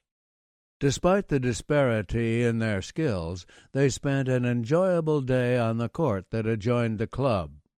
Although away from home and their loved ones, they counted their blessings. They were alive and healthy, they were on solid ground, and for that day at least, no one was trying to kill them. In the weeks afterward, J.D. settled back to await his orders. Frank Gould had endorsed Jeffrey's request for flight training shortly before he was relieved of his command in early January 1944. J.D. was truly sorry to see him go. He and Frank had shared many hair-raising days of deadly combat, and each had acquired a high degree of respect for the courage and professional competence of the other. J.D. was also apprehensive about having to weather the initiation period of a new commanding officer. The Sterrett had her unique qualities and her idiosyncrasies, and not every skipper would find them compatible with his own precepts and expectations. As it turned out, the personnel detailers achieved a new standard of excellence when they selected Frank Gould's replacement. Lieutenant Commander Francis J. Champ Bluen hit the deck running when he assumed command of the Sterrett, and J.D.'s reaction to him, as well as a description of his own detachment a few weeks later, is summarized in these comments from a recent letter. In the short time I served under him, I concluded that the Sterret was indeed in good hands and would continue to be a happy and efficient ship. The only action I recall while Champ was skipper was a shore bombardment in which the Sterret was one of a number of ships participating. Riding the Sterret was yet another Destroyer Division 15 commander, one Charlie Stewart. This particular action involved saturation bombardment of an island, its name now forgotten, and the Sterret was assigned a certain square of beach as its target. During the course of the bombardment, a large explosion occurred in the enemy-held interior well away from the Sterret's assigned area. Commodore Stewart, seeing our area quiet and hoping maybe for a home run, ordered the Sterret to shift fire. Alas, to our knowledge, we caused no havoc ashore. This, probably my last action as the gunnery officer of one of the now numerous ships of the fleet, showed how far our Pacific fighting power had come.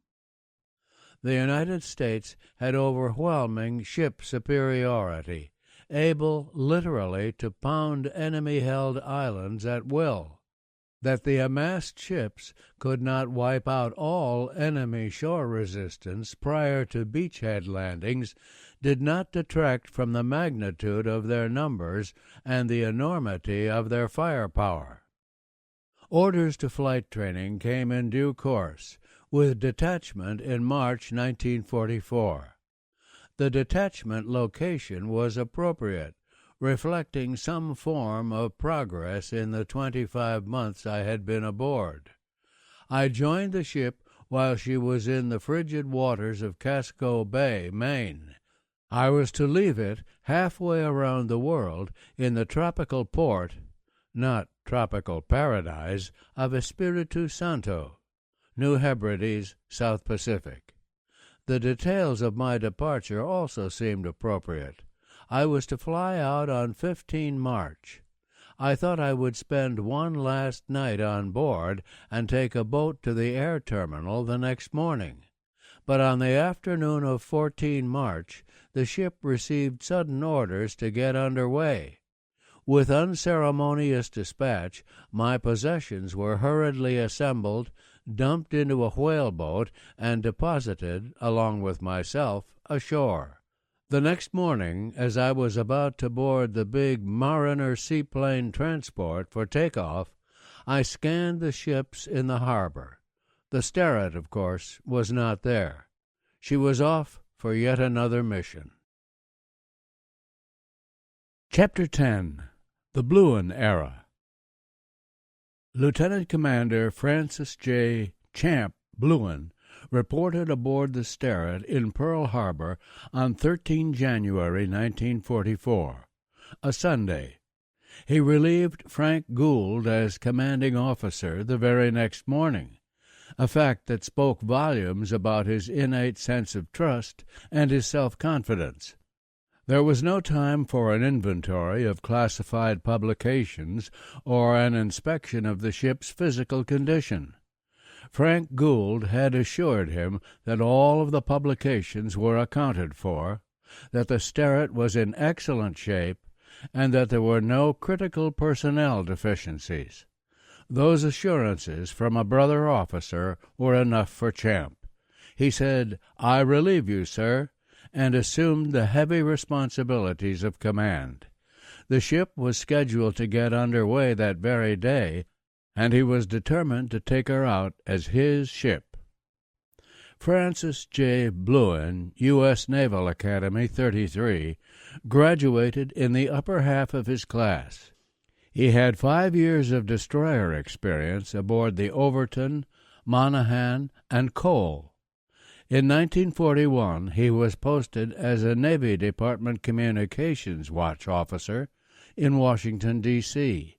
It was the last place in the world he wanted to be when the nation found itself at war on 7 December of that fateful year. It was late 1943 before he could extricate himself from shore duty. It was next to impossible for such a valued member of that communications team to leave, but somehow Champ managed to do it. The Sterret was the beneficiary of his efforts. On 14 January 1944, the Sterret was moored directly ahead of an aircraft carrier, and there was a strong wind blowing against the pier. Scheduled to get underway to join in the Marshall Islands campaign at noon that day, the new skipper called for a tug to assist in holding the Sterret clear of the flat top. Given the demand for such services by many major combatant ships that morning, it is not surprising that no tug ever materialized to assist the destroyer. Champ confronted his first challenge as a new commanding officer. He now admits to having had butterflies in his stomach, but nevertheless he determined that it was essential for him to go, tug or no tug. He moved the ship like a veteran and got clear with a beautiful display of expert ship-handling skills, using more power in the process than anyone on board had previously witnessed. It was a great way to begin the Bluin era. The new captain had shown the crew that he was highly competent and unflappable. The Sterret's officers warmed to the new captain's enthusiasm and his obvious charisma. He roamed the ship alone to observe the crew at work and inspected the armament, engineering plant, and communications and radar equipment closely. He was a careful observer, and he asked the right questions. It was not long before he fully appreciated the Sterret's capabilities. Escorting the new battleship Alabama, the Sterret reached Funafuti in the Ellis Islands on 21 January. 2 days later, she departed as a unit of Task Force 58 with the carriers Bunker Hill and Monterey. This was the kind of duty that the destroyer's officers had cut their teeth on. Acting as escort and plane guard for a fast attack carrier was a demanding role that required heads-up performance, and the Sterret's men were proud of their skill in that capacity. Commenting about this period in a recent letter, Champ Bluin, now retired Vice Admiral Bluin, said this: "We were part of a carrier group with lots of attendant screen orientation and plane guarding duties. When a plane went down on launch or landing, if the pilot survived, we retrieved him and got ice cream for our efforts. Wee Willie Williams was usually the star of these episodes. Wearing a harness and line, he would go over the side, swim to the pilot, and bring him back. This, plus refueling and carrying mail, all made for exciting days. But there was little action for the Sterret during these first weeks, except for shore bombardments. From 29 January until 7 March 1944, the Sterret toiled in the Marianas and the Marshalls. When the Bunker Hill and the Monterey, along with other Fifth Fleet carriers, struck Roy and Namur Islands in the Kwajalein Atoll, the Sterret was there. When the carriers attacked the great Japanese base at Truk on 12 February, she was there also. She was still in the lineup when they raided Tinian and Saipan 5 days later. These were busy times, and the pace of operations never slackened. Often these carrier strikes were conducted over periods of a week or more, and were interrupted only to refuel and replenish at sea every third or fourth day. Frequently there were enemy air attacks to counter. The attacks on Truk and the Marianas were filled with action, Admiral Bluin recalled. Again, we were with a carrier task group. There was no surface engagement, but there were gigantic air battles with ships firing at aircraft, many aircraft dogfights, and the spectacular sight of both U.S. and Japanese planes falling from the sky. There was no time to relax, and the skipper lived on the bridge so as to be immediately available in case of emergency. The ship made it back to Espiritu Santo on 13 March, but left a few days later as part of the invasion force headed for Emerald Island. While the official history offers few details, typically on such missions the ship engaged in shore bombardment for a day or two before the landings, was subject to air attacks while in the objective area, was menaced by the threat of Japanese submarines, and took part in offensive air operations launched from the carriers, screening the flat tops from submarine attack and plane guarding to rescue downed aviators. It was a hectic pace, but the men of the Sterret loved it. Following the Emerald invasion, the ship was ordered back to the Puget Sound Navy Yard. She stopped at Purvis Bay on 4 April, Efate on the 7th, and Pearl Harbor on the 16th, reaching Puget Sound on the 24th. No wartime visit to the States was ever long enough to suit the officers and the crew, and this visit was exceptionally short. Only the most urgent repairs were completed before the Sterret was sent back to the war zone. By 30 May she was back in Majuro anchorage in the Marshall Islands.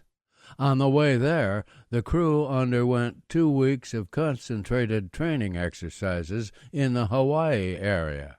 These exercises included gunnery drills against a target towed by the USS Lamberton, DMS-2, whose skipper was Lieutenant Calhoun. The Sterret's battle readiness was excellent.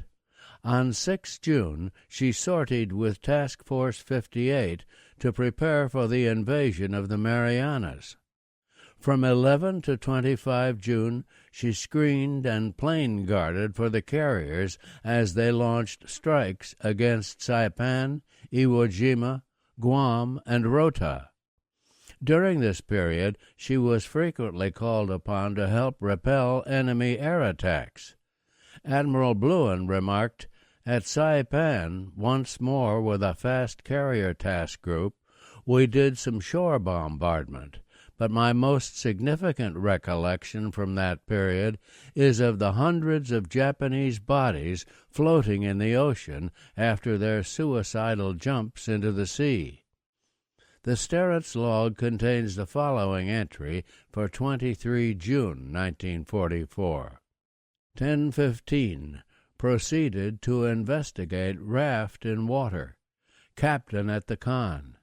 Steaming on various courses at various speeds. 10:20. Recovered 2 Japanese survivors from raft. Rank not determined. Both malnourished, condition weak. Were fed and bathed, placed under guard. 11:15, alongside Essex. 11:20, commenced transfer of prisoners. 11:45, completed transfer of prisoners, received 12 Japanese prisoners of war, placed under guard. 16:33, transferred 14 prisoners of war to Indianapolis, at Saipan Island in the Marianas. From 25 June to 7 July, the Sterret concentrated on anti-submarine patrol duties around Rota and Guam.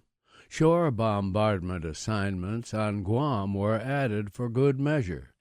Next came carrier escort work during the attacks on Yap, Palau, and Ulithi, which occupied the rest of July and the first week of August. Then it was back to the States again, arriving at the Puget Sound Navy Yard on 20 August. This time the Navy brass was more reasonable. For 8 glorious weeks the officers and crew enjoyed all the comforts and pleasures that were available only on the mainland. There could hardly have been a more appreciative group of sailors. The Sterett left the west coast once more on 13 October for the Hawaiian Islands, and arrived there 5 days later for one of the most concentrated periods of training she had ever witnessed. For a month, her guns were fired at every conceivable target, surface and air alike. She also launched torpedoes, conducted anti-submarine exercises with live submarines, and engaged in close-order tactical drills, escort duties, and task force maneuvers. By the time she left on 19 November, her crew had attained their highest-ever level of readiness. Her next stop was Manus, in the Admiralty Islands. More escort duties followed. She returned to Longa Point, Guadalcanal on 29 November and was back in Manus 3 days later. On 11 December, she entered Leyte Gulf in the Philippines for patrol and convoy duty. The following excerpt is from the official ship's history prepared by the Office of Public Information, Navy Department. On 27 December, the Sterett left Leyte for a run to Mindoro that was to prove one of her most grueling tasks of the war. On this trip, the Sterett screened the third resupply echelon to Mindoro. Commencing early on the morning of the 28th, the convoy was subjected to repeated air attacks of varying intensity, particularly vicious over the next 3 days. The number of planes in a raid varied from 1 to 25. The formation was under actual air attack for a total of 6½ hours and was subjected to 5 major attacks during the period. Only one of these, on the morning of the 28th, could be considered successful from the enemy's viewpoint. On this one, the planes were able to come in on the formation with a very short approach, with a land background and emerging out of heavy clouds, and make 4 successful suicide dives. The Sterett splashed her first plane out of the series of raids with the assistance of another destroyer at 2000 on 28 December during the second large attack. On the morning of the 29th, the Sterett assisted in shooting down another enemy suicider. At 17:06 and 17:17 that afternoon, she assisted in shooting down 2 more. At 19:25, the Sterett splashed 1 with full radar control. No other ship had the target under fire, and he was seen to burst into flame and hit the drink. The Sterett also participated in repulsing the large raid on the afternoon of the 30th in Manigran Bay, Mindoro, during which several of our ships were hit. During this run to resupply Mindoro, it is estimated that the enemy lost at least 25 planes from ships' anti-aircraft fire. Of these, the Sterett knocked down 1 unassisted and aided in shooting down 3 more. She returned to San Pedro to fuel and replenish ammunition in time for the next operation, the invasion of Luzon. She was in the screen of the San Fabian attack force and helped beat off air attacks en route to Lingayen. At Lingayen Gulf, the Sterett carried out her assigned shore bombardment mission and put a shore battery, then firing on our landing craft, out of commission with counter-battery fire. In a recent letter, Neil T. Fugate of Dallas, Texas, who as Ensign Fugate was the torpedo officer at the time of these air actions, said this: "My main memory of the Sterett was that it was a happy, tight, and efficient ship. I can't remember how many times I was told that the ship was made out of Texas horseshoes. There was a lot of kidding and banter across the wardroom table and on watch, all of which came across as promoting a sense of ease and competence. Very few personality feuds seemed to occur. The crew was very proud of the ship's gunnery and of the ship. The tale was often told of the Sterret's exploits and tough times in and around the Solomons, and those who hadn't been there still took pride in the ship's fine service. It's wonderful how an action like that can pass through time and later glue men together. I remember being very scared on occasion. The main reaction always seemed to hit me after the event, and it seemed to hit the crew that way too. The first suicide planes didn't bother us too much, but after the first attack had time to soak in for a week or so, we got pretty uptight with the idea. I think our first experience was at night on the Mindoro resupply run as we sailed up the Sulu Sea. A kamikaze hit an ammunition ship a couple or 3,000 yards from us. The water hammer concussion was so heavy that many of us thought we had taken a torpedo. The first impression was gut-wrenching, and the later reaction was even stronger. As to being scared, the worst was to have to stand still and watch the attacking planes come in. I was on the bridge to man the torpedo director and would have given anything to have a .50 caliber machine gun to use. Too much topside weight, they said.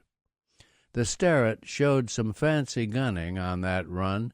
It was a dark night with low clouds, and the Jap planes hopped over the hills to the east, stayed just above the clouds, and then dropped down on us. We picked one up on radar, got a solution, and began firing the 5-inch gun. We could follow the trajectories by the tracers, and we saw the first 2 rounds pass into the clouds. The third seemed to stop, hang for a minute, and then drift down. There were still 2 rounds in the air when the plane was hit.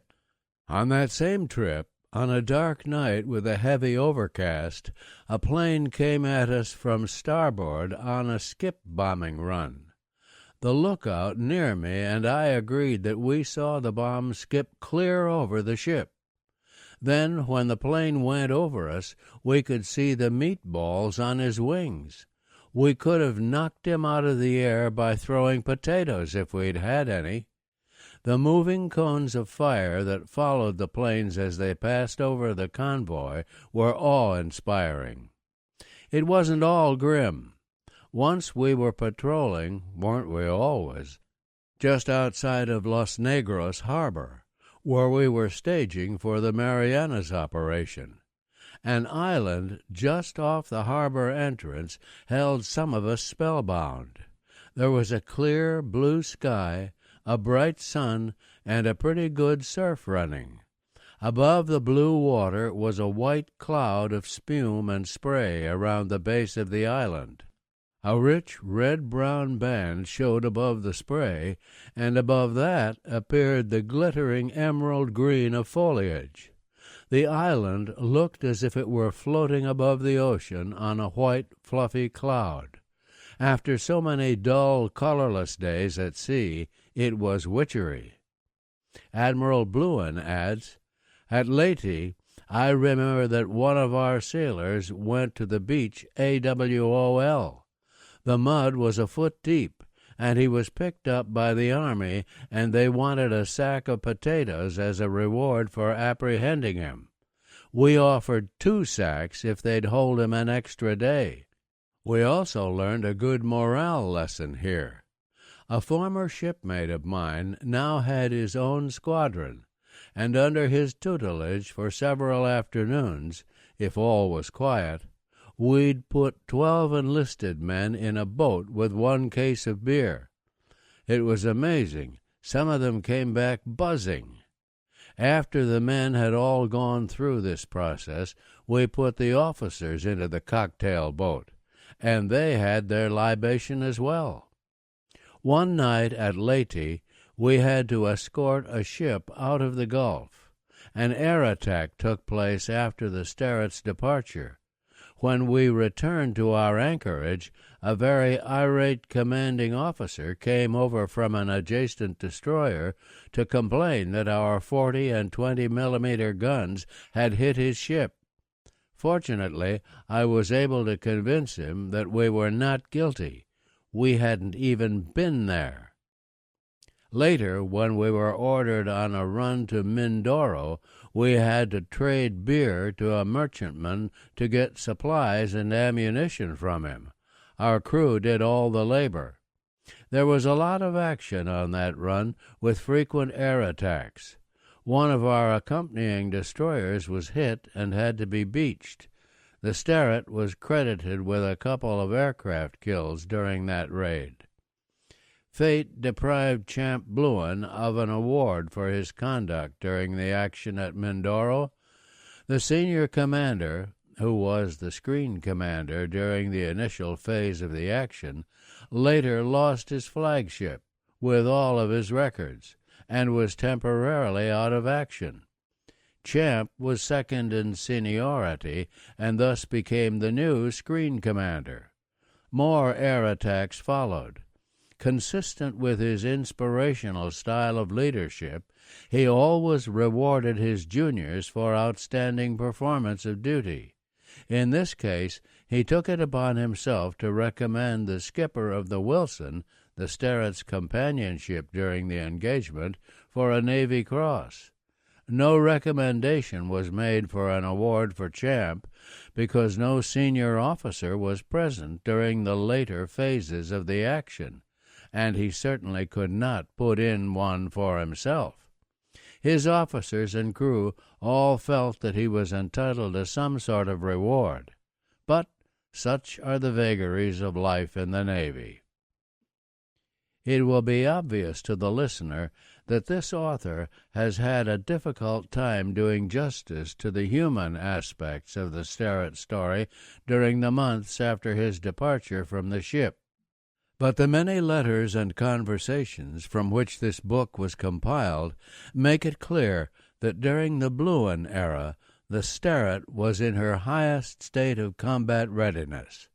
It is also apparent that veterans of the period still possess the same enthusiastic respect and admiration for their skipper, their shipmates, and their ship that also characterized the plank owners, the original crew.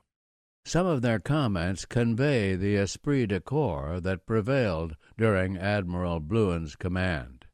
From William H. Duell, former water tender first class and now a resident of Deming, New Mexico, on the lighter side, the men in the fire room were an especially close-knit group. I always have to chuckle when I look back at some of the stunts we pulled. We were a group of young, hungry men standing the 12 to 4 watch in the hot fire room. I suppose every watch had one man who was a superior food thief. We had a little fellow by the name of Rip Kelly, who, when sent out to scout for food, would generally come back with something. One night when the bakers were baking pies and a line of men were helping to relay the pies from the oven to the shelf, Rip just happened to be in the galley. He took up the last position in line. Suddenly the door opened, and because we were at darkened ship, the lights automatically went out. The door shut, the lights came back on, and Rip was missing. And so was one pie. We advised Rip to hide for a while. We were sure that the cook would be after him, and so he was. He came down to the fire room really mad. Of course, no one knew anything about a pie or about Rip. The cook didn't find either of them, but we all certainly enjoyed that pie when the coast was clear. It was just amazing what we were able to cook with steam. We could, of course, boil coffee or cook delicious hams that somehow always managed to fall through the hatch into our fire room when provisions were taken aboard. Many of those who wrote to contribute observations about the men of the Sterret mentioned the impact of the ship's doctor on their lives and their welfare. Admiral Bluin has gone to considerable lengths to acquaint me with the expanded role of Doc Lee's ministry, which went far beyond the boundaries of medical science. He was chaplain, counselor, father confessor, friend, ombudsman, and co-conspirator to officers and men alike. J.D. Jeffrey has already described how the doctor persuaded him to take a more compassionate stance with a wayward sailor in Sydney. Other shipmates cited many similar cases in outlining the tremendous contributions he made to the morale of the ship. Roy Cowdery, now a retired Navy captain living in Annapolis, has related many anecdotes about Doc Lee.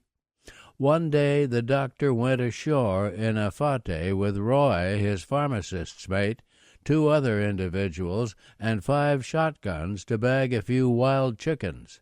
Not only did the group fail in its primary mission, but they managed to get lost in the jungle on the way back. Fortunately, they encountered a native, complete with dyed hair, and for a few shotgun shells hired him as their guide back to the harbor.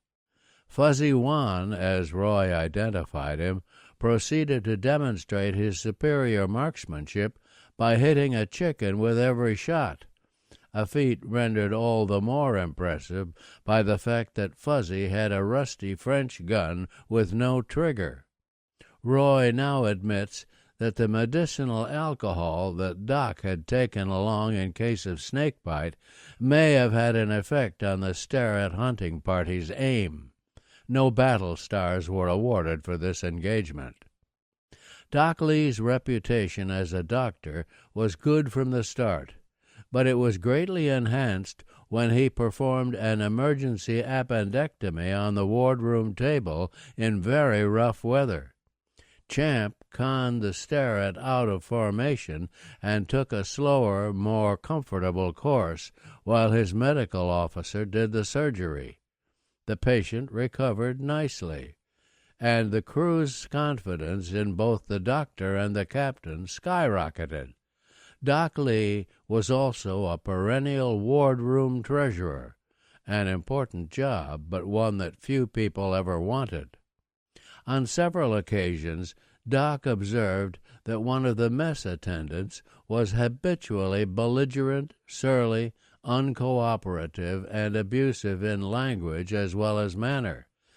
Doc's solution was to speak to Big Willie, who by that time had become the chief mess attendant.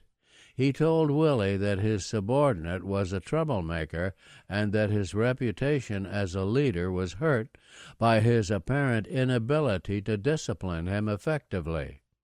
The next day, the doctor confronted a new problem. Willie had broken the undisciplined mess attendant's jaw. Doc had to take the man to a dental surgeon aboard the battleship Massachusetts to patch him up. Apparently, the culprit made the mistake of reacting to Willie's reprimand with his fists. From that day forward, the troublemaker's attitude improved markedly. Doc would never have countenanced the use of violence to enforce discipline, but when he learned that the chief had acted only in self-defense, he supported Willie's response. He had solved a troublesome problem, and his messmates appreciated his efforts. In April 1944, the Sterett escorted the Mississippi and a couple of cruisers to a Seattle shipyard, and Herb May, who was the doctor's roommate, was sent ahead to arrange the repair schedule. Herb called Ellie, Doc's one and only, from San Francisco and urged her, without telling her why, to take the train to Seattle on the 24th. The ship would be in port for only 5 days, and without advance notice she could not have arrived in time. Champ convinced the local authorities to waive the waiting period usually required for a marriage license, enabling Doc and Ellie to get married in the Bremerton Navy Yard chapel. Herb May was the best man, and Pete Cowdery, Roy's wife, was the matron of honor. The Lees held a reception for the officers in their hotel room. Doc recalled, "I had brandy, a quart of Three Feathers, and a quart of Shenley Black Label, all from my medical supplies." The tiny brandy bottles were clearly marked U.S. Navy Medical Corps. If Champ noticed, he maintained a discreet silence. To judge from the comments made by his Sterret shipmates, Champ never slowed down.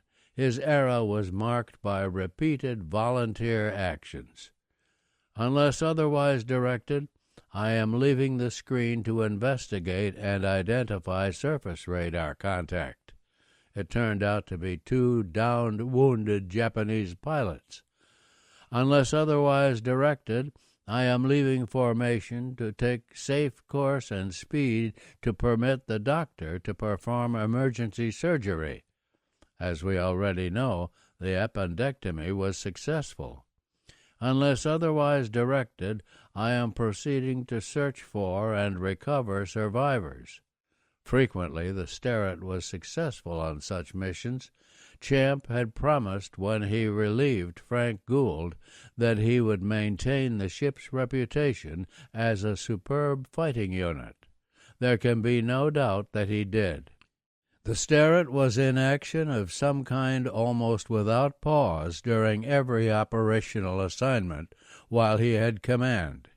Many of the air attacks that her crew fought off during this period were fiercely fought multiplane raids.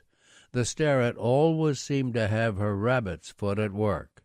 But in reality, her secret was a combination of relentless training schedules and dedicated men. Nearly everyone who wrote about his memories of this ship mentioned the contributions of Big Willie, Wee Willie, or Sylvester, as he was variously called. Champ told of the many times he went into the water, harness and line over his shoulder, to bring a pilot or some other helpless survivor back to the ship's side, where, by reason of his great physical strength, he was able to lift the man on board. His performance as the first loader of gun number 2 was already legendary when I served on board, and he continued to perform in that capacity with increased skill and grace for the remainder of the Sterret's actions. Willie was also a talented musician, and on afternoons when we were not at general quarters, he would bring his saxophone back on the fantail and, together with Pomerantz, who played the clarinet, entertain his shipmates. Sometimes he also acted as the ship's barber. I have been unable to locate Willie. He should be honored at some future Sterret reunion. In Doc Lee's words, he was enormously well-liked and respected by both officers and crew. Admiral Bluin recently echoed those words and added his own commendations of Willie's outstanding performance. I would be remiss if, in summarizing the Sterret's history during World War II, I failed to mention those individuals who were specifically cited by Champ Bluin in his letters on personal actions and the performance of duty while he was in command. One such individual was Dan Poor, who came aboard on 25 January 1943 as an ensign and was detached on 14 June 1944 as a lieutenant. Admiral Bluin wrote, "I would like to make some complimentary comments about Dan Poor, who, as communications officer, was officer of the deck at general quarters and did a magnificent job backing me up. A Harvard grad with the broad accent of Boston's pre-war days, he adapted wonderfully to destroyer life in crumpled dungarees. He continued, Doc Lee was a tower of strength, both medically and in the critical area of morale. He must have been the crew's most loved officer. and Herb May grew up on that ship. The Sterret gave him his first responsibilities, and he served the ship with distinction through just about the entire war. As my executive officer and navigator, he was just what I needed, and he kept it a happy ship. Other comments made by Sterret veterans about the Bluin era, while they do not amount to anecdotes, provide brief snatches of color and style. Leonard D. Woods, a graduate of the Merchant Marine Academy, reported aboard on 11 October 1943 and was the last crewman detached from the Sterret on 2 November 1945. An ensign when he arrived and a lieutenant when he left, Woods was chief engineer for most of the Bluin era. He made the following remarks in a 1988 letter. Sherman Pomerantz was a close friend, and along with Big Willie he played the sax and the clarinet. They were very good and very entertaining. Sherm was transferred to the destroyer Bush, which was sunk at Okinawa. He was killed in an attempt to get some of his shipmates out of the water onto an LCI. The LCI was under attack. Sherm was last seen going into the ship's screws. One interesting experience came when we were nested with another group of cans, and Herman Wouk came over and visited us. If memory serves, we ended up in a poker game together. Christmas of 1943 was spent in Efate. We were there to refuel and resupply.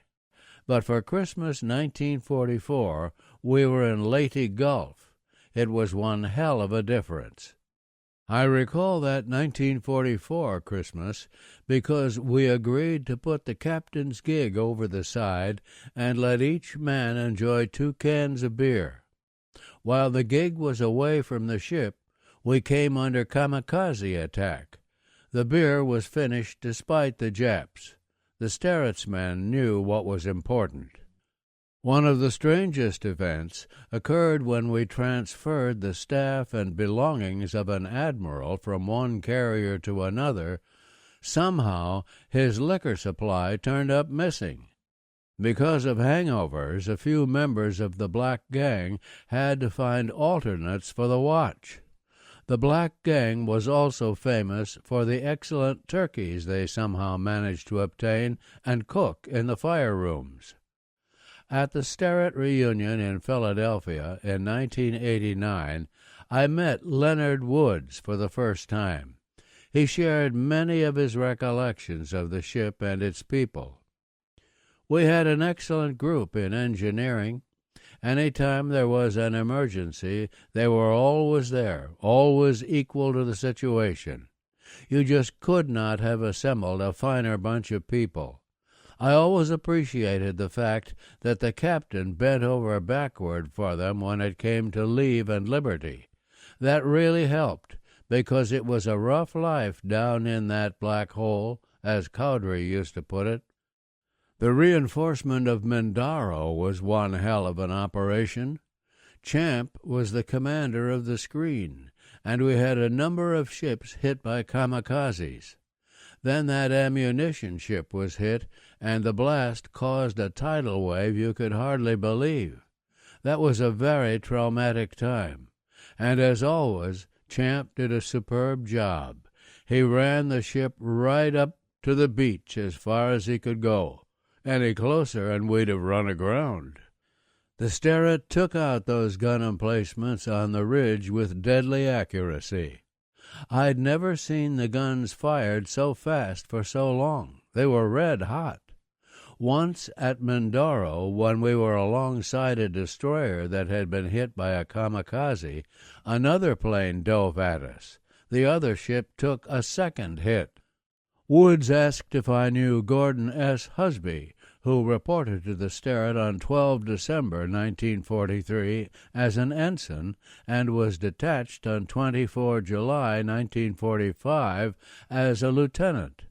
Husby served as first lieutenant during his tour.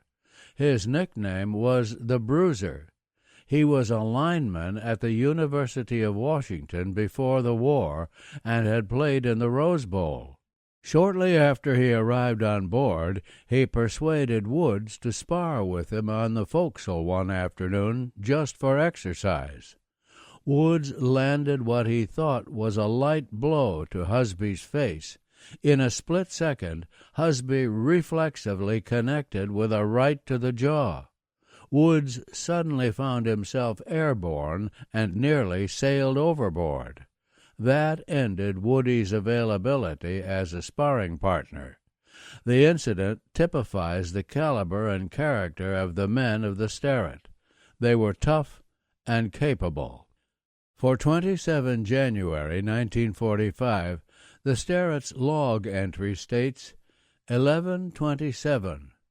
Pursuant to Buper's dispatch 201239, dated 19 October 1944, Commander Francis J. Bluen, 72447, U.S. Navy, was relieved as commanding officer of USS Sterett, DD-407, by Lieutenant Commander Gordon B. Williams, 81170, U.S. Navy. The transfer was completed by highline from the USS Morris, DD-414, in Lingayen Gulf during the early phase of the invasion of Luzon. Troops were headed ashore, carrier aircraft patrolled the skies above, battleships, cruisers, and destroyers bombarded Japanese positions, and a multitude of landing craft, ships, boats, and other vessels moved across the water's surface at a hectic pace. It was a busy scene and an appropriate setting for the Sterett's change of command. The Bluen era had come to an end. I wish I could have had a part in it. The Sterett performed with great distinction in one of the most dangerous periods of her career, a full year of almost continuous combat operations. As was always the case, the commanding officer had imbued the men of the Sterett with the essence of his character. His achievement showed in the crew's cheerful, enthusiastic, and aggressive performance, and it added another chapter of bold and courageous action to the ship's proud history. Chapter 11. The Final Act. Gordy Williams and I became friends at the Naval Academy, where we were classmates. Watching him perform as a B Squad stalwart on the gridiron, I admired his guts and his sincerity. In 1944, Lieutenant Commander Gordon B. Williams was the executive officer of the destroyer USS Wedderburn, DD-684, in the Western Pacific. In early December, he received orders to take command of the Sterett. He was detached from the Wedderburn and spent the next several weeks engaged in a common activity in those days, chasing around the Pacific on whatever transportation was available in an effort to catch up with the ship to which one had been assigned. Gordy hitched a ride aboard the Morris from Hollandia, New Guinea, and learned that both the Morris and the Sterett were slated to participate in the invasion of the Philippines, with landings scheduled to take place on Mindoro on 15 December and on Luzon on 9 January. Gordy busied himself on the Morris, acting as the squadron commander's chief of staff until the two ships finally met on 27 January. He transferred to his new command by highline on that date. Champ Bluen then crossed to the Morris by the same method for the first leg of his journey to his new command, the destroyer Ingersoll, DD-652. Sterett's new skipper found that he had inherited a well-trained ship's company with a corps of veterans from many engagements in the southern and central Pacific. He spent his first several days at the helm on shore bombardment missions in support of our ground forces, now fighting desperately to gain control of their objectives, and on screening assignments for our transports, which were so vulnerable to attack by either submarines or aircraft. The invasion plan proceeded on schedule, and on 30 January the Sterret was ordered to escort a 50-ship convoy, a mix of merchant and navy craft that had already offloaded their cargoes of troops and supplies, safely out of the Lingayen Gulf. As soon as they reached the Philippine Sea, the convoy was dispersed, and the Sterret was sent into an area she was very familiar with, the bays and sounds of the Solomon chain from Guadalcanal to New Georgia. There a concentrated period of training and rehearsals had begun for the huge force that would soon invade the Ryukyus. Captain Williams proved to be a stern and uncompromising teacher. He refused to allow the men of the Sterret to rest on their laurels. He was well aware of their skills and of their outstanding record in past actions, but he was also keenly aware of the tendency of championship teams to become so enamored of their own prowess that they lost their focus and thus their hard-won titles. He was not about to allow that to happen to the Sterret. For the next several weeks the ship engaged in all sorts of training exercises, not only those intended for the individual ship, such as damage control, firefighting, man overboard, gunnery, torpedo, and anti-submarine drills, but also those involving the entire amphibious strike force, with practice landings and naval gunfire support of ground forces.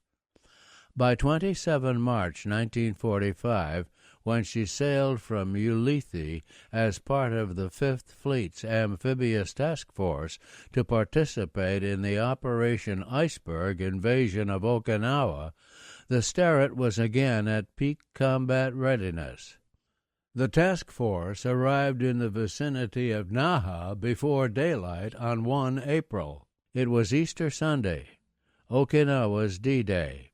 The Sterret was relieved of her escort duty and assigned to patrol the transport area. She was also made available for shore bombardment missions on call. It quickly became apparent that the Japanese had abandoned their beach defenses and concentrated their troops along the Shuri Line, which ran across the island from the Hagushi beaches to Naha.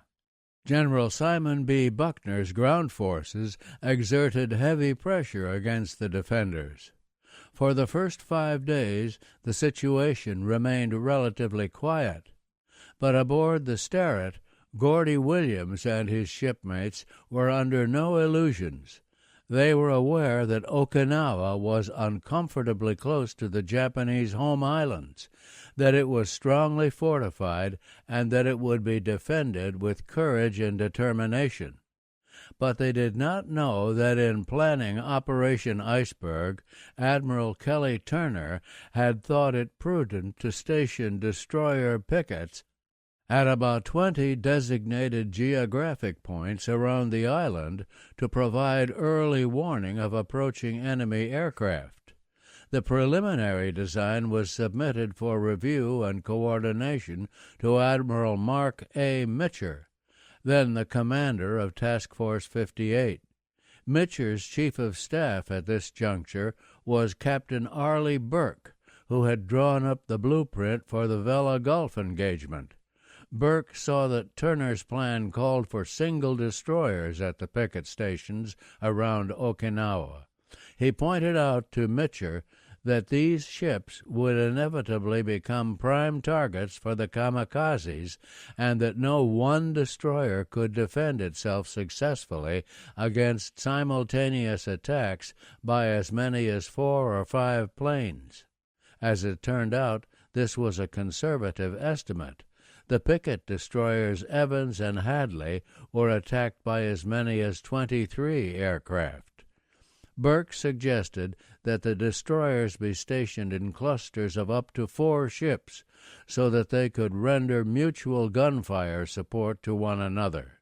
Turner apparently considered the idea incompatible with his order of priorities for destroyer operations. Soon, however, the wisdom of Arleigh Burke's recommendation would become abundantly clear. A preview of what was to come occurred on 6 April at Radar Picket Station No. 1, located 50 miles north of Okinawa and occupied by the destroyer Bush, DD-529. She had been subjected to several kamikaze attacks over the previous 2 days and had repelled them, but her luck was about to run out. By noon on the 6th, she had downed 1 attacker and avoided 3 more. Then they literally swarmed all over her. For another 3 hours, she was able to avoid a direct hit and even scored another kill. But shortly after 1500, a single plane came in low, penetrated a hail of anti-aircraft fire, and struck the starboard side between the stacks. The explosion it caused in her forward engine room was devastating. The destroyer transport Calhoun, APD-17, moved over from her picket station to protect the crippled destroyer. The struggle to keep the Bush afloat continued until 1700, when a fresh wave of 13 Japanese aircraft attacked both ships. The Calhoun was struck first. About 15 minutes later, the Bush absorbed a second hit that almost cut her in two. At 1745, she received a third hit. It was too much. She sank about 45 minutes later with 87 sailors on board. The Calhoun also went down some 6½ hours after she was hit, taking 35 men with her. Down in the objective area, 60 miles away, the Sterret was on patrol. What had started as a calm, peaceful morning turned tense as radio reports of the attack on Radar Picket Station No. 1 made all hands aware that combat was not far off. At about 1000, a large number of enemy aircraft were reported to be approaching from the north.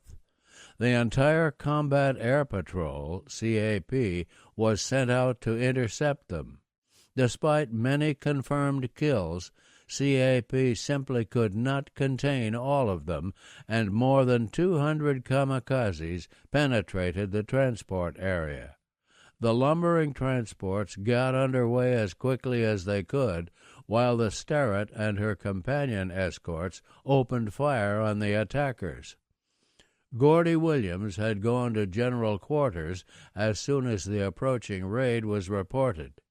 He increased the speed to 25 knots while the bogies were still 10 miles away and started shooting as soon as they were within effective range.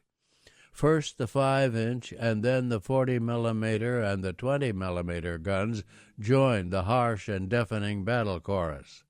The sky was filled with tracers, exploding shells, Japanese planes, some falling in flames, others homing in on their targets, and the smoke ascending from our damaged ships. The Sterret's skipper conned his ship with extra care and skill. He had experienced a similar melee during the Battle of Kolombangara in July 1943 while he was engineering officer of the destroyer Woodworth, DD-460. She had collided with one of her companions, and Gordy was determined at least to spare the Sterret from that fate. The transports were the plane's main targets. They carried vital supplies and ammunition, and they were slow and vulnerable. The destroyers formed a loose protective ring around their charges. One enemy plane almost scored a hit on the Sterret, but her veteran gunners shot it down. It missed by no more than 30 yards off the starboard beam. The pilot's body and parts of his plane were recovered by the Sterret after the fight. Many ships were hit. On top of the loss of the Bush and the Calhoun, the destroyers Mullaney, DD-528, Newcomb, DD-586, Lutzy, DD-481, Howarth, DD-592, Hyman, DD-732, Morris, DD-417, and Hainsworth, DD-700, and the destroyer escort Fieberling, DE-640, were all damaged and sent to the protected anchorage of Keramaretto, about 18 miles south of Naha, to be patched up by our tenders and repair ships. Despite the toll they had inflicted on our ships, the Japanese failed to reduce the capabilities of U.S. forces in any significant way, and they lost about 200 planes in the process. The conquest of Okinawa continued on schedule. Aboard the Sterret, pride and satisfaction were the dominant emotions. She had scored one positive kill and had at least participated in the downing of 5 more Japanese aircraft at a cost of 250 rounds of 5-inch ammunition and innumerable 40 and 20 millimeter rounds.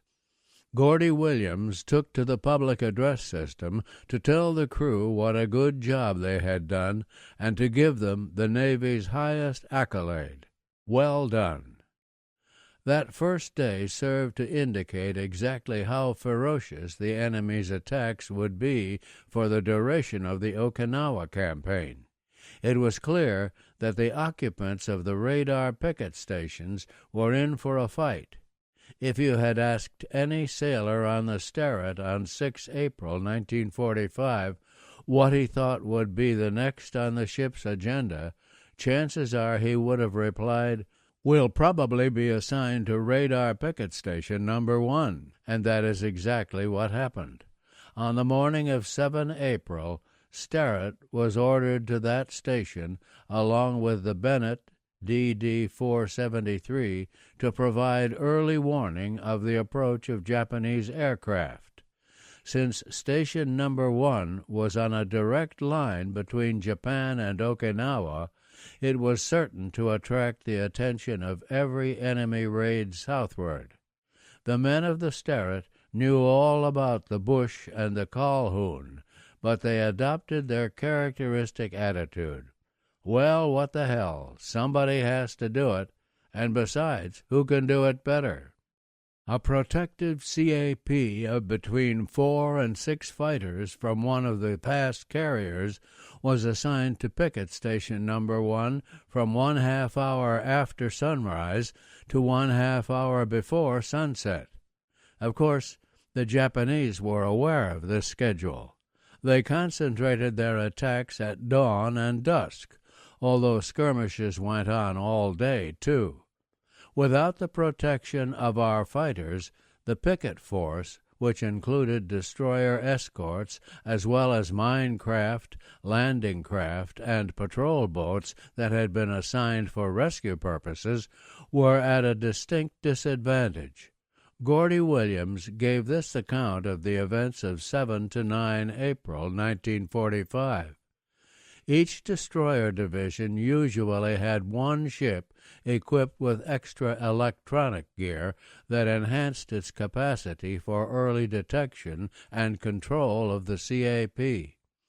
The destroyer so equipped was then designated as a DDR for radar picket. The Sterret in Squadron 1, Division 12, did not actually have extra electronic gear due to weight limitations, but she had been labeled as a DDR anyway. Following our orders, we joined the Bennett in Radar Picket Station 1 at about noon. The scuttlebutt took on a new tone, and the ship buzzed with excitement. How long before we get creamed? Can this old can take a kamikaze? Is our shooting good enough? What are our chances? The Sterret had swapped shots with a Japanese battleship at Savo Island and had the 14-inch scars in the superstructure to prove it. We were well trained, the ship was fast, and we had proved we could shoot straight. Morale was high. I had been through 8 campaigns and engagements and had held every job on a destroyer from George to captain in my 6 straight years on this type of ship. I felt confident of my own and the ship's ability to meet any challenge. Early in the evening of the 7th, as we patrolled stations with the Bennett, 2 low-flying planes came in and attacked her. She was about 3 miles north of the Sterret. The Bennett was able to shoot down one of the planes, but the second crashed into the forward fire room, killing and wounding many personnel and incapacitating the ship. Because the planes came in on the far side of the Bennett, the Sterret was unable to render gunfire support without shooting over her and running the risk of hitting her. The risk was magnified by the fact that kamikaze tactics usually involved at least some very low-level approaches, and even when the aircraft dove from above, the stream of gunfire had to follow the plane in its descent and then stop before it got so low as to hit the structure of the target ship. An appropriate damage report was sent, and the Bennett was ordered to proceed to Karamaretto. The Sterret was directed to remain on Radar Picket Station 1. 2 small ships, LCSs, were directed to join us for limited gun support or, as some members of the crew observed, to pick up survivors. The dawning of 8 April had special meaning for me. It was my 30th birthday. I wondered, perhaps a bit morbidly, if this was to be my last day on Earth. We were directly in line for the next kamikaze attack, and the odds were against us. The carrier group would provide CAP for us for most of the day, but we would be on our own at the most dangerous periods of half-light, dawn and dusk, when the fuel limitations of our planes and the distances involved necessitated leaving the picket destroyers unprotected. To my relief, we received no attack at dawn, and shortly thereafter the friendly fighters arrived overhead. The day passed with the condition watch alert and the air controller in the Sterret's Combat Information Center in constant conversation with the carrier's CAP. I listened to these conversations and read the messages that the decoding watch constantly brought to the bridge for my perusal and information. Our ground forces were advancing inland on Okinawa in heavy fighting, aided by heavy bombardment from ship batteries and carrier aircraft. Throughout the day, none of the anticipated attacks occurred. But as sunset was not until 1930, there was plenty of time before the inevitable dusk general quarters. The steward, James Bailey, had remembered my birthday and provided a nice birthday cake at dinner. The wardroom was fairly relaxed, and there was considerable kidding, although the tension could be felt under the calm exterior. After dinner I returned to the bridge and called the ship to general quarters about a half hour before sunset, which was about 10 minutes before the CAP would depart to return to the carrier. Dusk came, and then night, and I felt reasonably sure that I would not meet my Maker on this date. The morning of 9 April was strictly routine on the Sterret. Dawn general quarters with gun drills were held as usual. After daylight, with the arrival of the CAP, the condition watch was set, and the ship proceeded with normal advanced area routine. Emergency drills were held in the afternoon, collision, damage control, man overboard, and so on, and were efficiently carried out. I had formed the habit of timing all drills with a stopwatch, and was satisfied in so far as speed, thoroughness, attention to detail in battle dress, and general procedures were concerned. As evening approached and the CAP prepared to leave, the Sterret went to general quarters as usual. This was at about 1850, with sunset due at about 1930. About 5 minutes after the departure of the CAP, the Combat Information Center reported many bogies approaching from the northwest, at a distance of 40 miles. I took the con and ordered all engines ahead flank speed, 25 knots. Then I went to the loudspeaker system and made the following announcement. We have Jap planes en route heading directly for us. If you characters ever want to sleep with a blonde again, you had better shoot down these bastards as soon as they come up. I sensed that it eased the strain a little bit. My plan was to fishtail, make rapid changes of course to port and starboard at high speed to become as elusive a target as possible, and at the same time to keep all my guns firing. In a few minutes, the gun director was locked on the enemy plane formation, which now began to break up into 5 segments. I gave the order to the gunnery officer to open fire as soon as the Japs were within range. We had clear weather and good visibility, and in a few minutes 5 planes, identified as Vals, came at us. 4 of these planes headed for the Sterret. The 5th peeled off and went after the 2 small craft, now several miles from us. This plane dove over one LCS and overshot the hull, but knocked off the mainmast. In accordance with his suicide pact, the pilot had flown to his death. Up in the gun director, Roy Cowdery had a good solution and was doing a superb job. One Val zeroing in on us was shot down by the 5-inch guns when it was still about 4 miles away. Now Roy shifted to a second Val, and it was hit shortly thereafter. Once it hit the water, the odds were cut in half. The 2 remaining planes were heading directly for the bridge structure, their machine guns blazing to strafe the gun crews and other exposed people.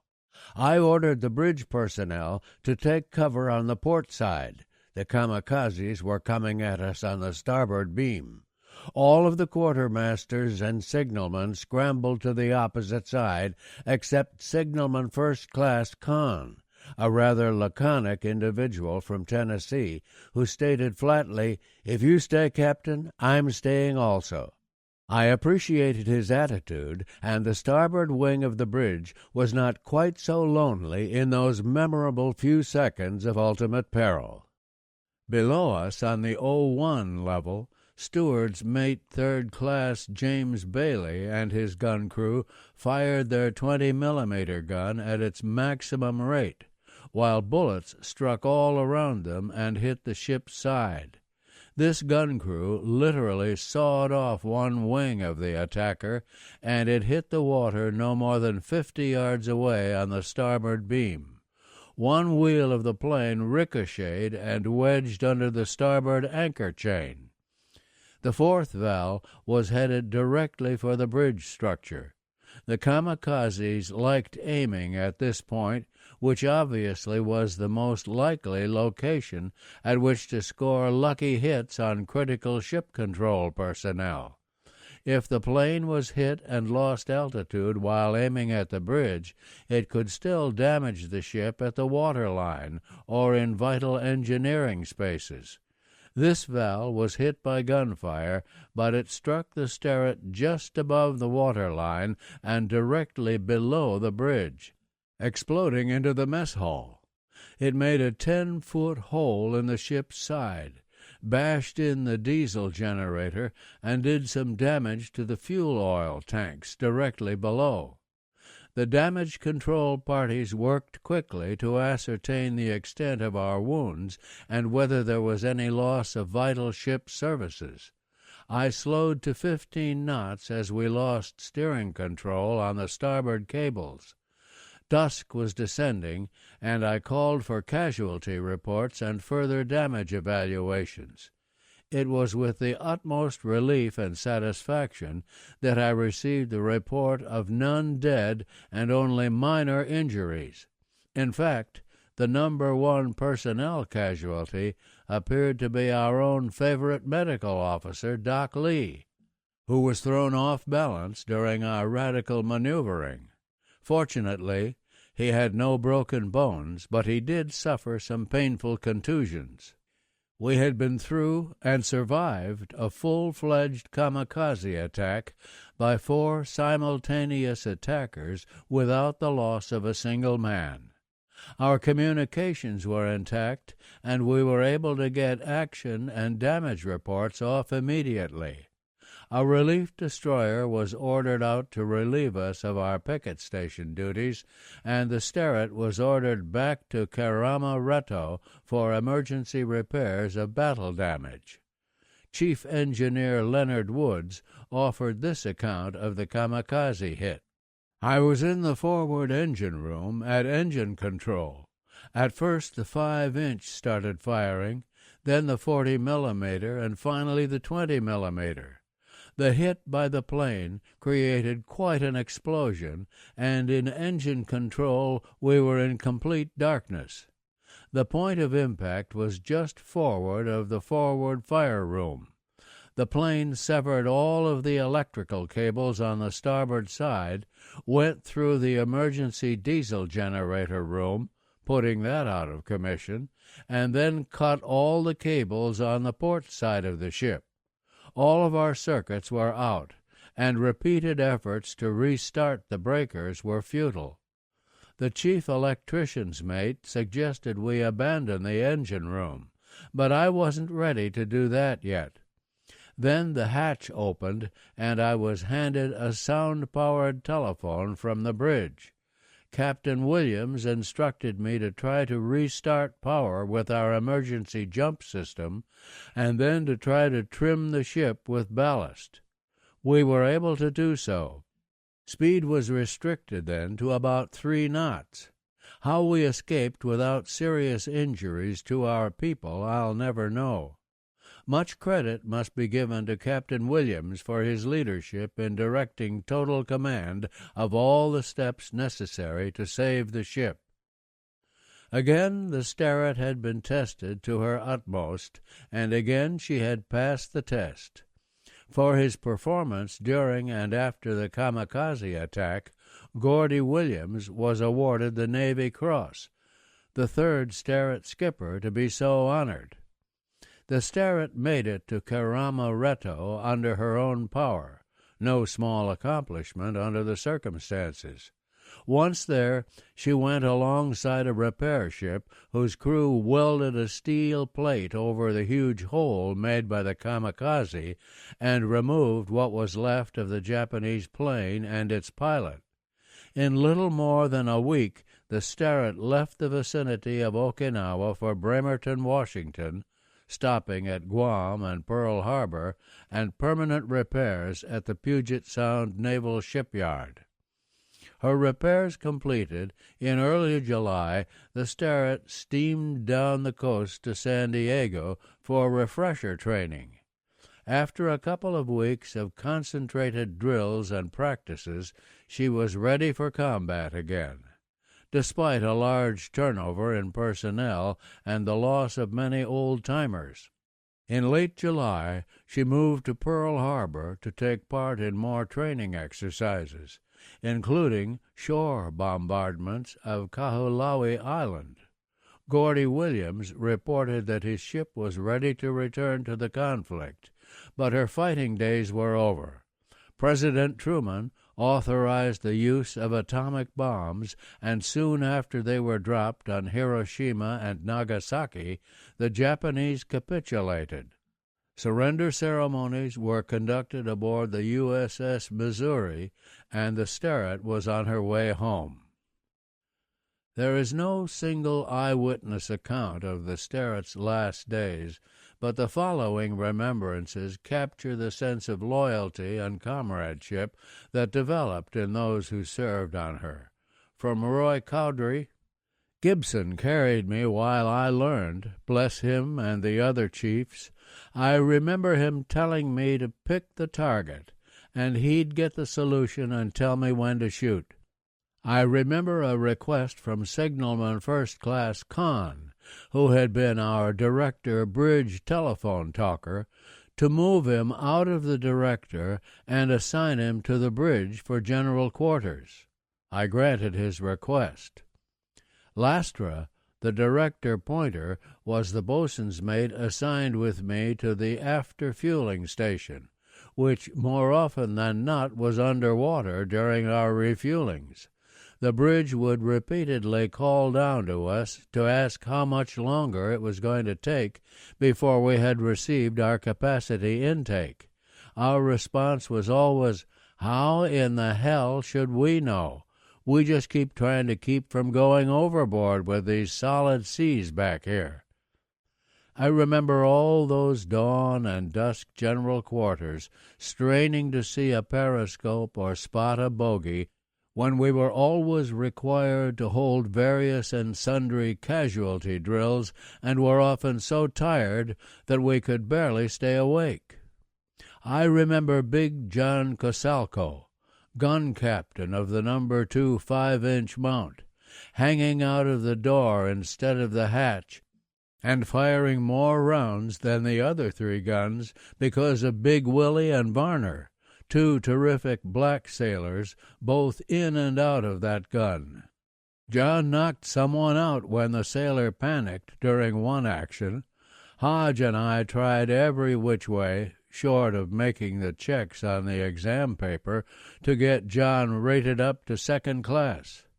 I remember Herb May scheduling loading drills every day, regardless of the fact that we may have fired umpteen rounds in anger the day before. I remember Okinawa and hearing Herb in combat during dusk alert and just before we were hit, saying, "Here they come, low on the horizon." Lastra tapped me on the shoulder as he pointed to the plains at about 30 degrees. I remember Montenegro, FC 3rd Class, the rangefinder operator, being blinded by Jap searchlights at Guam when we tried to shoot them out. I remember the stroke that Gordy Williams almost had when he was brought to the Sterret for the first time by the regular gig crew. They sported mohawk haircuts, no shoes, and cut-off jeans. The Sterret crew knew it was good. I remember Fink, the chief boatswain's mate, and his dog, who had only one pup. Lack of space, you know. Then there was Your Typhoon, green water over the gun director. We chipped paint, weighed it, and tried to determine how much excess weight we'd removed. The result was that I had red, green, and yellow guns for a while, different chromatic colors. From Neil Fugate: fairly early in my stint, the Sterret's torpedo tubes were removed and replaced with two 40s. Then later, just before Okinawa, a radio transmitter receiver outlet was set up on the gun director platform. We had become a picket ship. The radio hookup gave lookouts direct communication with the combat air patrol. Jap planes had begun to come down the chain of islands to Okinawa, mostly on suicide missions. Against shipping, they would come in below air search radar effectiveness, but high enough so that it was difficult for the surface search radar to pick them up. The lookouts were supposed to spot these incoming planes early and coach the CAP over to them. It worked. On the evening of 9 April 1945, after the CAP had to head back to base, a squad of Jap planes showed up. I was on the gun director deck for this surface search routine with two exceptionally good lookouts. One of them spotted the planes, 5 of them, 10 to 12,000 yards out. As I remember, he climbed up the gun director ladder, reached down to guide the gunnery officer's head up out of the top hatch, and pointed out the incoming planes to him. The director trained on them, got a solution at around 8,000 yards, and began firing at about 5,000 yards. The 5-inch got 2 of the planes at around 3,000 yards away. One of the remaining 3 turned south and went after 2 small landing craft that were with us. The landing craft were fitted with 40s and 20s, and they shot down their attacker. By then our 40s and 20s had come into action. One plane was hit and exploded no more than 50 yards off our starboard beam, showering our decks with debris. The remaining plane, now heading straight for our bridge and strafing us from murderously close range, absorbed a hail of 40 and 20-millimeter shells from our superbly courageous gunners, who never flinched. They were still firing when the plane hit us amidships at the waterline. As one of our Brooklynites put it, "You could have drove a Mack truck through the hole." Evidently, the plane was carrying a 6 or 8-inch artillery shell that exploded when it hit. And yes, the hole was sizable. The plane hit a fuel bunker, and the explosion started a fire, but seawater flowed in to put it out. Since this was the bunker that was online, the boiler fires went out, and we went dead in the water. Shock knocked out all the ship's communications, so we ran sound-powered phones to emergency steering stations in the stern, hooked up a battery to a radio so that we could report our condition, put a clean fuel oil bunker online, fired the boilers, and got underway for Caramaretto for emergency repairs. The total time that elapsed from when we first sighted the planes to when we got underway again was 56 minutes, according to the ship's log. Our only casualty was the doctor, who suffered minor injuries when the concussion knocked him off his feet. Well, some of the men below decks did get shaken up somewhat, but not seriously. We had lived through a few more of the Sterrett's many magnificent moments, but once again I had been reminded that death and destruction could visit us without warning, and that we could not drop our guard for an instant. A day or two later, we were moored at Caramaretto, getting a patch put on our side. The island looked as if a load of otherworldly rocks had been dumped there. Everything had a weird shape and color. There were unexpected crevices, a stone arch reaching down to the water, red and brown lichen-splotched stones, and practically no vegetation. In the morning and evening, the way shadows and colors shifted was fascinating. There were always some off-duty men standing mesmerized at the rail as they watched the scene. If a gnome or kobold had hopped out and scurried around, no one would have been surprised. We might have said, "Well, what do you know? A gnome." I can understand how the old windjammer sailors came back with their tall tales. We were at anchor watch at night in Tacloban harbor when word came that the Japs were moving down from the hills to swim out and blow up the ship, or to climb aboard and run amok. Our anchor watch had handguns, but some of the nearby ships had Tommy guns and twitchy trigger fingers. My watch and I agreed that it would be best to lie flat on the deck and peer over the sides. I don't know if any swimmers showed up, but there was an awful lot of promiscuous gunfire. Once when we lay off an island, Saipan, I think, some of the men were sunbathing, while others were just being lazy.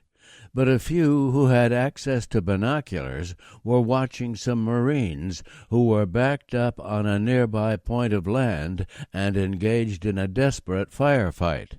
They did eventually win out. Those of us who watched got a strong feeling of being disconnected from reality. We swam in Sunlight Channel in the Russells with the ship's gig on shark picket, Tommy gun at the ready. The channel was just wide enough for two ships to pass each other, and yet was deep water. The water was nearly the temperature of blood, and swimmers got so sapped that it became hard to climb back aboard. For decommissioning, we took the ship from Hawaii to Brooklyn via Panama.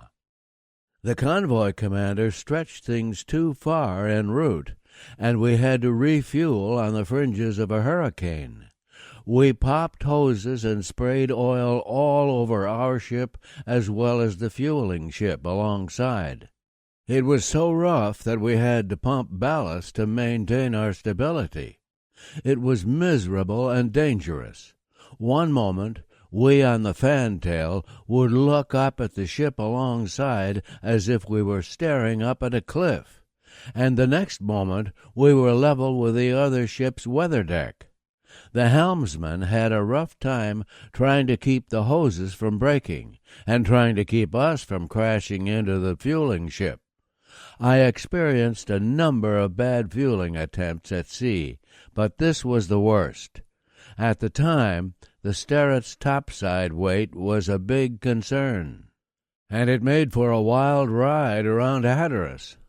We were on our beam ends most of the time until the convoy commander got the word, reduced speed, and changed course to quarter the seas somewhat.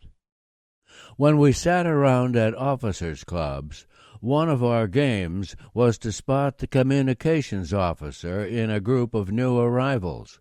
He usually looked pretty haggard. When securing from general quarters, Ensign Otis Arisman would always begin to sing sotto voce, "Sunday school is over and we are going home. Goodbye, goodbye, we are going home." I don't think he realized what he was doing. From Leonard Woods, after being hit, we steamed slowly into Caramaretto. I was detached and sent by air to the Puget Sound Navy Yard with all the data that shipyard personnel would need in order to decide, with some assurance of accuracy, exactly how to repair our damage. I arrived on 1 May, and the Sterret came in on the 10th. The yard was well prepared. They went right to work on the repairs and also removed our torpedo tubes. In their place, they installed additional 40-millimeter guns in preparation for the kamikaze attacks that were expected to greet us when we invaded Japan. Fortunately, President Truman ordered the delivery of atomic weapons on selected targets to convince the Japanese military that further resistance was futile. We were sent to San Diego for the trials and were there when Japan surrendered. We then went to Hawaii and spent about a month there. Next, we were ordered to New York for Navy Day. The Dictionary of American Naval Fighting Ships has this to say about the Sterret's last days. On 25 September, she set sail with Mississippi, BB-41, North Carolina, BB-55, and Enterprise, CV-6. Sterret transited the Panama Canal on 8 and 9 October, and after a 3-day stay in Coco Solo Canal Zone, proceeded north. She arrived in New York on 17 October and was decommissioned there on 2 November 1945. Her name was struck from the Navy list on 25 February 1947, and she was sold on 10 August to Northern Metal Company of Philadelphia for scrapping. On 3 November 1945, Lieutenant Woods was ordered to supervise the stripping of the Sterett prior to her disposal for scrap. He carried out those orders until she was towed up the Hudson on the 9th to a reserve fleet anchorage. Of course, he did not live aboard. The ship was an empty hulk, without even the most rudimentary services. But one crewman did remain aboard until the end. Charles H. "Frenchy" Lefebvre joined the Sterett as an apprentice seaman on 5 December 1942. He had served his ship well as a radioman striker and later a radioman third class. He was officially detached on 2 November 1945, but apparently Frenchy decided that the ship was a better shelter than any offered by the streets of New York, and as of the 9th he was still sleeping aboard. This is his account of his last day on the Sterett. By this time there was only one person left, the captain, me, Frenchy. This was good. I slept in and had liberty any time. My time was my own. Guess what? That only lasted as long as my money held out. But, being captain, I held on. After each and every liberty, I'd check the ship fore and aft. The damage from pilferers and vandals would be apparent each time. There were broken light fixtures and many things were missing. All kinds of brass and copper fittings, as well as piping and instruments and gauges were being removed. It sure made me feel bad, and it also made me mad. However, I had to stay with the old fighting ship. It had saved my life more than once, so I was going to try to save her life. At this point, I felt that she was all mine. I would like the world and all my shipmates to know that I did try to save her. One day, before I got up, I felt the ship rocking and moving in a way that told me we were no longer tied up. I went to the bridge, where a good captain should be when his ship is under way, and found civilians all over the bridge of my ship. With great authority, I asked, "Where are you taking my ship? What are you doing on my ship?" They ignored me, even laughed at me, and at that moment I knew I had lost her. Even though Frenchy, whom I recall pleasantly from my days on the Sterett, wrote his account with tongue-in-cheek, I am sure he really did wish to save her from being cut up into chunks of metal and sold off to the highest bidder. It seemed like an ignominious end for such a heroic veteran. Another Sterett sailor now appeared on the scene. Earl J. Andrews had come aboard as a fireman second class on the day the ship was commissioned, and he served with distinction as our log-room yeoman while I was the assistant engineering officer. He remained aboard until after the Third Battle of Savo Island on 13 November 1942. His 1988 letter picks up the narrative where Frenchy left off. When I was engineering officer of a Navy tug, ATR-8, in New York Harbor, I was privileged to tow the Sterett following her decommissioning to her assigned nest of reserve ships at Jones Point up the Hudson River. While we had her in tow, which was a matter of several hours, I wandered the ship with a flashlight and toured the spaces. What memories flashed back! What voices I heard! What smooth-running turbines and quiet machinery! It was all quite melancholy. That was the last time I saw the Sterett. Summarizing his article, Sterett Revisited, which records the experience of reading through the Sterrett's logs over an 8-day period in July 1988, J.D. Jeffrey remarks, "Upon first reading, the log of the Sterrett's final day, 2 November 1945, was disappointing. To go along with the necessary stereotyped phraseology, it seemed there should be some words of praise, or perhaps regret, some accolades for feats accomplished and disasters overcome. On second thought, though, maybe the most appropriate entries were the simple ones made. Moored starboard side, mustered crew at quarters, no absentees. Transferred listed officers and men.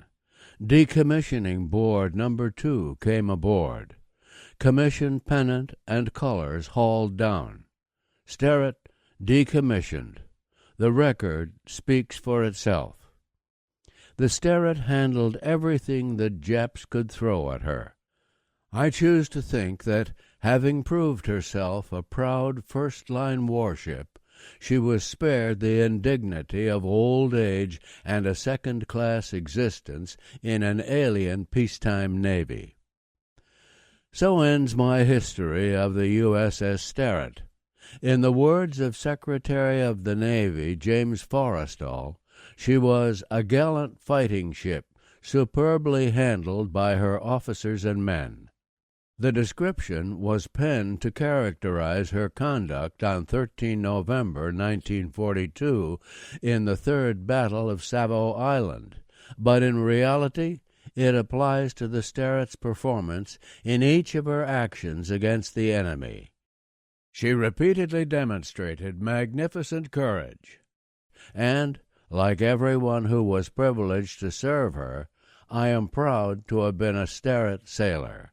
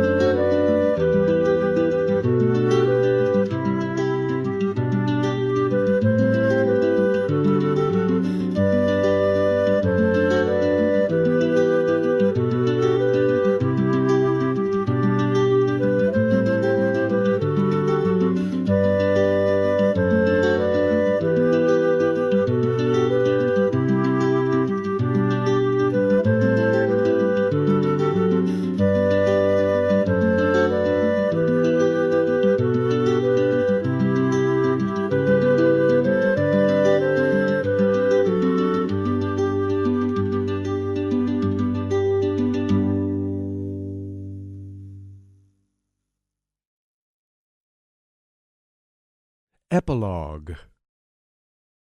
The Sterret, or at least her reputation and her people, continue to influence events in my life long after my detachment. It started with Watso Singer, who visited me in Espiritu Santo a few days after my arrival at the hospital on 10 April 1943. He said he would speak with the commanding officer of the hospital and determine when I was to be evacuated. That same afternoon I received a note reporting the results of his inquiry. I was scheduled to depart 2 days later aboard the Pinckney, APH-2, a hospital transport. No doubt my Sterret shipmate had a hand in effecting that early departure. After a short voyage to Noumea, New Caledonia, I was transferred to the hospital ship Solace, AH-5, a welcome change from the austere facilities at Espiritu Santo. The ship's entire surgical team had come from the University of Pennsylvania Hospital. The medical care was excellent, as were the living conditions. In late May, I was one of several Solace patients to be transferred to the Matson passenger liner SS Lurline for the return trip to the United States. She stopped briefly en route at Melbourne and Wellington to pick up 2,000 Marine ambulatory patients. Then she proceeded to San Diego at a comfortable 21 knots under clear and sunny skies. It was a pleasure cruise by comparison with my 4 years of destroyer duty. The Lurline arrived in San Diego in early June and delivered her patient passengers to the San Diego Naval Hospital. Among the doctors who greeted us on our arrival was a Navy captain, Medical Corps, who had sailed with us on the Sterret's shakedown cruise. A friend of Captain Macondray, the doctor was a plastic surgeon. Reminding him of his cruise aboard the Sterret, I asked if he would examine Ensign Blackwell, a friend and fellow patient whose ship, the oiler Kanawha, AOG-31, was sunk in the same attack in which I was injured. Blackie had suffered disfiguring wounds to his face. The doctor gladly accepted Blackie as a patient and expertly repaired the scars so that they were almost invisible. Again, a Sterret shipmate had played the role of the Good Samaritan. A couple of weeks later, with the same doctor's assistance, I managed to transfer to Oak Knoll Naval Hospital in Oakland. My family then lived in Santa Cruz, and I was able to stay at home and commute to Oak Knoll as necessary for physical therapy. A letter from Frank Gould and a visit to Santa Cruz in August by Ensign Perry Hall en route to submarine school in New London, Connecticut, enabled me to keep up with the Sterret's experiences. From Perry, I learned of the Vela Gulf battle and Frank's Navy Cross. I could not have been prouder of my old ship or wanted to go back to her more. There was no chance of realizing that desire, but still the Sterret's esprit de corps was very much a part of my consciousness. It was a supplemental tonic to my own mood and outlook. Meanwhile, I was anxious to get out of the hospital and back to sea duty. My buddies were all out there fighting a war, and I wanted to join them. But my doctor at Oak Knoll did not think I was ready for sea duty and made it clear that he would recommend against it. As far as I could tell, my only physical deficiency was a wrist drop in my right arm, and the only negative aspect of that was a very limp salute. It certainly did not affect my capacity to make decisions or issue orders. When I pressed my point, the doctor made a small concession. He would be willing to recommend my assignment to limited duty ashore.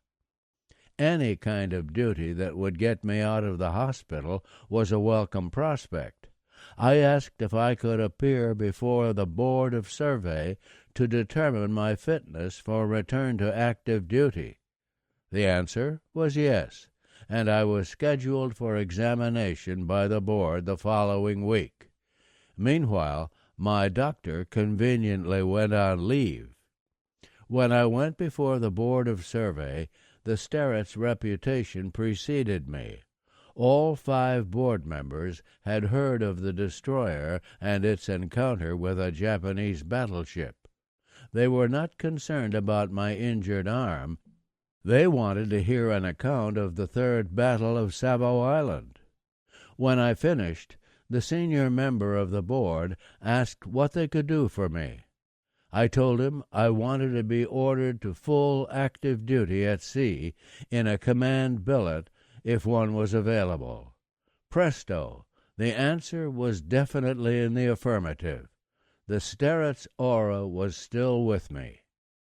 As I drove away from the hospital that afternoon, I filled the car with hitchhiking sailors, all hospital patients on their way into town. One had his arm in a sling, and all wore the ribbon of the Purple Heart. We had gone only 100 yards when I recognized a lone sailor on crutches standing along the roadside. Bringing the car to a stop, I said, "Okay, fellas, I have to ask one of you to get out. This sailor is an old shipmate, and he takes priority." To a man, they realized that this might be a special moment. They all piled out, saying that they understood. 2 of them helped the new passenger into the car. It was Hawkins. The last time I saw him, he was being carried down the accommodation ladder in a stretcher, bound for the Solace in Espiritu Santo. Now he wore a patch over his blind eye and walked with crutches, although he had been fitted with a new leg. His face was one big smile as he came into the car, and I reached over and gave him a hug. He was in very good spirits and gave me a rundown on everyone who had left the ship with him. They had all survived and had been transferred to hospitals near their homes. He was about to be transferred to the Naval Hospital at Philadelphia, where amputees were usually sent to learn how to use their new artificial limbs. I drove him to his destination in Oakland and dropped him off with a handshake and my best wishes. The encounter brought back a flood of memories, and I marveled at the caliber of the young men who were fighting for America's freedom.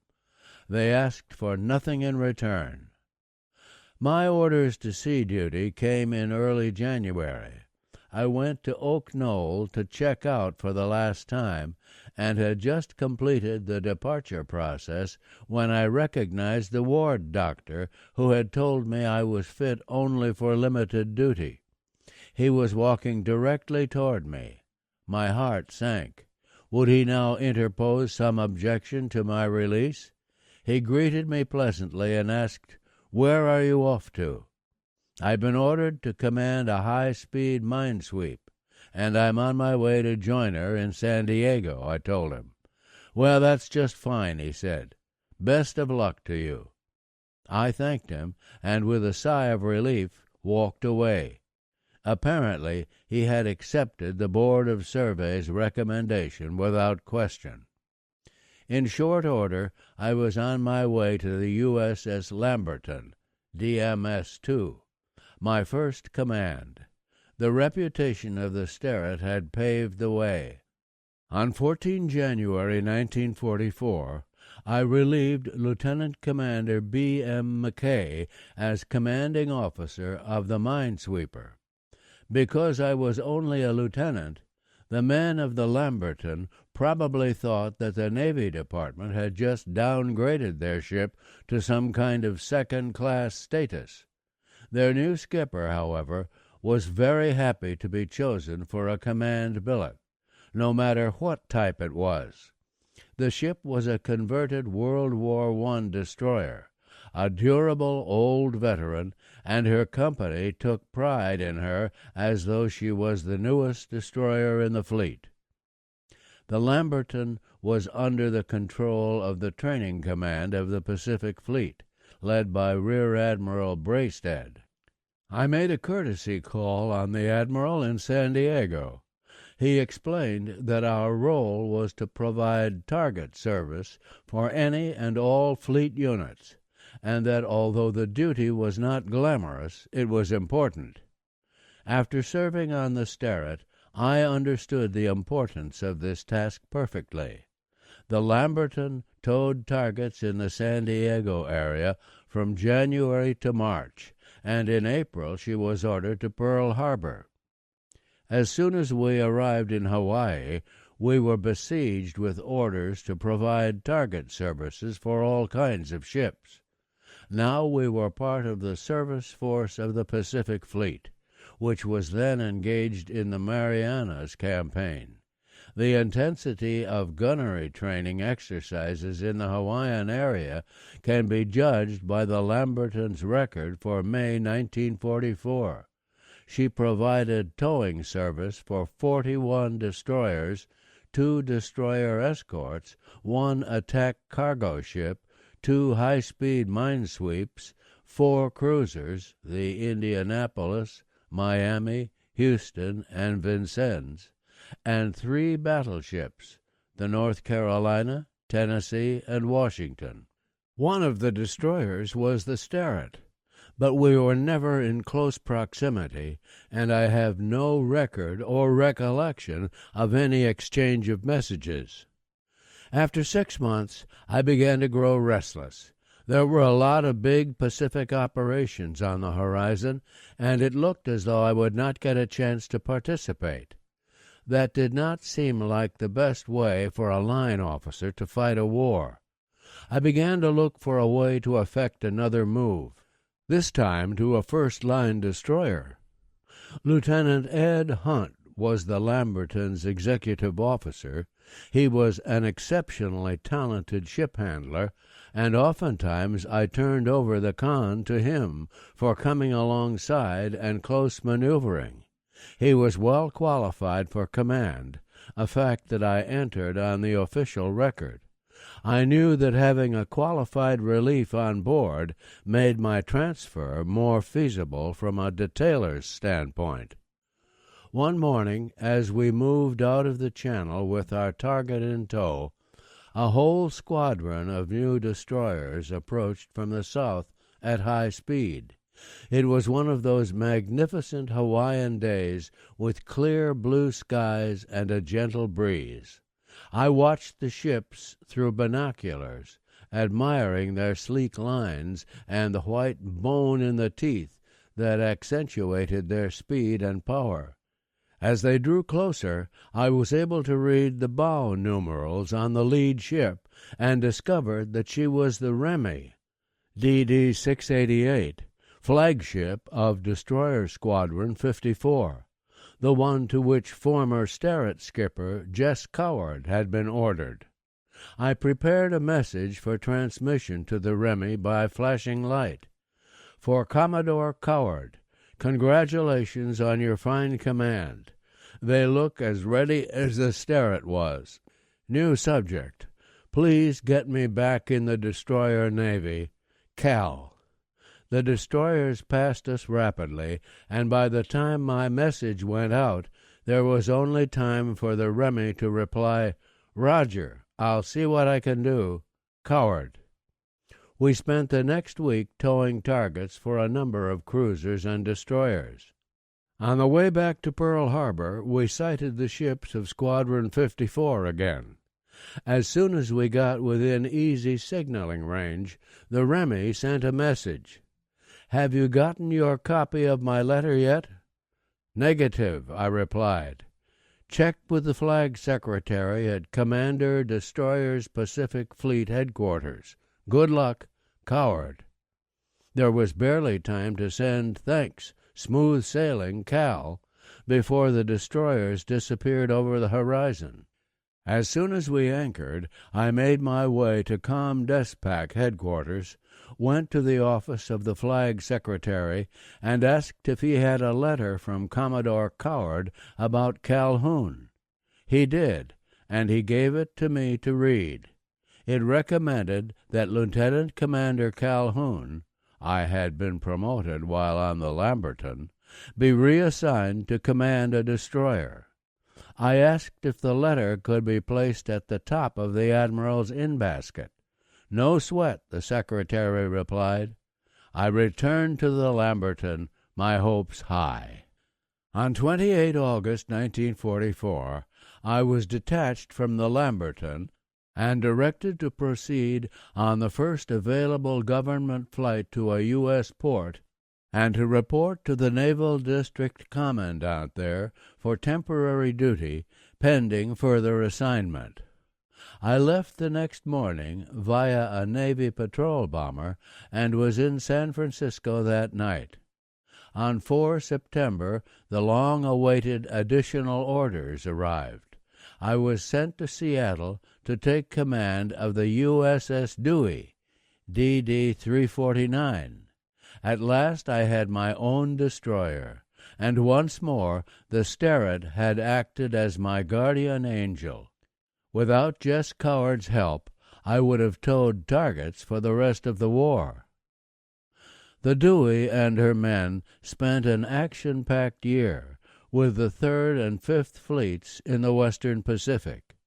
She participated in the Philippine campaign as well as the invasion of Iwo Jima and Okinawa, and she performed escort duties with logistic support forces. She and the Aylwin, DD-355, were the 2 Farragut-class destroyers that survived the typhoon of 17-18 December 1944. 2 others, the Hull and the Monaghan, capsized and sank.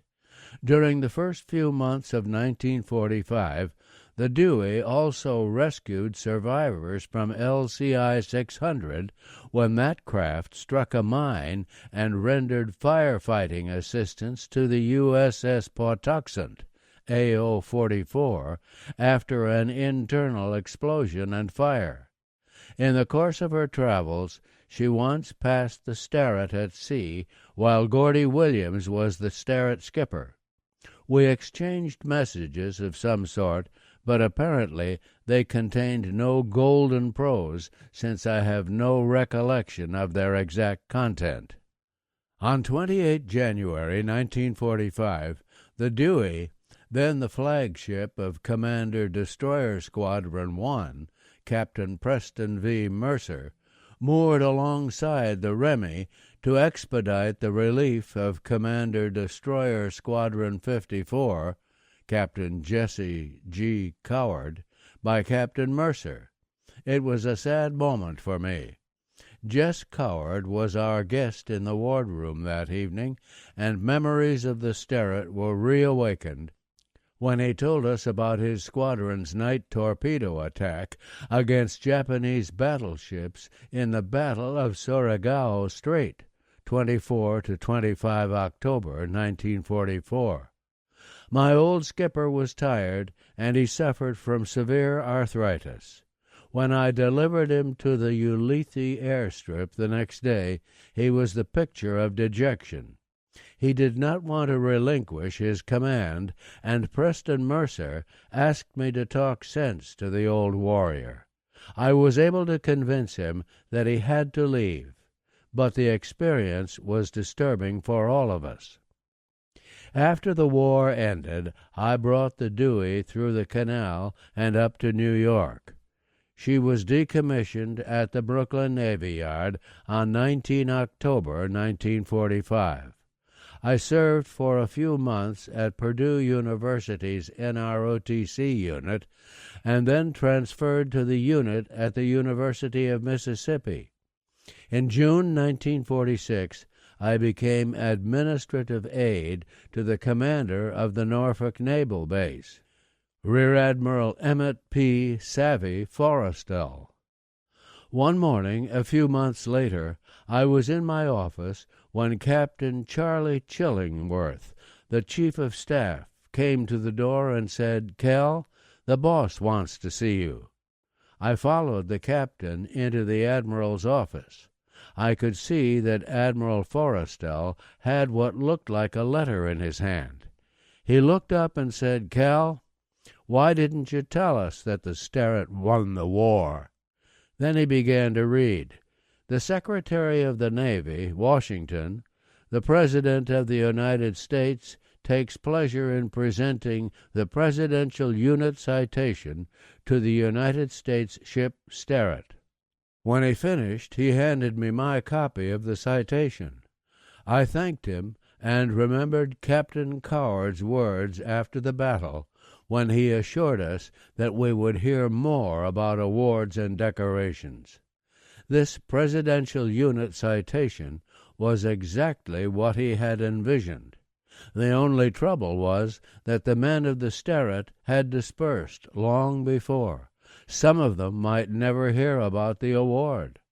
I also thought of the 28 shipmates who had given their lives to earn it. No, the Sterret had not won the war, but she had certainly upheld the highest traditions of the naval service. Her reputation and her special spirit remain engraved in the hearts of all who had the honor to serve her.